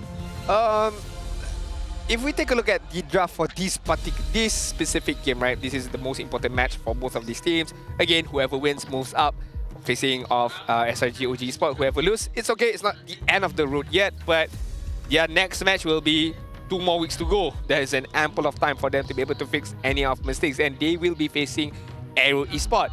That is a big matchup as well, because we've seen AERO Esports can play really, really well, but they can get overburned very, very easily at the same time. Looking at this game, are you inclined, if I were to give you the choice, to be in HomeBois camp or DX Seoul's camp? Who will you pick? This is actually a pretty execution-heavy game, and I think that's exactly how we want it. What will determine this game is not a total advantage in draft. It is all up to the players themselves. For the final time in the upper bracket semi-finals, we return to the land of Dawn, where a single victory is the final step needed to move on to the next stage of the competition. A brand new era faces off against a brand new legacy for a single throne. This is Champions Army, and this is where they begin their own journey to victory and to supremacy as well. DX Seoul up against HomeBois, game number 5. Last match of the day, as we take a deeper look at the emblem to pull yourself together to be able to use the Flicker and of course the Inspire by 1-1 and Franco much more often. Meanwhile, in the side of HomeBois, look at the Xbox right now, Festival of Blood, and a bit more health to just play around. Like Retri gonna be used by Amal here to secure the Little Wanderer. This is an Xborg EXP lane, not a jungle pick. Oh, LQT also taking a lot of beating from SkyZ right off the bat. This is one of his signatures. Early stages, we can see SkyZ winning that laning phase. That's pretty good for the side of DxSoul. But to be fair, we're talking about goal laners, we're talking about marksmen. It's not about how you begin, but it's about how you end those fights. This is what is important. Amal, he's level 4. Meanwhile, Kimin also level 4. Hook, Starlium Beam into the hook. First blood to Kimin. Easy combination from Storm and Rasi right now. And I feel like that is what they need to do even more when it comes towards the mid stage. But you have to remember, I think one more hook. Yep. Oh, that was a slight miscommunication. Who's gonna hook? Who's gonna stun, man? Gotta communicate much more better right there. Hold on. Ivan? Okay, he's fine. Okay. What I'm afraid of is what happened to HomeBois in game number 4. Where early hooks, yes, they managed to get a kill. But once, let's say, Melcuti gets a good farm off, Ima gets a good farm off, it doesn't matter who you hook. As long as you have a proper positioning, you're still fine. Yeah, it really came down to the mid-game dynamic of the draft as well. Kimin gonna get the first turtle of the game and instantly start walking over to contest the orange buff. I think he's aware of the fact that Amal did do some vertical jungling, so he's hoping to match. But Vel is here building up those flame stacks. Ivan catches 2 with a fist break, but the Infernal Pursuit doing some good damage. Last Insanity, the Iron Hook flicker pulls back Amal! But they trade junglers. Kimin gets burnt away, and Vel flickers out. But Storm picks up the double kill. If Destruction connects, Melcuti not able to finish off SkyZ. Almost finishing off SkyZ right there, but Melcuti gotta be more careful. Very, very low health, but forces SkyZ to quick call. Nope, he's gonna stay in the lane because he has the healing capability. But what happened on top lane just now was very, very good for the side of DxSoul, and I'm not too sure how in the world Rasi he found Melcuti. The Iron Hook is the final right of the HomeBois goal laner. I was about to compliment the first hook he did against Amal, but Pedestrike, gonna be blasted as well. Neither team is holding back for game number 5, man. The goal laners are traded once again. It's like, if you die, I die. I can't let you die alone. I have to follow you right now. And that's what happened between SkyZ as well as Melcuti. If he's cracked, locks down Rasi in the mid lane. Traction Pulse pulls in too, but Rasi, he knows he's not getting out of that one. That's an easy setup by Ivan, and the follow-up was very good as well from Amal as well as Isanami with the Feather Strike. So the lead that DxSoul has early on right now has been taken care of. Only 500 goal lead in the 4th minute mark. So far it's been very chaotic. As you mentioned, Adin, not a very notable goal lead for either side. I think Amal does have a slight EXP lead. He has been farming a little faster than Kimin, but not by very much. Spear of Destruction actually nearly hit Storm in the base. I think he was just checking if anyone was there. Almost right there. DxSoul and HomeBois, none of these teams have a good grasp of the momentum of this game. It's very, very back and forth between one and another. And right now, they're gonna engage on Vel. He's stuck inside the turtle pit. Last Insanity comes out. Fist crack connects with Siska in front of pursuit. Amal steals the turtle away, but SkyZ looking for the crossbow set of finishes of Vel. It's a turtle for a kill. I think it's still benefit for DxSoul. Although they did not manage to get a turtle, but managing to get a kill is far good enough for DxSoul, because there will be one more turtle that is gonna come out later on, and this allows SkyZ to get the turret on the bot side. Meanwhile, HomeBois are gonna do the split pushing on the top side. This is a very even matchup here, guys. I was not expecting this. You can tell that both teams are really putting it all on the line. They know what is at stake. They're not eliminated if they lose this, but their path forward going to be a lot more difficult. Traction Hook going to be dodged with a flicker from Izanami. HomeBois don't want to get caught now. Kimin moving forward very, very aggressive here now. Forcing Izanami for the Feather Strike to force away the enemies. I don't think HomeBois should take on this team fight. Vel has to use the last Insanity defensively as well. Iron Hook going to miss. HomeBois avoids the fight. I think they're just trying to set up the map for Melcuti to split push. Yeah, I definitely agree with you right there. But look at what DxSoul are doing right now. They are sending in Siska on the top side to just scout out those movements by the Moskov and to make sure that the lane does not push too far in the side of DxSoul. Meanwhile, HomeBois are just playing with momentum right now. Conceal play, they're looking for Vel and they get it. The crossbow of Tang is set up. Rift Destruction will connect. MelQT joins the fight. Purify forced out from SkyZ. Fizzcrack connect with Rasi. Storm gonna be melted away. Amal chasing the backline and the cores are gone. It's a double. It's a triple for Amal. And they'll find another as well. Make that a maniac for the HomeBois. Another maniac for the side of HomeBois. Just now we got a maniac from the side of DxSoul. Right now they're just trading blows. It doesn't matter whoever gets it, but it's always going to be the 1-1. It's always going to be the jungler at the same time. So HomeBois right now 1.5k goal lead. Meanwhile DxSoul are losing a grasp of this game, and finally we get to see at least one team holding on towards the momentum, and that team is HomeBois. Yeah, things were pretty back and forth up until then, but I think DxSoul committed too many resources to picking off Bell. This is an Exborg after all. He basically has 2 health bars, and that time allowed HomeBois to come in and finish them off. They need to take care of their backline a little bit more. Amal should not have been given so many kills. I mean, Amal found the space and he just tanked everyone immediately, right? Electrifying bits away, Rhythm of Joy away. Easy enough to get a kill against the DxSoul. At the same time, SkyZ, we cannot count him out just of yet. We do know that 1-1 is one of the signature heroes for DxSoul, for himself. So there will be a time where DxSoul, if they can create that space, somehow DxSoul can come out on top. Another conceal. Ivan commits a Fizzcrack onto Siska. Feathered Airstrike comes out as well. Kimi gonna go and cancel it out. Vel loses his Viraga armor. They're gonna continue the Infernal Pursuit, and they'll crush the Exborg. Electrifying Beast doing good damage. Spear of Destruction. Looks like MelQT will not jump to it, and that's gonna be it from DX. Another movement from the side of DxSoul, managing to get a kill against Vel, and then immediately the shot call was to disengage and focus on the next objective. Meanwhile, MelQT, since nobody is focusing on him, he took the opportunity to take care of business on the bot side. Meanwhile, DxSoul as a team taking care of things on the top end. HomeBois still have control of the gold lead, but it's not quite large enough for it to be a guaranteed victory just yet.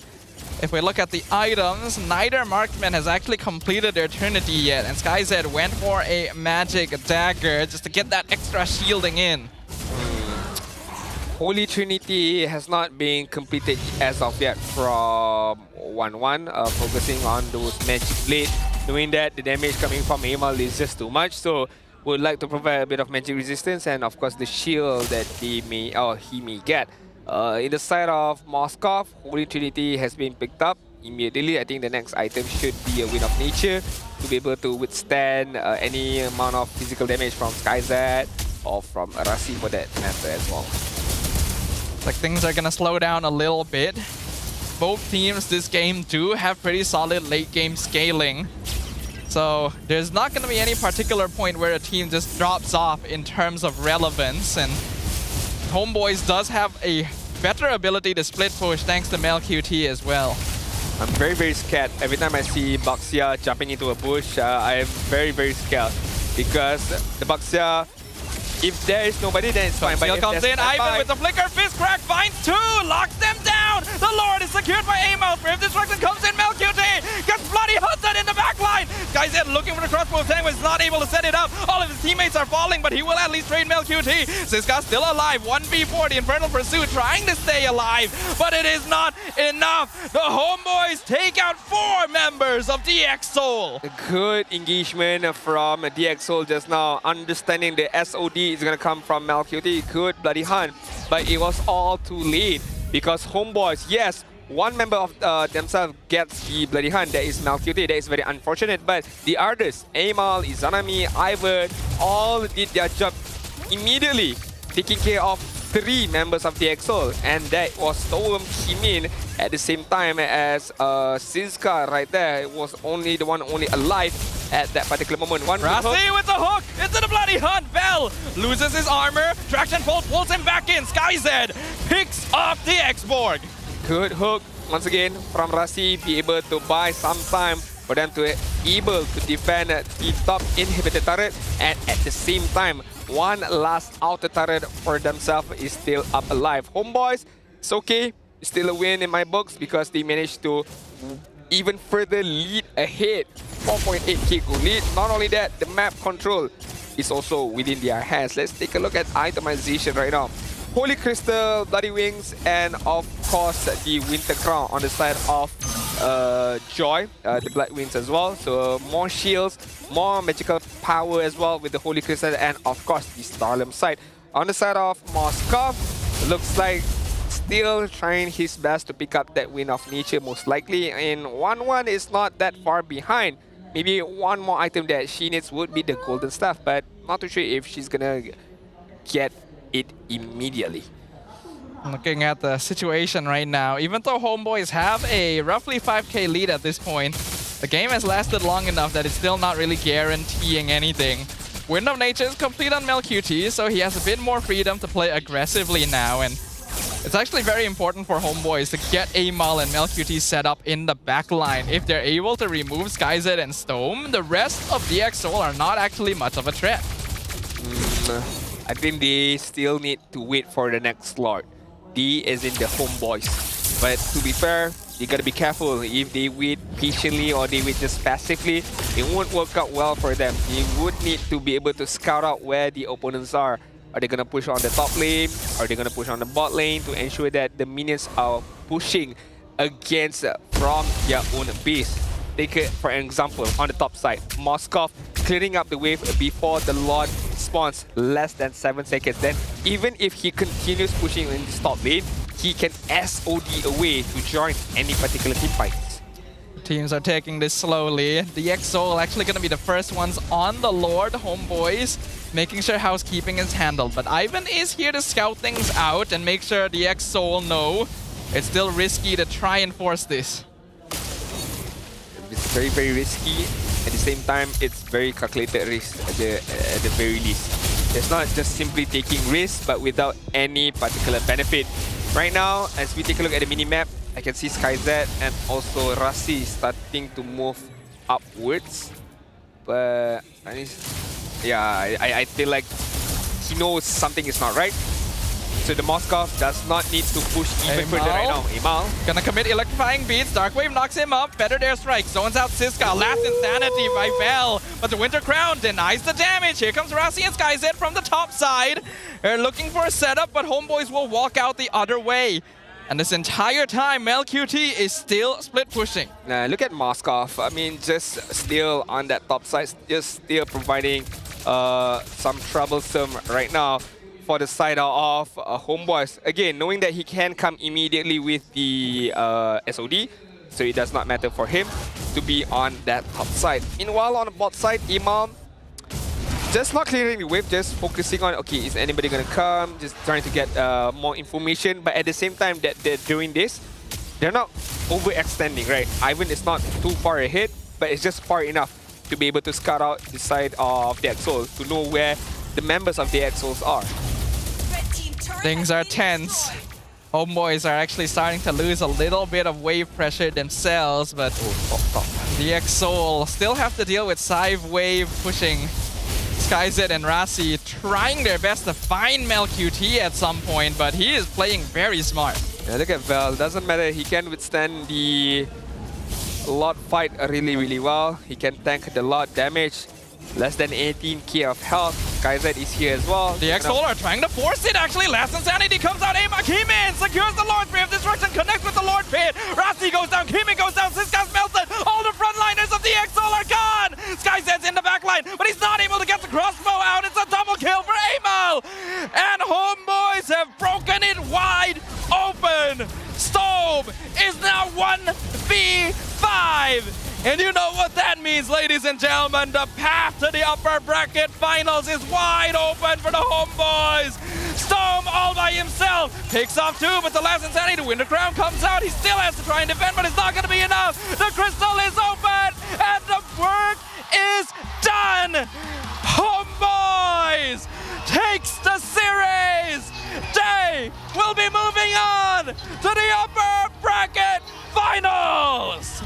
Very patient gameplay from HomeBois right there. That Lord dance, that was very, very crucial.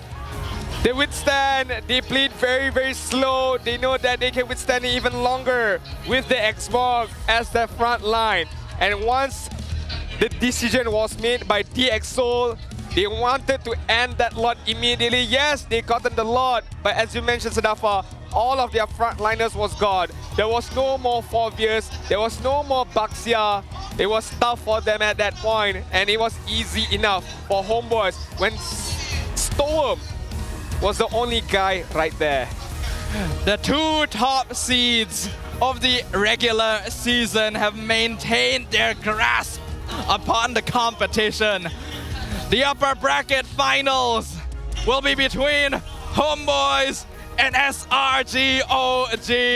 One of those two teams will be our first MSC representative. But before that, let's talk about this game by passing it over to Rose. Inilah dia pasukan yang akan jumpa Selangor Red Giants OG Esports di upper bracket finals. Ladies and gentlemen, HomeBois. Wish, itu adalah game yang seram, seru dengan sengit. Val, how are you feeling right now? Senang sebab menang lah. Rasa hype tak? Biasa aja. Biasa aja. Mungkin lebih hype nanti lawan SRG. Nanti lawan SRG. Okay, now Val, mungkin kita boleh discuss sikit pasal perlawanan ini. Adakah Val expect that perlawanan ini akan, main 5-5 game? Kita expectnya 3-1, cuma tadi kalah di game berapa? Game 4, kita silap. Jadi ya udah, nggak apa. Nggak apa-apa. Nggak apa-apa. Okay, so sekarang ni dah main 5-5 game. Rasa penat tak? Tak. Rasa tak penat? Sebab kami tadi tak ada warm up. Jadi ini warm up untuk SRG. Wow. So nanti bila lawan SRG ada semangat penuh lah. Ya. Okay. Now mungkin Rose nak cakap dengan Izanami. Izanami. Hello. Hello. Looking good, guys. Honestly, nampaknya HomeBois hari ni memang nampak like they're so ready for the upper bracket finals nanti. Ada aura dia yang agak lain macam ya. Now, speaking pasal rematch dengan SRG malam nanti lah kan. I've asked Val kalau dia rasa penat ke tak. Tapi nanti it's gonna be a big match. So, how ready are you guys for SRG nanti?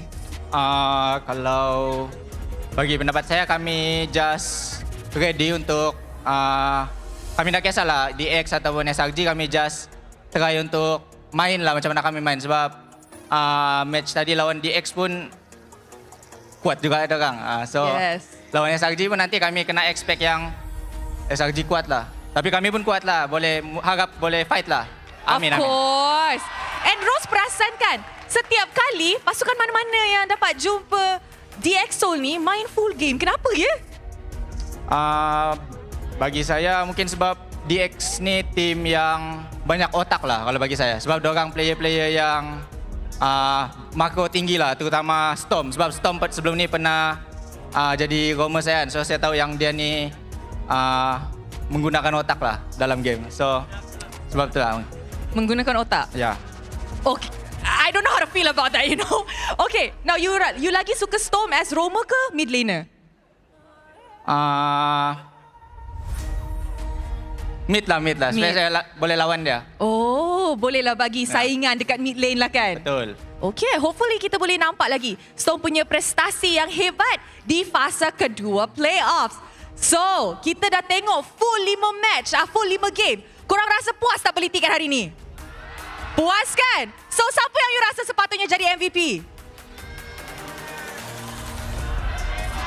Wow! So, apa kata kita tengok MVP perlawanan ini? In 3, 2, 1. MVP jatuh kepada...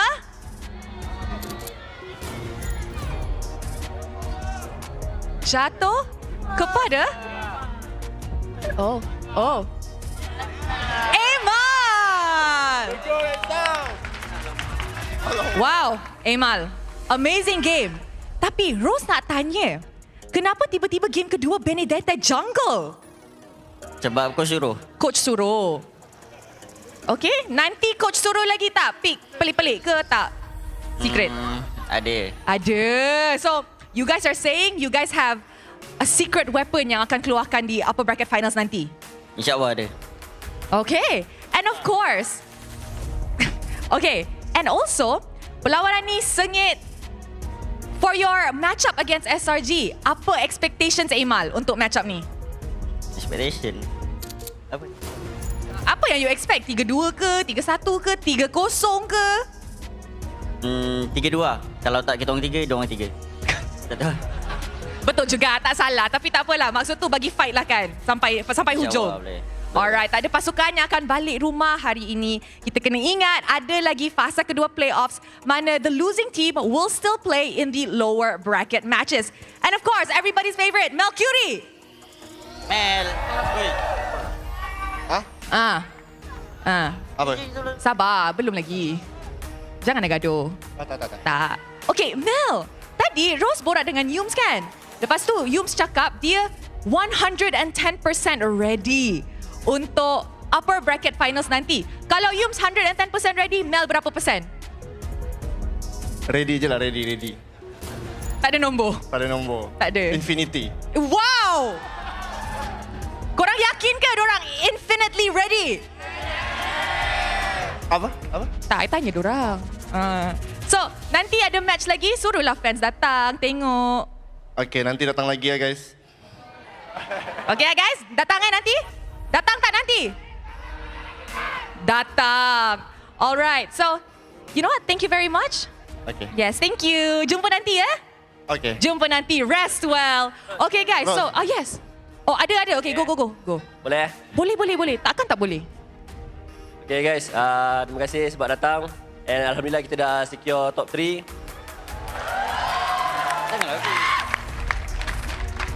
Tapi kita takkan pernah cukup lah dengan apa ni. Tapi tetap akan bersyukur lah.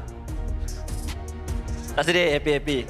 So, terima kasih guys yang sedia-sedia dengan kita orang. Terima kasih semua. Jadi, terima kasih dia. Dia bila nak next day.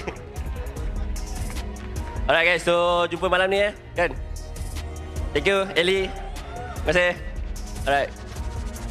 Ivan ada last word. Ada, okay. Apa yang last words-nya? Oh, troll je. Okay, tak apa. Jangan troll nanti. Apa bracket finals? Tu jangan troll. Sini boleh troll. Alright guys, terima kasih kepada HomeBois. Once again, congratulations. And of course, kepada semua orang yang tengah nonton live stream ini, jangan pergi ke mana-mana sebab sebentar lagi, kita punya Poji ada post-match insight bersama dengan DXO. And with that, let's throw it back to the casters to analyze apa yang jadi dalam full Best of 5 series ini. Casters, back to you guys. Thank you so much, Rose, and of course the HomeBois boys as well. And good game, well played. Congrats to them managing to secure the upper bracket final spot and one step closer to MSC, to Riyadh as well. And to be fair, like Aimal said, and of course like Izanami said at the same time, DXO are not, just any ordinary team. Hence why it went until the end. Hence why it went until 5th game that we've gotten to see. And hopefully whatever it is, HomeBois managed to learn from that match. Going up against SRG OG is gonna be a different beast to be able to beat team right now. But they can definitely relish in their victory as of right now. With that, HomeBois officially secure at least top 3 in MPL Malaysia Season 15, and they have a chance to move on to represent Malaysia at MSC. This final Game 5 was a close one. The first couple of minutes were really back and forth, but that very first Lord fight really made a huge difference and showed why I was a little concerned for DXO. HomeBois have so many tools, have so much damage for controlling the team fights. And if we can recall back on how HomeBois won that game is when they managed to take over or take out the two frontliners of DXO, which was the Baxia and the Foviers. Without this true frontliner, Skyset can't do anything about it, Rasi can't do anything about it, even Stowem was left alone in that final defense to be able to clear all those minions wave, but he could not. Only one man could not do the job up against the 4-man members of the side of HomeBois. And to be fair, going back to what you said, this officially puts HomeBois in the top 3 spots. And honestly, there is a vast improvement. Just to recall, last season they did not make it to the playoffs, but they were still in MPL. They did not lose their slot. With less than 1 season, less than a year of changes, they managed to get top 3. That is a Cinderella story for me. It's one of the most effective lineup revamps that we have ever seen in the history of MPL MY, and HomeBois should definitely be very proud of themselves for being able to come this far in such a short time. The series definitely wasn't the cleanest. There's still some things that can be worked on both sides. And they're not going to have a lot of time to work on it because HomeBois is going to be facing off against SRG OG right after this. DXL can lick their wounds, prepare themselves. They'll have quite a long period to prepare for their next matchup against AERO Esports. That is going to be an interesting matchup as well, right? DXL up against AERO Esports with 2 weeks of break as well. Feeling refreshed, feeling rejuvenated at the same time. So I would like to see those phase 2 playoff be very, very different kind of a gameplay. But HomeBois, they won't have much time to rest. Although, if I'm not mistaken, we're gonna start at 8. So they do have roughly about 2 hours of rest to be able to recalibrate back whatever they want to do, and of course to get back their energy at the same time, to be able to eat at the same time, to get more energy to fight against SRG OG later on. But so far in this particular game itself, look at the rich guy Amal with 900 GPM. The carry is going to be Amal as well, 42k. 82k amount of damage being taken by Vel, and the best wingman is going to be with Ivan with 14 assists. So all in all HomeBois all the way stay true to their gameplay and managed to get a win with a scoreboard of 16 and 10 overall. HomeBois, how should I say? Good showcase from them, but to be fair, there were some mistakes happen, especially game number 2 and especially game number 1, but they bounced back very, very well in game number 2 and in game number 3, just showcasing that it is possible. Even if they go down against SRG, let's say 2-0, they can still come back. They should not doubt themselves. And they said on the stage that they didn't warm up before coming into play today, so they treat this as the warm-up. And I think it's a very good warm-up. I think it's taught them a lot about their weaknesses and things that they need to prepare for, especially going up against SRG OG right after this. When we look at overall the decisions and the plays that were made, again, in the early game, the DXL were actually doing pretty good. They were trading pretty evenly and being a constant threat on the map. And Rasi was actually hitting hooks quite a lot. Yeah, I agree. We do have one segment later on, and I would like to focus on that segment is with OG and of course DXL. I would like to hear what are the thoughts on the coach or whoever the representative are later on. What are their thoughts on this game? Because honestly, DXL played well throughout this whole series. Yes, a few mistakes here and there cost them the game, but all in all, in general, in terms of drafting, it was quite good. Although there was one game with the Xbox jungle did not go too well. But again, DXL looking like a true contender. It's just that HomeBois were the better team in this full best of 5 match series. HomeBois have definitely improved a lot, but DXL again proved to us that they are a team to be feared. Going from starting the season as an MAL roster to being able to go face-to-face with one of the top teams of the season is an indication of that growth. With that, we'll go ahead and take a break for this match. We'll let Poji take over, and we'll see you guys later for the upper bracket finals. Terima kasih Lavel, akan saya korek dan juga kongsi dengan korang semua. Dan sekarang saya bersama dengan Kimin dan juga Coach Teo. Jadi, the first question is for Coach Teo. So Coach, after today's match, so which area do you think that you need to improve for the upcoming matches? Maybe we just only need to improve also our hero power and also the rotation and even our mistakes. We need to review our mistakes. Because usually, even we get the snowball early game, sometimes my player is still doing mistake. Even we already get our snowball. Okay, understand. But then again, for your next match is against AERO Esports, which is the only team to secure a point against Selangor Red Giant OG. So, based on your opinion, what do you think that you need to do to go against them? We need to read their draft also, even their hero power. Because in terms of rotation and game style of AERO, I think just a normal. Because we know already how to fight against AERO. Maybe we just only need to shut down Hazel. Oh, shut down Hazel. Yeah. Nice one. Alright, sebab saya tanya dekat dia untuk soalan yang pertama tadi, sebab selepas lah daripada game pada hari ini game ni, apa yang perlu dia perbaiki untuk upcoming matches, dan dia cakap dia perlu perbaiki dekat hero power, dekat rotation. Maksudnya all the basics balik, micro dan juga macro player dia, sebab kadang-kadang player dia terlampau agresif sampai terlupa benda-benda macam tu. Small mistake lah. Dan soalan yang kedua saya tanya, untuk bertemu dengan AERO Esports ni kan, sebab satu-satunya tim yang berjaya dapatkan point daripada Selangor Red Giant OG. Jadi dia cakap apa yang diorang perlu buat adalah tetap sama, review balik hero, jaga hero pool, dan yang paling penting sekali, shut down Hazel. Hazel, dengar tu. Alright, tapi soalan seterusnya kepada Kimin. Alright Kimin, kalau kita tengoklah tadi kan, dekat dalam game yang pertama kita memang nampaklah Kimin is too OP. Tapi tak jangka dekat dalam game yang game pertama tu dah jadi, game kedua dengan ketiga tiba-tiba jatuh. Actually apa yang berlaku sebenarnya? Untuk game kedua tu sebenarnya mistake individu lah. Mistake saya kan, memaksa untuk team fight tanpa kita tahu yang link pun scaling kan. So tak boleh nak paksa, tapi saya buat kat. So kita orang dah apa orang kata, dah lose early tu, and HomeBois pun press kita orang. So kita orang macam susah nak comeback and kalah. Untuk game ketiga, apa jadi lah? Nolan. Oh, Nolan. Dia just outdraft. Ya. Yeah.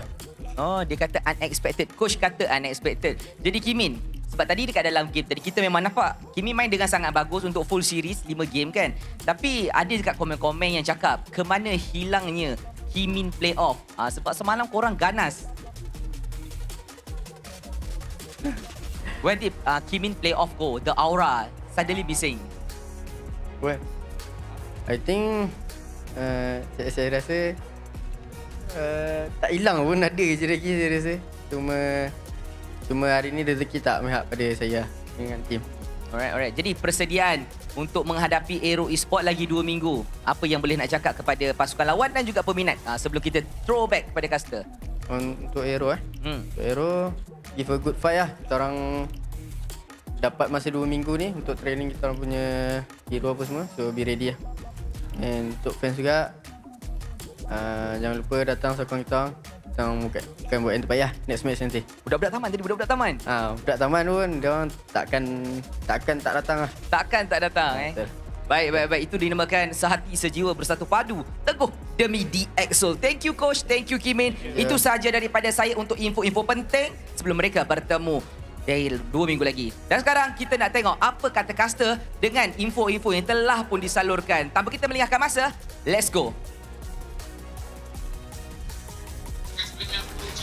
Thank you very much, Mr. Popo G, with the interview segment. And I like how Coach Theo did mention about the hero power. They need to fix on that. A bit of drafting as well, and also the decision making from the opponent. And when asked about, okay, what are your thoughts on AERO Esports, of course you still have 2 weeks of break before facing off AERO Esports. Coach Theo mentioned about focusing down on Hazel, and would that be a good idea? Because you still have to focus on Kim, Zakif playing really, really well, Kusei as well with the Granger we all seen in game number 1 just now. So I think Coach Theo, you need to focus a lot more. It's just not about the Hazel effect. I do agree Hazel is a big factor, but a lot of the other players are very, very good as well. I do think that out of all the teams that we have remaining here, none of them are going to be as easy to take down as just targeting one specific player. Yep. Every single player is just as strong if they're able to make it this far. It's going to be very interesting to see what comes up next, and I'm really glad to see the players are able to learn from the mistakes they made so quickly as well. Once again, another reminder to you guys, a last call in fact, because the playoffs phase 2 tickets will be released in 2 hours from now, 8 p.m. later, where you'll be able to grab tickets for the final few matches and the grand finals of the season. Yeah, multiple device. Do remember that. Okay, so that's all we have for today. Before we take a shorter break for the upcoming match is the upper bracket finals. See you guys later and peace out, guys. Winter. Masa jauh. Paksa Naomi, masa jauh. Winter. Play together. Masih on me, guys. Gang. Let's go, Masya. Si Masya. I see you. Kanan, guys. Kanan. Tarami. Masih out ya? Santai. Mid. Kanan. Aku tolak. Santai. Aku paksa. Masukin rot, guys. Klik. Try. Lock door. No. Tetap kalian kecil. Tengok box ya guys, box ya. Nih diangkat gua. Gua pecah sih. Aman gua. Pecah guys. Pecah. Yang atas dulu. Nice. Mati.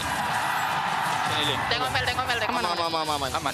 Link. Dah aman. Dah. Fokus atas lagi guys. Masih boleh tahu enggak?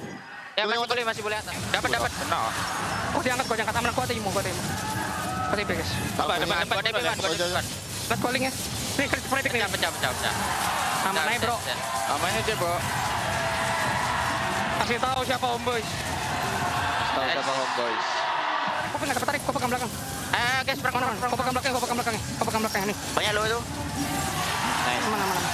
Menang. Aman, santai. Kau pegang belakang aku, aman. Ayo bisain. Ayo. Bisa. Mid.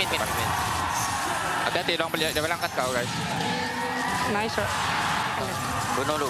Orang dulu. Dah enak. Nice. Aku. Franco, vacuum. Ayo kenapa blink low. Bakap Z. Depan. Coba. Vacuum. Simi. Tadi one kimi. End the ball. GG. Banyak gaya. Nice Dan. Banyak gaya. Let's go guys. Boleh? Nih, Dapat 2 guys. mati stormnya. Nice, Mel. Ini gua.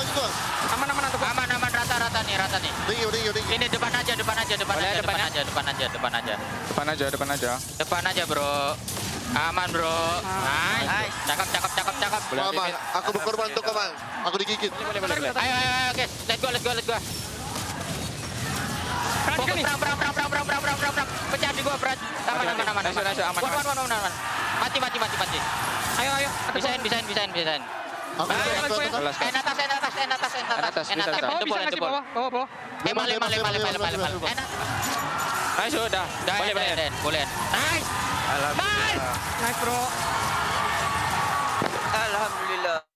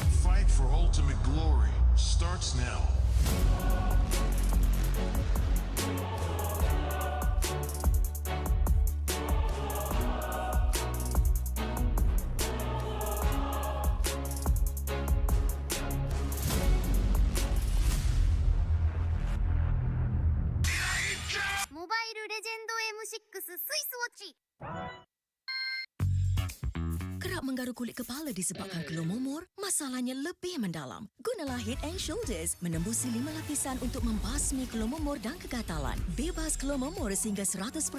Head and Shoulders diuji secara dermatologi.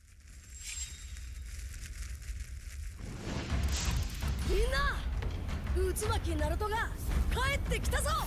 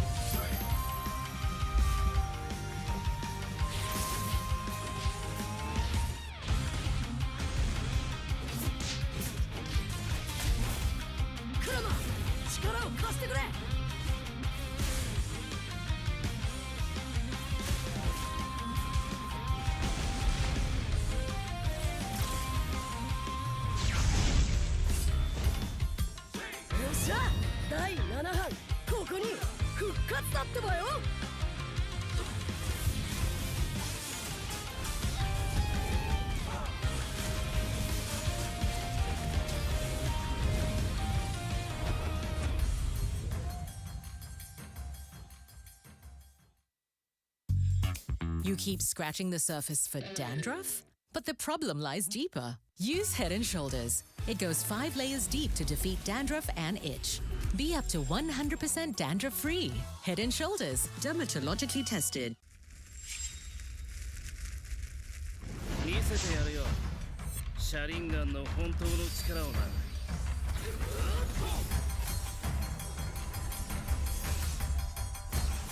力が湧いてくる。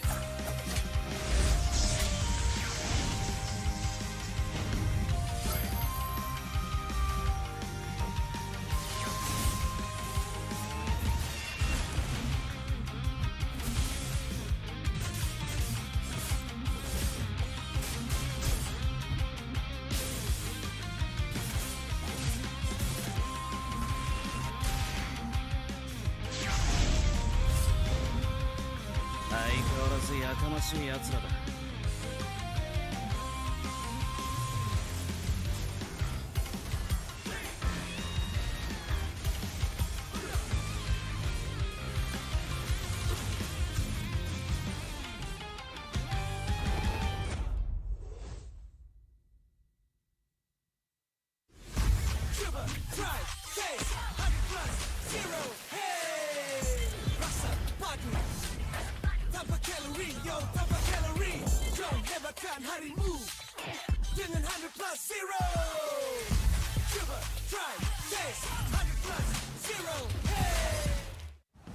Jiwa perwira, setinggi semangat gagah sang harimau. Medan bertarung walau di mana, kita berdiri sama perkasa. Biar lawangan kita bergema satu dunia. Perwira dan pertiwi, bangkitlah dan terus berjuang. Marilah kita bersorak, harapan pasti ada. Ayo Tim Mas, kita mara bersama. Kita semua Tim Mas.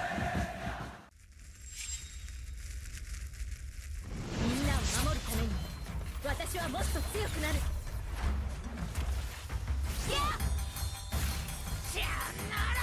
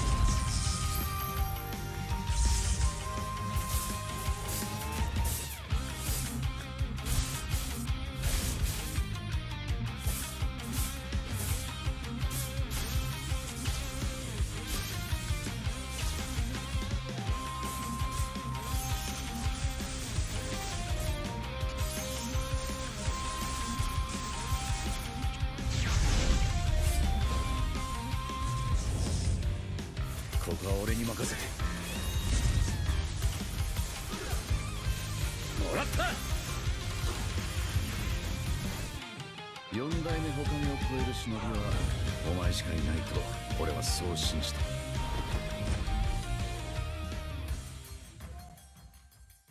Ini 5 sebab kenapa korang kena datang tengok MPL MY di Stadium Juara. Pertama, korang dapat tengok kita orang main dan tim MPL lain main secara langsung.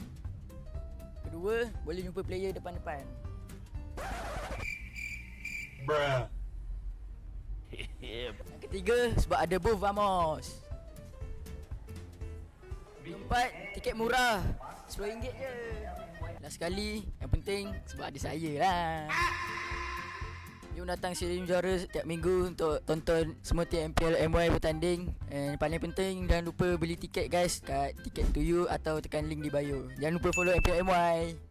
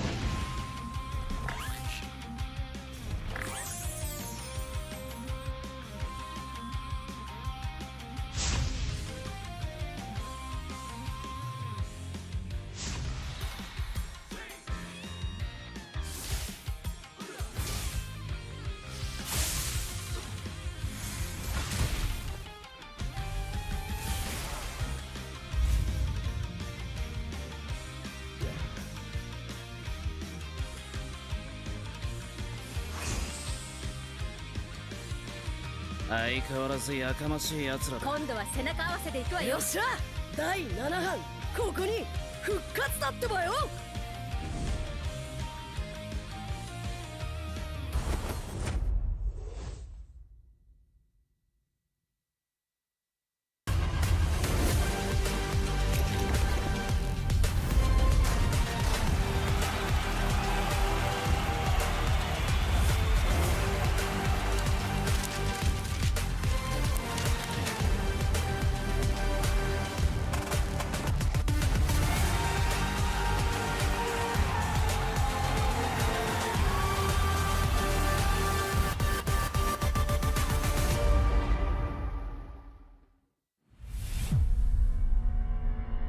trofi MPL Malaysia, dia adalah simbol untuk tunjuk kejayaan satu pasukan. Dia membina legasi. Mana-mana gaming house I pergi, they proudly display their trophy because they know what that trophy means to them as a team. There's quite a few champion moments that I can't forget for sure. When HomeBois won their very first championship, that was a very pivotal moment because HomeBois has never really gotten to that length of the tournament. Rasanya trofi season 12 tu betul-betul bermakna untuk saya lah. Last saya dapat trofi tu season 3. So saya tunggu lama lah untuk pegang trofi tu. Season 3 saya menang atas usaha yang kuat. So bila first kemenangan tu rasa macam tak percaya. But then bila season 12 tu menunjukkan konsistensi kot saya dalam scene ni. Saya cuba banyak kali. Cuma fail juga. But then tiba-tiba season 12 miracle happen lah.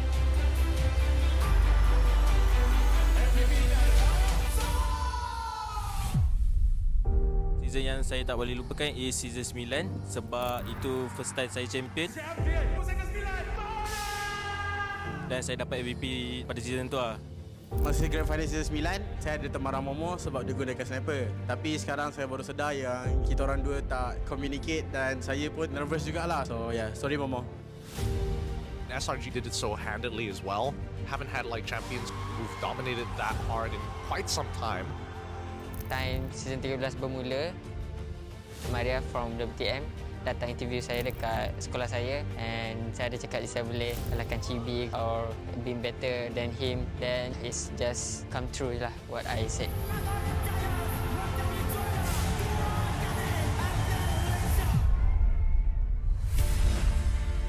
Honestly, I nampak the new design for the trophy is very nice. For me, trofi baru ni adalah signal kepada semua pasukan that kita kena tinggalkan cara yang lama and start bergerak dengan cara yang baru. Disebabkan kita dah nampak usaha berkali-kali, hanya SRG je yang betul-betul boleh bawa nama Malaysia dekat international.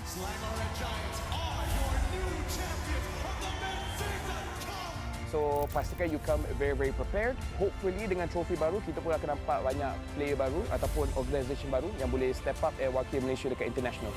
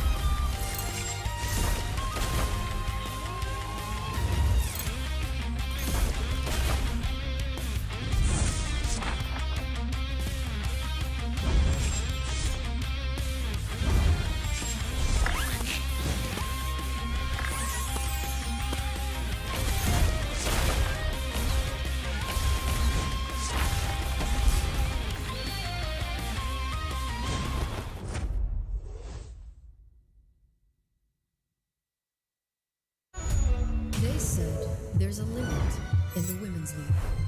In MWI, we say, limit? Watch us bounce.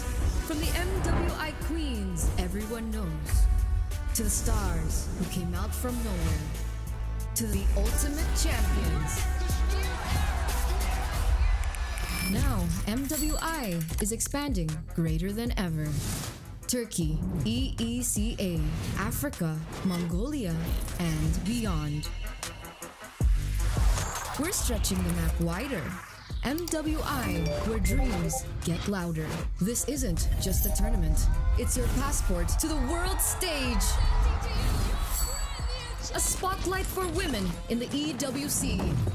No rules, no ceilings, no limits. Just this. We're vibrant. We're ready. We're limitless.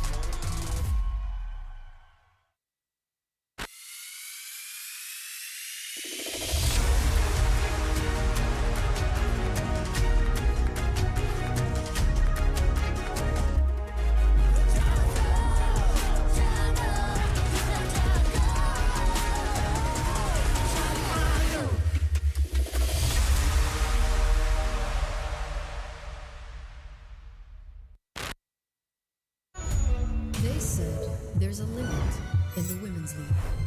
In MWI, we say limit? Watch us bounce. From the MWI queens everyone knows, to the stars who came out from nowhere, to the ultimate champions. Now, MWI is expanding greater than ever. Turkey, EECA, Africa, Mongolia, and beyond. We're stretching the map wider. MWI, where dreams get louder. This isn't just a tournament. It's your passport to the world stage. A spotlight for women in the EWC. No rules, no ceilings, no limits. Just this. We're vibrant. We're ready. We're limitless. Hello guys, so for today I'm going to rate MPL... One more. Hello guys, so for today I'm going to rate top goal laners from MPL MY. So first is Kuzey. Because I think he's the one who's carrying their team and he's being consistent on his role. Usir saya letak dekat B lah, B. So ada Mel QT, saya letak S. Biasa-biasa S. Because they're just a new team but their gameplay is kinda great, so I think it's S. So kita ada Lolial, saya letak C. Hey, because when I'm watching their ISF, when they won, I think you just really need to have some good teammates that can help him carry the game. Lepas tu kita ada Super Z, saya letak A. Sebab dia selalu gendong-gendong. Sky Z. Oh, okay, remember. Because he got savage. That's why I put him at S+. Ada Innocent, the one and only. Letak atas ni. Innocent kita letak dekat sini lah. So dia God, kita letak dia S. Me? F. Getting carried by teammates. Lepas tu ada Trap. Saya letak Trap dekat A juga. Sebab Trap dengan SkyZ sama. Diorang selalu gendong tim diorang. Trap. Because he wants to solo kill me, so I'll put him at S+. Aduh, Trap ni dia kawan aku lah. Kita orang rapat. Sorry lah, Trap. F. SkyZ, ada tu lawan 2-1, saya letak F lah. Lolials, 2-0, saya letak F ke A, F. Kuse, 2-0, okey, 2-0, F ke A. Let's press go. Saya letak B. B for now. Because their team kinda underperformed since last 2 seasons. Next, F. Shaheen, saya letak dekat B. B. Because I watch his highlights, his solo kill DRit. Thumbs up. Shaheen pun F. Okay, nampaknya semua kita letak F. So ada sekali saya. Saya mungkin duduk sebelah Innocent. Huh? Rough. This one, good kid, good kid. So I'll just put him in A. Rough kita belum lawan guys. So kita letak dia dekat A dulu lah, A dulu. Sebab kita tak tahu, mungkin kita kalah. Last Me, myself and I kita letak dekat dia. Janganlah kita letak sini lah. Kita tak tahu lawan Raf macam mana. So kita sebanding dengan Raf dulu lah. Obi mana Obi? Obi tak ada? Okay, itu saja from saya. MB Raf, bye. Thank you. Thank you guys.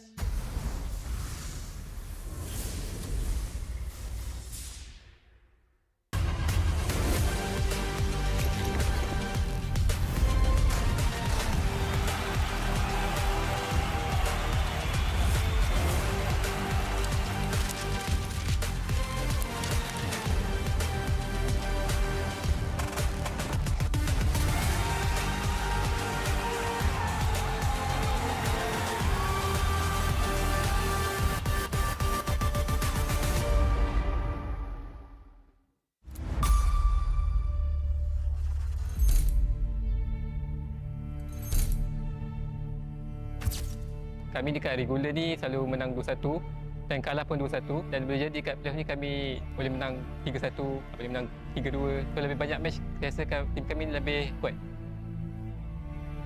Playoff kali ni boleh dikatakan playoff yang paling kita orang berat lah, sebab since kita orang mula daripada bawah kan. So kali ni kita try daripada bawah, sebab kita dah try daripada atas, so, kita gagal. So kali ni kita try daripada bawah pula. Ini playoff ketiga saya actually, tapi kalau untuk konsisten, bang, untuk 2 season ni saya happy gila lah. So MPL Malaysia saya tengok makin kuat dengan import-import baru. Memang kuat lah sekarang. Aku berharap aku datang MP, aku bisa bawa MP buat jadi top tim di Malaysia. Ya syukur-syukur juara. Mencari sana! Triple kill, Jordan! Let's go!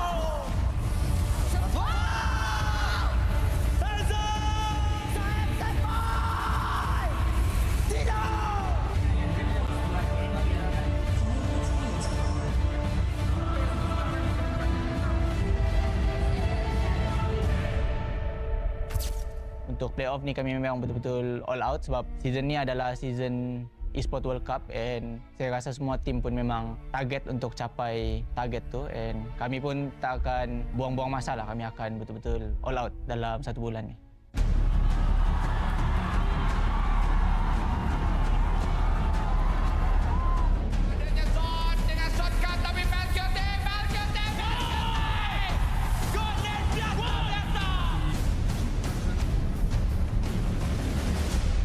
Kalau tengok daripada regular season, punya future untuk repeat tu, I can say 80%, but kita tak boleh, content or complacent lah dengan apa yang kita ada. Kena still hustling lah for that goal.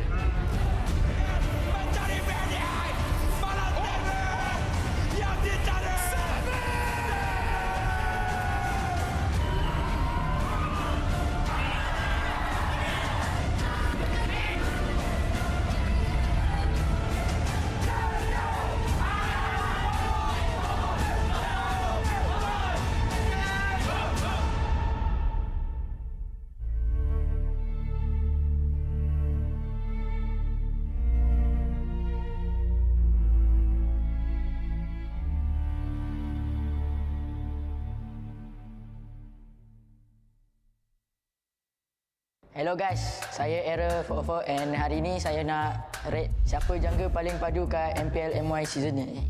First, kita ada RRQ Hazel, atau dia kena panggil AERO Hazel sekarang. Dia solo kill saya yang early, so macam seram dengan dia ni. So saya kena letak sini kot. So Hazel is the king of jungle right now. So I will put this.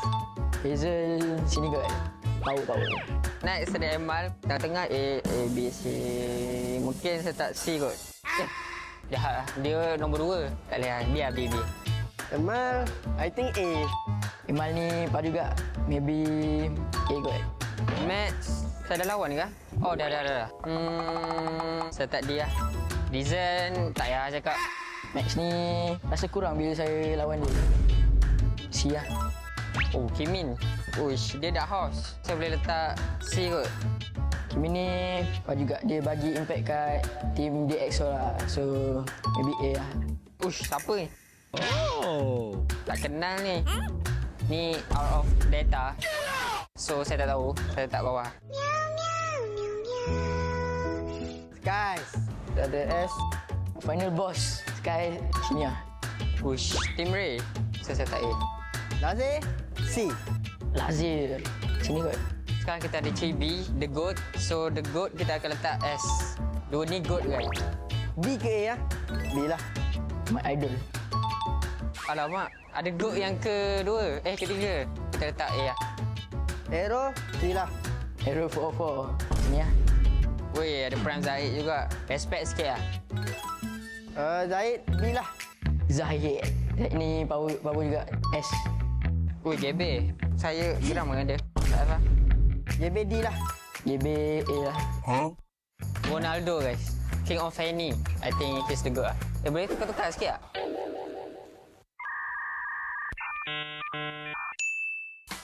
Kita tukar. Chibi still the best. The goat of the goat. The reason saya tak Gabriel kat F sebab kalau korang tengok Fanny dia, uish. Saya ada nampak satu komen daripada owner dia, Sagam. Uish.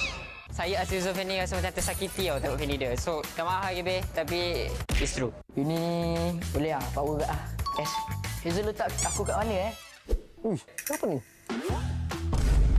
Cupu dia. You what? Mudah. Ini kids, boleh lah. Wih, ada idol saya, Sekis. Dia di S karena dia menang, ya jadi jago. Cibi saya letak A aja. Karena dia sering masuk internasional kan, jadi A aja. Error 404 ya? Nggak tahu sih, dia juga baru main dikit kan. Letak D. Yang kalah kita letak bawah aja. Iqmal belum pernah lawan, tapi kayaknya jago. Derby. Prime Season 9. Jago nih, jago. C aja. You what? God Funny. Yes. Lalu ada apa? Kimin. Karena dia menang lawan kita orang, kita letak A aja. A.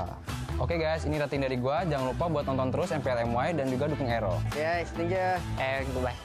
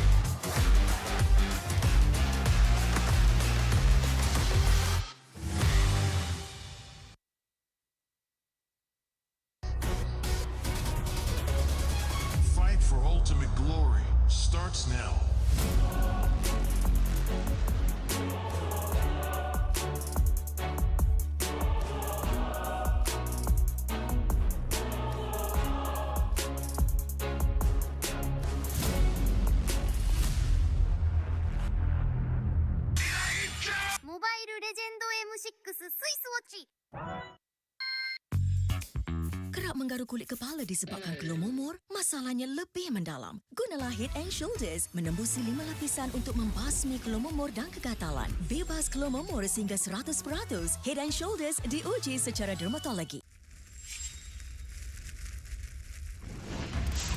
Minna! Utsumaki Naruto ga kaette kita zo!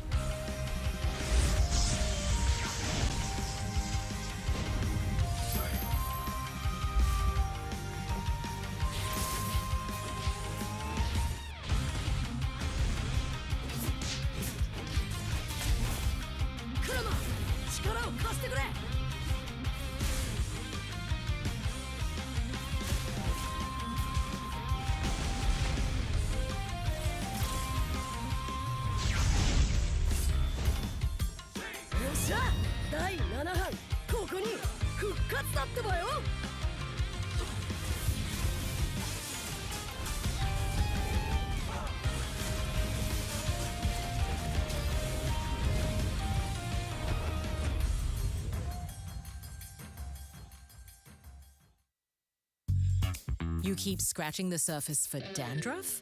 But the problem lies deeper. Use Head & Shoulders. It goes 5 layers deep to defeat dandruff and itch. Be up to 100% dandruff-free. Head & Shoulders, dermatologically tested. 見せてやるよ。シャリンガンの本当の力をな。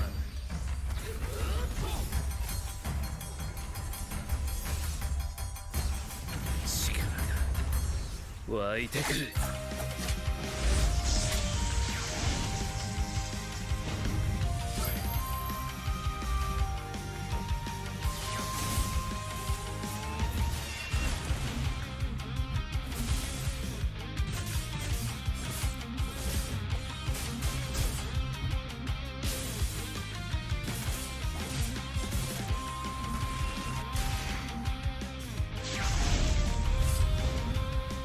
相変わらずやかましい奴らだ。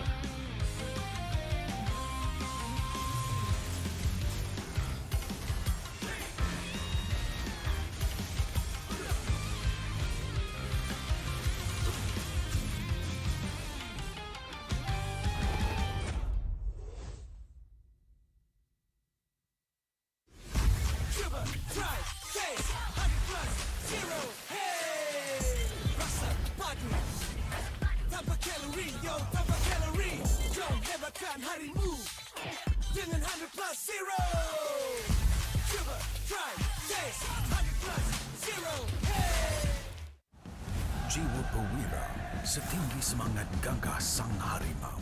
Medan bertarung walau di mana, kita berdiri sama perkasa. Biar lawangan kita bergema satu dunia. Perwira dan pertiwi, bangkitlah dan terus berjuang. Marilah kita bersorak, harapan pasti ada. Ayo Tim Mas, kita mara bersama. Kita semua Tim Mas.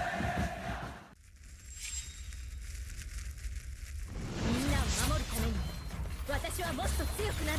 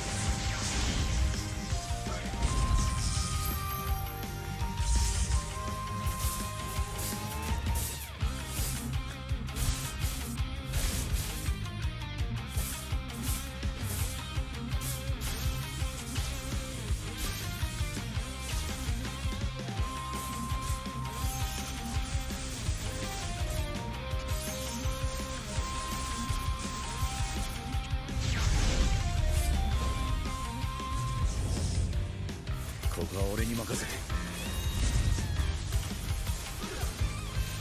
もらった4代目他を超える忍びはお前しかいないと俺はそう信じた。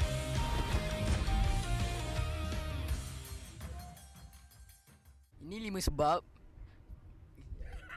5 sebab kenapa korang kena datang tengok MPL MY di Stadium Juara. Pertama, korang dapat tengok kita orang main dan tim MPL lain main secara langsung. Kedua, boleh jumpa player depan-depan. Bruh.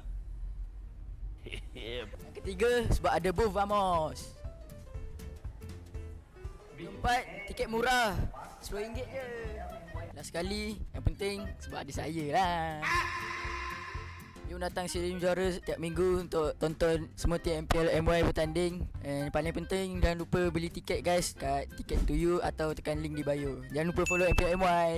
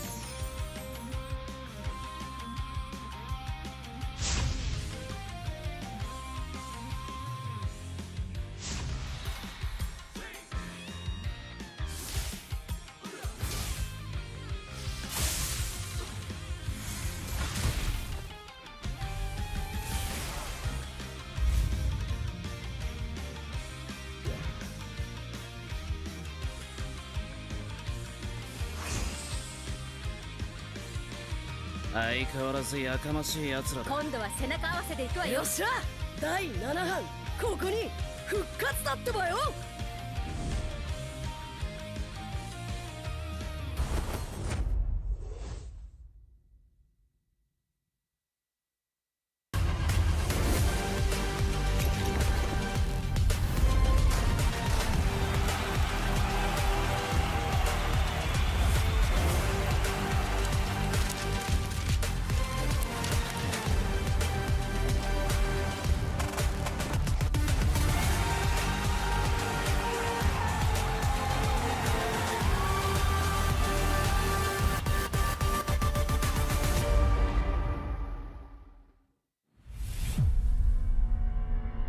Trofi MPL Malaysia, dia adalah simbol untuk tunjuk kejayaan satu pasukan.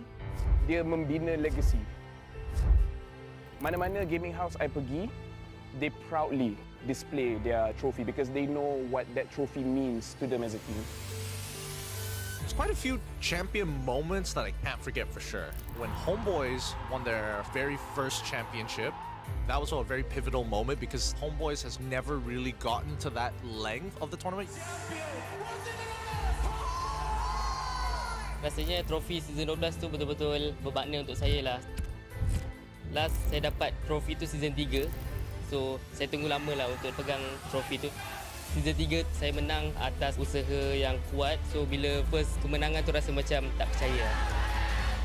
But then bila season 12 tu menunjukkan konsistensi kot saya dalam scene ni. Saya cuba banyak kali. Cuma fail juga. But then tiba-tiba season 12 miracle happen lah.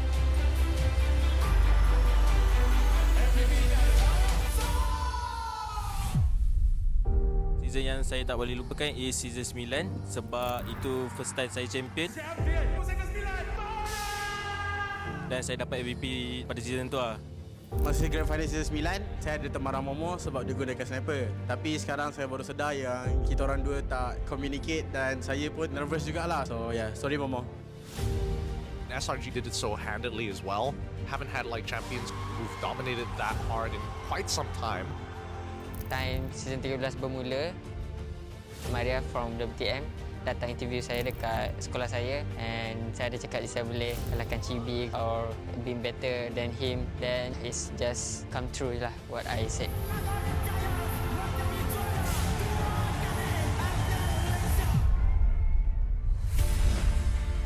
Honestly, I nampak the new design for the trophy is very nice. For me, trophy baru ni adalah signal kepada semua pasukan that kita kena tinggalkan cara yang lama and start bergerak dengan cara yang baru. Disebabkan kita dah nampak usaha berkali-kali, hanya SRG je yang betul-betul boleh bawa nama Malaysia dekat international.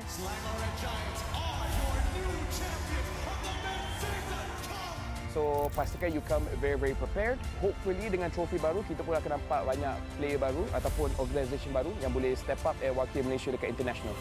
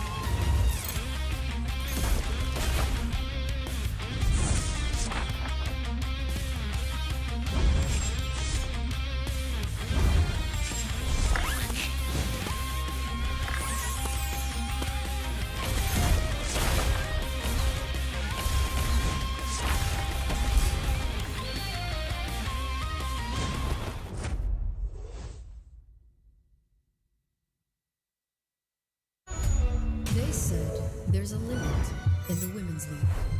In MWI, we say limit? Watch us bounce. From the MWI queens everyone knows, to the stars who came out from nowhere, to the ultimate champions.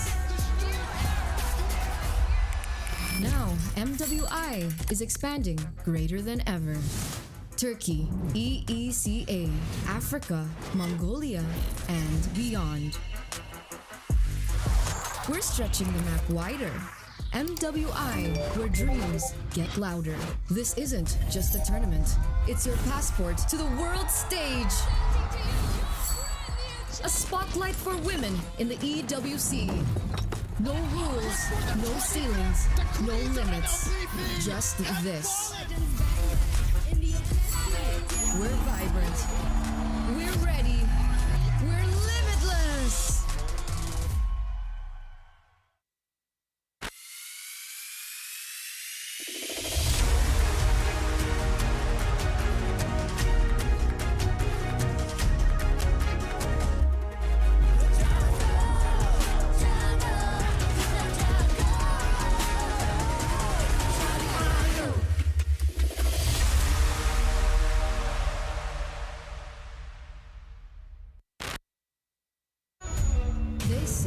There's a limit in the women's league. In MWI, we say limit? Watch us bounce. From the MWI queens everyone knows, to the stars who came out from nowhere, to the ultimate champions. Now, MWI is expanding greater than ever. Turkey, EECA, Africa, Mongolia, and beyond. We're stretching the map wider. MWI, where dreams get louder. This isn't just a tournament. It's your passport to the world stage. A spotlight for women in the EWC. No rules, no ceilings, no limits. Just this. We're vibrant. We're ready. We're limitless. Hello guys, so for today I'm going to rate MPL One more. Hello guys, so for today I'm going to rate top goal laners from MPL MY. So first is Kuzey, because I think he's the one who's carrying their team and he's being consistent on his role. Usai saya letak dekat B lah, B. So ada Mel QT, saya letak S. Biasa-biasa S. Because they're just a new team but their gameplay is kinda great, so I think S. So kita ada Lolial, saya letak C. Hey, because when I'm watching their ISF, when they won, I think you just really need to have some good teammates that can help him carry the game. Lepas tu kita ada Super Z, saya letak A. Sebab dia selalu gendong-gendong. Sky Z. Oh, okay, remember. Because he got savage, that's why I put him at S+. Ada Innocent, the one and only, letak atas ni. Innocent kita letak dekat sini lah, so dia God, kita letak dia S. Me? F. Getting carried by teammates. Lepas tu ada Trap.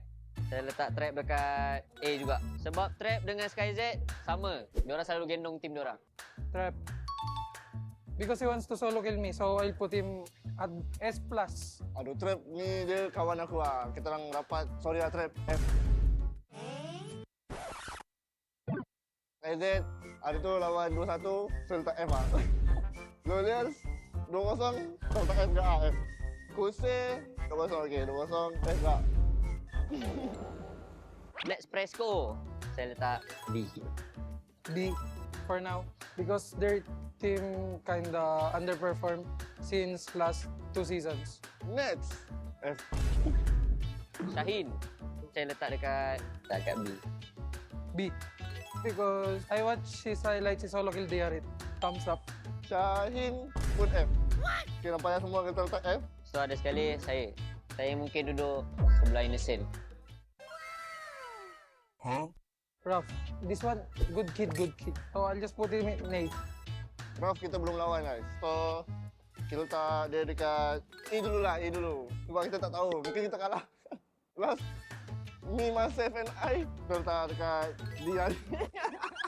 Janganlah kita letak sini lah. Kita tak tahu lawan Rough macam mana. So kita sebanding dengan Rough dulu lah. Obi mana Obi? Obi tak ada? Okay, itu saja from saya.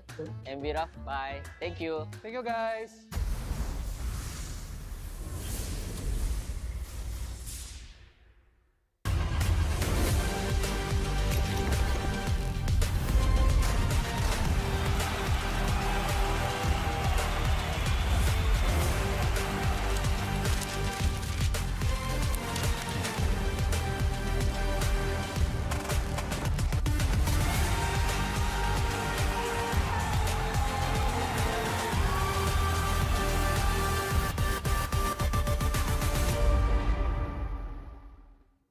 Hi guys, I'm Yums. So today I'm going to put the player on the list.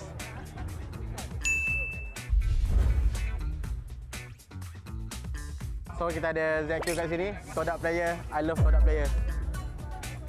B. So saya akan letak saya di F. Rookie kena duduk bawah-bawah aje. Disebabkan saya baru lawan dia, saya tahu guys, kemampuan dia sebenarnya berada dekat sini guys. Dia antara yang gempak. Tapi dia tak boleh dekat sini. Sebab apa? Sebab ada dia. Ni, nampak tak muka dia ni? Ivan ni sekarang. Ivan ni, sini S. Memang power. Ni semua yang power So next, kita ada Van Strong from Indo. So, say less. S. Van Strong, super good. Saya kalau tak ada di S. Dia seorang Roma yang bagus. Nova Escobar, okey lah. Sama dengan Zaki. Nova ni dulu senior saya waktu saya dekat MPT 2. So saya akan letak dia di B. Hazelnut. Aduh, kesian tu. F ke? Boleh. Aku kena jaga hati orang, guys. So kita letak dia sini lah. Seburuk-buruk mana pun korang, guys, korang takkan berada kat sini. Okay. It's just, orang kata apa? Bad day. Bad day untuk Hazelnut. From Toda also, Lone. Macam biasa. F. Ni pun senior saya masa dekat Toda dulu. Okay. Next kita ada Rasi. Pengganti saya. Dia pun Rasi, dia Sol. Okey lah, B lah. Wish. King of taunting kita. Tak nak. Saya tak suka dia. Saya tak si. A few moments later. Okay. B. Sebab dia player yang berpengalaman. Saya tak cakap banyak. Saya tak sebelah dia. Idola saya di MPL MY S15, guys. Yums. S. Saya belajar main roam dengan dia. So siapa yang nak pandai main roam, ini orangnya. Yumski. Penat. Aku penat jumpa dia. Tak tahulah nak letak mana. Maybe dekat sini kot Yum. Nampak tak? Kau bukan berada dekat S Yum. Dekat aku, mata aku kan. Ni. Atas sekali, babe. Atas sekali, babe. Oi. Zod. Korang tahu kan tanan? Best Roma. Atas sekali, babe. Atas sekali. Idola saya juga. Saya main tank pun belajar daripada dia. Tapi saya letak dia dekat A. Orang lain takkan naikkan kita kan. Kita kena naikkan nama sendiri, guys. Orang lain akan letak aku kat sini, guys. Tapi saya letak dia dekat A.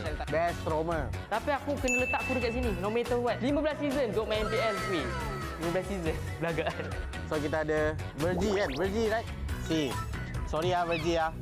VJ kita letak sebelah sini. Kacau Mel tu. Ni siapa ni? Tak kenal tu. Tapi dia daripada tim Ray dekat sini. Okay, last. Kita ada last dua, guys. Magma dengan Nova. Kenapa muka korang sama? Dan yang terakhir, kita ada Magma. Magma saya letak sini. Okay. Aku letak dia dekat A. Sebab dia tahu baksa dulu daripada aku, guys. Magma. Si. Why Magma si? Why? No. I'm the one who rate or you're the one? Dan last kali Nova Escobar. Disebabkan kau kalah lawan aku, Nova. Tapi kau power juga. Kau lama main. Aku letak kau B lah. Sorang-sorang boleh. So ni guys, antara list yang saya punya tier lah tier. Korang jangan kecam pula. Suka hati aku lah. Aku punya tier bukan tier korang kan. Okay? Enjoy. Ya, dah. Bye-bye. Saya nak kena training lagi.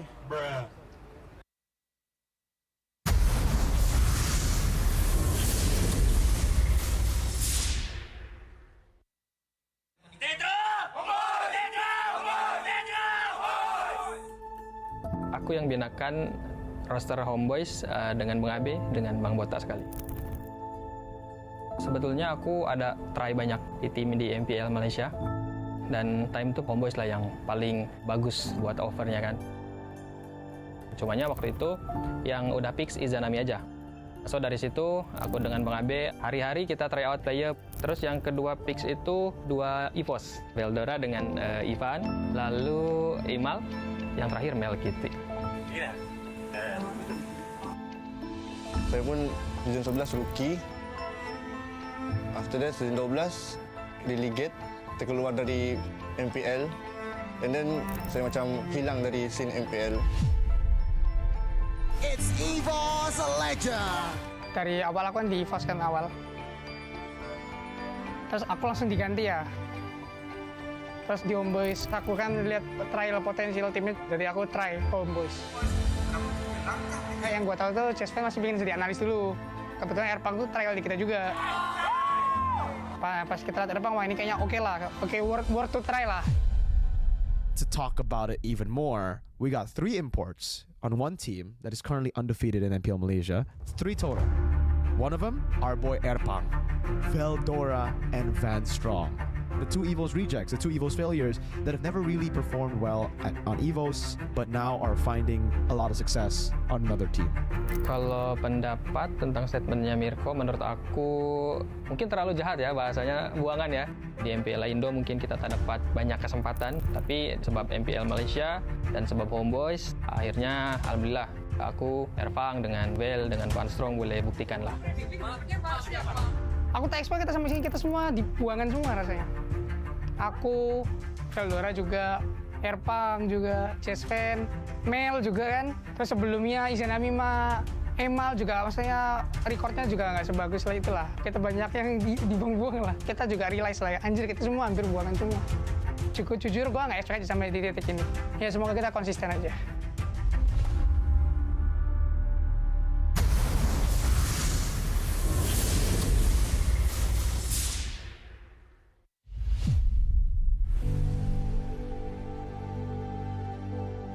With our lineup for the past 3 seasons, maybe this is the best one. On our first season, the crowd's favorite is HomeBois. Then the second one, we're kinda shaky. We go to lower bracket, we lose a lot of games. So I think this is the best one. My thoughts on this bracket is I don't really like it because imagine if we already secured our slot for MSC, then we need to wait 2 weeks again. We don't have momentum. We will only play 1 day for finals. Then our enemies that we're going to fight on finals, they have momentum, right? And we don't have much before that. So you will go to lower bracket? No, we'll still take it. No choice. We still need to take it so we can secure our MSC ticket. For AERO, kita orang ada beef sikit dengan korang. Buat korang curi 1 point daripada kita orang kat regular season. Just careful lah dekat playoff. Good luck guys! Just destroy each other. See you at upper bracket.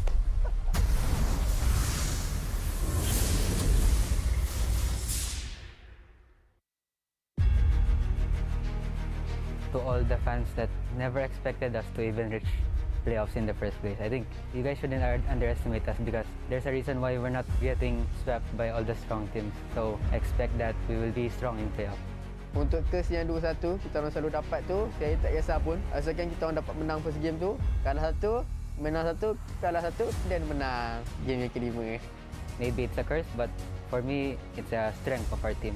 Considering that week 5 to week 6, we have the momentum of 3 win streak. Even though it's all 2-1 and not against the top teams, I think it's still really confidence booster for us. So anyone we meet in playoffs should be ready against us.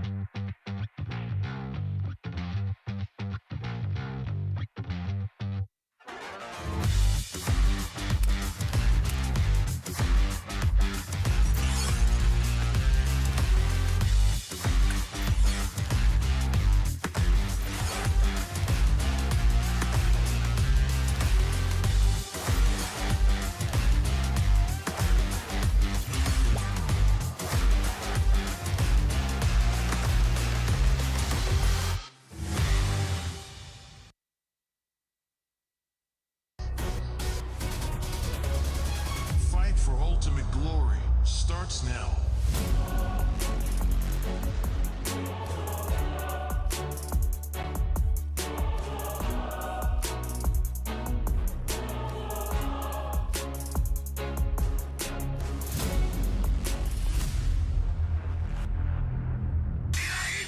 Mobile Legend M6 Swiss Watch. Kerap menggaru kulit kepala disebabkan kelomomor, masalahnya lebih mendalam. Gunalah Head and Shoulders menembusi 5 lapisan untuk membasmi kelomomor dan kegatalan. Bebas kelomomor sehingga 100%. Head and Shoulders diuji secara dermatologi. Minna! Utsumaki Naruto ga kaette kita zo!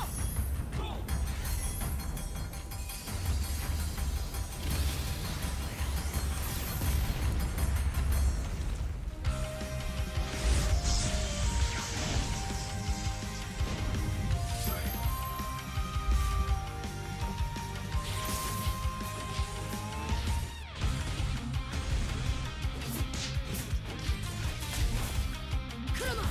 力を貸してくれ!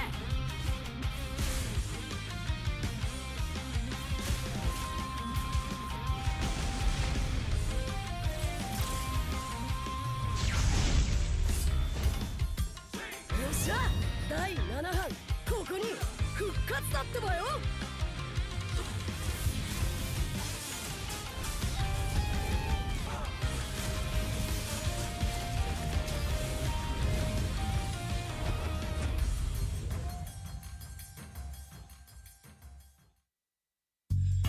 You keep scratching the surface for dandruff? But the problem lies deeper. Use Head & Shoulders. It goes 5 layers deep to defeat dandruff and itch.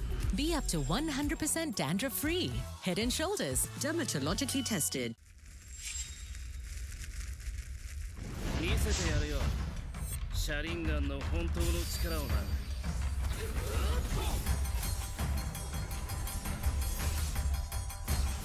力が湧いてくる。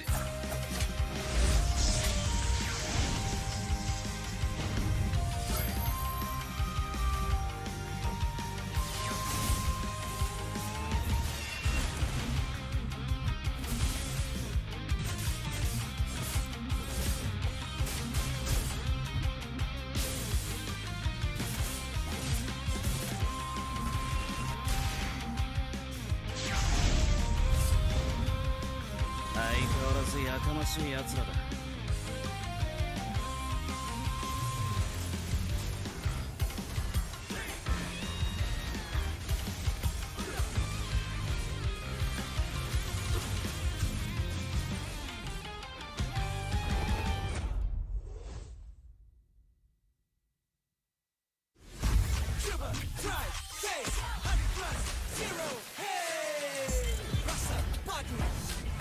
Tanpa kalori, yo, tanpa kalori. Yo, lebarkan harimu dengan 100 plus zero. Coba, try, taste, 100 plus zero. Hey! Jiwa perwira, setinggi semangat gagah sang harimau. Medan bertarung walau di mana, kita berdiri sama perkasa. Biar lawangan kita bergema satu dunia. Perwira dan pertiwi, bangkitlah dan terus berjuang. Marilah kita bersorak, harapan pasti ada. Ayo Tim Mas, kita mara bersama. Kita semua Tim Mas. みんなを守るために私はもっと強くなる。やっ！さよなら！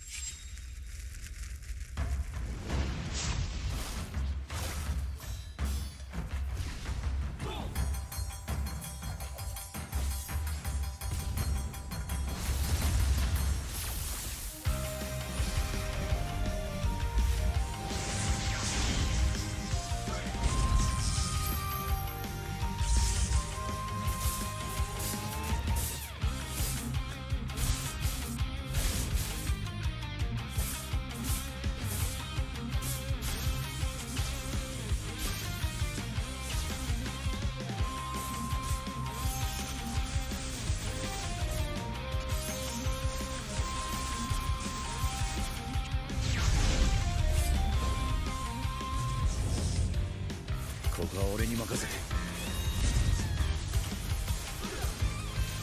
もらった。4代目他目を超える忍びはお前しかいないと俺はそう信じた。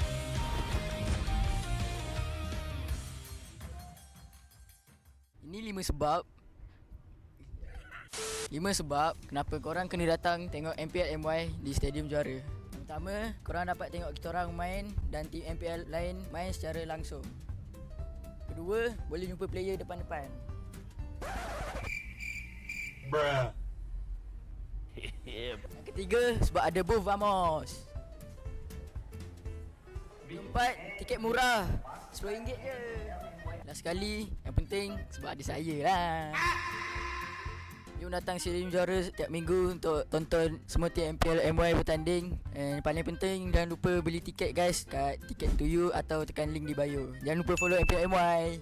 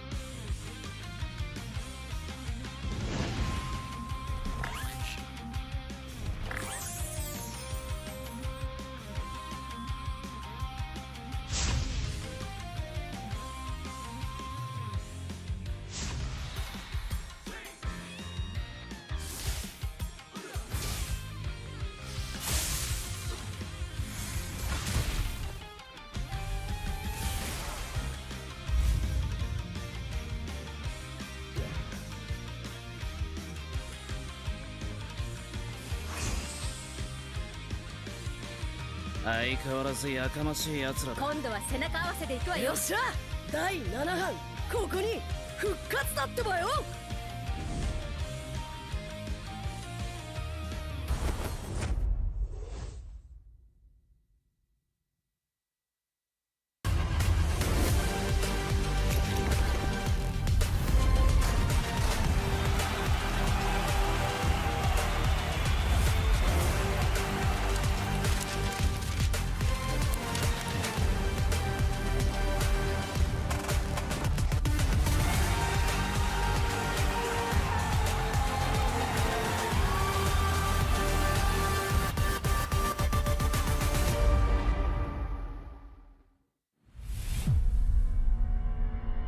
Trofi MPL Malaysia, dia adalah simbol untuk tunjuk kejayaan satu pasukan. Dia membina legasi.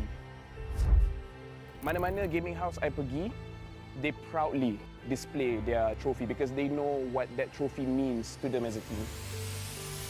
There's quite a few champion moments that I can't forget for sure. When HomeBois won their very first championship, that was a very pivotal moment because HomeBois has never really gotten to that length of the tournament.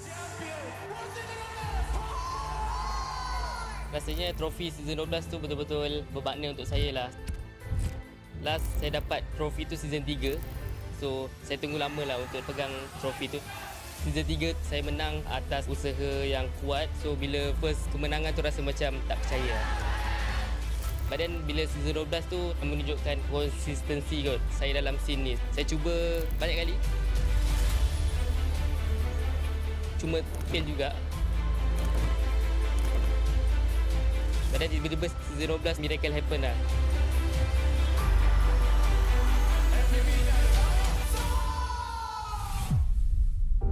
Season yang saya tak boleh lupakan is season 9 sebab itu first time saya champion. Dan saya dapat MVP pada season tu lah. Masa Grand Final season 9, saya ada teman Momo sebab dia gunakan sniper. Tapi sekarang saya baru sedar yang kita orang dua tak communicate dan saya pun nervous jugalah. So yeah, sorry Momo. SRG did it so handedly as well. Haven't had like champions who've dominated that hard in quite some time.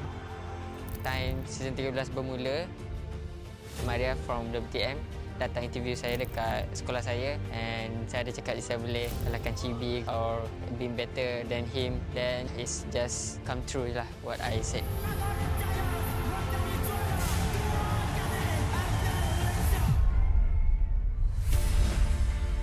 Honestly, I nampak the new design for the trophy is very nice.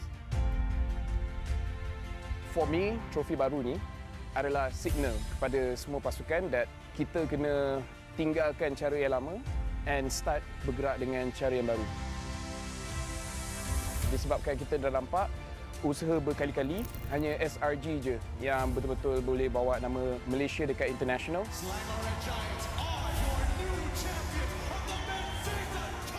So pastikan you come very prepared. Hopefully dengan trofi baru kita pun akan nampak banyak player baru ataupun organisation baru yang boleh step up and wakil Malaysia dekat international.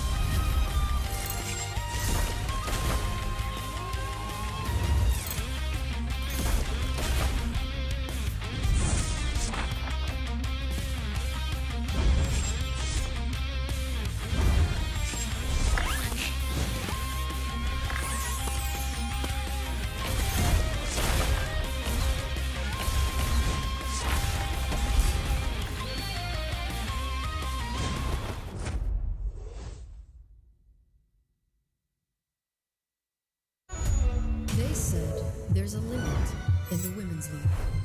In MWI, we say limit? Watch us bounce. From the MWI queens everyone knows, to the stars who came out from nowhere, to the ultimate champions.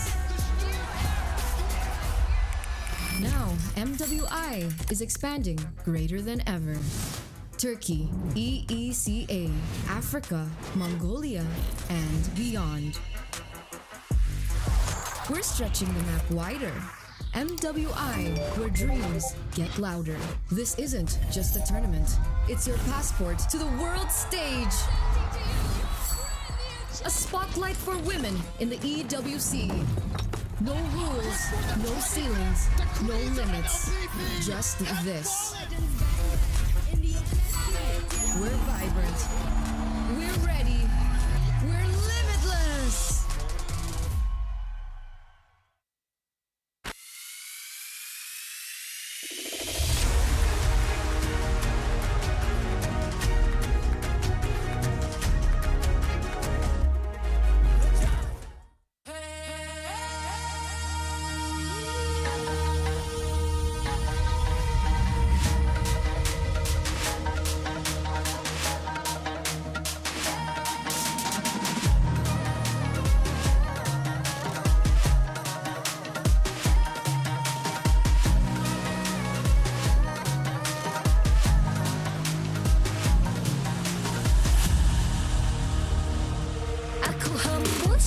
Kata si Mas, bila terjatuh aku beringat.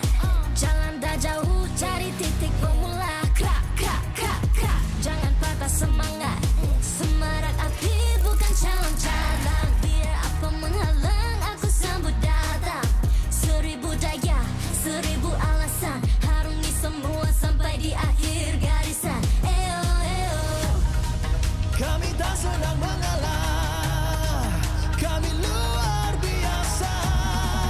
Semangat membara, harungi bersama. Lakukanlah sama-sama lakukan, bergema di kiri dan kanan. Tak berhenti marah ke hadapan, tak mengalah berdepan cabaran. Jaga, jaga, kita jaga. Jaga, jaga, kita jaga. Jadi ayo. See me, watch me, hype me, gotta give it all. Don't matter how many times I fall, gotta get back up, yeah, yeah, gotta go. I can hear them calling, now I gotta serve. Now swim my click, now you get what you deserve. We keep it tight, we keep it cool, they got me and I got them too. Api tak kunjung padam. Marah ke hadapan kita, sehaluan jangan simpan-simpan. Kita anak Malaysia. Kami tak senang mengalah, kami luar biasa. Semangat membara, harungi bersama. Jaga, jaga, kita jaga. Jaga, jaga, kita jaga. Jadi ayo. Yeah.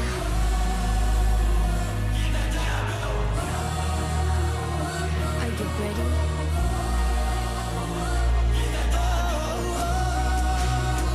Can you feel me now? Yeah, yeah, yeah, yeah. Let me hear you say.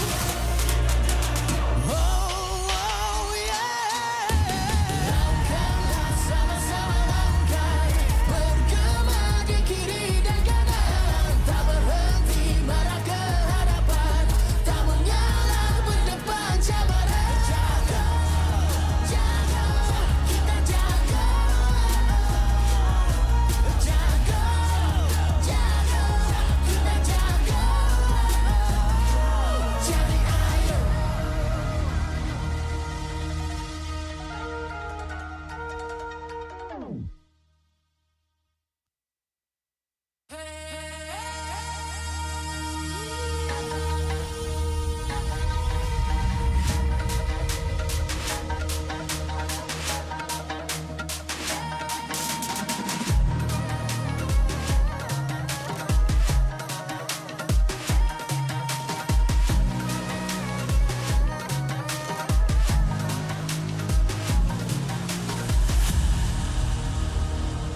Aku hembus, kata si Mas. Bila terjatuh, aku beringat. Jalan dah jauh, cari titik bermula. Krak, krak, krak, krak. Jangan patah semangat. Semarak api bukan calon cadangan. Biar apa menghalang, aku sambut datang. 1000 daya, 1000 alasan. Harungi semua sampai di akhir garisan. Eo, eo. Kami tak senang mengalah, kami luar biasa.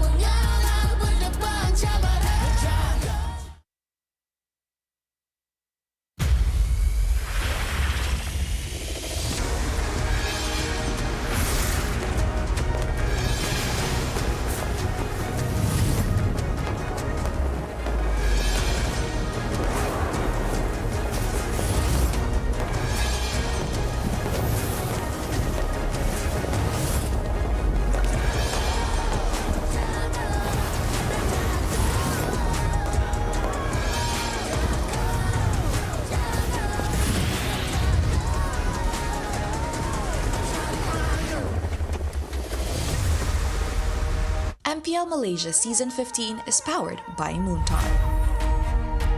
Official gaming smartphone, Infinix GT30 Pro. Are you ready to carry like a pro? The ultimate gaming smartphone is finally here. Introducing the GT30 Pro. Equipped with all-day full FPS system, you'll experience 0 frame drops, just pure, smooth, stable gameplay all day long. Powered by the MediaTek Dimensity 8350 5G chipset. It's fast, efficient, and ready for your most intense gaming sessions. And with the GT trigger, you get pro-level shortcuts. Buy items fast, check the scoreboard instantly, and pull off clean combos like you've never before. Get yours now, because every purchase comes with a free mag charge cooler and mag case, while stocks last. Fairy Watch, the official Mobile Legends Esports watch made in Switzerland with genuine dragon leather. Comes in 3 colorways, green, black, and blue. Our esports partners, Head & Shoulders, up to 100% dandruff-free and itch protection. Head & Shoulders is dermatologically tested, penetrates 5 layers deep to eliminate dandruff. Get yours now. And thank you to all our strategic partners. 100 Plus, Players, Astro Arena, MPL Merchandise, MPL Ticketing, supported by KBS, ESI, Raka Muda, MESF, PSM. Musim ke-15 di pentas kebanggaan ini, and this is the moment that we've all been waiting for. Inilah perlawanan Upper Bracket Finals. Dua pasukan terbaik Malaysia berada di Upper Bracket, SRG OG Esports dan juga HomeBois Esports. Tapi cuma satu yang bakal berjaya untuk ke Grand Final, Rose. Yes, indeed, Poji. Now, kalau kita tengok balik dekat record kedua-dua pasukan lah kan, SRG OG masih lagi ada clean record daripada regular season sampai ke Phase 1 playoffs. HomeBois pula dapat kalah match lawan SRG sahaja. And of course, ini bukan sahaja rematch ataupun match membalas dendam. Match ini sangat-sangat penting sebab pasukan yang menang match ni akan layak ke finals and mendapat tiket pertama ke MSC. Bila kita bercakap macam tu, Rose, sebenarnya saya ada benda sikit je. Saya nak leak. Janganlah leak. Tu kerja lah, Fel. Dah.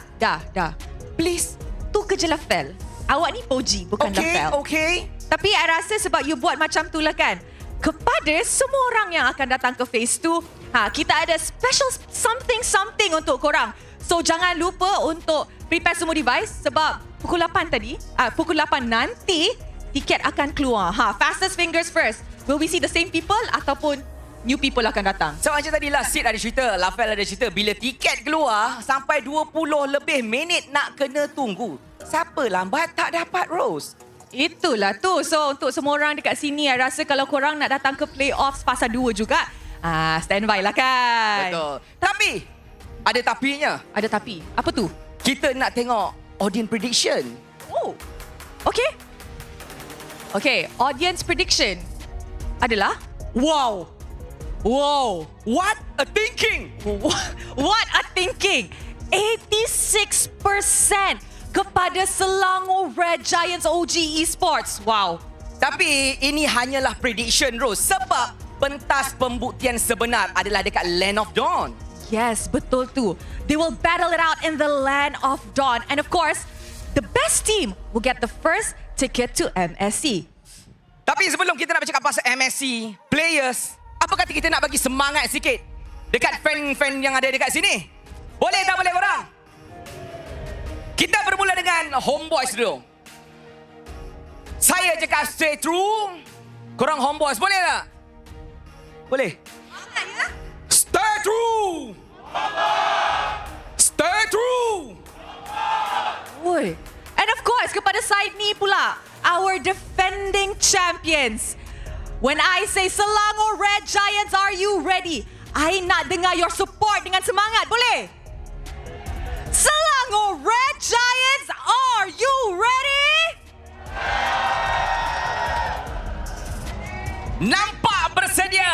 nampak bersemangat. Tapi macam saya cakap, Ros, segala-galanya bakal terjawab dekat Land of Dawn. Tapi tanpa kita melengahkan masa, saya rasa pemain-pemain dah tak sabar nak tunjukkan siapa juara sebenar. Ini pentas kebanggaan kita dan tanpa kita melengahkan masa, Rose. Casters, take it away. As the smoke clears and the dawn rises, the time has finally come to lock in our first MSC ticket for MPL Malaysia. Welcome, ladies and gentlemen. You are watching the upper bracket finals between SRGOG and HomeBois, and we will be your casters for today. My name is Stafa, and I am joined on the desk by Husky. It's going to be pretty exciting because these two teams were in MSC Riyadh 2024 last year, but HomeBois eventually fell to Team Flash and NIP Flash at that time, and SRG went on to win the whole thing. Right now we're back in the same position again, where SRGOG are the favorites to take it all. Of course, they are the favorites, but they may not necessarily have the easiest path forward. So I think it's very important for them and for all of you guys watching at home to refresh with zero sugar, zero calories. I almost messed that up. I haven't had my 100+. The same great 100+ taste that you have always loved, because no matter the occasion, sugar-free and calorie-free 100+ zero is here to keep you replenished so you can get the most out of every moment. Making sure that you are recharged, refreshed, and rehydrated for the most intense matches that are about to hit the Land of Dawn. We've seen 9 games today on the big screen, and all of them have been pretty jaw-clenching, right? Some landslides, some close victories, some epic comebacks, and some unexpected results. There was a crack in the universe, in the timeline, that we would have had DX Seoul against SRGOG, but even if that wasn't a reality, I still feel that I'm satisfied with what we've seen today. Yeah, I'm really happy with how much growth we've witnessed from every single team in the playoffs thus far, and I'm really happy with the top 4 that we still have. But now we got to talk about the top 2. The winner of this best of 5 series moves on to the grand finals and becomes Malaysia's first MSC representative. SRGOG and HomeBois have both been titans of the entire regular season, but only one of them is officially undefeated. Yeah, coming back essentially full circle to how things were in Season 13, where they both, again, were the titans, and HomeBois were closely following in SRGOG's footsteps. This decided match is going to be of utmost importance, and up till this point, as AERO Esports has proven to all of us for the second time in a row, they were the only team who were able to force SRG into a corner, and I'm looking for HomeBois to do what they couldn't achieve in the regular season. Well, considering that AERO Esports has now shown everyone else what the weakness of SRGOG is, perhaps that's something that HomeBois can learn from, something they can use to improve on their gameplay. Hopefully, they've had enough time to refresh themselves, because both of these teams have had to play a best of 5 series earlier today, with HomeBois only just coming off of their victory against DX Seoul. But there's no time to rest. This is it. This is the most important one. If you can take a victory here, your path to MSC is the easiest it possibly could be. Yeah, a direct slot into the main stage. No more wildcard shenanigans, but most importantly, you can wait until the grand final Sunday on phase number 2. You don't have to go to the lower bracket gauntlet, which entails a possible 2 full BO5s. 2 teams are already waiting down there, right? DxO and AERO Esports will face off at the start of phase 2. So for now, I think it's very important for these 2 teams to get their tickets. And speaking of tickets, once again reminding everyone that tickets for phase 2 are going to be released and ready for purchase at 8 p.m. What time is it right now, Husky? It is 5 minutes away from ticket release. Make sure you guys get your devices ready if you guys want to catch phase 2. The grand finals is obviously the big spectacle.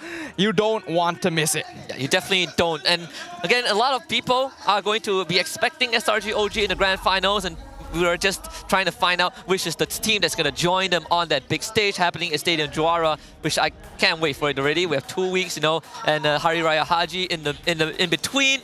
I think at the end of the day, HomeBois are the ones that need to prove themselves today. They definitely are. And now it is time for the hot topic of the day, the hot topic of the season, honestly, the hot topic of the recent MPL MY history as a whole. What does it take to take down SRG? In Season 13, this was a fleeting thought. A Season 14, it became a theme. Season 15 still remains an unanswered question. I think we've brought it up multiple times on broadcast, regardless of whether SPS or MSC or M6 or even in the local league. Early game is where teams need to look at, right? Drafts that can help them accelerate the game pace. AERO Esports has shown it both in the regular season and just now in the upper bracket semis. That early game movements that give them that edge to snowball SRG in the side lanes has proven to be effective. I think we can also indirectly say that because of this, right? If SRG OG is leading early, the rest of the game is basically over for most teams here in MPL MY. That's just how scary it is. But as we all know, the stakes of this match, the first ticket to MSC is on the line. Will it be SRG or HomeBois who joins all of these other teams who have so far qualified to EWC? Yeah, and SRG OG making history last year as the first Malaysian team to bring back an international trophy as well. We've even had representatives from other regions who have locked in the slot. CFU Gaming from MPL Cambodia, Seoul, previously known as BTK from NACT, Aurora Gaming from MTC, and of course MPL PH who is currently having the grand finals, Onyx PH and TLPH. I'm really excited to find out who actually emerges as the champion over there as well, but both those teams have already locked in their slots to MSC, so we will get to witness them play. But right now, between these two teams on the screen, only one will be getting that ticket first. It's not like losing here denies you the chance to get the second one, but the journey is going to be a little bit more annoying. And it's a journey that SRG OG fully knows, right? They know it at the back of the palm. Season 13, it was a straight cruise through the group stage and then the upper bracket to win it all. In Season 14, they had to go through the lower bracket gauntlet to win it all again and then finishing third on M6. Right now, it seems like we're going down that Season 13 pathway again, right? A flawless record in the regular season in terms of series and then so far flawless in the upper bracket. Yeah, it was definitely very surprising last season when SRG OG didn't actually get the direct ticket through the upper bracket. And I imagine that coming into this season, looking stronger than they ever have, they want to remedy those past mistakes. But HomeBois have looked the strongest they ever have been and currently stand the best chance of maybe denying that opportunity away. Let's start things off talking about the rosters that'll go head-to-head in the land of Dawn. We got SRG OG up on screen. Yeah, Innocent, Yum, Stormy, Sakais, and Cram, two-time back-to-back champions in MPL MY and MSC 2024 champion. Third place in M6, history makers, record breakers, and of course the Boogeyman Slayer, all in one package. A team that embodies the whole concept of trust the process, and it pays off. There are very few teams that have stuck together for more than a year. This is one of the prime examples of why that process sometimes works. And it has definitely rewarded them as well. The most consistent and the most terrifying team that MPL Malaysia has ever produced. This is the team to beat. This is the team to take down. And they are not going to make it easy.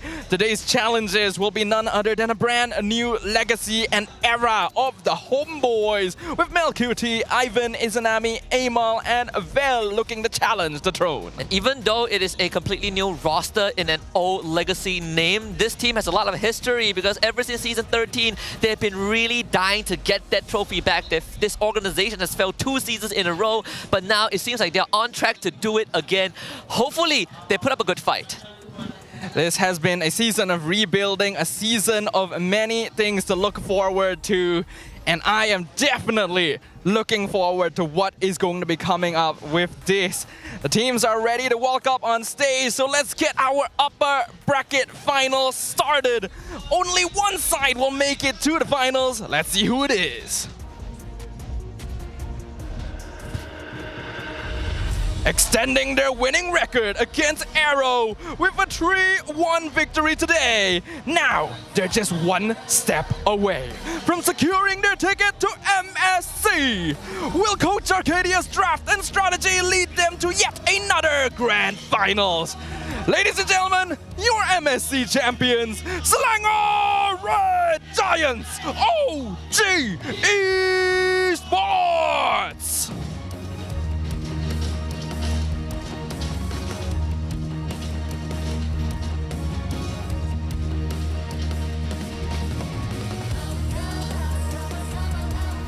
securing a victory after a full-blown battle just moments ago. Now, they return, aiming to keep the momentum alive and end SRG's reign. Will the mission to bring HomeBois back to MSC be fulfilled today? Put your hands up for La Familia is HomeBois!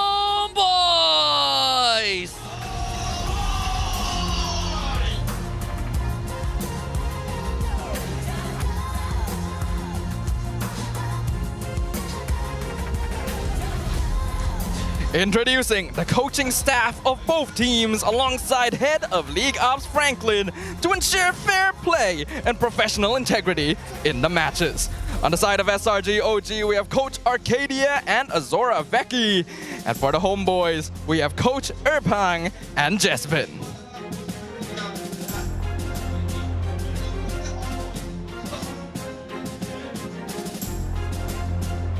Let's keep it going with fist bumps between the teams. A true sign of professionalism. This is how we roll. This is Malaysian sportsmanship. And the armbands will be worn by both team captains to lead the team's movement and strategies in the game as they both eagerly vie for the first Malaysian ticket to MSC. Riyadh, Saudi Arabia beckons, but the only way to get on that flight, to get that check to the direct entrance is through this BO5. And SRG OG and HomeBois have exchanged some fighting words. You know, SRG OG is claiming that HomeBois said that they haven't revealed their full power. So Ozora Vecchi says, bring it on. And last time they met in the regular season, it wasn't even a close contest. SRG OG stunned HomeBois, Coach Erprang and Jesvin with innovative draft and unexpected picks that really caught them off guard. Let's see how much HomeBois have evolved. Up until now, SRG OG have kept their first pick win rate at a very, very high 92%. AERO Esports being the only team that has actually drawn blood against the Red Giants. Like you say, Husky, in their meeting in the regular season, HomeBois got completely dumpstered. Let's see if they have the strats needed to take him down. Yeah, and of course, we asked some of our colleagues, including you, the ways that teams can utilize to take down SRG OG. Of course, Poji, you know, let Go just play. I'm pretty sure that's one way to do it. But a lot of the consensus are either you stop Cram or you take over the early game. Yeah, Shamilo, Rose, and LaFell all talk about locking Cram down. The EXP laner on the side of SRG OG has been creating miles of space for the squad to just overwhelm the map with their presence. And me, as well as I think a lot of people, have observed that SRG OG, as strong as they are, is still the most vulnerable in the first few minutes of the game. If you're able to take control of early rotations and get a snowball rolling before SRG can really become a threat, that could be your best chance to victory. It was something me and Adin also echoed in the earlier series between SRG OG and AERO Esports. We talk about how as much as Cram usually doesn't get much of the spotlight, right? He's overshadowed by flashy savages, multi-kills, big Lord steals from the rest of his teammate. Cram is the pillar of the squad. If there was a chance that they win this grand finals and there's a finals MVP candidate, I personally think Cram is the one deserving to receive it. So HomeBois, if there's any way to shut down SRG OG, you start with the foundations, and the backbone that holds the team up is Cram. Well, let's kick off building those foundations in the very first game of the series. A best of 5 allows both teams time to experience and figure out what makes their opponents tick. But both these teams have had the chance to witness the other side play in the Land of Dawn. Let's see what they've learned from it. SRG OG instantly gonna ban out that Baxia, and the Fanny gonna be removed by HomeBois. And this is already a very different start if we just make comparisons between the last time that they met, where Baxia was open both games for SRG OG and HomeBois respectively, but also the prioritization on Kimmy was SRG OG's kind of go-to. On top of that is also the Phobias, right? The SRG OG was able to get their hands on, the glue, excuse me. So clearly for SRG OG, they come into this, they ban out the 1-1 and Baxia. I wonder if the Fredrin will be considered, because SRG OG has been giving a lot of respect by banning out Fredrin against a lot of these teams. Yeah, both these heroes banned out by SRG OG scream Fredrin. They tell you that they want to play that tank jungler, but it feels a little bit too obvious, a little bit too predictable. Would Coach Arcadia really reveal all his cards in such a way, or is there some sort of gambit happening? I think it goes both ways. I am more curious about the first pick. Like Kalea was also a big contention for SRGOG in the first, I think, 3-4 weeks of the league. Kalea was always first pick material before Kimmy became a thing. So Joy banned out by HomeBois, as Joy has also proven today that being on that blue side, you would go for this opening. Yeah, that is definitely a possibility. Now, I do want to open an interesting topic of discussion. When SRGOG played against HomeBois in the regular season, there was heavy emphasis on heroes like the Ling and the Xavier. And we had thought, okay, maybe this is the strategy SRG will play going forward. But they didn't do that. That was reserved exclusively for their match against HomeBois. Is it specifically a strategy for this team? If that's the case, I wouldn't put it past them. I feel like if that is the case, it is going to be a, you know what, a targeted vengeance, or you can say a targeted vendetta towards HomeBois. But I also am on board with the idea that if you have a particular strat that works well against your enemies, I think by all means go for it, right? At that point of time, HomeBois were playing a draft that wants to dive SRGOG. For 2 games in a row, they were taking picks like Baxia, Lucas. They want to get on top of SRGOG, and all the Giants had to do was to pick heroes that had self-sustained or abilities to peel the teammates away. That is something SRG has always been specialized in, though. Skirmishing, engaging and disengaging at the right opportunities is what makes it so difficult for other teams to actually get under their skin. With the Phobius and Loyi now finishing out the ban phase for both these teams, SRGOG will be the ones to kick things off. What is that first pick? Will they go back to the Kimmy, or is something else on their mind? The Kalea is also open, but then you invite a trade like the Badang on the side of HomeBois, right? So SRGOG, they go back to the Kalea, which has not been picked for majority of the games today. Kimmy, Badang, what else? Kimmy, Badang is open for HomeBois. They could go for an early Fredrin. We've seen them pick in the red 2. Sometimes they leave it to red 3 as well. It's a pick your poison kind of scenario. The Gatot also, right? A very direct answer to most Kalea picks in the league. Yeah, direct answer to the Kalea, which surprisingly we haven't seen a lot of recently. The Fredrin is still a big question mark. Did Arcadia ban Baxia and 1-1 specifically to draft it for themselves, or is that some kind of trick to force HomeBois to steal it away? As you mentioned, picks like the Kimmy are still open, the Harif is still open, they go for that, and they do actually take the Fred. Yeah. I think this is sort of expected from HomeBois, right? And this does give SRGOG the option to, since this Kalea is always going to be a Yum Zero, I don't think Kram has played it, they have the option to instantly pick a Kram's Badang, which he has played 2 games today and has found great success. Either that, teams also have pivoted to picking both their mid laner and gold laner so that they can keep jungler plus a potential flex pick, in this case Kram Zero, for the second phase. I think keeping your jungler to the second phase would work pretty well for SRGOG right now. If they're able to see more of HomeBois' draft, then they could lock in a tank counter like the X-Borg later on if it's a bit more suitable. Gold lane's fine since Harif has already revealed itself, but SRGOG thinks differently. And that's why they are the champs. It's a Hayabusa Farsa. Yeah, taking away the Farsa from Izanami too, which has been his go-to comfort picks, I think, towards the latter half of regular season. And also, even today against DXS, right? Izanami played quite a copious amount of Farsa. And it has always been one of the few picks where if they are on that blue side, it's going to be second, third for Izanami, but on the red side, usually it comes in third too. So this is where I think a pivot might happen for HomeBois. They could keep Izanami's hero for the second half, but that means that they might have to end up revealing a potential flex pick here. Keeping this Fredrin flexible would be the most ideal, but I think it is more important to prioritize heroes that may get banned out in the second ban phase, such as this Badang. Going to be a very good answer to heroes like the Farsa, and we've already seen well-timed fist breaks lock down Hayabusas in the tournament, so it could be a good answer for the HomeBois. They'll just go ahead and grab that. Yeah. Not only that, it still doesn't fully tell SRGOG where the Badang and Fredrin are going to go, right? Essentially a double flex display from HomeBois at this point. You could start locking down Innocent's hero pool, going for the Beatrix, which is a very direct combination with the Kalea.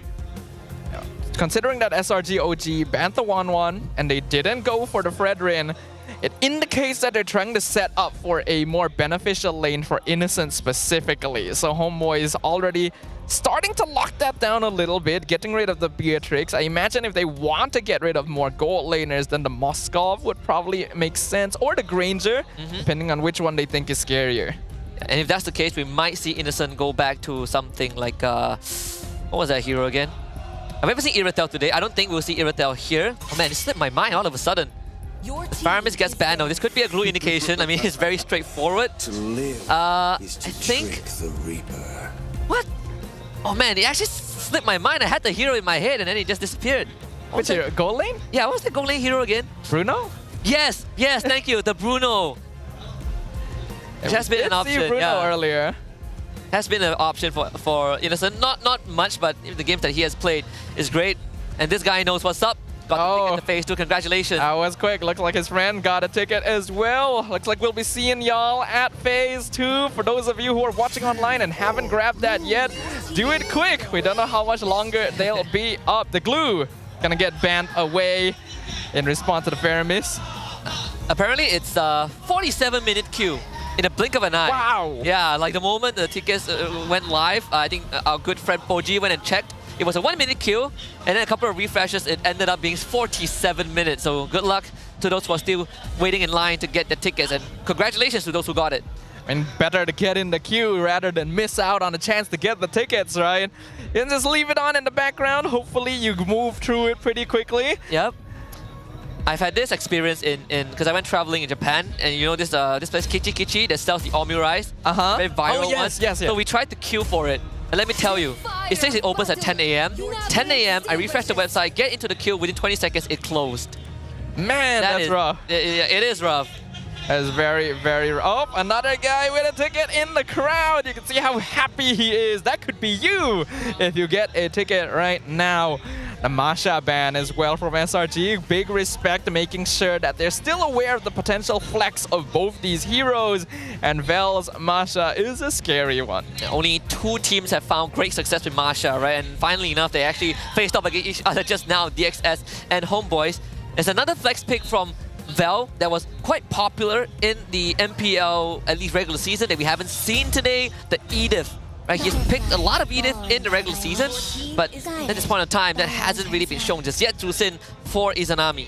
So I instantly have a slight concern for the side of the HomeBois in that they just don't have a lot of damage, especially earlier on in the game. This last pick from their side is gonna need to be a pretty notable damage hero, but at the same time, it's probably going to be their roamer, depending on where this Badang ends up. We could see Vel on a damage EXP. The Edith is still open. That's one of his usual go-tos.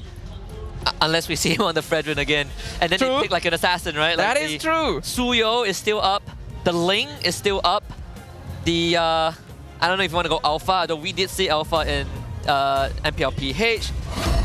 Couple of options left for HomeBois. The finishing pick to Rizla. Coming online for Cram and a Moskov for Innocent. And Moskov is an Innocent classic and typically a hero that does well in lane against the Harif, so that makes a lot of sense. But Crams to Rizla is something we have not seen in a very, very long time. We're getting treated to a lot of old classics today here. And earlier, that was done by Amal. He actually played a lot of interesting assassins in the jungle, bringing back the Benedetta and the Nolan. So if they do want to flex the Fredrin into EXP still, Amal has plenty of options. Yeah, a blast to the past, right? In fact, Amal played a full series, and all 5 games he picked different junglers. Benedetta, Nolan, Ling, the Baxia, then the Joy. So let's see if this is gonna be a flex. Fredrin, it seems like okay, wait. We actually still have no idea. We have no idea. Okay, it is a Vel Benedetta. Ooh, I don't think we've actually seen Vel's Benedetta yet. Even though he normally can play damage EXP lane, he leans towards Masha or Edith.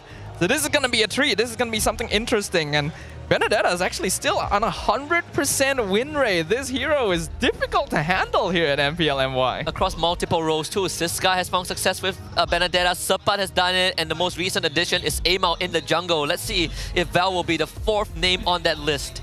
All right, ladies and gentlemen, put your hands together. We are about to get started with the upper bracket finals. Game number 1 may only be the first step in a journey, but it is a path that leads you straight to MSC in Riyadh. Will it be the defending champions or a brand new era of challengers? Let's find out in the land of Dawn. HomeBois on red side, SRG OG on blue side. To some people, this might just be a fresh encounter between two different eras, but for some, it is a rivalry as old as Season 13. We start off with a bit of a pause. Last time we got a pause from SRG OG. Innocent spilled his drink, but this time, it seems like it's called. Oh, is that what happened? Yeah, he spilled his drink, so you can see the marshals wiping his side of the table with tissue paper. That's very unfortunate. He is not innocent anymore after that one. He spilled his drink and he went on to win the game, right? Maybe that's the good luck charm now. It is a good luck charm. You just gotta spill your drink every time you're on stage. Yeah. I see some people saying that, hey, one of the keys to beating SRG, we talk about shutting down Cram in lane, banning his pace, targeting the side lanes and all, but we forgot about the most important thing, which is just take his shoes away. The game isn't over until he wears his shoes, but what if he doesn't have shoes to wear? You're right! Yeah, Cram is always the first person to put his shoes back on when the game ends. It's usually because he's dead after the fight, but that's true. If you take away his shoes and he can't put them on, the game doesn't end. Exactly. We've cracked the code. Oh well, someone out there has cracked the code. We need you in the next season. Maybe you are the one that can take down SRG OG. The teams need to hire sub-players that can go and steal Cram shoes because the rest of them are busy. I think a lot of these analysts out there have pretty insightful input. Some are creative, some are straight up illegal. But we'll leave the stealing up for interpretation, whether you think it's the right thing to do or not as we hop back into the game. Well, I know what is legal. That is stealing the victory. That is stealing the buff potentially because Ivan is here. Yeah, so Yunus will have to go back him up. So guys, not really affected too much by the attempted harassment from Ivan, who will be chunked out and leave the scene. In fact, even despite the attempted delay, Sakai still was the first one to clear the buff. I'm looking at the emblems here, and there's nothing too out of the ordinary, except very interesting choices from Cram, going for heavy movement speed on this Terizla rather than overall bulkiness with choices like the tenacity. Tells you that he is going to be joining fights. He wants to be unlocked from this lane as early as possible. Yeah, that is something that we have seen be a pretty common occurrence for Cram, like Baxia, Glue even. He's very, very selfless. And as a team player, right, he frees himself from the lane, he picks heroes that has great wave clear, and then he just starts leaving the lane closer to the 2-minute mark. And that seems to be going to be the case as well, getting priority over Val in the top lane. Talked about the importance of side lane prio, as well as a little bit of early pressure when you're up against SRG OG, and so far HomeBois hasn't really been able to create that just yet. An attempted execute onto MelQT, shadow kill, damage, not enough good chrono dash to avoid the last tick of the shuriken.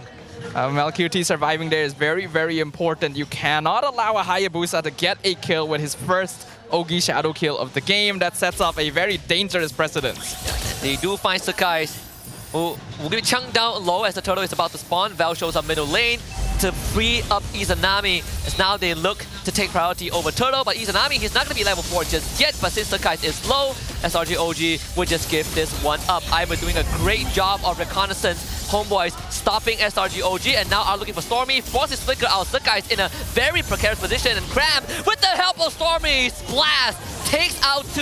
HomeBois now need to retreat. Amao trying to slowly back up, but Yums comes in to force out the Purify from the side of HomeBois. Izanami not really in a good spot as Cram swings the hammer. 1, 2, 3 in his face. 3rd death for HomeBois, and number 4 up on the darkest. SRG OG trace an objective for 4 kills. That is definitely not what you want to happen in the first 3 minutes of the game. We talked about this, HomeBois. Do not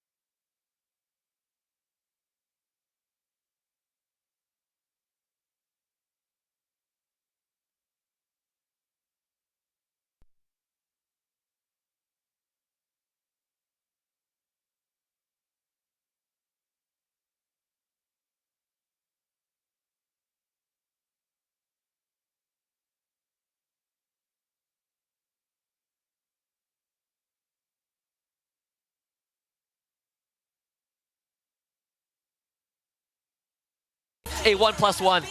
Very well done by the homeboys there, committing most of their resources to stop Innocent and getting a bonus kill on Yums in exchange. I think SRGOG themselves, though, were already ready to potentially give up on Innocent in the bot lane. They had Cram Split pushing up top, and Sky's going for a push down mid side as well. Not a lot of effort to actually come down there to help, since I don't feel like it would have gotten them much benefit.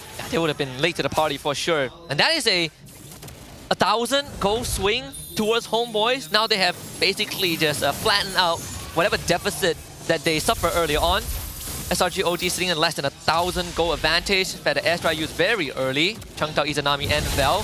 HomeBois on the turtle. Here comes Sekai into the shadow kill. Izanami is a target, uses the Purify to get out of danger, but Cram is swinging it. The hammer, left, right, and center, trying to polarize HomeBois. Turtle for SRGOG, but Yums ends up going down. Vel tries to assassinate Innocent, finds the kill at the very end with the lethal ignition, and now it's just Cram who finds Vel in return, but there's just too many members of HomeBois. Cram with the flicker to try and look for Ivan, but Ivan gets to safety, and now Cram is just another sacrificial lamb. HomeBois with 3. Man, it sure takes a long time to take him out, though. As Guys is able to get the mid-tier 1 hurt. Stormy snipes Ivan after the fight is over. So despite everything, it's still somewhat even for SRGOG. I was a little worried that they spent a bit too many resources just to get a turtle, but the kill score ends up being somewhat even, and that is actually perfectly okay for them, since initially it looked like HomeBois were in control. We gotta give SRGOG credits for some forward thinking, right? They realized that the fight was over, Cram is gonna draw attention away and get as much trade done as possible, so guys took the mid-tier 1 in the process. So I agree, I think the eventual winner is still SRGOG. Gonna attempt to steal from Sakai's, which ends up bearing no fruit. But for HomeBois, at least, they're not behind, right? They're keeping even with the Red Giant. I think we've seen from past experience that SRGOG is the type of team that is willing to throw bodies. They don't really care about the overall kill score of the game, because the goal is always to make it further into the base and take down the crystal. So in this case, even though they're not getting much of a net worth lead, even though they are taking more deaths than usual on their main cores, they are getting a lot of macro done. And HomeBois are oftentimes going to be rotating the map together, so they're not really able to respond to that in exchange. And because as a result of that, for the past few minutes, Sakai's has finally overtaken Amao in terms of experience. Even when you look at the items, right? First item, Genius 1 for the Farsa, Feta Estra used very early on. Izanami got chunked just a little bit. Glowing on up next for Stormy. Innocent working towards his final item, the DHS Radiant Armor for Cram. I think SRGOG are ready for the skirmishes. Vel actually going for a fairly greedy build. Oh! Shadow kill, Izanami. Gets a low roll this time. Saves the Crimson Beacon and the Purify. Chunking out Izanami is also pretty good. Looking at the itemization, Vel is going for a second item BOD after the Hunter Strike, so not going for more economical builds on this Benedetta. Whereas Yum skipped the fleeting time, went for an Antique Cuirass to play more defensively. They get the bottom tier 1, but HomeBois wants this Lord. It's about reconnaissance. Vel has a good angle to come in. They get a Petrify on the Stormy, which blows him up, and Yums also cannot stay in the fight for any longer. A double kill for MelQT, and Cram left out to dry. Mega kill for Amao. Lord's gonna be for HomeBois, but SRGOG once more on the macro sense broke the holy defense bot. I think it's still worth it for the HomeBois there. They're able to get 3 kills. They get the Lord for free, and oh wow, Skies, you're playing with fire right there, sir. But really well played by HomeBois. They dive the backline instantly. They don't really care about Yums or Cram in the front, because they know that as long as they eliminate Stormy, they basically have no damage to worry about, since as long as they position correctly, Innocent cannot risk jumping to his SOD, and he chose not to, went for the split push instead. Despite all of that, the net worth score is still even thanks to the macro play that Innocent has been doing. Innocent and Sakai's, right? Taking, swapping roles every now and then. Holy Trinity now done for Innocent. At 10th minute mark, Lord spawning bottom side.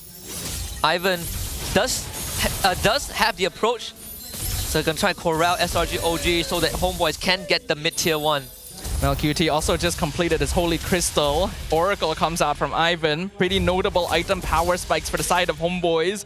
That'll make their team fights even more efficient. I think we're at the stage of the game where the HomeBois can actually afford playing 4-1. Vel can start matching up the macro, since I think even in a 4v5 situation, HomeBois are strong enough. And it's eye for an eye Petrify. So guys, takes on the challenge and survives. Here comes the damage block. Electro final blow. Good iframe from Val. So Sakai's gets nothing. Lord bottom side, 2 HomeBois looking for a potential pinch. There is the concealed play. Cram will put his body in front, eats the taunt and everything from the rest of HomeBois. Stormy getting jumped up by Izanami, but still gets all 4 pops off. Bottom tier 2 falls, and Cram also goes down. All right. Much better for... Oh! SOD, Innocent! Goes in from LQT and follow-up from Yums! Innocent! Once more! Does it again! 4 dead for HomeBois! The Half Man, Half Beast, the savior of SRGOG. How does he keep doing it? The moment I was about to say that was a good engagement, a positive trade for the HomeBois. Innocent turns around and says, no, you don't. I am here. And all of a sudden, the inhibitors being cracked open. This is some mad stuff from SRGOG. They were the ones on the back foot, and yet they were the ones that got an advantage. It was all set up by Innocent. Not just the big plays, but that macro play in the bottom lane with the absence of the Holy Shield popped earlier on. It did naturally went down either way, but it puts SRGOG back in the driver's seat. HomeBois let down their guard, and I don't even blame them. Anyone in that position would assume that they were in a perfectly comfortable spot. They had already won the fight. They had taken out the frontliners of SRGOG. Vel was pushing up top lane. They just needed to buy a little bit more time. Then the SOD comes in on the perfect target, and MelQT is taken out first as well. This is why Innocent has gained the recognition of goal laners across the world. From the most doubted one to the most recognized one. It is a badge of honor, and no one can take away from him for sure, right? It took him a while, a journey to the Malaysian scene to make it happen, but to keep that for 3 seasons in a row is unprecedented. Next door up on the menu, Val getting jumped up by Innocent. Sakai is also here too, so Val needs to find a way to get out of this. There is Izanami nearby. Sakai goes in, Electro final blow. Again, Val denies the shadow kill. The rest of HomeBois work on the Lord. Very good on Vel to save his ultimate all the way until the Ogi shadow kill, but SRGOG wants to contest this. And they have Innocent to set out the bottom wave. Krabs going to eat everything. Penalty zone into a flicker to buy time and keep HomeBois in their place. Now the battle formation is broken a little bit. Innocent is bottom. Innocent, he's going to look for a potential endgame. MelQT, the recall cancel, but the SOD Lord still goes over to HomeBois. But Val now needs to bail himself out of the situation. HomeBois on the run despite they're the ones getting the objective. Aimar getting brought back by the Tsunami Slam. Salmon Force lay down. MelQT saves the fight. Yums goes down. A good save from the HomeBois. That looked really scary. SRGOG was literally attacking multi-pronged. Innocent could have split push down bottom. He chose to join the fight when he got the snipe in on MelQT, but HomeBois were able to disengage in the correct direction, and Aemon was still able to secure the Lord for them. I don't think they're going to be able to get any structures with this one, but that was very close and a very important fight for HomeBois to win, because if SRGOG had gotten an important target in that one, the game would have been over. Innocent getting his final item, the Malefic Gun. And it's safe to say that at least HomeBois is putting up a way closer fight than they did last time. They met Ivan with the fist break engage! Takes down one, but isn't it enough though? Because Innocent is still around and we've seen him work magic. Lord goes down, SOD, Innocent, he's gonna take it again! Innocent! Belch on the top of it, but Innocent prevails! Half-man, half-beast, Baba, Jaeger, Innocent! He's insane! They are insane! How do you turn that sort of situation around? Ivan got such an incredible catch at such a good timing. I don't think SRG was prepared to respond to that, and yet, they're the ones who come out on top. This Moskov, this player, I don't even know if he's human anymore. In the words of Vigo from John Wick Season 1, he is not the boogeyman. He is the person you sent to kill the boogeyman. Man of sure will and pure determination. He saved the game twice. Both were Lord pushes from HomeBois. Can you believe it? I don't even know what to say. I have no words about this. Every bone in my body screams that this logically should not be possible. But by now, I guess we should be aware that Innocent breaks the laws of reality itself. If he wants a win, he's gonna take it, no matter what it takes. In our games, that game would have ended. Yeah, definitely. You would have went next. I would have FF'd a long time ago. I would have too. But if my Moskov is innocent, maybe FFing would be on the bottom of the list. Although Homeboys, they're still keeping even with SRG, and Cram is going to be the one that they jump on. Cram knows that he has to sacrifice himself to buy a bit of time. Here comes Surkais and use to conceal from the side. Surkais looking for a backline. Innocent free hitting everyone. The Tsunami standing by. Time now QT collected and harvested by SRG OG. And this one is the nail in the coffin for game number 1. Innocent and the rest of the team gives them a maniac. Innocent is just too damn good. SRG OG is just too damn good. Game number 1 taken. The perfect nail in the coffin. Innocent had been turning fights around the entire time, and for one last attempt, SRG OG shows we don't need to turn this fight around anymore. We are in the driver's seat this time. Homeboys humbled in game number 1. Every single time Homeboys thought that they can go from calling shotgun in the vehicle to putting their hands on the steering wheel, SRG OG keeps them at bay and even takes out the aux cable because they want Homeboys to dance to the tune, and Innocent is the conductor, the orchestrator of all these tangos. What a display, saving the team twice during an enemy Lord push and ending it off with a maniac. SRG OG truly setting the bar higher and higher every time we see them play. How do you even counterplay this? Homeboys did a good job. They did everything exactly as they needed to. Even though they did lose their first fight, they were able to turn it around, take early pressure, mid-game control, and those are the keys we pointed out. Having that control should lead you to victory as long as everything goes to plan. But the moment Innocent decides it is time for me to join the fray, everything fell apart. So it begs the question, was game 1 set up for success for SRG OG due to macro or due to just pure clutch mechanics from Innocent? I think it came down to the willingness of SRG OG to trade. The goal is to get maximum efficiency out of every exchange. If Homeboys is going to kill our marksman, we are going to find something else. We are going to create space by any means necessary, and that space was all the half-man, half-beast needed to become the MVP of Game 1. Yeah, with the Moskov, this skewered Homeboys like shish kebab, the power of family for once, unlike Fast and Furious franchise, did not stand in a whole threat, a candle to SRG OG. And this man right here on your screen, if there's anything that he has done to remind us that he was the one who got us through the M6 group stage at one point into eventual top 3 finish, this is one of those few reminders that he is still the half-man half-beast that we all knew from Season 13. There is a reason SRG OG was willing to try a 4 Protect 1 comp in this day and age around this man alone. And he continues to demonstrate that quality every single time he takes the stage. By the way, he did all of that without a Wind of Nature. He only had it for the last fight, and by then he didn't even need it anymore. I do think that Homeboys kind of lost the sauce a little bit towards the end. Stormy was doing a great job of playing a ring around the Rosie with Vel, just buying as much time from the Benedetta as possible. And by the time Vel realizes his team needs him, it's already too late. Yeah, and throughout the entire game, Homeboys have made some great moves as well, right? At one point, it was like watching two Grandmaster playing chess. You know, you get a lane, we get the Lord, you get a kill, we take one back. But eventually, it was SRG OG thinking a couple steps ahead. And even at Homeboy's highest moments, which was Ivan's engaged in front of SRG OG's base, they still ended up losing a game.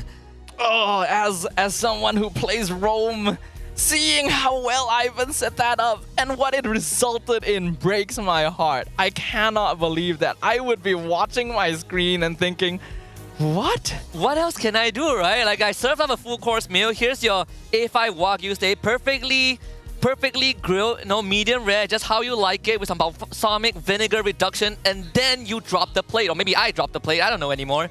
Or in this case, Innocent made them drop the plate. Yeah, Innocent. He just trips you over, and there's nothing you can do about it because he stares you in the face and you realize, I can't do anything to this man. Oh, man. Sheer terror up against Innocent.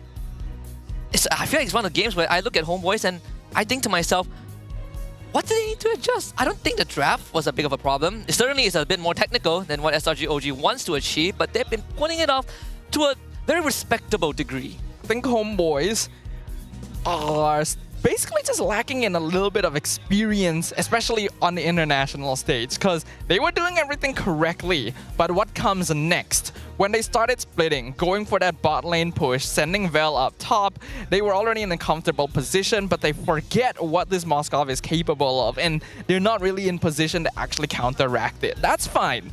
But after that, the goal needs to be to find Innocent. You cannot start a fight without knowing where he is on the map and ideally having good positioning over him. And I don't feel like HomeBois met those criteria, especially in that final fight. They, for some reason, chased Cram down half the river to try and kill the tankiest member of the team. I don't think that was smart. Felt like a tunnel vision moment, right? And even, let's say, they get the kill onto Cram, you probably lay down your Zaman Force. What comes next?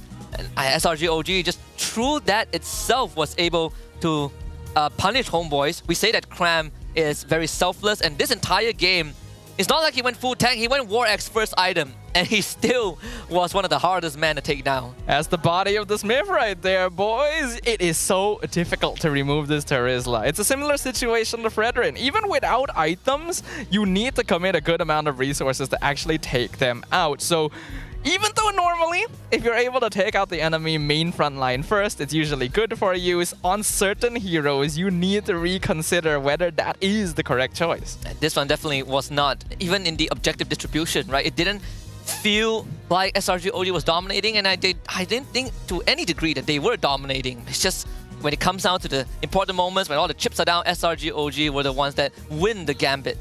They were biding their time. You're right, Husky. It did not look like at any point in that game until, Innocent, that they were actually winning. They were just trading. They were just like taking what they could in exchange for the lives that were lost by really aggressive rotations from the HomeBois. But sometimes that's all that's needed. Because normally, with the number of ganks and pressure that HomeBois had applied, they should be looking at a pretty comfortable net worth lead. There was never any net worth lead. SRG OG were always in the game. Yeah, either they were slightly ahead or they were even. We gotta look at the Hall of Famers. This game, of course, is Innocent as the rich guy, but MelQT still did the most damage overall. Literally everyone else is from the HomeBois. That's how much of an impact Innocent had himself. His GPM isn't really even that high compared to some of the numbers we've seen up there, but the fact that he was able to do that after dying twice in the first 5 or 6 minutes really speaks to the importance of trading for space. MelQT did a good job with damage. Amal was difficult to remove as the Fredrin, and Izanami was pretty annoying, but the results speak for themselves as RGOG have laid the first brick to MSC. And once more coming up with a pick that HomeBois might not have expected. In this case, the Terizla, right? Every other hero was what we've seen from SRG OG when we compare these two teams itself. Just today, I think HomeBois have shown, 20 unique heroes prior to this upper bracket finals, whereas SRG OG, they've only shown 11 in 4 games. That is a very, very big difference. I have the feeling SRG OG is the type of team that, you gotta make us show you more of our heroes. Look at this gold graph, and again, it is ridiculous to think about that HomeBois were leading in kills for most of the game, and they only ever got a 1k lead max. Yeah, that's the craziest thing. That was the first Lord. First Lord, Innocent clutched it. It was like, okay, whoopsie, we can do it again. Guess the second Lord, and look, no structures, right? 2 Lords, but no inhibitor conversions for HomeBois. And in fact, after the second Lord, it was SRG who ran away with the game. It is so impressive to see. And it is an indication to every team, once again, that the state of the game can change on a dime. You cannot afford to let down your guard anytime. Whether it be a small 2k lead or a 10k lead, a single mistake is all that it costs you. But in this case, it wasn't even really a mistake. It was legitimately just one man saying, it's time to take things into my own hands. Yes, I'd win. Actually, I'd win. Fine, I'll do it myself. Oh man, I mean, looking at just the conclusion of game 1, I'm looking ahead into game number 2, and I'm thinking, There's a chance that HomeBois is going to take that first pick. Is there any adjustments that they're going to make? I would boldly assume that we're not going to see a Benedetta being brought out anymore. They're going to try and give Amal the assassin jungler. But how is that going to affect their approach against SRGOG? So my worry with HomeBois is that they may rely a little bit too much on getting kills, on winning team fights. I think this is the same issue that allowed MV to get clean swept by DXS. There's a lack of adaptability and flexibility in the way you play the game. Even though you pick this Benedetta to try and match the macro of SRGOG, you can tell that Vel wasn't really doing that a lot of the time, and I feel like that cost HomeBois a lot more advantage than they should have been giving up. Yeah. And then even when Vel was doing it, which was, you know, into the mid towards late game, you have Surkais to deal with him, right? And it's not like Surkais needed to take him out. He just needed to stop Vel from functioning. And even when you look at the highlight reel, every single time something happens on the map, SRGOG always finds a trade elsewhere. Yeah, it's SRG just saying, we are going to find some way to make this an efficient trade for us. And then this fight, the first fight, Vel decides, okay, you guys are fine, right? I can go split push somewhere else on the map. It completely turns around. And despite Ivan's best efforts to get this setup right in front of the base, this is what happens. I still cannot believe it, and I'm watching it right now. I believe this is like the third time that Innocent had to press Purify. For a majority of the game, HomeBois weren't even worthy of the Purify. And this was the final nail in the coffin. Vel gets a midway push, and suddenly his team goes down. He's chasing Stormy the entire time, and by the time he gets back, Amal is the only person left.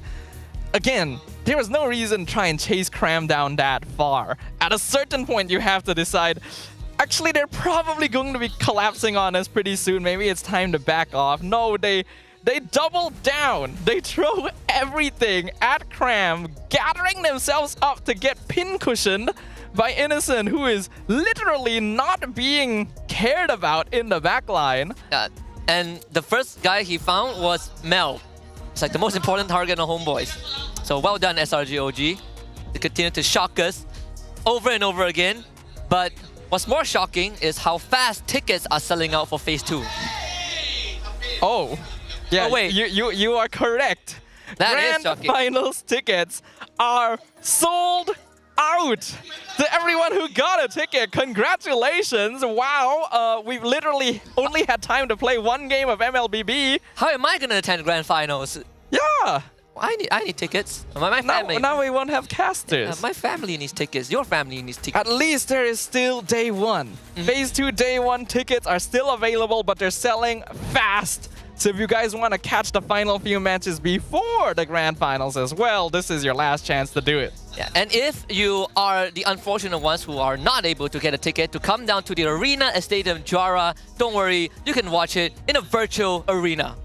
Indeed, the virtual arena that is Astro Arena, where you don't miss a single moment of MPL Malaysia Season 15 because you can now catch all the live action on your TV screens only with Astro Arena. From epic clashes to highlight-worthy plays, experience the thrill of esports like never before, right from your living room. I've seen a lot of people reshare or post stories on social media, them watching on the big television screens. Keep it coming. This is what makes the league so much more fun. It's not just a local thing, it's a national celebration of great achievements of our local players and even the imports who are willing to take their chances in our local league.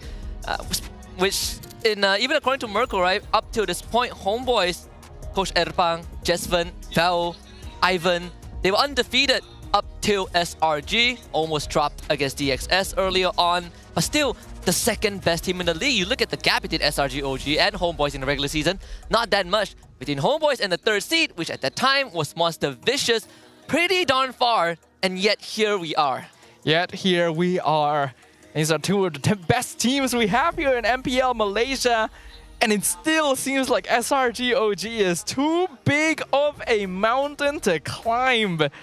What to even do. HomeBois have had so much development. The players that you mentioned, the imports you mentioned, were literally called rejects by Mirko, by many players and fans over in MPL IT. They found a new breath of life here, revitalized the HomeBois organization as a whole, and now they're playing in the upper bracket finals. They want to show everything that they're capable of, but SRG OG, it's just another day for them. Yeah, just for HomeBois, it was the fight of the lives. For SRG, it's just another day in the scrim room. So hopefully HomeBois can bounce back. There's going to be the lower bracket, but like you mentioned early on, you want to be able to get through to Riyadh as fast as possible. In fact, we have a quick trivia Q&A brought to you by Ferry. Which player made their MPL MY debut in Season 8 and later claimed the regular season MVP title? Season 8. Hold on. Season 7 was RSG MY. Yes. Season 8. Oh, regular season MVP, not finals MVP. Regular season MVP? Was that Smooth? Momo? Was it Stormy season? Is it too early to be Stormy season? No, it is. It is too early to be Stormy season. It is too early. Oh, man. Which... Are we supposed to answer this? Or do we actually need to answer? Oh, man. Who is the... Oh, I gotta brush up my history. You were here. You were here. I was. I was not. But this was so long ago. Season 8. Who won Season 8? Hold on. Was it Toad? It might have been SMG. SMG, yes. It's SMG. Was it Smooth? It could have been Smooth. Smooth or Momo? Smooth? Oh, okay. We're completely wrong. I'm so sorry. I'm so sorry, Shibi. Wow, I completely... Really? Sorry, Vamos fans. I wasn't Wait, really? Hold on. I know Chibi debuted in Season 7. Did he get regular season MVP the next season? I guess so. He has a regular season MVP, just don't remember which one. Well, we found the answer. Well, my memory is not what it used to be. It's okay though. It's been a long time. It's alright. You guys will forgive me, right? Right? For those who got the answer right, truly a Vamos fan. Or Chibi fan in this case. Man, this feels so long ago. I feel so old. It does. Dude, thinking back to it, it's insane how far we have come. How far MPL Malaysia has developed. Yeah, we talk about the regular season MVP, in Season 8, and this season was a completely different one, right? He has won a championship, he's finished runner-up 2 times, he's been to M5, he's been to MSC, he's been to M6. Right now going to one of the lower points in his career. We do hope he bounces back next season, but it does speak volumes of how much more competitive we've gotten. Last 2 seasons, it was only SRG plus HomeBois/Vamos. Right now, with SRG, with HomeBois, with DXS, with MV, we have AERO. I think we're moving in the right direction. We are definitely getting better and stronger with every season, and that goes double for SRG OG as well. You would think they don't need to anymore, but I'm really happy to see that this team is consistently pushing themselves. They definitely want to be on top of the international stage once again. But that just means that every other team is having a tough time keeping up. I would say that SRG OG are too good for their own good. Oh, another question. All right, what is this? Besides Zorn, which player has played the longest in MPL MY from his debut season until now, and in which season did he start? Zorn started in Season 3. So... It's Smooth, right? But I don't remember when he started. Is it Smooth or is it... I think this was before I debuted. No, not Momo. No Momo, right? Momo was after. I'm pretty sure Momo was also Season 7, actually. I was around in Season 5. Was Smooth around? I want to say I can't remember. It was COVID season. I think it was Smooth. I think it was Smooth, right? It should be. There hasn't been much players that has played from the earlier days and still stuck around until now. But which season did he start? Could be Smooth, actually. That time it was Evo's SG who won Season 5 against Over Todak. I feel like we have to lock in Smooth. It should. Okay. Okay, Season it was 3. So it was with the same season as Zorn. Wow. Well, I wouldn't know. I was not actually around at that time. Yeah. I know that Smooth was around in Season 5, but I didn't know his origins was in Season 3. It's been a long time. Actually, wasn't Zorn around even from Season 1? I actually don't remember. I feel like Zorn has been around since Season 1. Season 1, I was still like a general audience, walking through the malls and reminiscing an air agent Cyan. I don't think I even existed. I'm pretty sure you did. You just weren't. I wouldn't know. My memory doesn't go back that far. But it was like the air agent Cyan, like Solos, Penjahat, Hawkeye era, and every time they play under Cyan, Reborn, I think the initial name was. That was the only time Moss get filled up. It was actually crazy. And then they became AERO Scion because AERO picked them up. And there was long history, different times. Look at MPL now. Look at this. We went from malls to this. We got drums over there. That's cool. That's been around a while as well. Asian mall policy doesn't allow drums. So we've come a long way. We've come a long way. Well, we have come a long way. And all these teams have as well ever since the start of Season 15. Upper Bracket Finals, Grand Finals on the line, MSC ticket on the line. SRG OG 1 game up. HomeBois do need to adjust their playstyle, I think. It's not a draft issue. Yeah, I agree. It actually is an approach problem. And is it possible for us to draw parallels between the earlier topics, right? AERO, looking at how AERO approaches SRG and how HomeBois approach SRG. Is that, again, the main focus in this matchup that's making HomeBois fall behind just by a little bit? Yes, actually, because AERO Esports, I think, is a little more flexible overall. The way that they play the game is different from HomeBois in that they're not wholly reliant on team fighting or any particular style of gameplay. If they need to do something, they will find an angle to do so. Zekiv on the same hero is going to approach the same fight in multiple different ways, but I feel like HomeBois will always try to go for that one particular style that works best for them, and that is a problem when you're up against a team like SRG OG. And funnily enough, the playoffs is actually today is the first time that we see HomeBois really get pushed to the edge, right? Previously in the regular season, sure, DXS took 1 game from them, MV took 1 game, they got swept by SRG OG, but aside from that, HomeBois looked incredibly dominant. But today, they went a full series against DXS. Some were dominating. Right now, SRG OG swept in game 1. Let's see how much further can HomeBois be pushed. Yeah, I think HomeBois probably need a little bit of time. SRG OG gonna take a moment as well. We're gonna go on a short break and we will be right back with game 2. So make sure you guys don't go anywhere.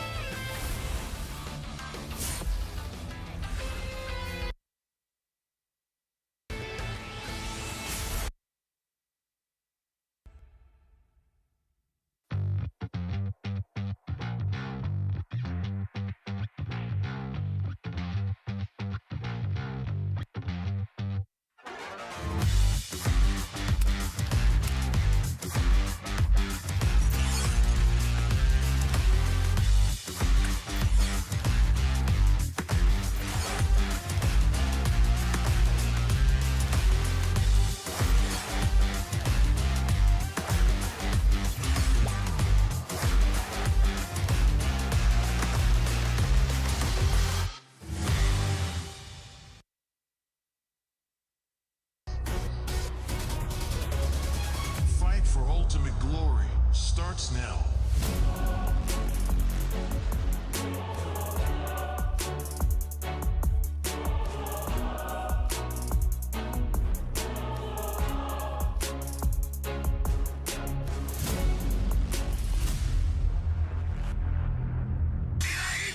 Mobile Legend M6 Swiss Watch. Kerap menggaru kulit kepala disebabkan kelumumur, masalahnya lebih mendalam. Gunalah Head and Shoulders menembusi 5 lapisan untuk membasmi kelumumur dan kegatalan. Bebas kelumumur sehingga 100%. Head and Shoulders diuji secara dermatologi. Minna! Utsumaki Naruto ga kaette kita zo!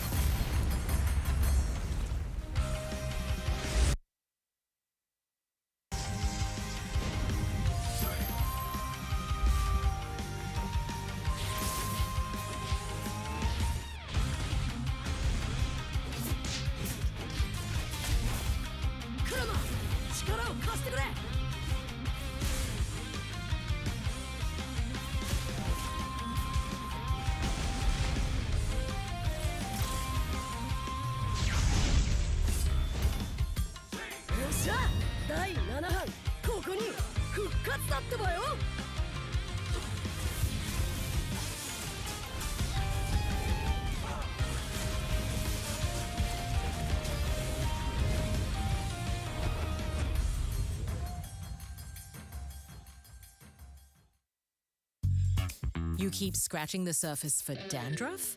But the problem lies deeper. Use Head & Shoulders. It goes 5 layers deep to defeat dandruff and itch. Be up to 100% dandruff-free. Head & Shoulders, dermatologically tested. 見せてやるよ。シャリンガンの本当の力をな。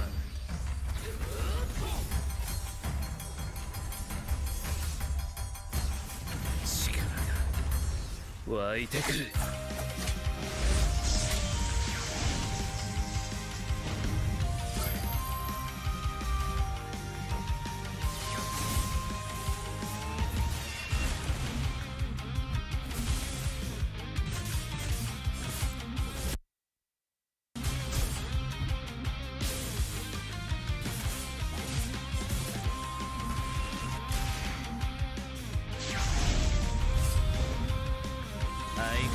やかましい奴らだ。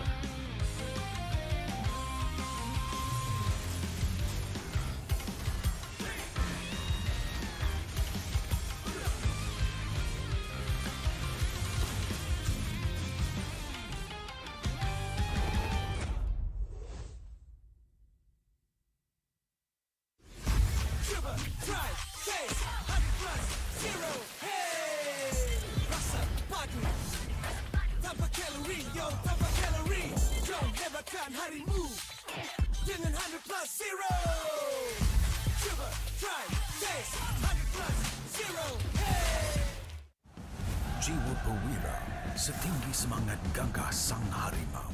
Medan bertarung walau di mana, kita berdiri sama perkasa. Biar lawangan kita bergema satu dunia. Perwira dan pertiwi, bangkitlah dan terus berjuang. Marilah kita bersorak, harapan pasti ada. Ayo Tim Mas, kita mara bersama. Kita semua Tim Mas.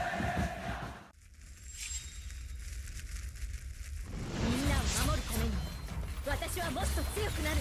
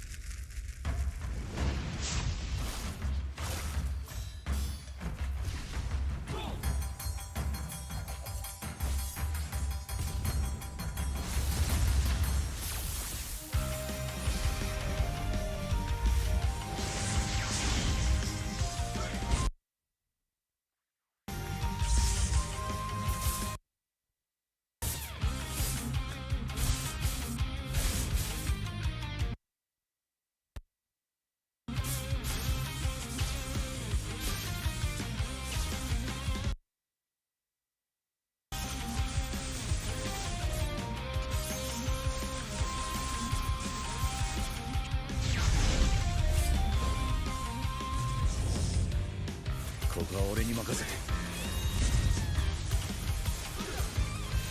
もらった4代目他目を超える忍びはお前しかいないと俺はそう信じた。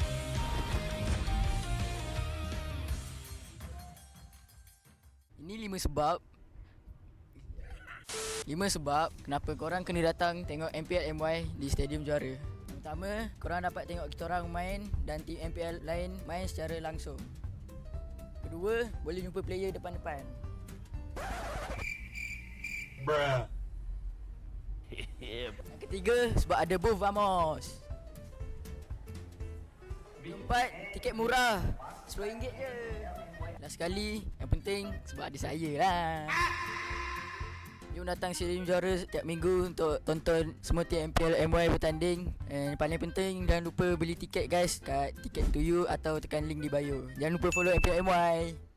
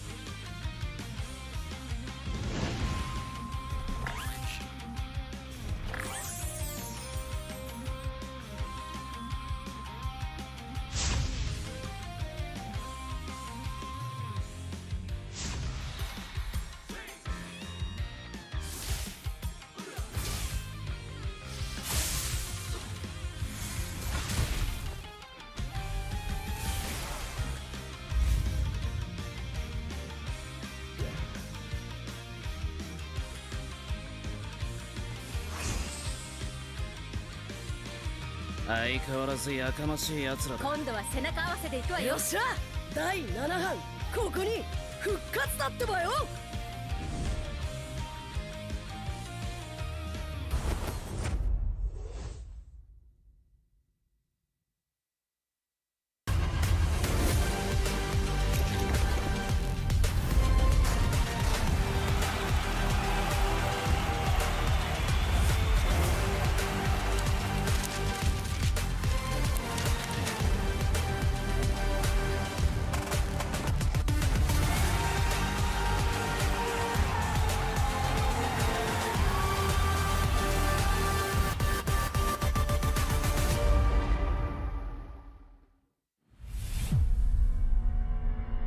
Trofi MPL Malaysia, dia adalah simbol untuk tunjuk kejayaan satu pasukan.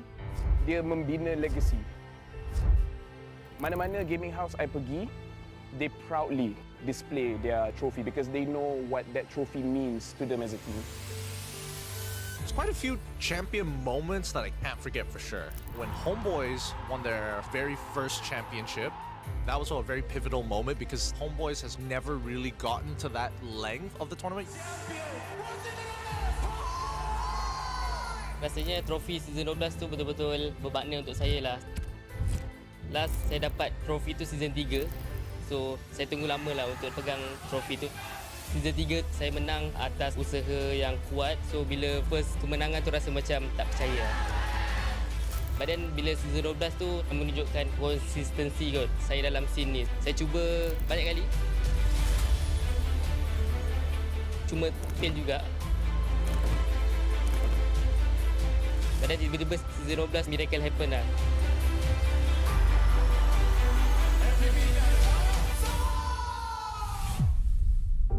Season yang saya tak boleh lupakan is season 9 sebab itu first time saya champion. Dan saya dapat MVP pada season tu lah.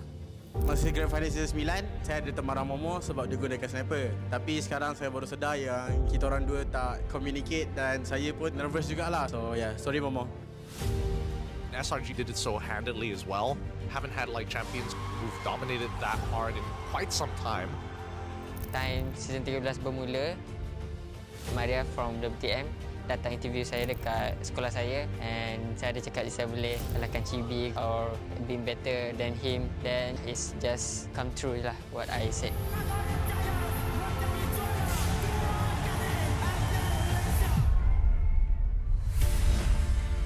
Honestly, I nampak the new design for the trophy is very nice.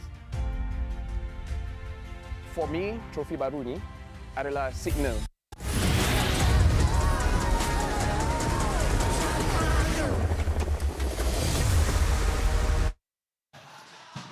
The festivities return, ladies and gentlemen. Thank you very much, everyone, for being patient with us.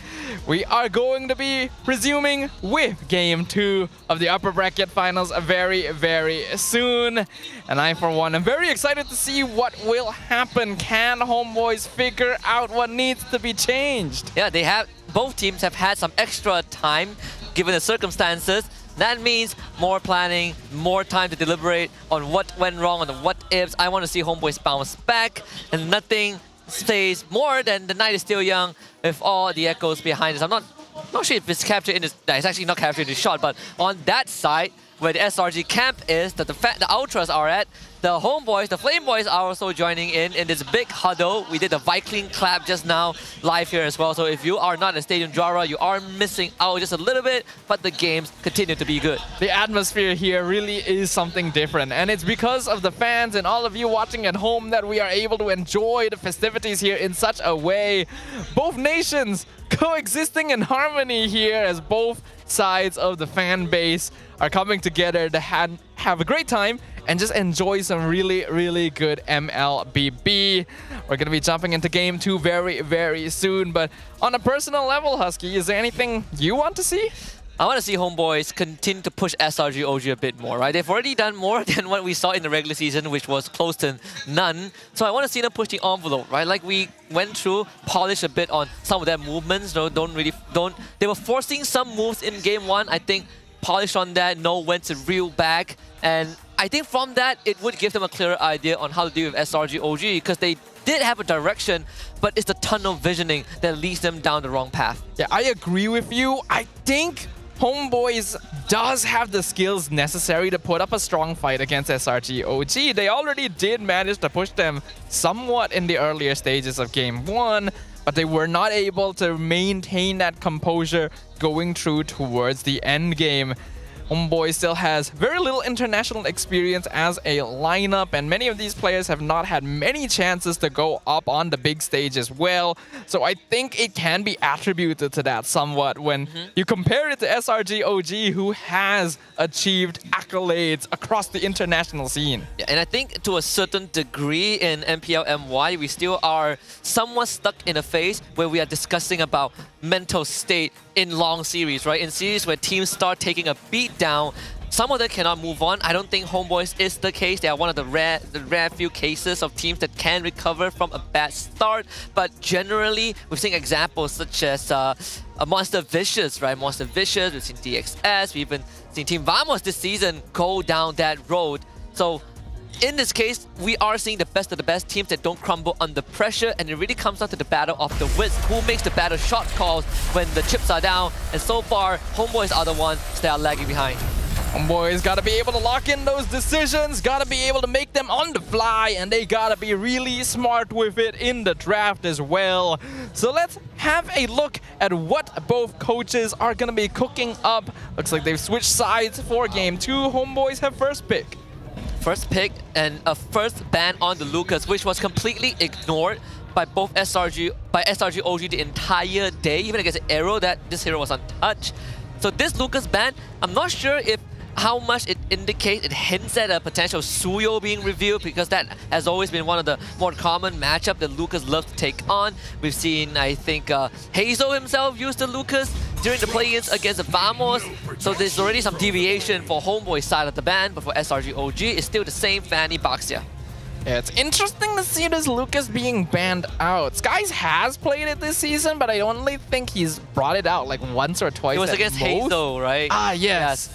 So, and it was also completely ignored in game 1 as far as I recall. So it's a very strange shift, especially since this isn't really a hero that particularly counters anyone, but it is very annoying to play against. There has been this point of discussion at one point. I think also it also stemmed from the loss in the regular season to SRG OG, where there are some worries that maybe Coach Erpang might think too deep into the draft, right? The overthinking might cause them to deviate from the original plan, especially when they get caught off guard or they suffer a defeat that really felt like it should have been closer, like that game 1.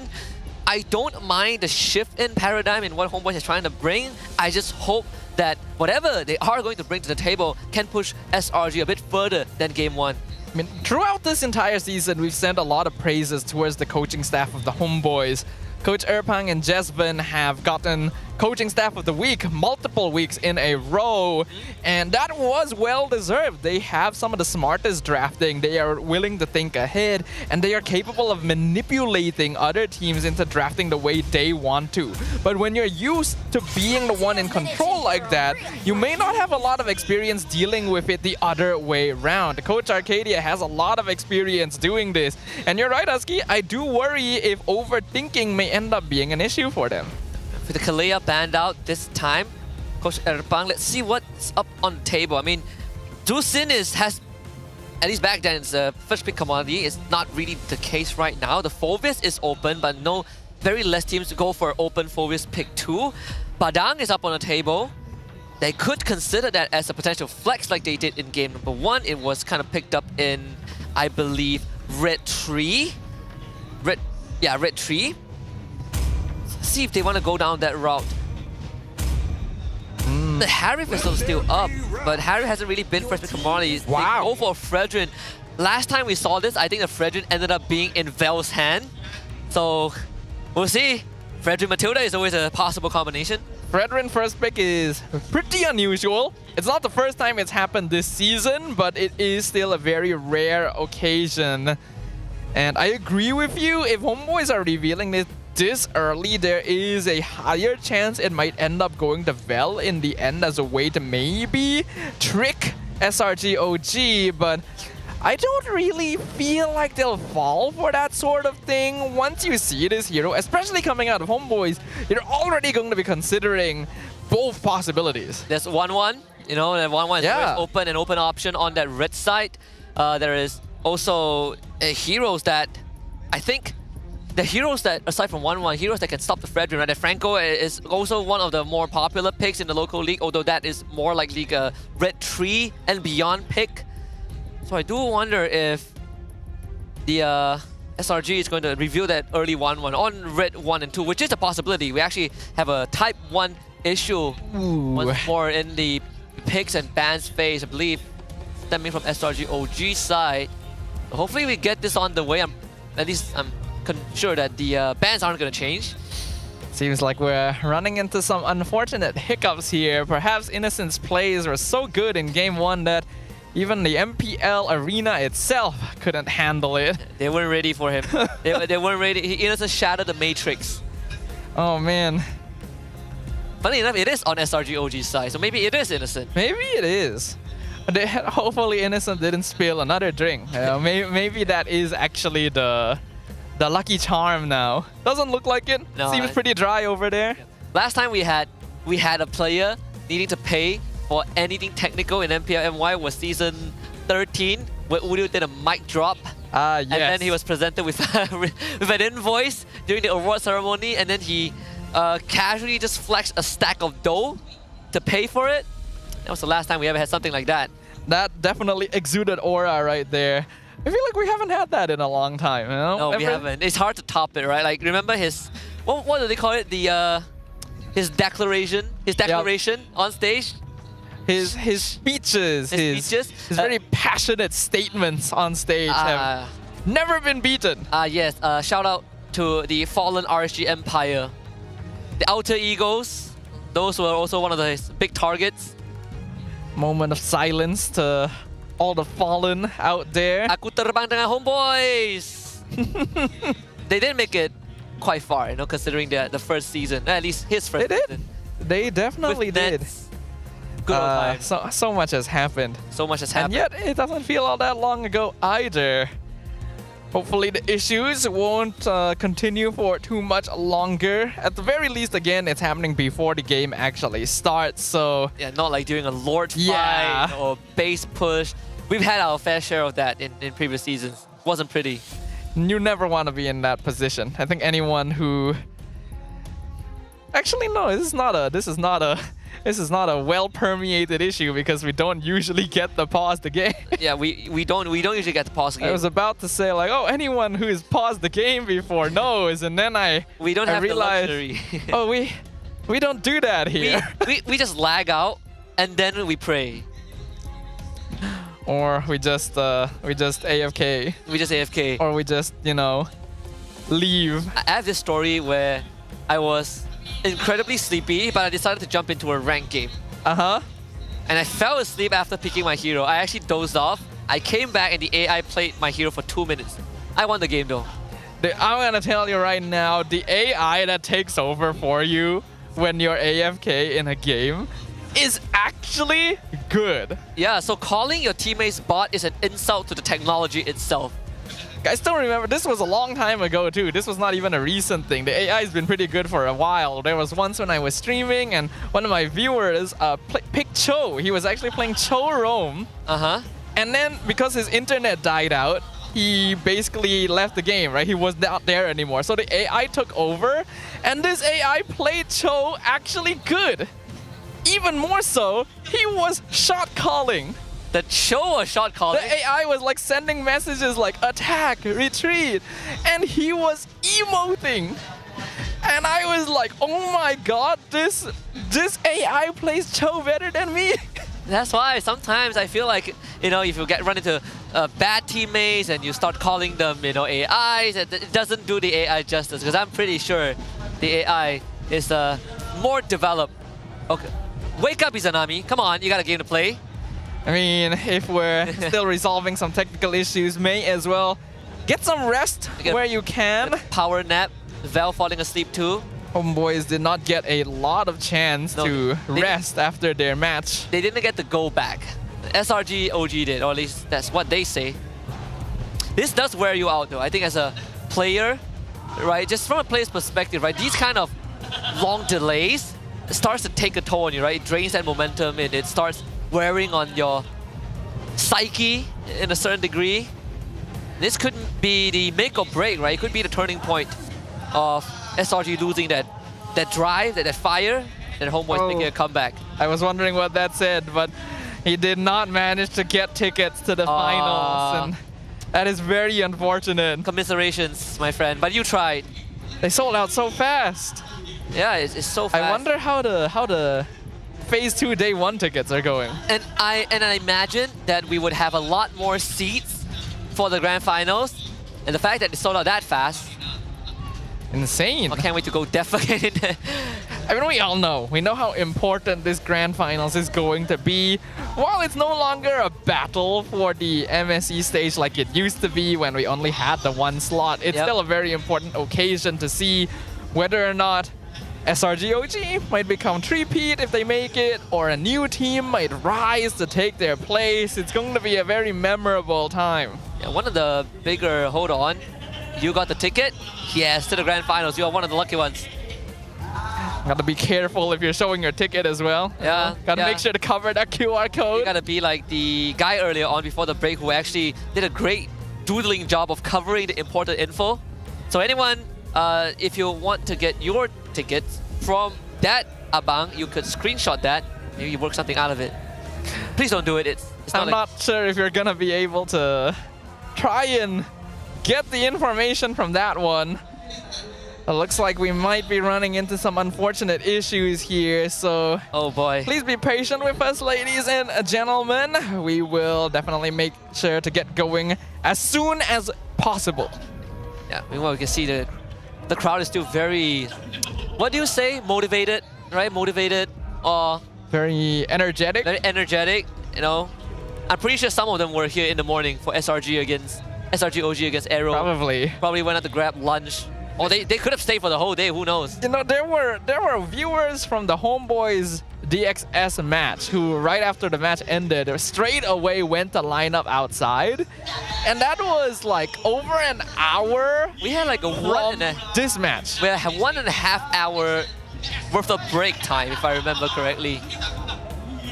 They were literally standing out there waiting in line for the next match to start, and it was still like over an hour away. So to all the fans who are so dedicated and who are so good at just viewing, at igniting the atmosphere, at making MPL MY just a great place to be. Once again, thank you very much, everyone. Looks like we are back in the draft. Ah, there it is, the 1-1 which we talked about, but also the Phobias, which was banned out in game number 1, I believe, by Coach Erpang. And remember, Cram's Phobias has been a force of nature to be reckoned with. Literally, the amount of times that he has saved SRG OG in dire situations, I've lost count. When Cram is playing this hero, it is not just a difficult body to remove from the map. He is going to find opportunities to flicker in Dark Wave, get a multi-person knockup. Oh boy. But there is the Angela. HomeBois had specifically been banning Angela in every draft against DXS, and we didn't know why. Now we do. Apparently, they themselves put a lot of respect on the hero. I have a feeling this is an Izanami Angela. I hope not, but then it will be Ivan Angela. I think it's Izanami. Yeah, most likely Izanami Angela. And a throwback to season 11, season 12, even earlier.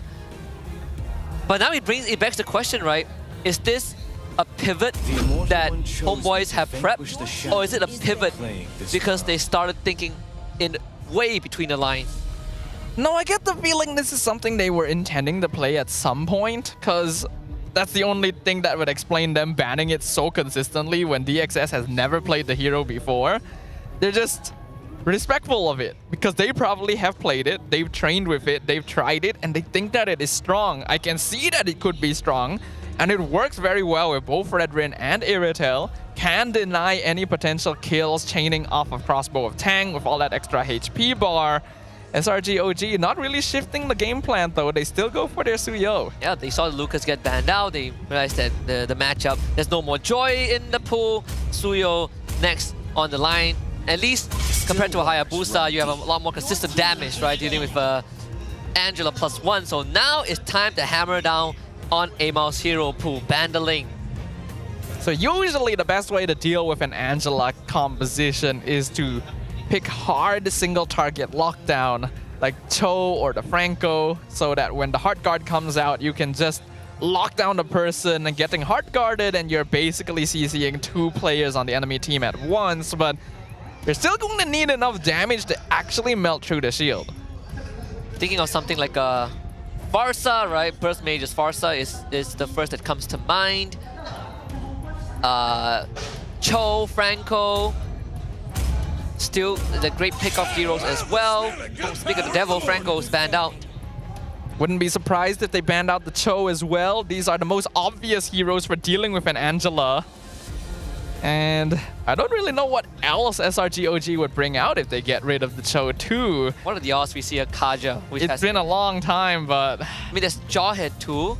I know that there's always that fallback option of a Tigreal, but we've seen how Tigreal is just there's just so little margins of error for error. It's a bad season for Tigreal. It's a bad season. And it's very sad because I love Tigreal, but watching these players try to make the hero work has been a lot of suffering that you do not wish upon anyone. Lo Yi gonna get banned instead. I don't know, I think there are things worse than not being able to play Tigreal effectively. Like for example, if you play Natalia role with Execute, or Uranus with Revitalize. I don't think I would like you very much if you did that in my game. Or like Argus Inspire, you know, Sun with Petrify. There are worse things than getting a bad Tigreal game. Funny thing is, some of those actually work in pub, so I don't feel like we should call them out too much. I do kind of wish SRG didn't reveal Suyo so early so that we could think about the possibility of a Yin. Oh man. So if someone gets hard guarded and you kidnap the hard guarded person, Angela pops out, right? Yes. They do go for Jawhead. I don't know, I don't feel like Jawhead is good enough. Like you throw them back at your team when they're hard guarded is not really a good idea. I suppose, yeah, I can see where you're coming from for sure. It's just like I mean, if you want burst damage again, Farsa, Novaria, Vexana. The Drusin is up on the table, right? Izanami, if he's on the Angela, mid laner is going. There's a plethora of choices for Stormy too. You ideally want a mid lane hero that will naturally build into the Scorching Wand? The Glowing Wand. Glowing Wand. Suddenly I couldn't remember the first word. I was like, Scorching's not correct. Scorching Wand is a cool name though. It does have a burn. So that's the Edith we've been talking about. And wait a minute. It is gonna be Ivan, Angela. Huh. Didn't see that coming. Izanami Angela has been a thing in MPL MY since way back when, but looks like they are gonna be delegating that role to Ivan instead. They do already have Vel and Amal to do the frontline catching, so I guess why not? Now the question for SRG OG is, just judging by HomeBois' draft, this is a draft that kind of fits the criteria of what it takes to get a head start over SRG, right? That early presence and prowess. SRG's answer is the Valentina. Oh, all right. We have a heart guard too. Yay! Why not? Everyone, you have a heart guard. You have a heart guard. Everyone has a heart guard. HomeBois has a complete lineup. Almost every hero on this composition works well with Angela, and it can get them set up for a pretty solid mid-game overall. I think SRG OG has a lineup that's a little bit more conditional though, a little more difficult to execute. Which ultimate do you steal? Do you always go for the hard guard? I mean, Primal Wrath looks pretty juicy, Crimson Beacon. Plenty of choices on the table for Stormy. It's up to that situational awareness to see what Stormy decides to go for, because SRG OG are up one game. One more game will put them literally a half an hour mark away from potentially going to Ria as we hop into game 2. Let's see if they can do it. Can they create an even larger lead for themselves as the defending champions of MPL MY? Or will the HomeBois heart guard their way to victory? Let's find out in the land of Dawn. Not just using the heart guard to protect teammates, but also guard the hearts of the Flame Boys, who have been with HomeBois rebuilding phase for a full season. They were there at their lowest, and they were there, and now they are here when HomeBois are at the peak of that restoration. Of course, some love taps mid lane. Very smart way to keep Stormy away and just freeze the lane. Gonna start missing out some minions too. Looking at Stormy, went for Impure Rage alongside the Penetration Emblem. So I feel like there is a good possibility that he's actually gonna go for Primal Wrath a lot more often. The first item will tell us whether or not that is the main goal, because we have seen Valentina's build Starlium Scythe and just steal the Edith all the entire game. Oh yeah. And it's so easy to proc too, right? Any Shadow Strike, any dashes into a sneaky auto attack in between, the true damage, that extra hybrid magic vamp. Let's keep you topped up. On top of your passive, use the Flicker, Ejector Toss, and Malkill surrendered. First blood for Innocent. I had a feeling this was going to happen when I saw that Jawhead. It's not very good against the Angela when hard guard's available, so what do? You play faster than that. Amal? trying to keep Sakai's under control for the Lantern Flash stacks, but not enough. So Sakai's gets away. And with Innocent winning out that lane, that is already a great start for SRG. Really, really good start. Iritel ordinarily should be able to hold the lane just fine against a 1-1, but with Yume's intervention, that dynamic has instantly been flipped. And this is how you would play a jaw hit into an Angela comp. You have more pressure and mobility on the map, so you use that to create pressure. Up into the string, into a Lantern lift. Stormy really wants to save the flicker, but does not have a choice. Forced to use it. Cram and the rest of SRG OG power on the Amao as he goes down. Innocent! Gonna get picked off in a 1v1. That's an unusual mistake. Yeah, even forced out the Inspire, right? No crossbow tank for Innocent. Now the turtle fight breaks up. Flicker, left, right, and center. Izanami tries to disengage. Ejector from you trying to facilitate Cram, but Bell takes out Stormy. The guy ends up getting the turtle for himself. Now they get the Dark Wave pull into Bell. Primal Wrath finally unleash unstoppable force from Muse for the collection as HomeBois wants to keep the fight rolling, and Cram gladly takes on the challenge. He loves those on. Ivan is the next one. Jumps on the Amao. The guys now follow through with the Blazers, and Amao is in no man's land, and he does not want to go down because he just came back. Well, that was a long exchange right there. It started out pretty good with the initial gank from SRG OG. I thought that it was a mistake for HomeBois to try and contest the turtle when Amal was still there, but I think they were trying to buy time for him to revive and come back. And even though they did lose the turtle for it, they actually got a pretty alright trade, all things considered. So I think the board is actually kind of even. I agree. And the earlier kills that SRG OG got were under the condition that there were no hard guard. But that changes from this moment onward. Ivan has access to his ultimate, that extra shooting, and Hugh is going to be a big problem for SRG OG until those big burst damage or healing reductions come true. I'm still worried though. A Angela roam means giving up a lot of potential rotation pressure. If Cram is able to keep Vel in the lane, HomeBois doesn't have a lot of good ways of reliably starting a fight, and that's something that SRG OG could abuse. But it all comes down to how much itemization Ivan is able to get in. If the hard guard becomes tankier, it becomes more difficult for SRG. I do like the fact that Cram is making sure that the wave is going to be pushed towards him, and that's why HomeBois pulled the trigger onto him. Puppet on a string into a couple of knockouts. Cram jumps towards Ivan, and now finds a way to disengage. His flicker is back up in 10 seconds, and that's more than enough time for Cram to stall it out. I think that's totally fine right there. Neither side is going to be heavily committing there, because it's highly unlikely either side is going to be getting that kill. I think HomeBois were just hoping to be able to zone Cram out before the turtle started, and they weren't able to do that, so he is here to fight. They are utilizing Ivan to make some macro plays, right? Push the wave in, crash it in the bot lane. So Cram makes the first move, and the ejector into a toss. Amao gets the help of the hard guards. The guys now will have to wait for his cooldown, but Amao dangerously low, doesn't want to be there anymore. Bell wants to get a kill with the help of Amao, and Melchior team will do just that. 2 dead on the side of SRG OG. So guys, next on the list, Izanami flickers, finds the lift, and Ivan follows up. Izanami falls. So guys, survive death. Even though guys survived though, that's actually quite a big win for the HomeBois. SRG OG tried to jump the gun, they tried to engage on Amal when the rest of them weren't in position to defend him, and it actually was a really good gap in the armor they were able to find, but the hard guard kept him topped up just enough to barely survive. And because of that, SRG OG actually overcommitted a little bit to try and keep the fight going. The board state will reset though, both junglers still alive. Blast into the Oasis up for Ivan. Still is waiting for his hard guard to come back up online, but SRG OG will decide to not contest his turtle. HomeBois can have it.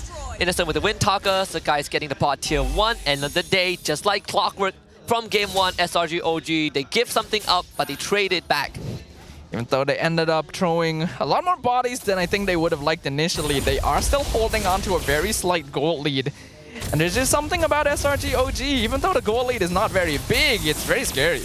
Yunes finds a big toss on the Amal, but the hard guard is going to come through right now from Ivan. A big taunt on the UMT is going to go down. The bodies now have to set up for Sakai's and Innocent to go for success, and they find a target with the crossbow tank. Izanami is no more. Innocent now will just hop left, right, and center. He is just stalling on the HomeBois. 2 dead, 3 dead for the HomeBois. I'm now realizing that this composition was drafted specifically to keep the hard guard target CC'd long enough for the crossbow of Tang to come out, which is even easier since most of the time it's going to be this Fredrin, which not 1-1 will normally dance circles around anyway.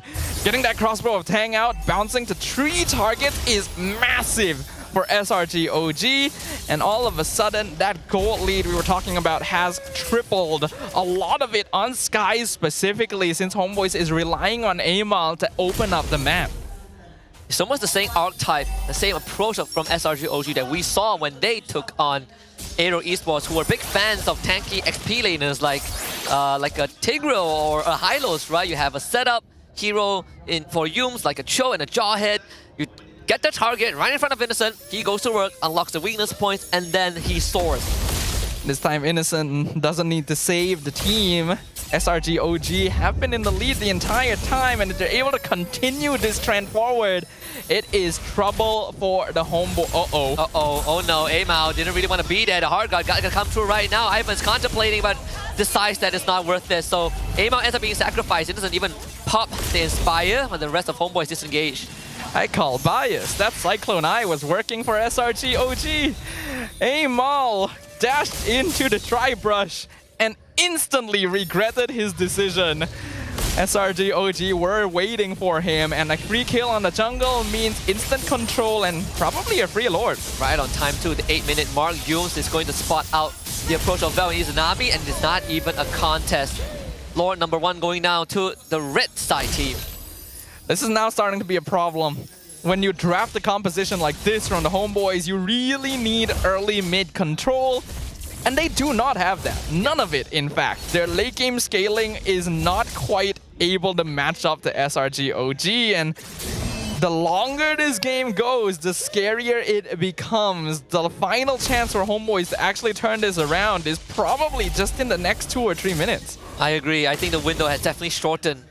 Just based off of the amount of events that HomeBois have found success, the solo kill from MelQT on the Innocent and the first turtle fight, that's pretty much it. Afterwards, these hard guards haven't really converted to much. At most, it's an even trade. And SRG OG, they're setting up double waves on all 3 lanes. Top tower will fall. HomeBois already having to play very defensively. This is the risk of having an Angela. You don't have as many heroes that can stand in front as you think, and even the tankier ones will melt instantly to SRG OG now. The hard guard is literally a non-factor. SRG do not care about it at the stage they're in. And Lord gonna be taking yet another tower from the HomeBois. Which is why I was wondering if it was the right call to put Ivan on the Angela, right? I think in this case, I much rather Izanami be on the Angela, Starling side for Stormy, a conceal from SRG OG. Just to push HomeBois back, the Lord successfully crashing on the bottom inhibitor. No structures would fall for HomeBois just yet, but SRG OG looking at a 6.6k goal advantage at 10 minutes. They already managed to bait out some resources from the HomeBois, including that Primal Wrap. So SRG OG are just waiting for a chance to start doing more damage. With Starlium Scythe now as well, Stormy will actually be another source of magic DPS that HomeBois have to be afraid of. Yums just needs to... Oh! Yeah, it's gonna flicker in for the catch. That's MelQT! That is the guy that should not go down, and yet SRG OG just surgical precision with their execution. 2 down on HomeBois, and now damage is going to be permanent on the base. Man, when you're trying to approach a stray animal, you know how you have to slowly let it get used to you being there? Well, I don't think they can ever get used to Innocent being up in the air. Actually destroys the crossbow. Tang and Cram ends up going down. But still, that's the second inhibitor of HomeBois being destroyed. So resuming that metaphor. They were trying to wrangle in MelQT. No, the Yums was basically letting HomeBois get used to him standing in front. And then when they drop their guard, flicker in, throw out literally the most important member. Doesn't even care if he dies for it because he already got what he wanted. It's now an 8k net worth lead for SRG OG. Looking at the itemization, Innocent has 5 items in, not including shoes, by the way. Even has the first component of the Rose Gold Meteor, so it's even more difficult to get rid of him. the small window that I said HomeBois could maybe turn this around, I think it's officially closed. I don't think they're coming back from this one. Yeah, I think Yums ejected that out of the window for sure. BOD for Sakai, he is so rich. Become unstoppable force and attempted Earth Shatter to cancel the toss, but still it comes through anyways. Aimao goes down. They commit the hard guard on the MelQT because he is the only one that can bring them back, and he's doing so good, so well, so far, but not good enough. Double kill for Sakai as Ivan ends up going down, and now Innocent has liberty to fly up into the air for a double kill. 4 down on HomeBois, and Izanami to stare down the inevitable defeat of HomeBois in game number 2. A couple of slashes to the face, a monster kill streak for Sakai, and SRG OG Esports are just 1 game away from the ticket back to Riyadh. HomeBois is once again dispatched, and for SRG OG, it's as casual as taking an evening stroll down the streets of their neighborhood. No issues at all. The secret strategy, the Angela that brought out so much respect from the HomeBois, denied in an instant through smart drafting and a gameplay approach. Like you said, Husky, 1 more game is all that separates SRG OG from the Grand Finals and MSC. And our HomeBois really down in a pinch, backs against the wall. Last time it was an 0-2 defeat and they accepted it with grace. They admitted that it was an oversight on their end, but this one, I don't think it's an oversight. I think it could be overthinking to a certain degree, a bit of tunnel visioning from the side of the HomeBois to funnel into a strat that is so reliant on multiple angles of success in the first 8 minutes, and once that didn't happen, everything fell apart. I feel like it's the same issue I talked about initially. This team is too focused on a particular playstyle, and the Angela is very good for that playstyle, right? You want to play similar to Ube, basically stick together quite a lot. You've drafted an EXP laner that's meant to help catch. You have the Fredrin to form the front line so that your DPS can go to work, but SRG OG sees the recipe, and they've already done it before. They know how to overcome the odds, and once again, Innocent is our MVP. Fly high, my prince. You're gonna stay up there for a very long time. The hawk always eyes its prey, and so far, this guy has only been the predator. I don't even think there were moments where he felt vulnerable, and this time as the 1-1-5-1-7. Completely uncontested, aside from that solo kill in that gold lane itself, but other than that, flawless game. 906 GPM, only a single death, and that was earlier in the game before Innocent was really even an issue to worry about. 80% kill participation on the 1-1. This is not a hero that's supposed to be able to join fights very early on, but Yums coming to gank his lane right at the beginning and then using that momentum to continue snowballing their main carry. SRG OG already had this game figured out. Even from the get-go, right? They were theory crafting a little bit. This first pick Fredrin into an Angela reveal in the next sequence. For SRG OG, we kind of were on the money, right? We say that HomeBois wanted to ban out cash heroes because that's what SRG OG is looking for. Franco, Cho both got caught out. But then that jaw hit came true, and it was just enough for SRG OG to get a snowball rolling. Manning out the Cho and Franco obviously makes a lot of sense. It's a very smart choice to do that, and I think it was actually perfectly fine for HomeBois to leave Jawhead open, but they have to be aware that picking up this hero means SRG OG has a plan for it, and that plan is to kick things into high gear right from minute 1.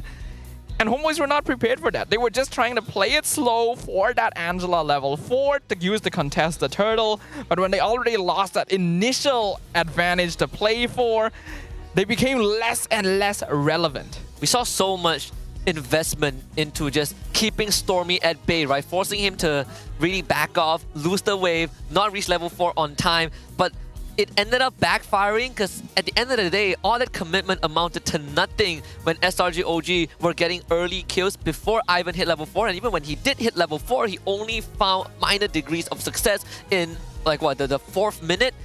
And after that, SRG OG didn't even consider this Angela to be a thing. You can hard guard all you want. We're just going to completely disembowel you regardless. In fact, it's just only going to prolong your suffering. That's the situation we are looking at here.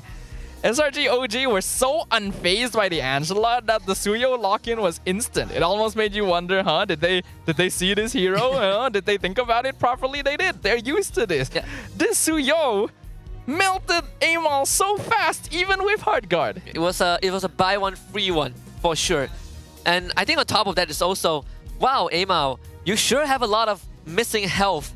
That's exactly what my Soul Sever likes. So, ooh. It is, actually thinking about it, it's pretty interesting because Tap Soul Sever is basically the opposite of Appraiser's Wrath. Yep. Right? Like, yeah. And he has War Axe, so true damage. Amal died so fast, he actually could not Appraiser's Wrath. Yeah, poor. I don't feel like we saw him ult like once. I don't remember either. I don't think he even had time to get enough energy points. Yeah. Man, SRG OG are so oppressive every time. Just looking at the stats here even, Cram did almost as much damage as Izanami, which was the highest DPS output from the side of the HomeBois. MelQT couldn't do anything. He already got ganked in lane. Every time he joined the fight, it was already over. I feel like he needed to play a little bit more safely, but unfortunately, Iritel isn't the type of marksman that can really start pushing the map the same way Moskov does, so he has to join, and well, that just doesn't end well. Yeah, I think HomeBois also felt that the window is closing faster than they anticipated, and it's a Hail Mary attempt, right? If we don't try to force something and we just let SRG OG take control, we might never bounce back. And they took their chances, and just like game one, certain gambits just ended up not benefiting them. And like you said, Sadafa, they didn't need Innocent to clutch it out this time. SRG OG were in full control from the get-go. SRG just needed to play the game exactly the way the draft was designed to do, and there was nothing HomeBois could do to counter it because they had committed all their pieces to this strategy. They put all their eggs in one basket. And when someone breaks a hole in that basket, all your eggs fall out. And then you have no eggs and you have no chance of winning. Yeah. I do feel like it could also be a couple of, I think, the lack of situational awareness. Maybe, you know, HomeBois getting slightly sloppy with those earlier decisions as well. For example, MelQT getting into a trade with Innocent, who had Inspire. He pops his spin, but yet he's hard shelving waves when they had no idea what use was. And this was probably the last semblance of potential we saw from HomeBois. And right after this, there was just nothing left. That was the last play that they could actually do something with. After that, they're positioned aggressively, but they're not respecting the potential crossbow of Tang. This is the fight that got things started and basically set the fate of HomeBois in stone only 6 minutes in. You gave Innocent a double kill. 3-1 on this 1-1 before the game even gets going. The timing, the eye for opportunity.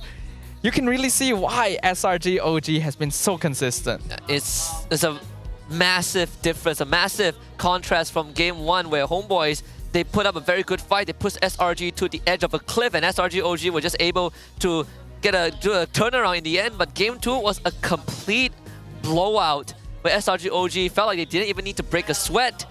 And it goes back to the same question. How else can HomeBois push SRG OG? And if there is a way, where does HomeBois start?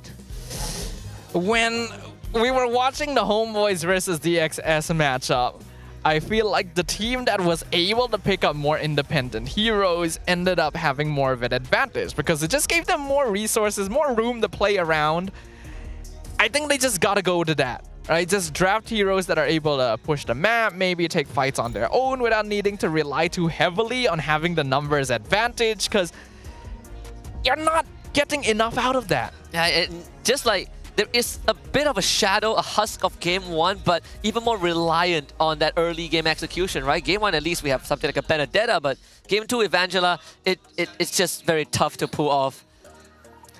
Ooh, it is rough. It is a rough one. There is a lot that needs to be worked on, but looks like we have... Oh! Wow. Wow, really? 2 seasons in a row, they go 7 games. Man, MPL PH, they are actually just too scary over there. It is a full 7-game series happening at the Grand Finals. For those of you who don't actually know, the MPL Philippines Grand Finals is happening right now, actually, at the same time as we are. Yep. So in between games over here, you can actually go and check out what's happening over there, and I think it is definitely worth it at this point, since they're going to a full series. Yeah, I caught a glimpse of one of the KTL at PH1. It was a Sanji Loi diversion, push down mid lane, backdoor play. Very, very scary. Well, for now, we have a fun little video for you guys to check out, so have a look at this. So today, I'm going to put the player on the list.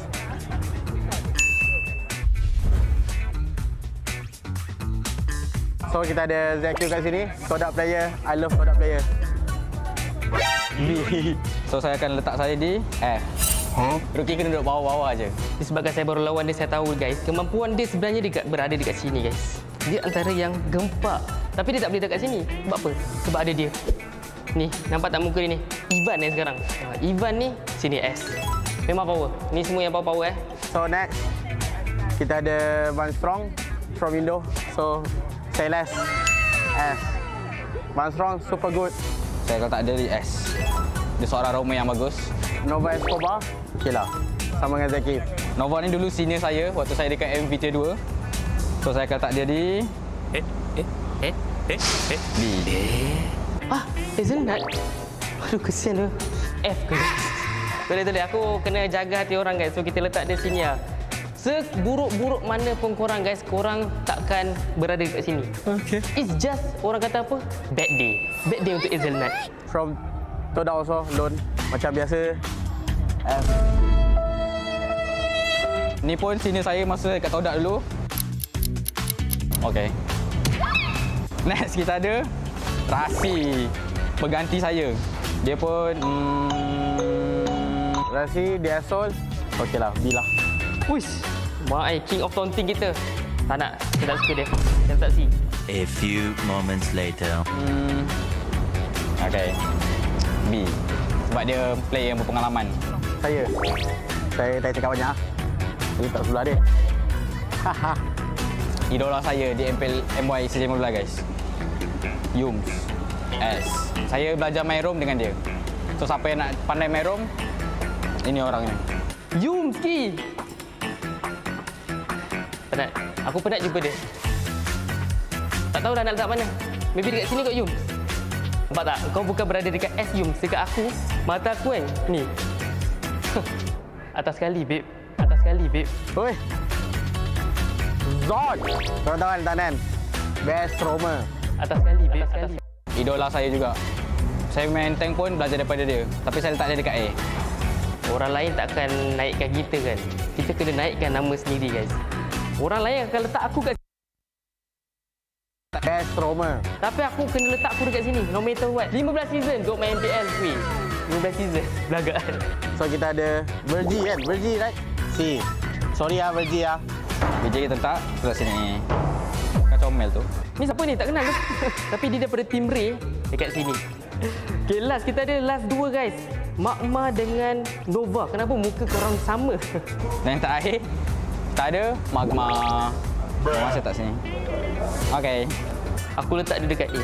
Sebab dia tahu baksa dulu daripada aku guys. Magma. C. Why Magma C? Why no? I'm the one who rate or you're the one? Dan last kali Nova Escobar. Disebabkan kau kalah lawan aku Nova. Tapi kau power juga. Kau lama main. Aku letak kau B lah. Sorang-sorang boleh. So ni guys, antara list yang saya punya tier lah tier. Korang jangan kecam pula. Suka hati aku lah. Aku punya tier bukan tier korang kan. Okay? Enjoy. Ya, dah. Bye-bye. Saya nak kena training lagi.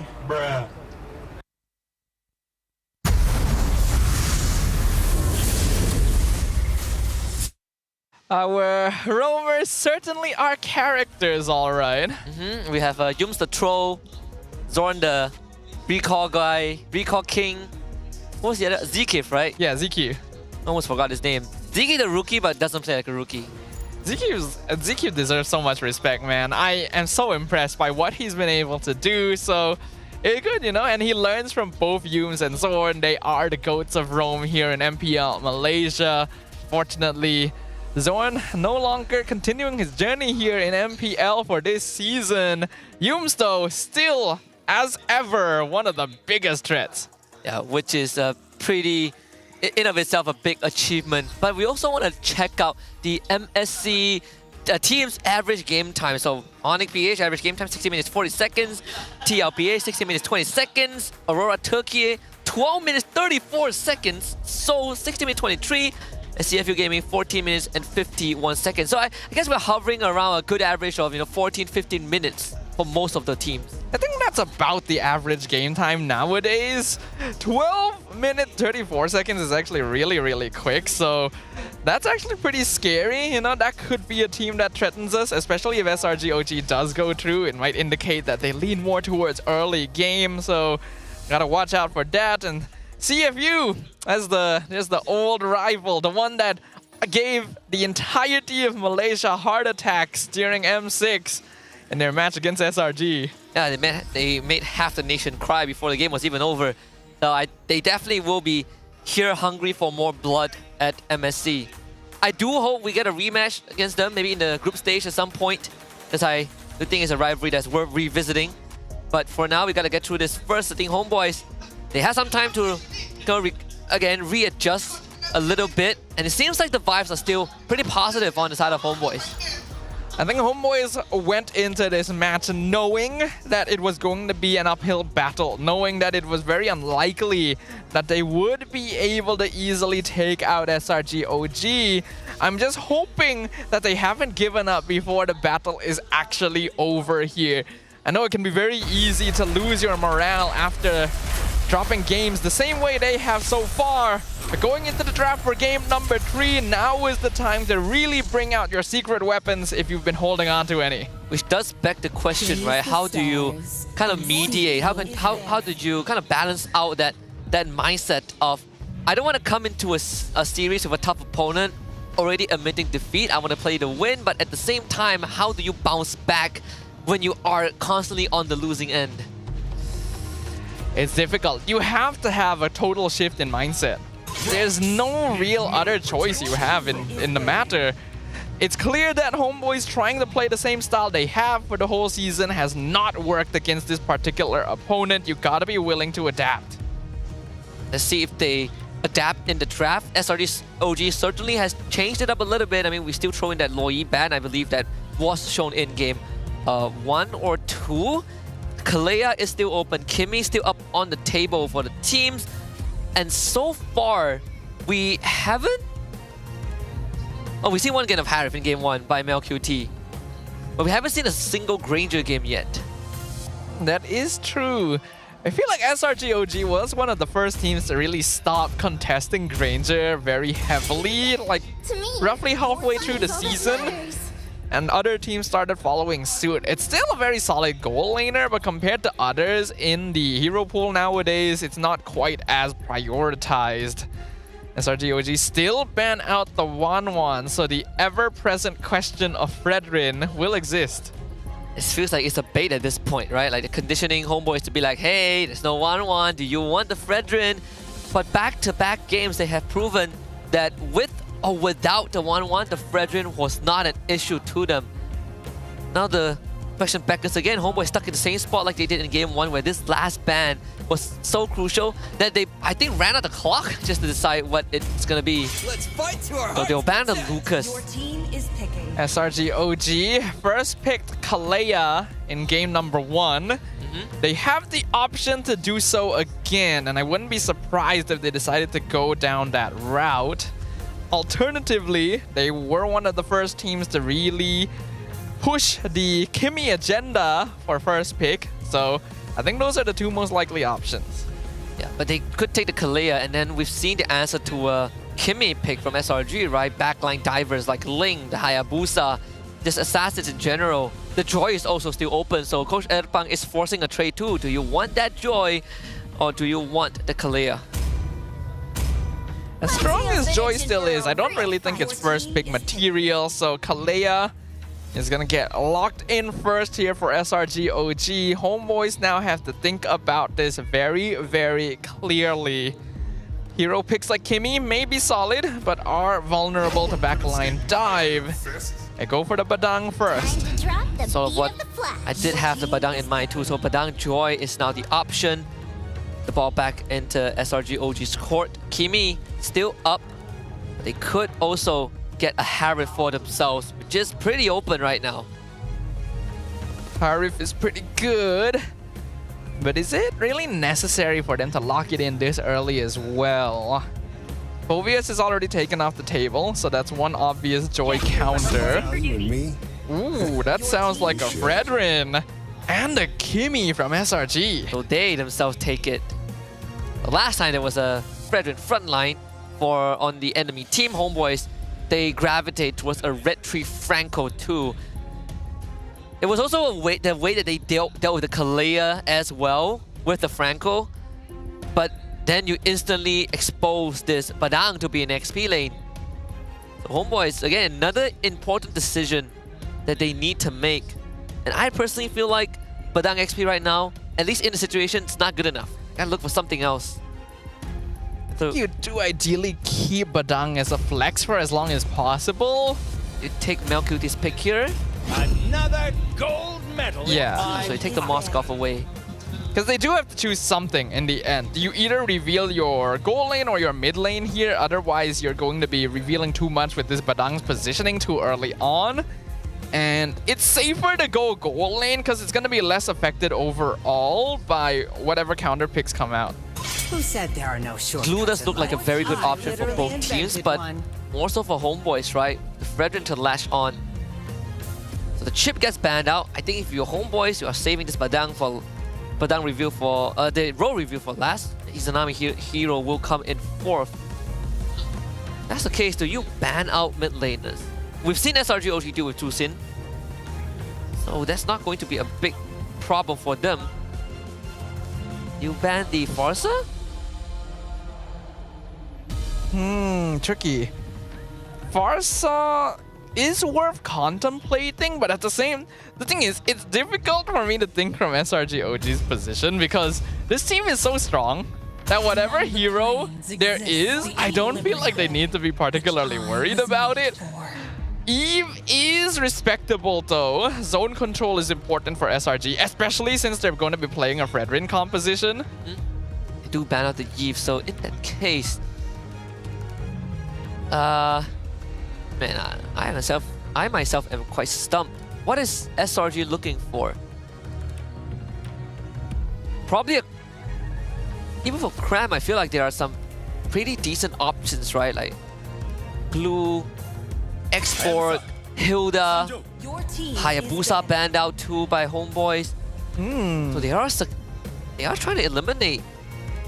They're giving the Fredrin the benefit of doubt.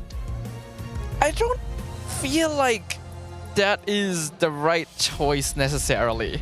Because Krem rarely plays Fredrin. I imagine he can, but SRG OG usually doesn't do it, and I don't feel like there's any need for them to do it this game. And even if they did, I think there are other threats besides Hayabusa to worry about. I would assume this is to protect MelQT, which is usually the fail-safe that they go towards, right? So the Tusin does end up getting banned out by SRG OG. Now HomeBois with this 4th pick, will they gravitate towards that Izanami pick, or are they willing to reveal where this Badang goes? So I think right now, wherever this Badang goes, it really doesn't give give HomeBois too much of an advantage, whether it's Roam or XP. SRG OG are controlling the flow of the draft right now. I still see Glue as a decent option for them if they want to go for it.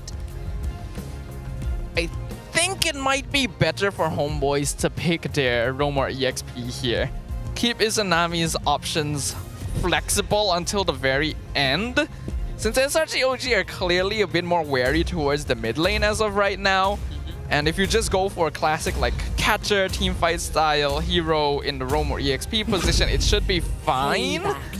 Sounds like they go for Izanami's pick though. So really wants to keep this Badang's role a mystery. I still feel like it would have been better to go for the secondary frontliner. I agree.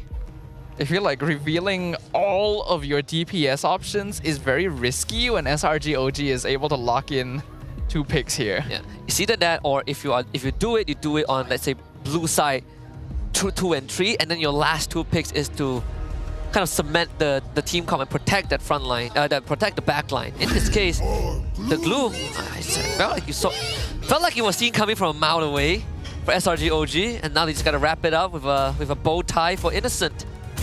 Granger, Harif, what was their oyster? Probably Granger, I think, in this case. You can still flex Kimmy too. Chivalry is dead. The Clint. Wow. Only picked 1 time the entire season, and it was by Innocent as well, so... Against AERO too. Yeah, it is a hero that he's comfortable on, but is a little bit more vulnerable compared to other pickups that Innocent will usually play. The glue pick is something that would have been manageable if HomeBois did actually keep the mid lane option until the end. Then they could come out with a Faramis since there'd be no more threat of Valentina. But they don't have that option. They go for the Terizla. Alright, so fighting fire with fire. Doesn't completely solve the issue of glue, but hey, now there are ways to reach the back line. Find Stormy and Innocent. It's not a good target to grab too if you're a Kalea. Well, all things considered, HomeBois' draft is actually not bad. They have good CC, the front line is solid, and they actually have quite a lot of DPS. Early game is handled by the Farsa, then they have scaling into late game with the Joy and the Moskov. SRG actually needs a little bit more time to come online, because Clint as well as Kimmy both do need some farm before they really become annoying in teamfights, and the rest is just meant to slow down the game for them. We'll see how this one pans out. Second clean appearance, courtesy of Innocent. SRG OG enters game number 3 to land down on blue side with HomeBois on the red side. And from this point onwards, HomeBois cannot afford to take any losses, or SRG OG will book the tickets to the grand finals of MPL MY Season 15 and a straight trip to Riyadh. It is the upper bracket finals match point for SRG OG. Can our defending champions lock down a clean sweep? Or will the HomeBois finally find the momentum they've been looking for the entire series? Only time will tell. For now, doesn't look like there's anything too aggressive happening in terms of jungling. Both sides just proceeding at the typical pace. So mid lane priority given over to SRG OG with his Kimmy around. So it's going to be a big bit of a nuisance. We should see Amao right about now. It's coming in for purple buff. Good secure on the Little Wanderer for Sakai's too. So keeping up the pace, right? Frederick doesn't naturally clear as fast as compared to heroes like Joy, Hayabusa, Suyo, but in this case, the facilitation is helping him out. Looking at the emblems, Cram actually went for the Impure Rage. So that's actually going to be really annoying for Vel to deal with. I do not think he wins this lane, and Cram is already pressuring him very hard. When you combine that with the mobility emblems, once again, SRG OG will typically have the numbers advantage. Tank emblem as well, right? Usually we see some variations where you go for the common emblem for make up for the mana cost, but in this case, the durability is all Cram needs. Sakai in the taunt onto Ivan, a follow-up with the Tidal Strike, first blood in hand for the Fredrin. They are so fast. How do you even react to that? The moment Skies hits level 4, he goes to the mid lane. I think the goal was Izanami, but then he spotted Ivan and realized, well, this works as well. And they force out the Purify from Izanami too. There's also the chain CC layering from SRG OG, right? There really is very little room to react to it. Not to mention there is a Kalea who just staggers you for days on end. Vel finally hitting level 4. Izanami though will not have that luxury. The HomeBois will be forced to surrender the first turtle over to SRG OG. SRG OG really loves mass CC compositions. Here comes Amal. They force the penalty zone with the flicker. Amal trying to chase down Stormy. And we eventually get on top of him, but a lot of time has been spent. Cram now finds the backline. There's 3 members of HomeBois being controlled. Amal wants to connect his turtle, finds nothing with it. Ivan tried, but it's not good enough. Cram finds the execution onto Izanami as Ivan ends up falling in the front line too. HomeBois just could not get a favorable trade. Getting a single kill on Stormy there is not worth it for the HomeBois. They lost the turtle for it, and even a kill onto Izanami and Ivan. They need the Badang, especially to remain relevant. The further he falls behind, the more difficult it's going to be for him to actually open up the map. And SRG OG basically played that perfectly, right? They just gave up on protecting Stormy because he's not actually worth that much right now. That's completely fine. SOD connects, Innocent flickers. No follow-up available for HomeBois. I think that was necessary. Really good decision-making happening for Innocent right there. You might normally think maybe I can try to survive this without using my battle spell, but he also got a short peek at Ivan's presence and knew if I don't flicker here, I am dead. And Cram, once more, he's just moving around the map first. Mid-lane priority continues to be in favor of SRGOG, thanks to that Kimi itself, one full level ahead of Izanami. This is once again a really bad spot. We talked about this even before the series started. If SRGOG is leading the first few minutes, the game is kind of over. Against a team that generally is slightly slower and likes to be more conservative with their early movements like HomeBois, this is an even detrimental position to be in. We just saw the endless battle picked up by Innocent. So this lane is effectively over for MelQT. There is no winning angle in a 1v1 scenario. He's not going to get priority anyway unless Innocent lets him be. And SRGOG slowly amassing that goal advantage and now leading by 2.1k. HomeBois needs to make a choice very quickly. They need to give up on part of the map to get some kind of advantage somewhere. I think the ideal would be in the gold lane, just let Vel fend for himself somewhat, but their initial attempt didn't actually amount to anything, and that gave Innocent enough presence to manipulate the wave the way he wants. And it seems like HomeBois, they're stuck on the top side. Not really sure if there's an angle to even go for attempt to steal, but they will try. Planetary Zone into a fish crack will do the job. Stormy ends up going down again. Yums on Izanami just to buy time, but Cram arrives as Yums goes down. So guys will walk away with the objective. SOD now connects from MelQT. Is there going to be a follow-up though? It seems like he's not going to take it. So SRGOG gives up 2 bodies for an objective. Normally it wouldn't really be worth it, and yet somehow it feels like it is. Again, Stormy is not worth that much at this point, and Yums is going to be a sacrifice a lot of the time. Skies did not bat an eyelid. He was just on that turtle the entire time as his teammates were falling all around him. Another move onto Innocent, an attempt made. Aim out, finally finds the electrocution. Innocent going down, traction post. Good dash from Ivan to get away from that. Okay, that is actually a positive exchange for the HomeBois. That is not a trade that SRGOG was actually able to salvage. And getting a kill onto Innocent will allow them to reset pressure in the goal lane somewhat. It doesn't really do much to even out the net worth lead, but it's a good start. Yeah, and they will continue to put on the pressure in the bottom lane. Yums, the next victim, is Anami with the collection. All right, keep doing this. That's all HomeBois needs to do. SRGOG might be willing to trade some bodies, but this is starting to add up to a number that's not really worth it for them in the long run.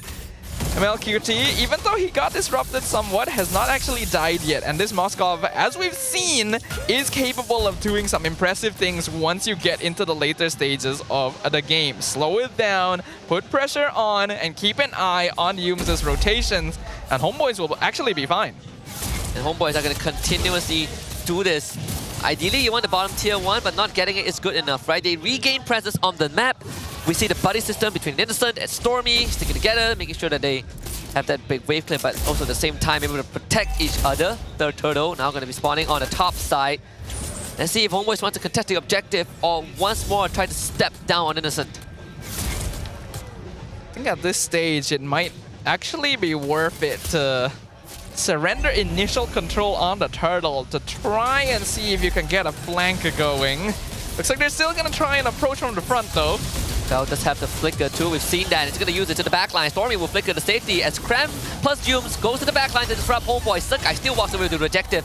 SOD connects, but there's no angle to come in yet. A ton into traction pulse, pull back, and a tsunami slam guarantees SRGOG 2 kills on top of an objective. Ooh, the way SRGOG split up that fight was so clean. I want to watch that again just to teach a class exactly all the minute details of their positioning. But HomeBois are actually the ones that are able to trade for a little bit of something themselves. They were able to get the top and bottom tier 1s. MelQT needs to get out though. That's a Purify, but how much can you save yourself? Gonna use the Purify, a bit of a dash to get away, but just run down by Cram anyways. So all that lead that he tried to garner in that bottom lane fizzled out into nothing. Ooh, that's rough. If MelQT was able to get out, it would have been worth it. Uh-oh. They're going to find under the turret anyway. Brute Force through the structures. Ivan tries to keep Innocent away, but now he's going to get grabbed into the air as Cram plus Stormy is a double buddy system. They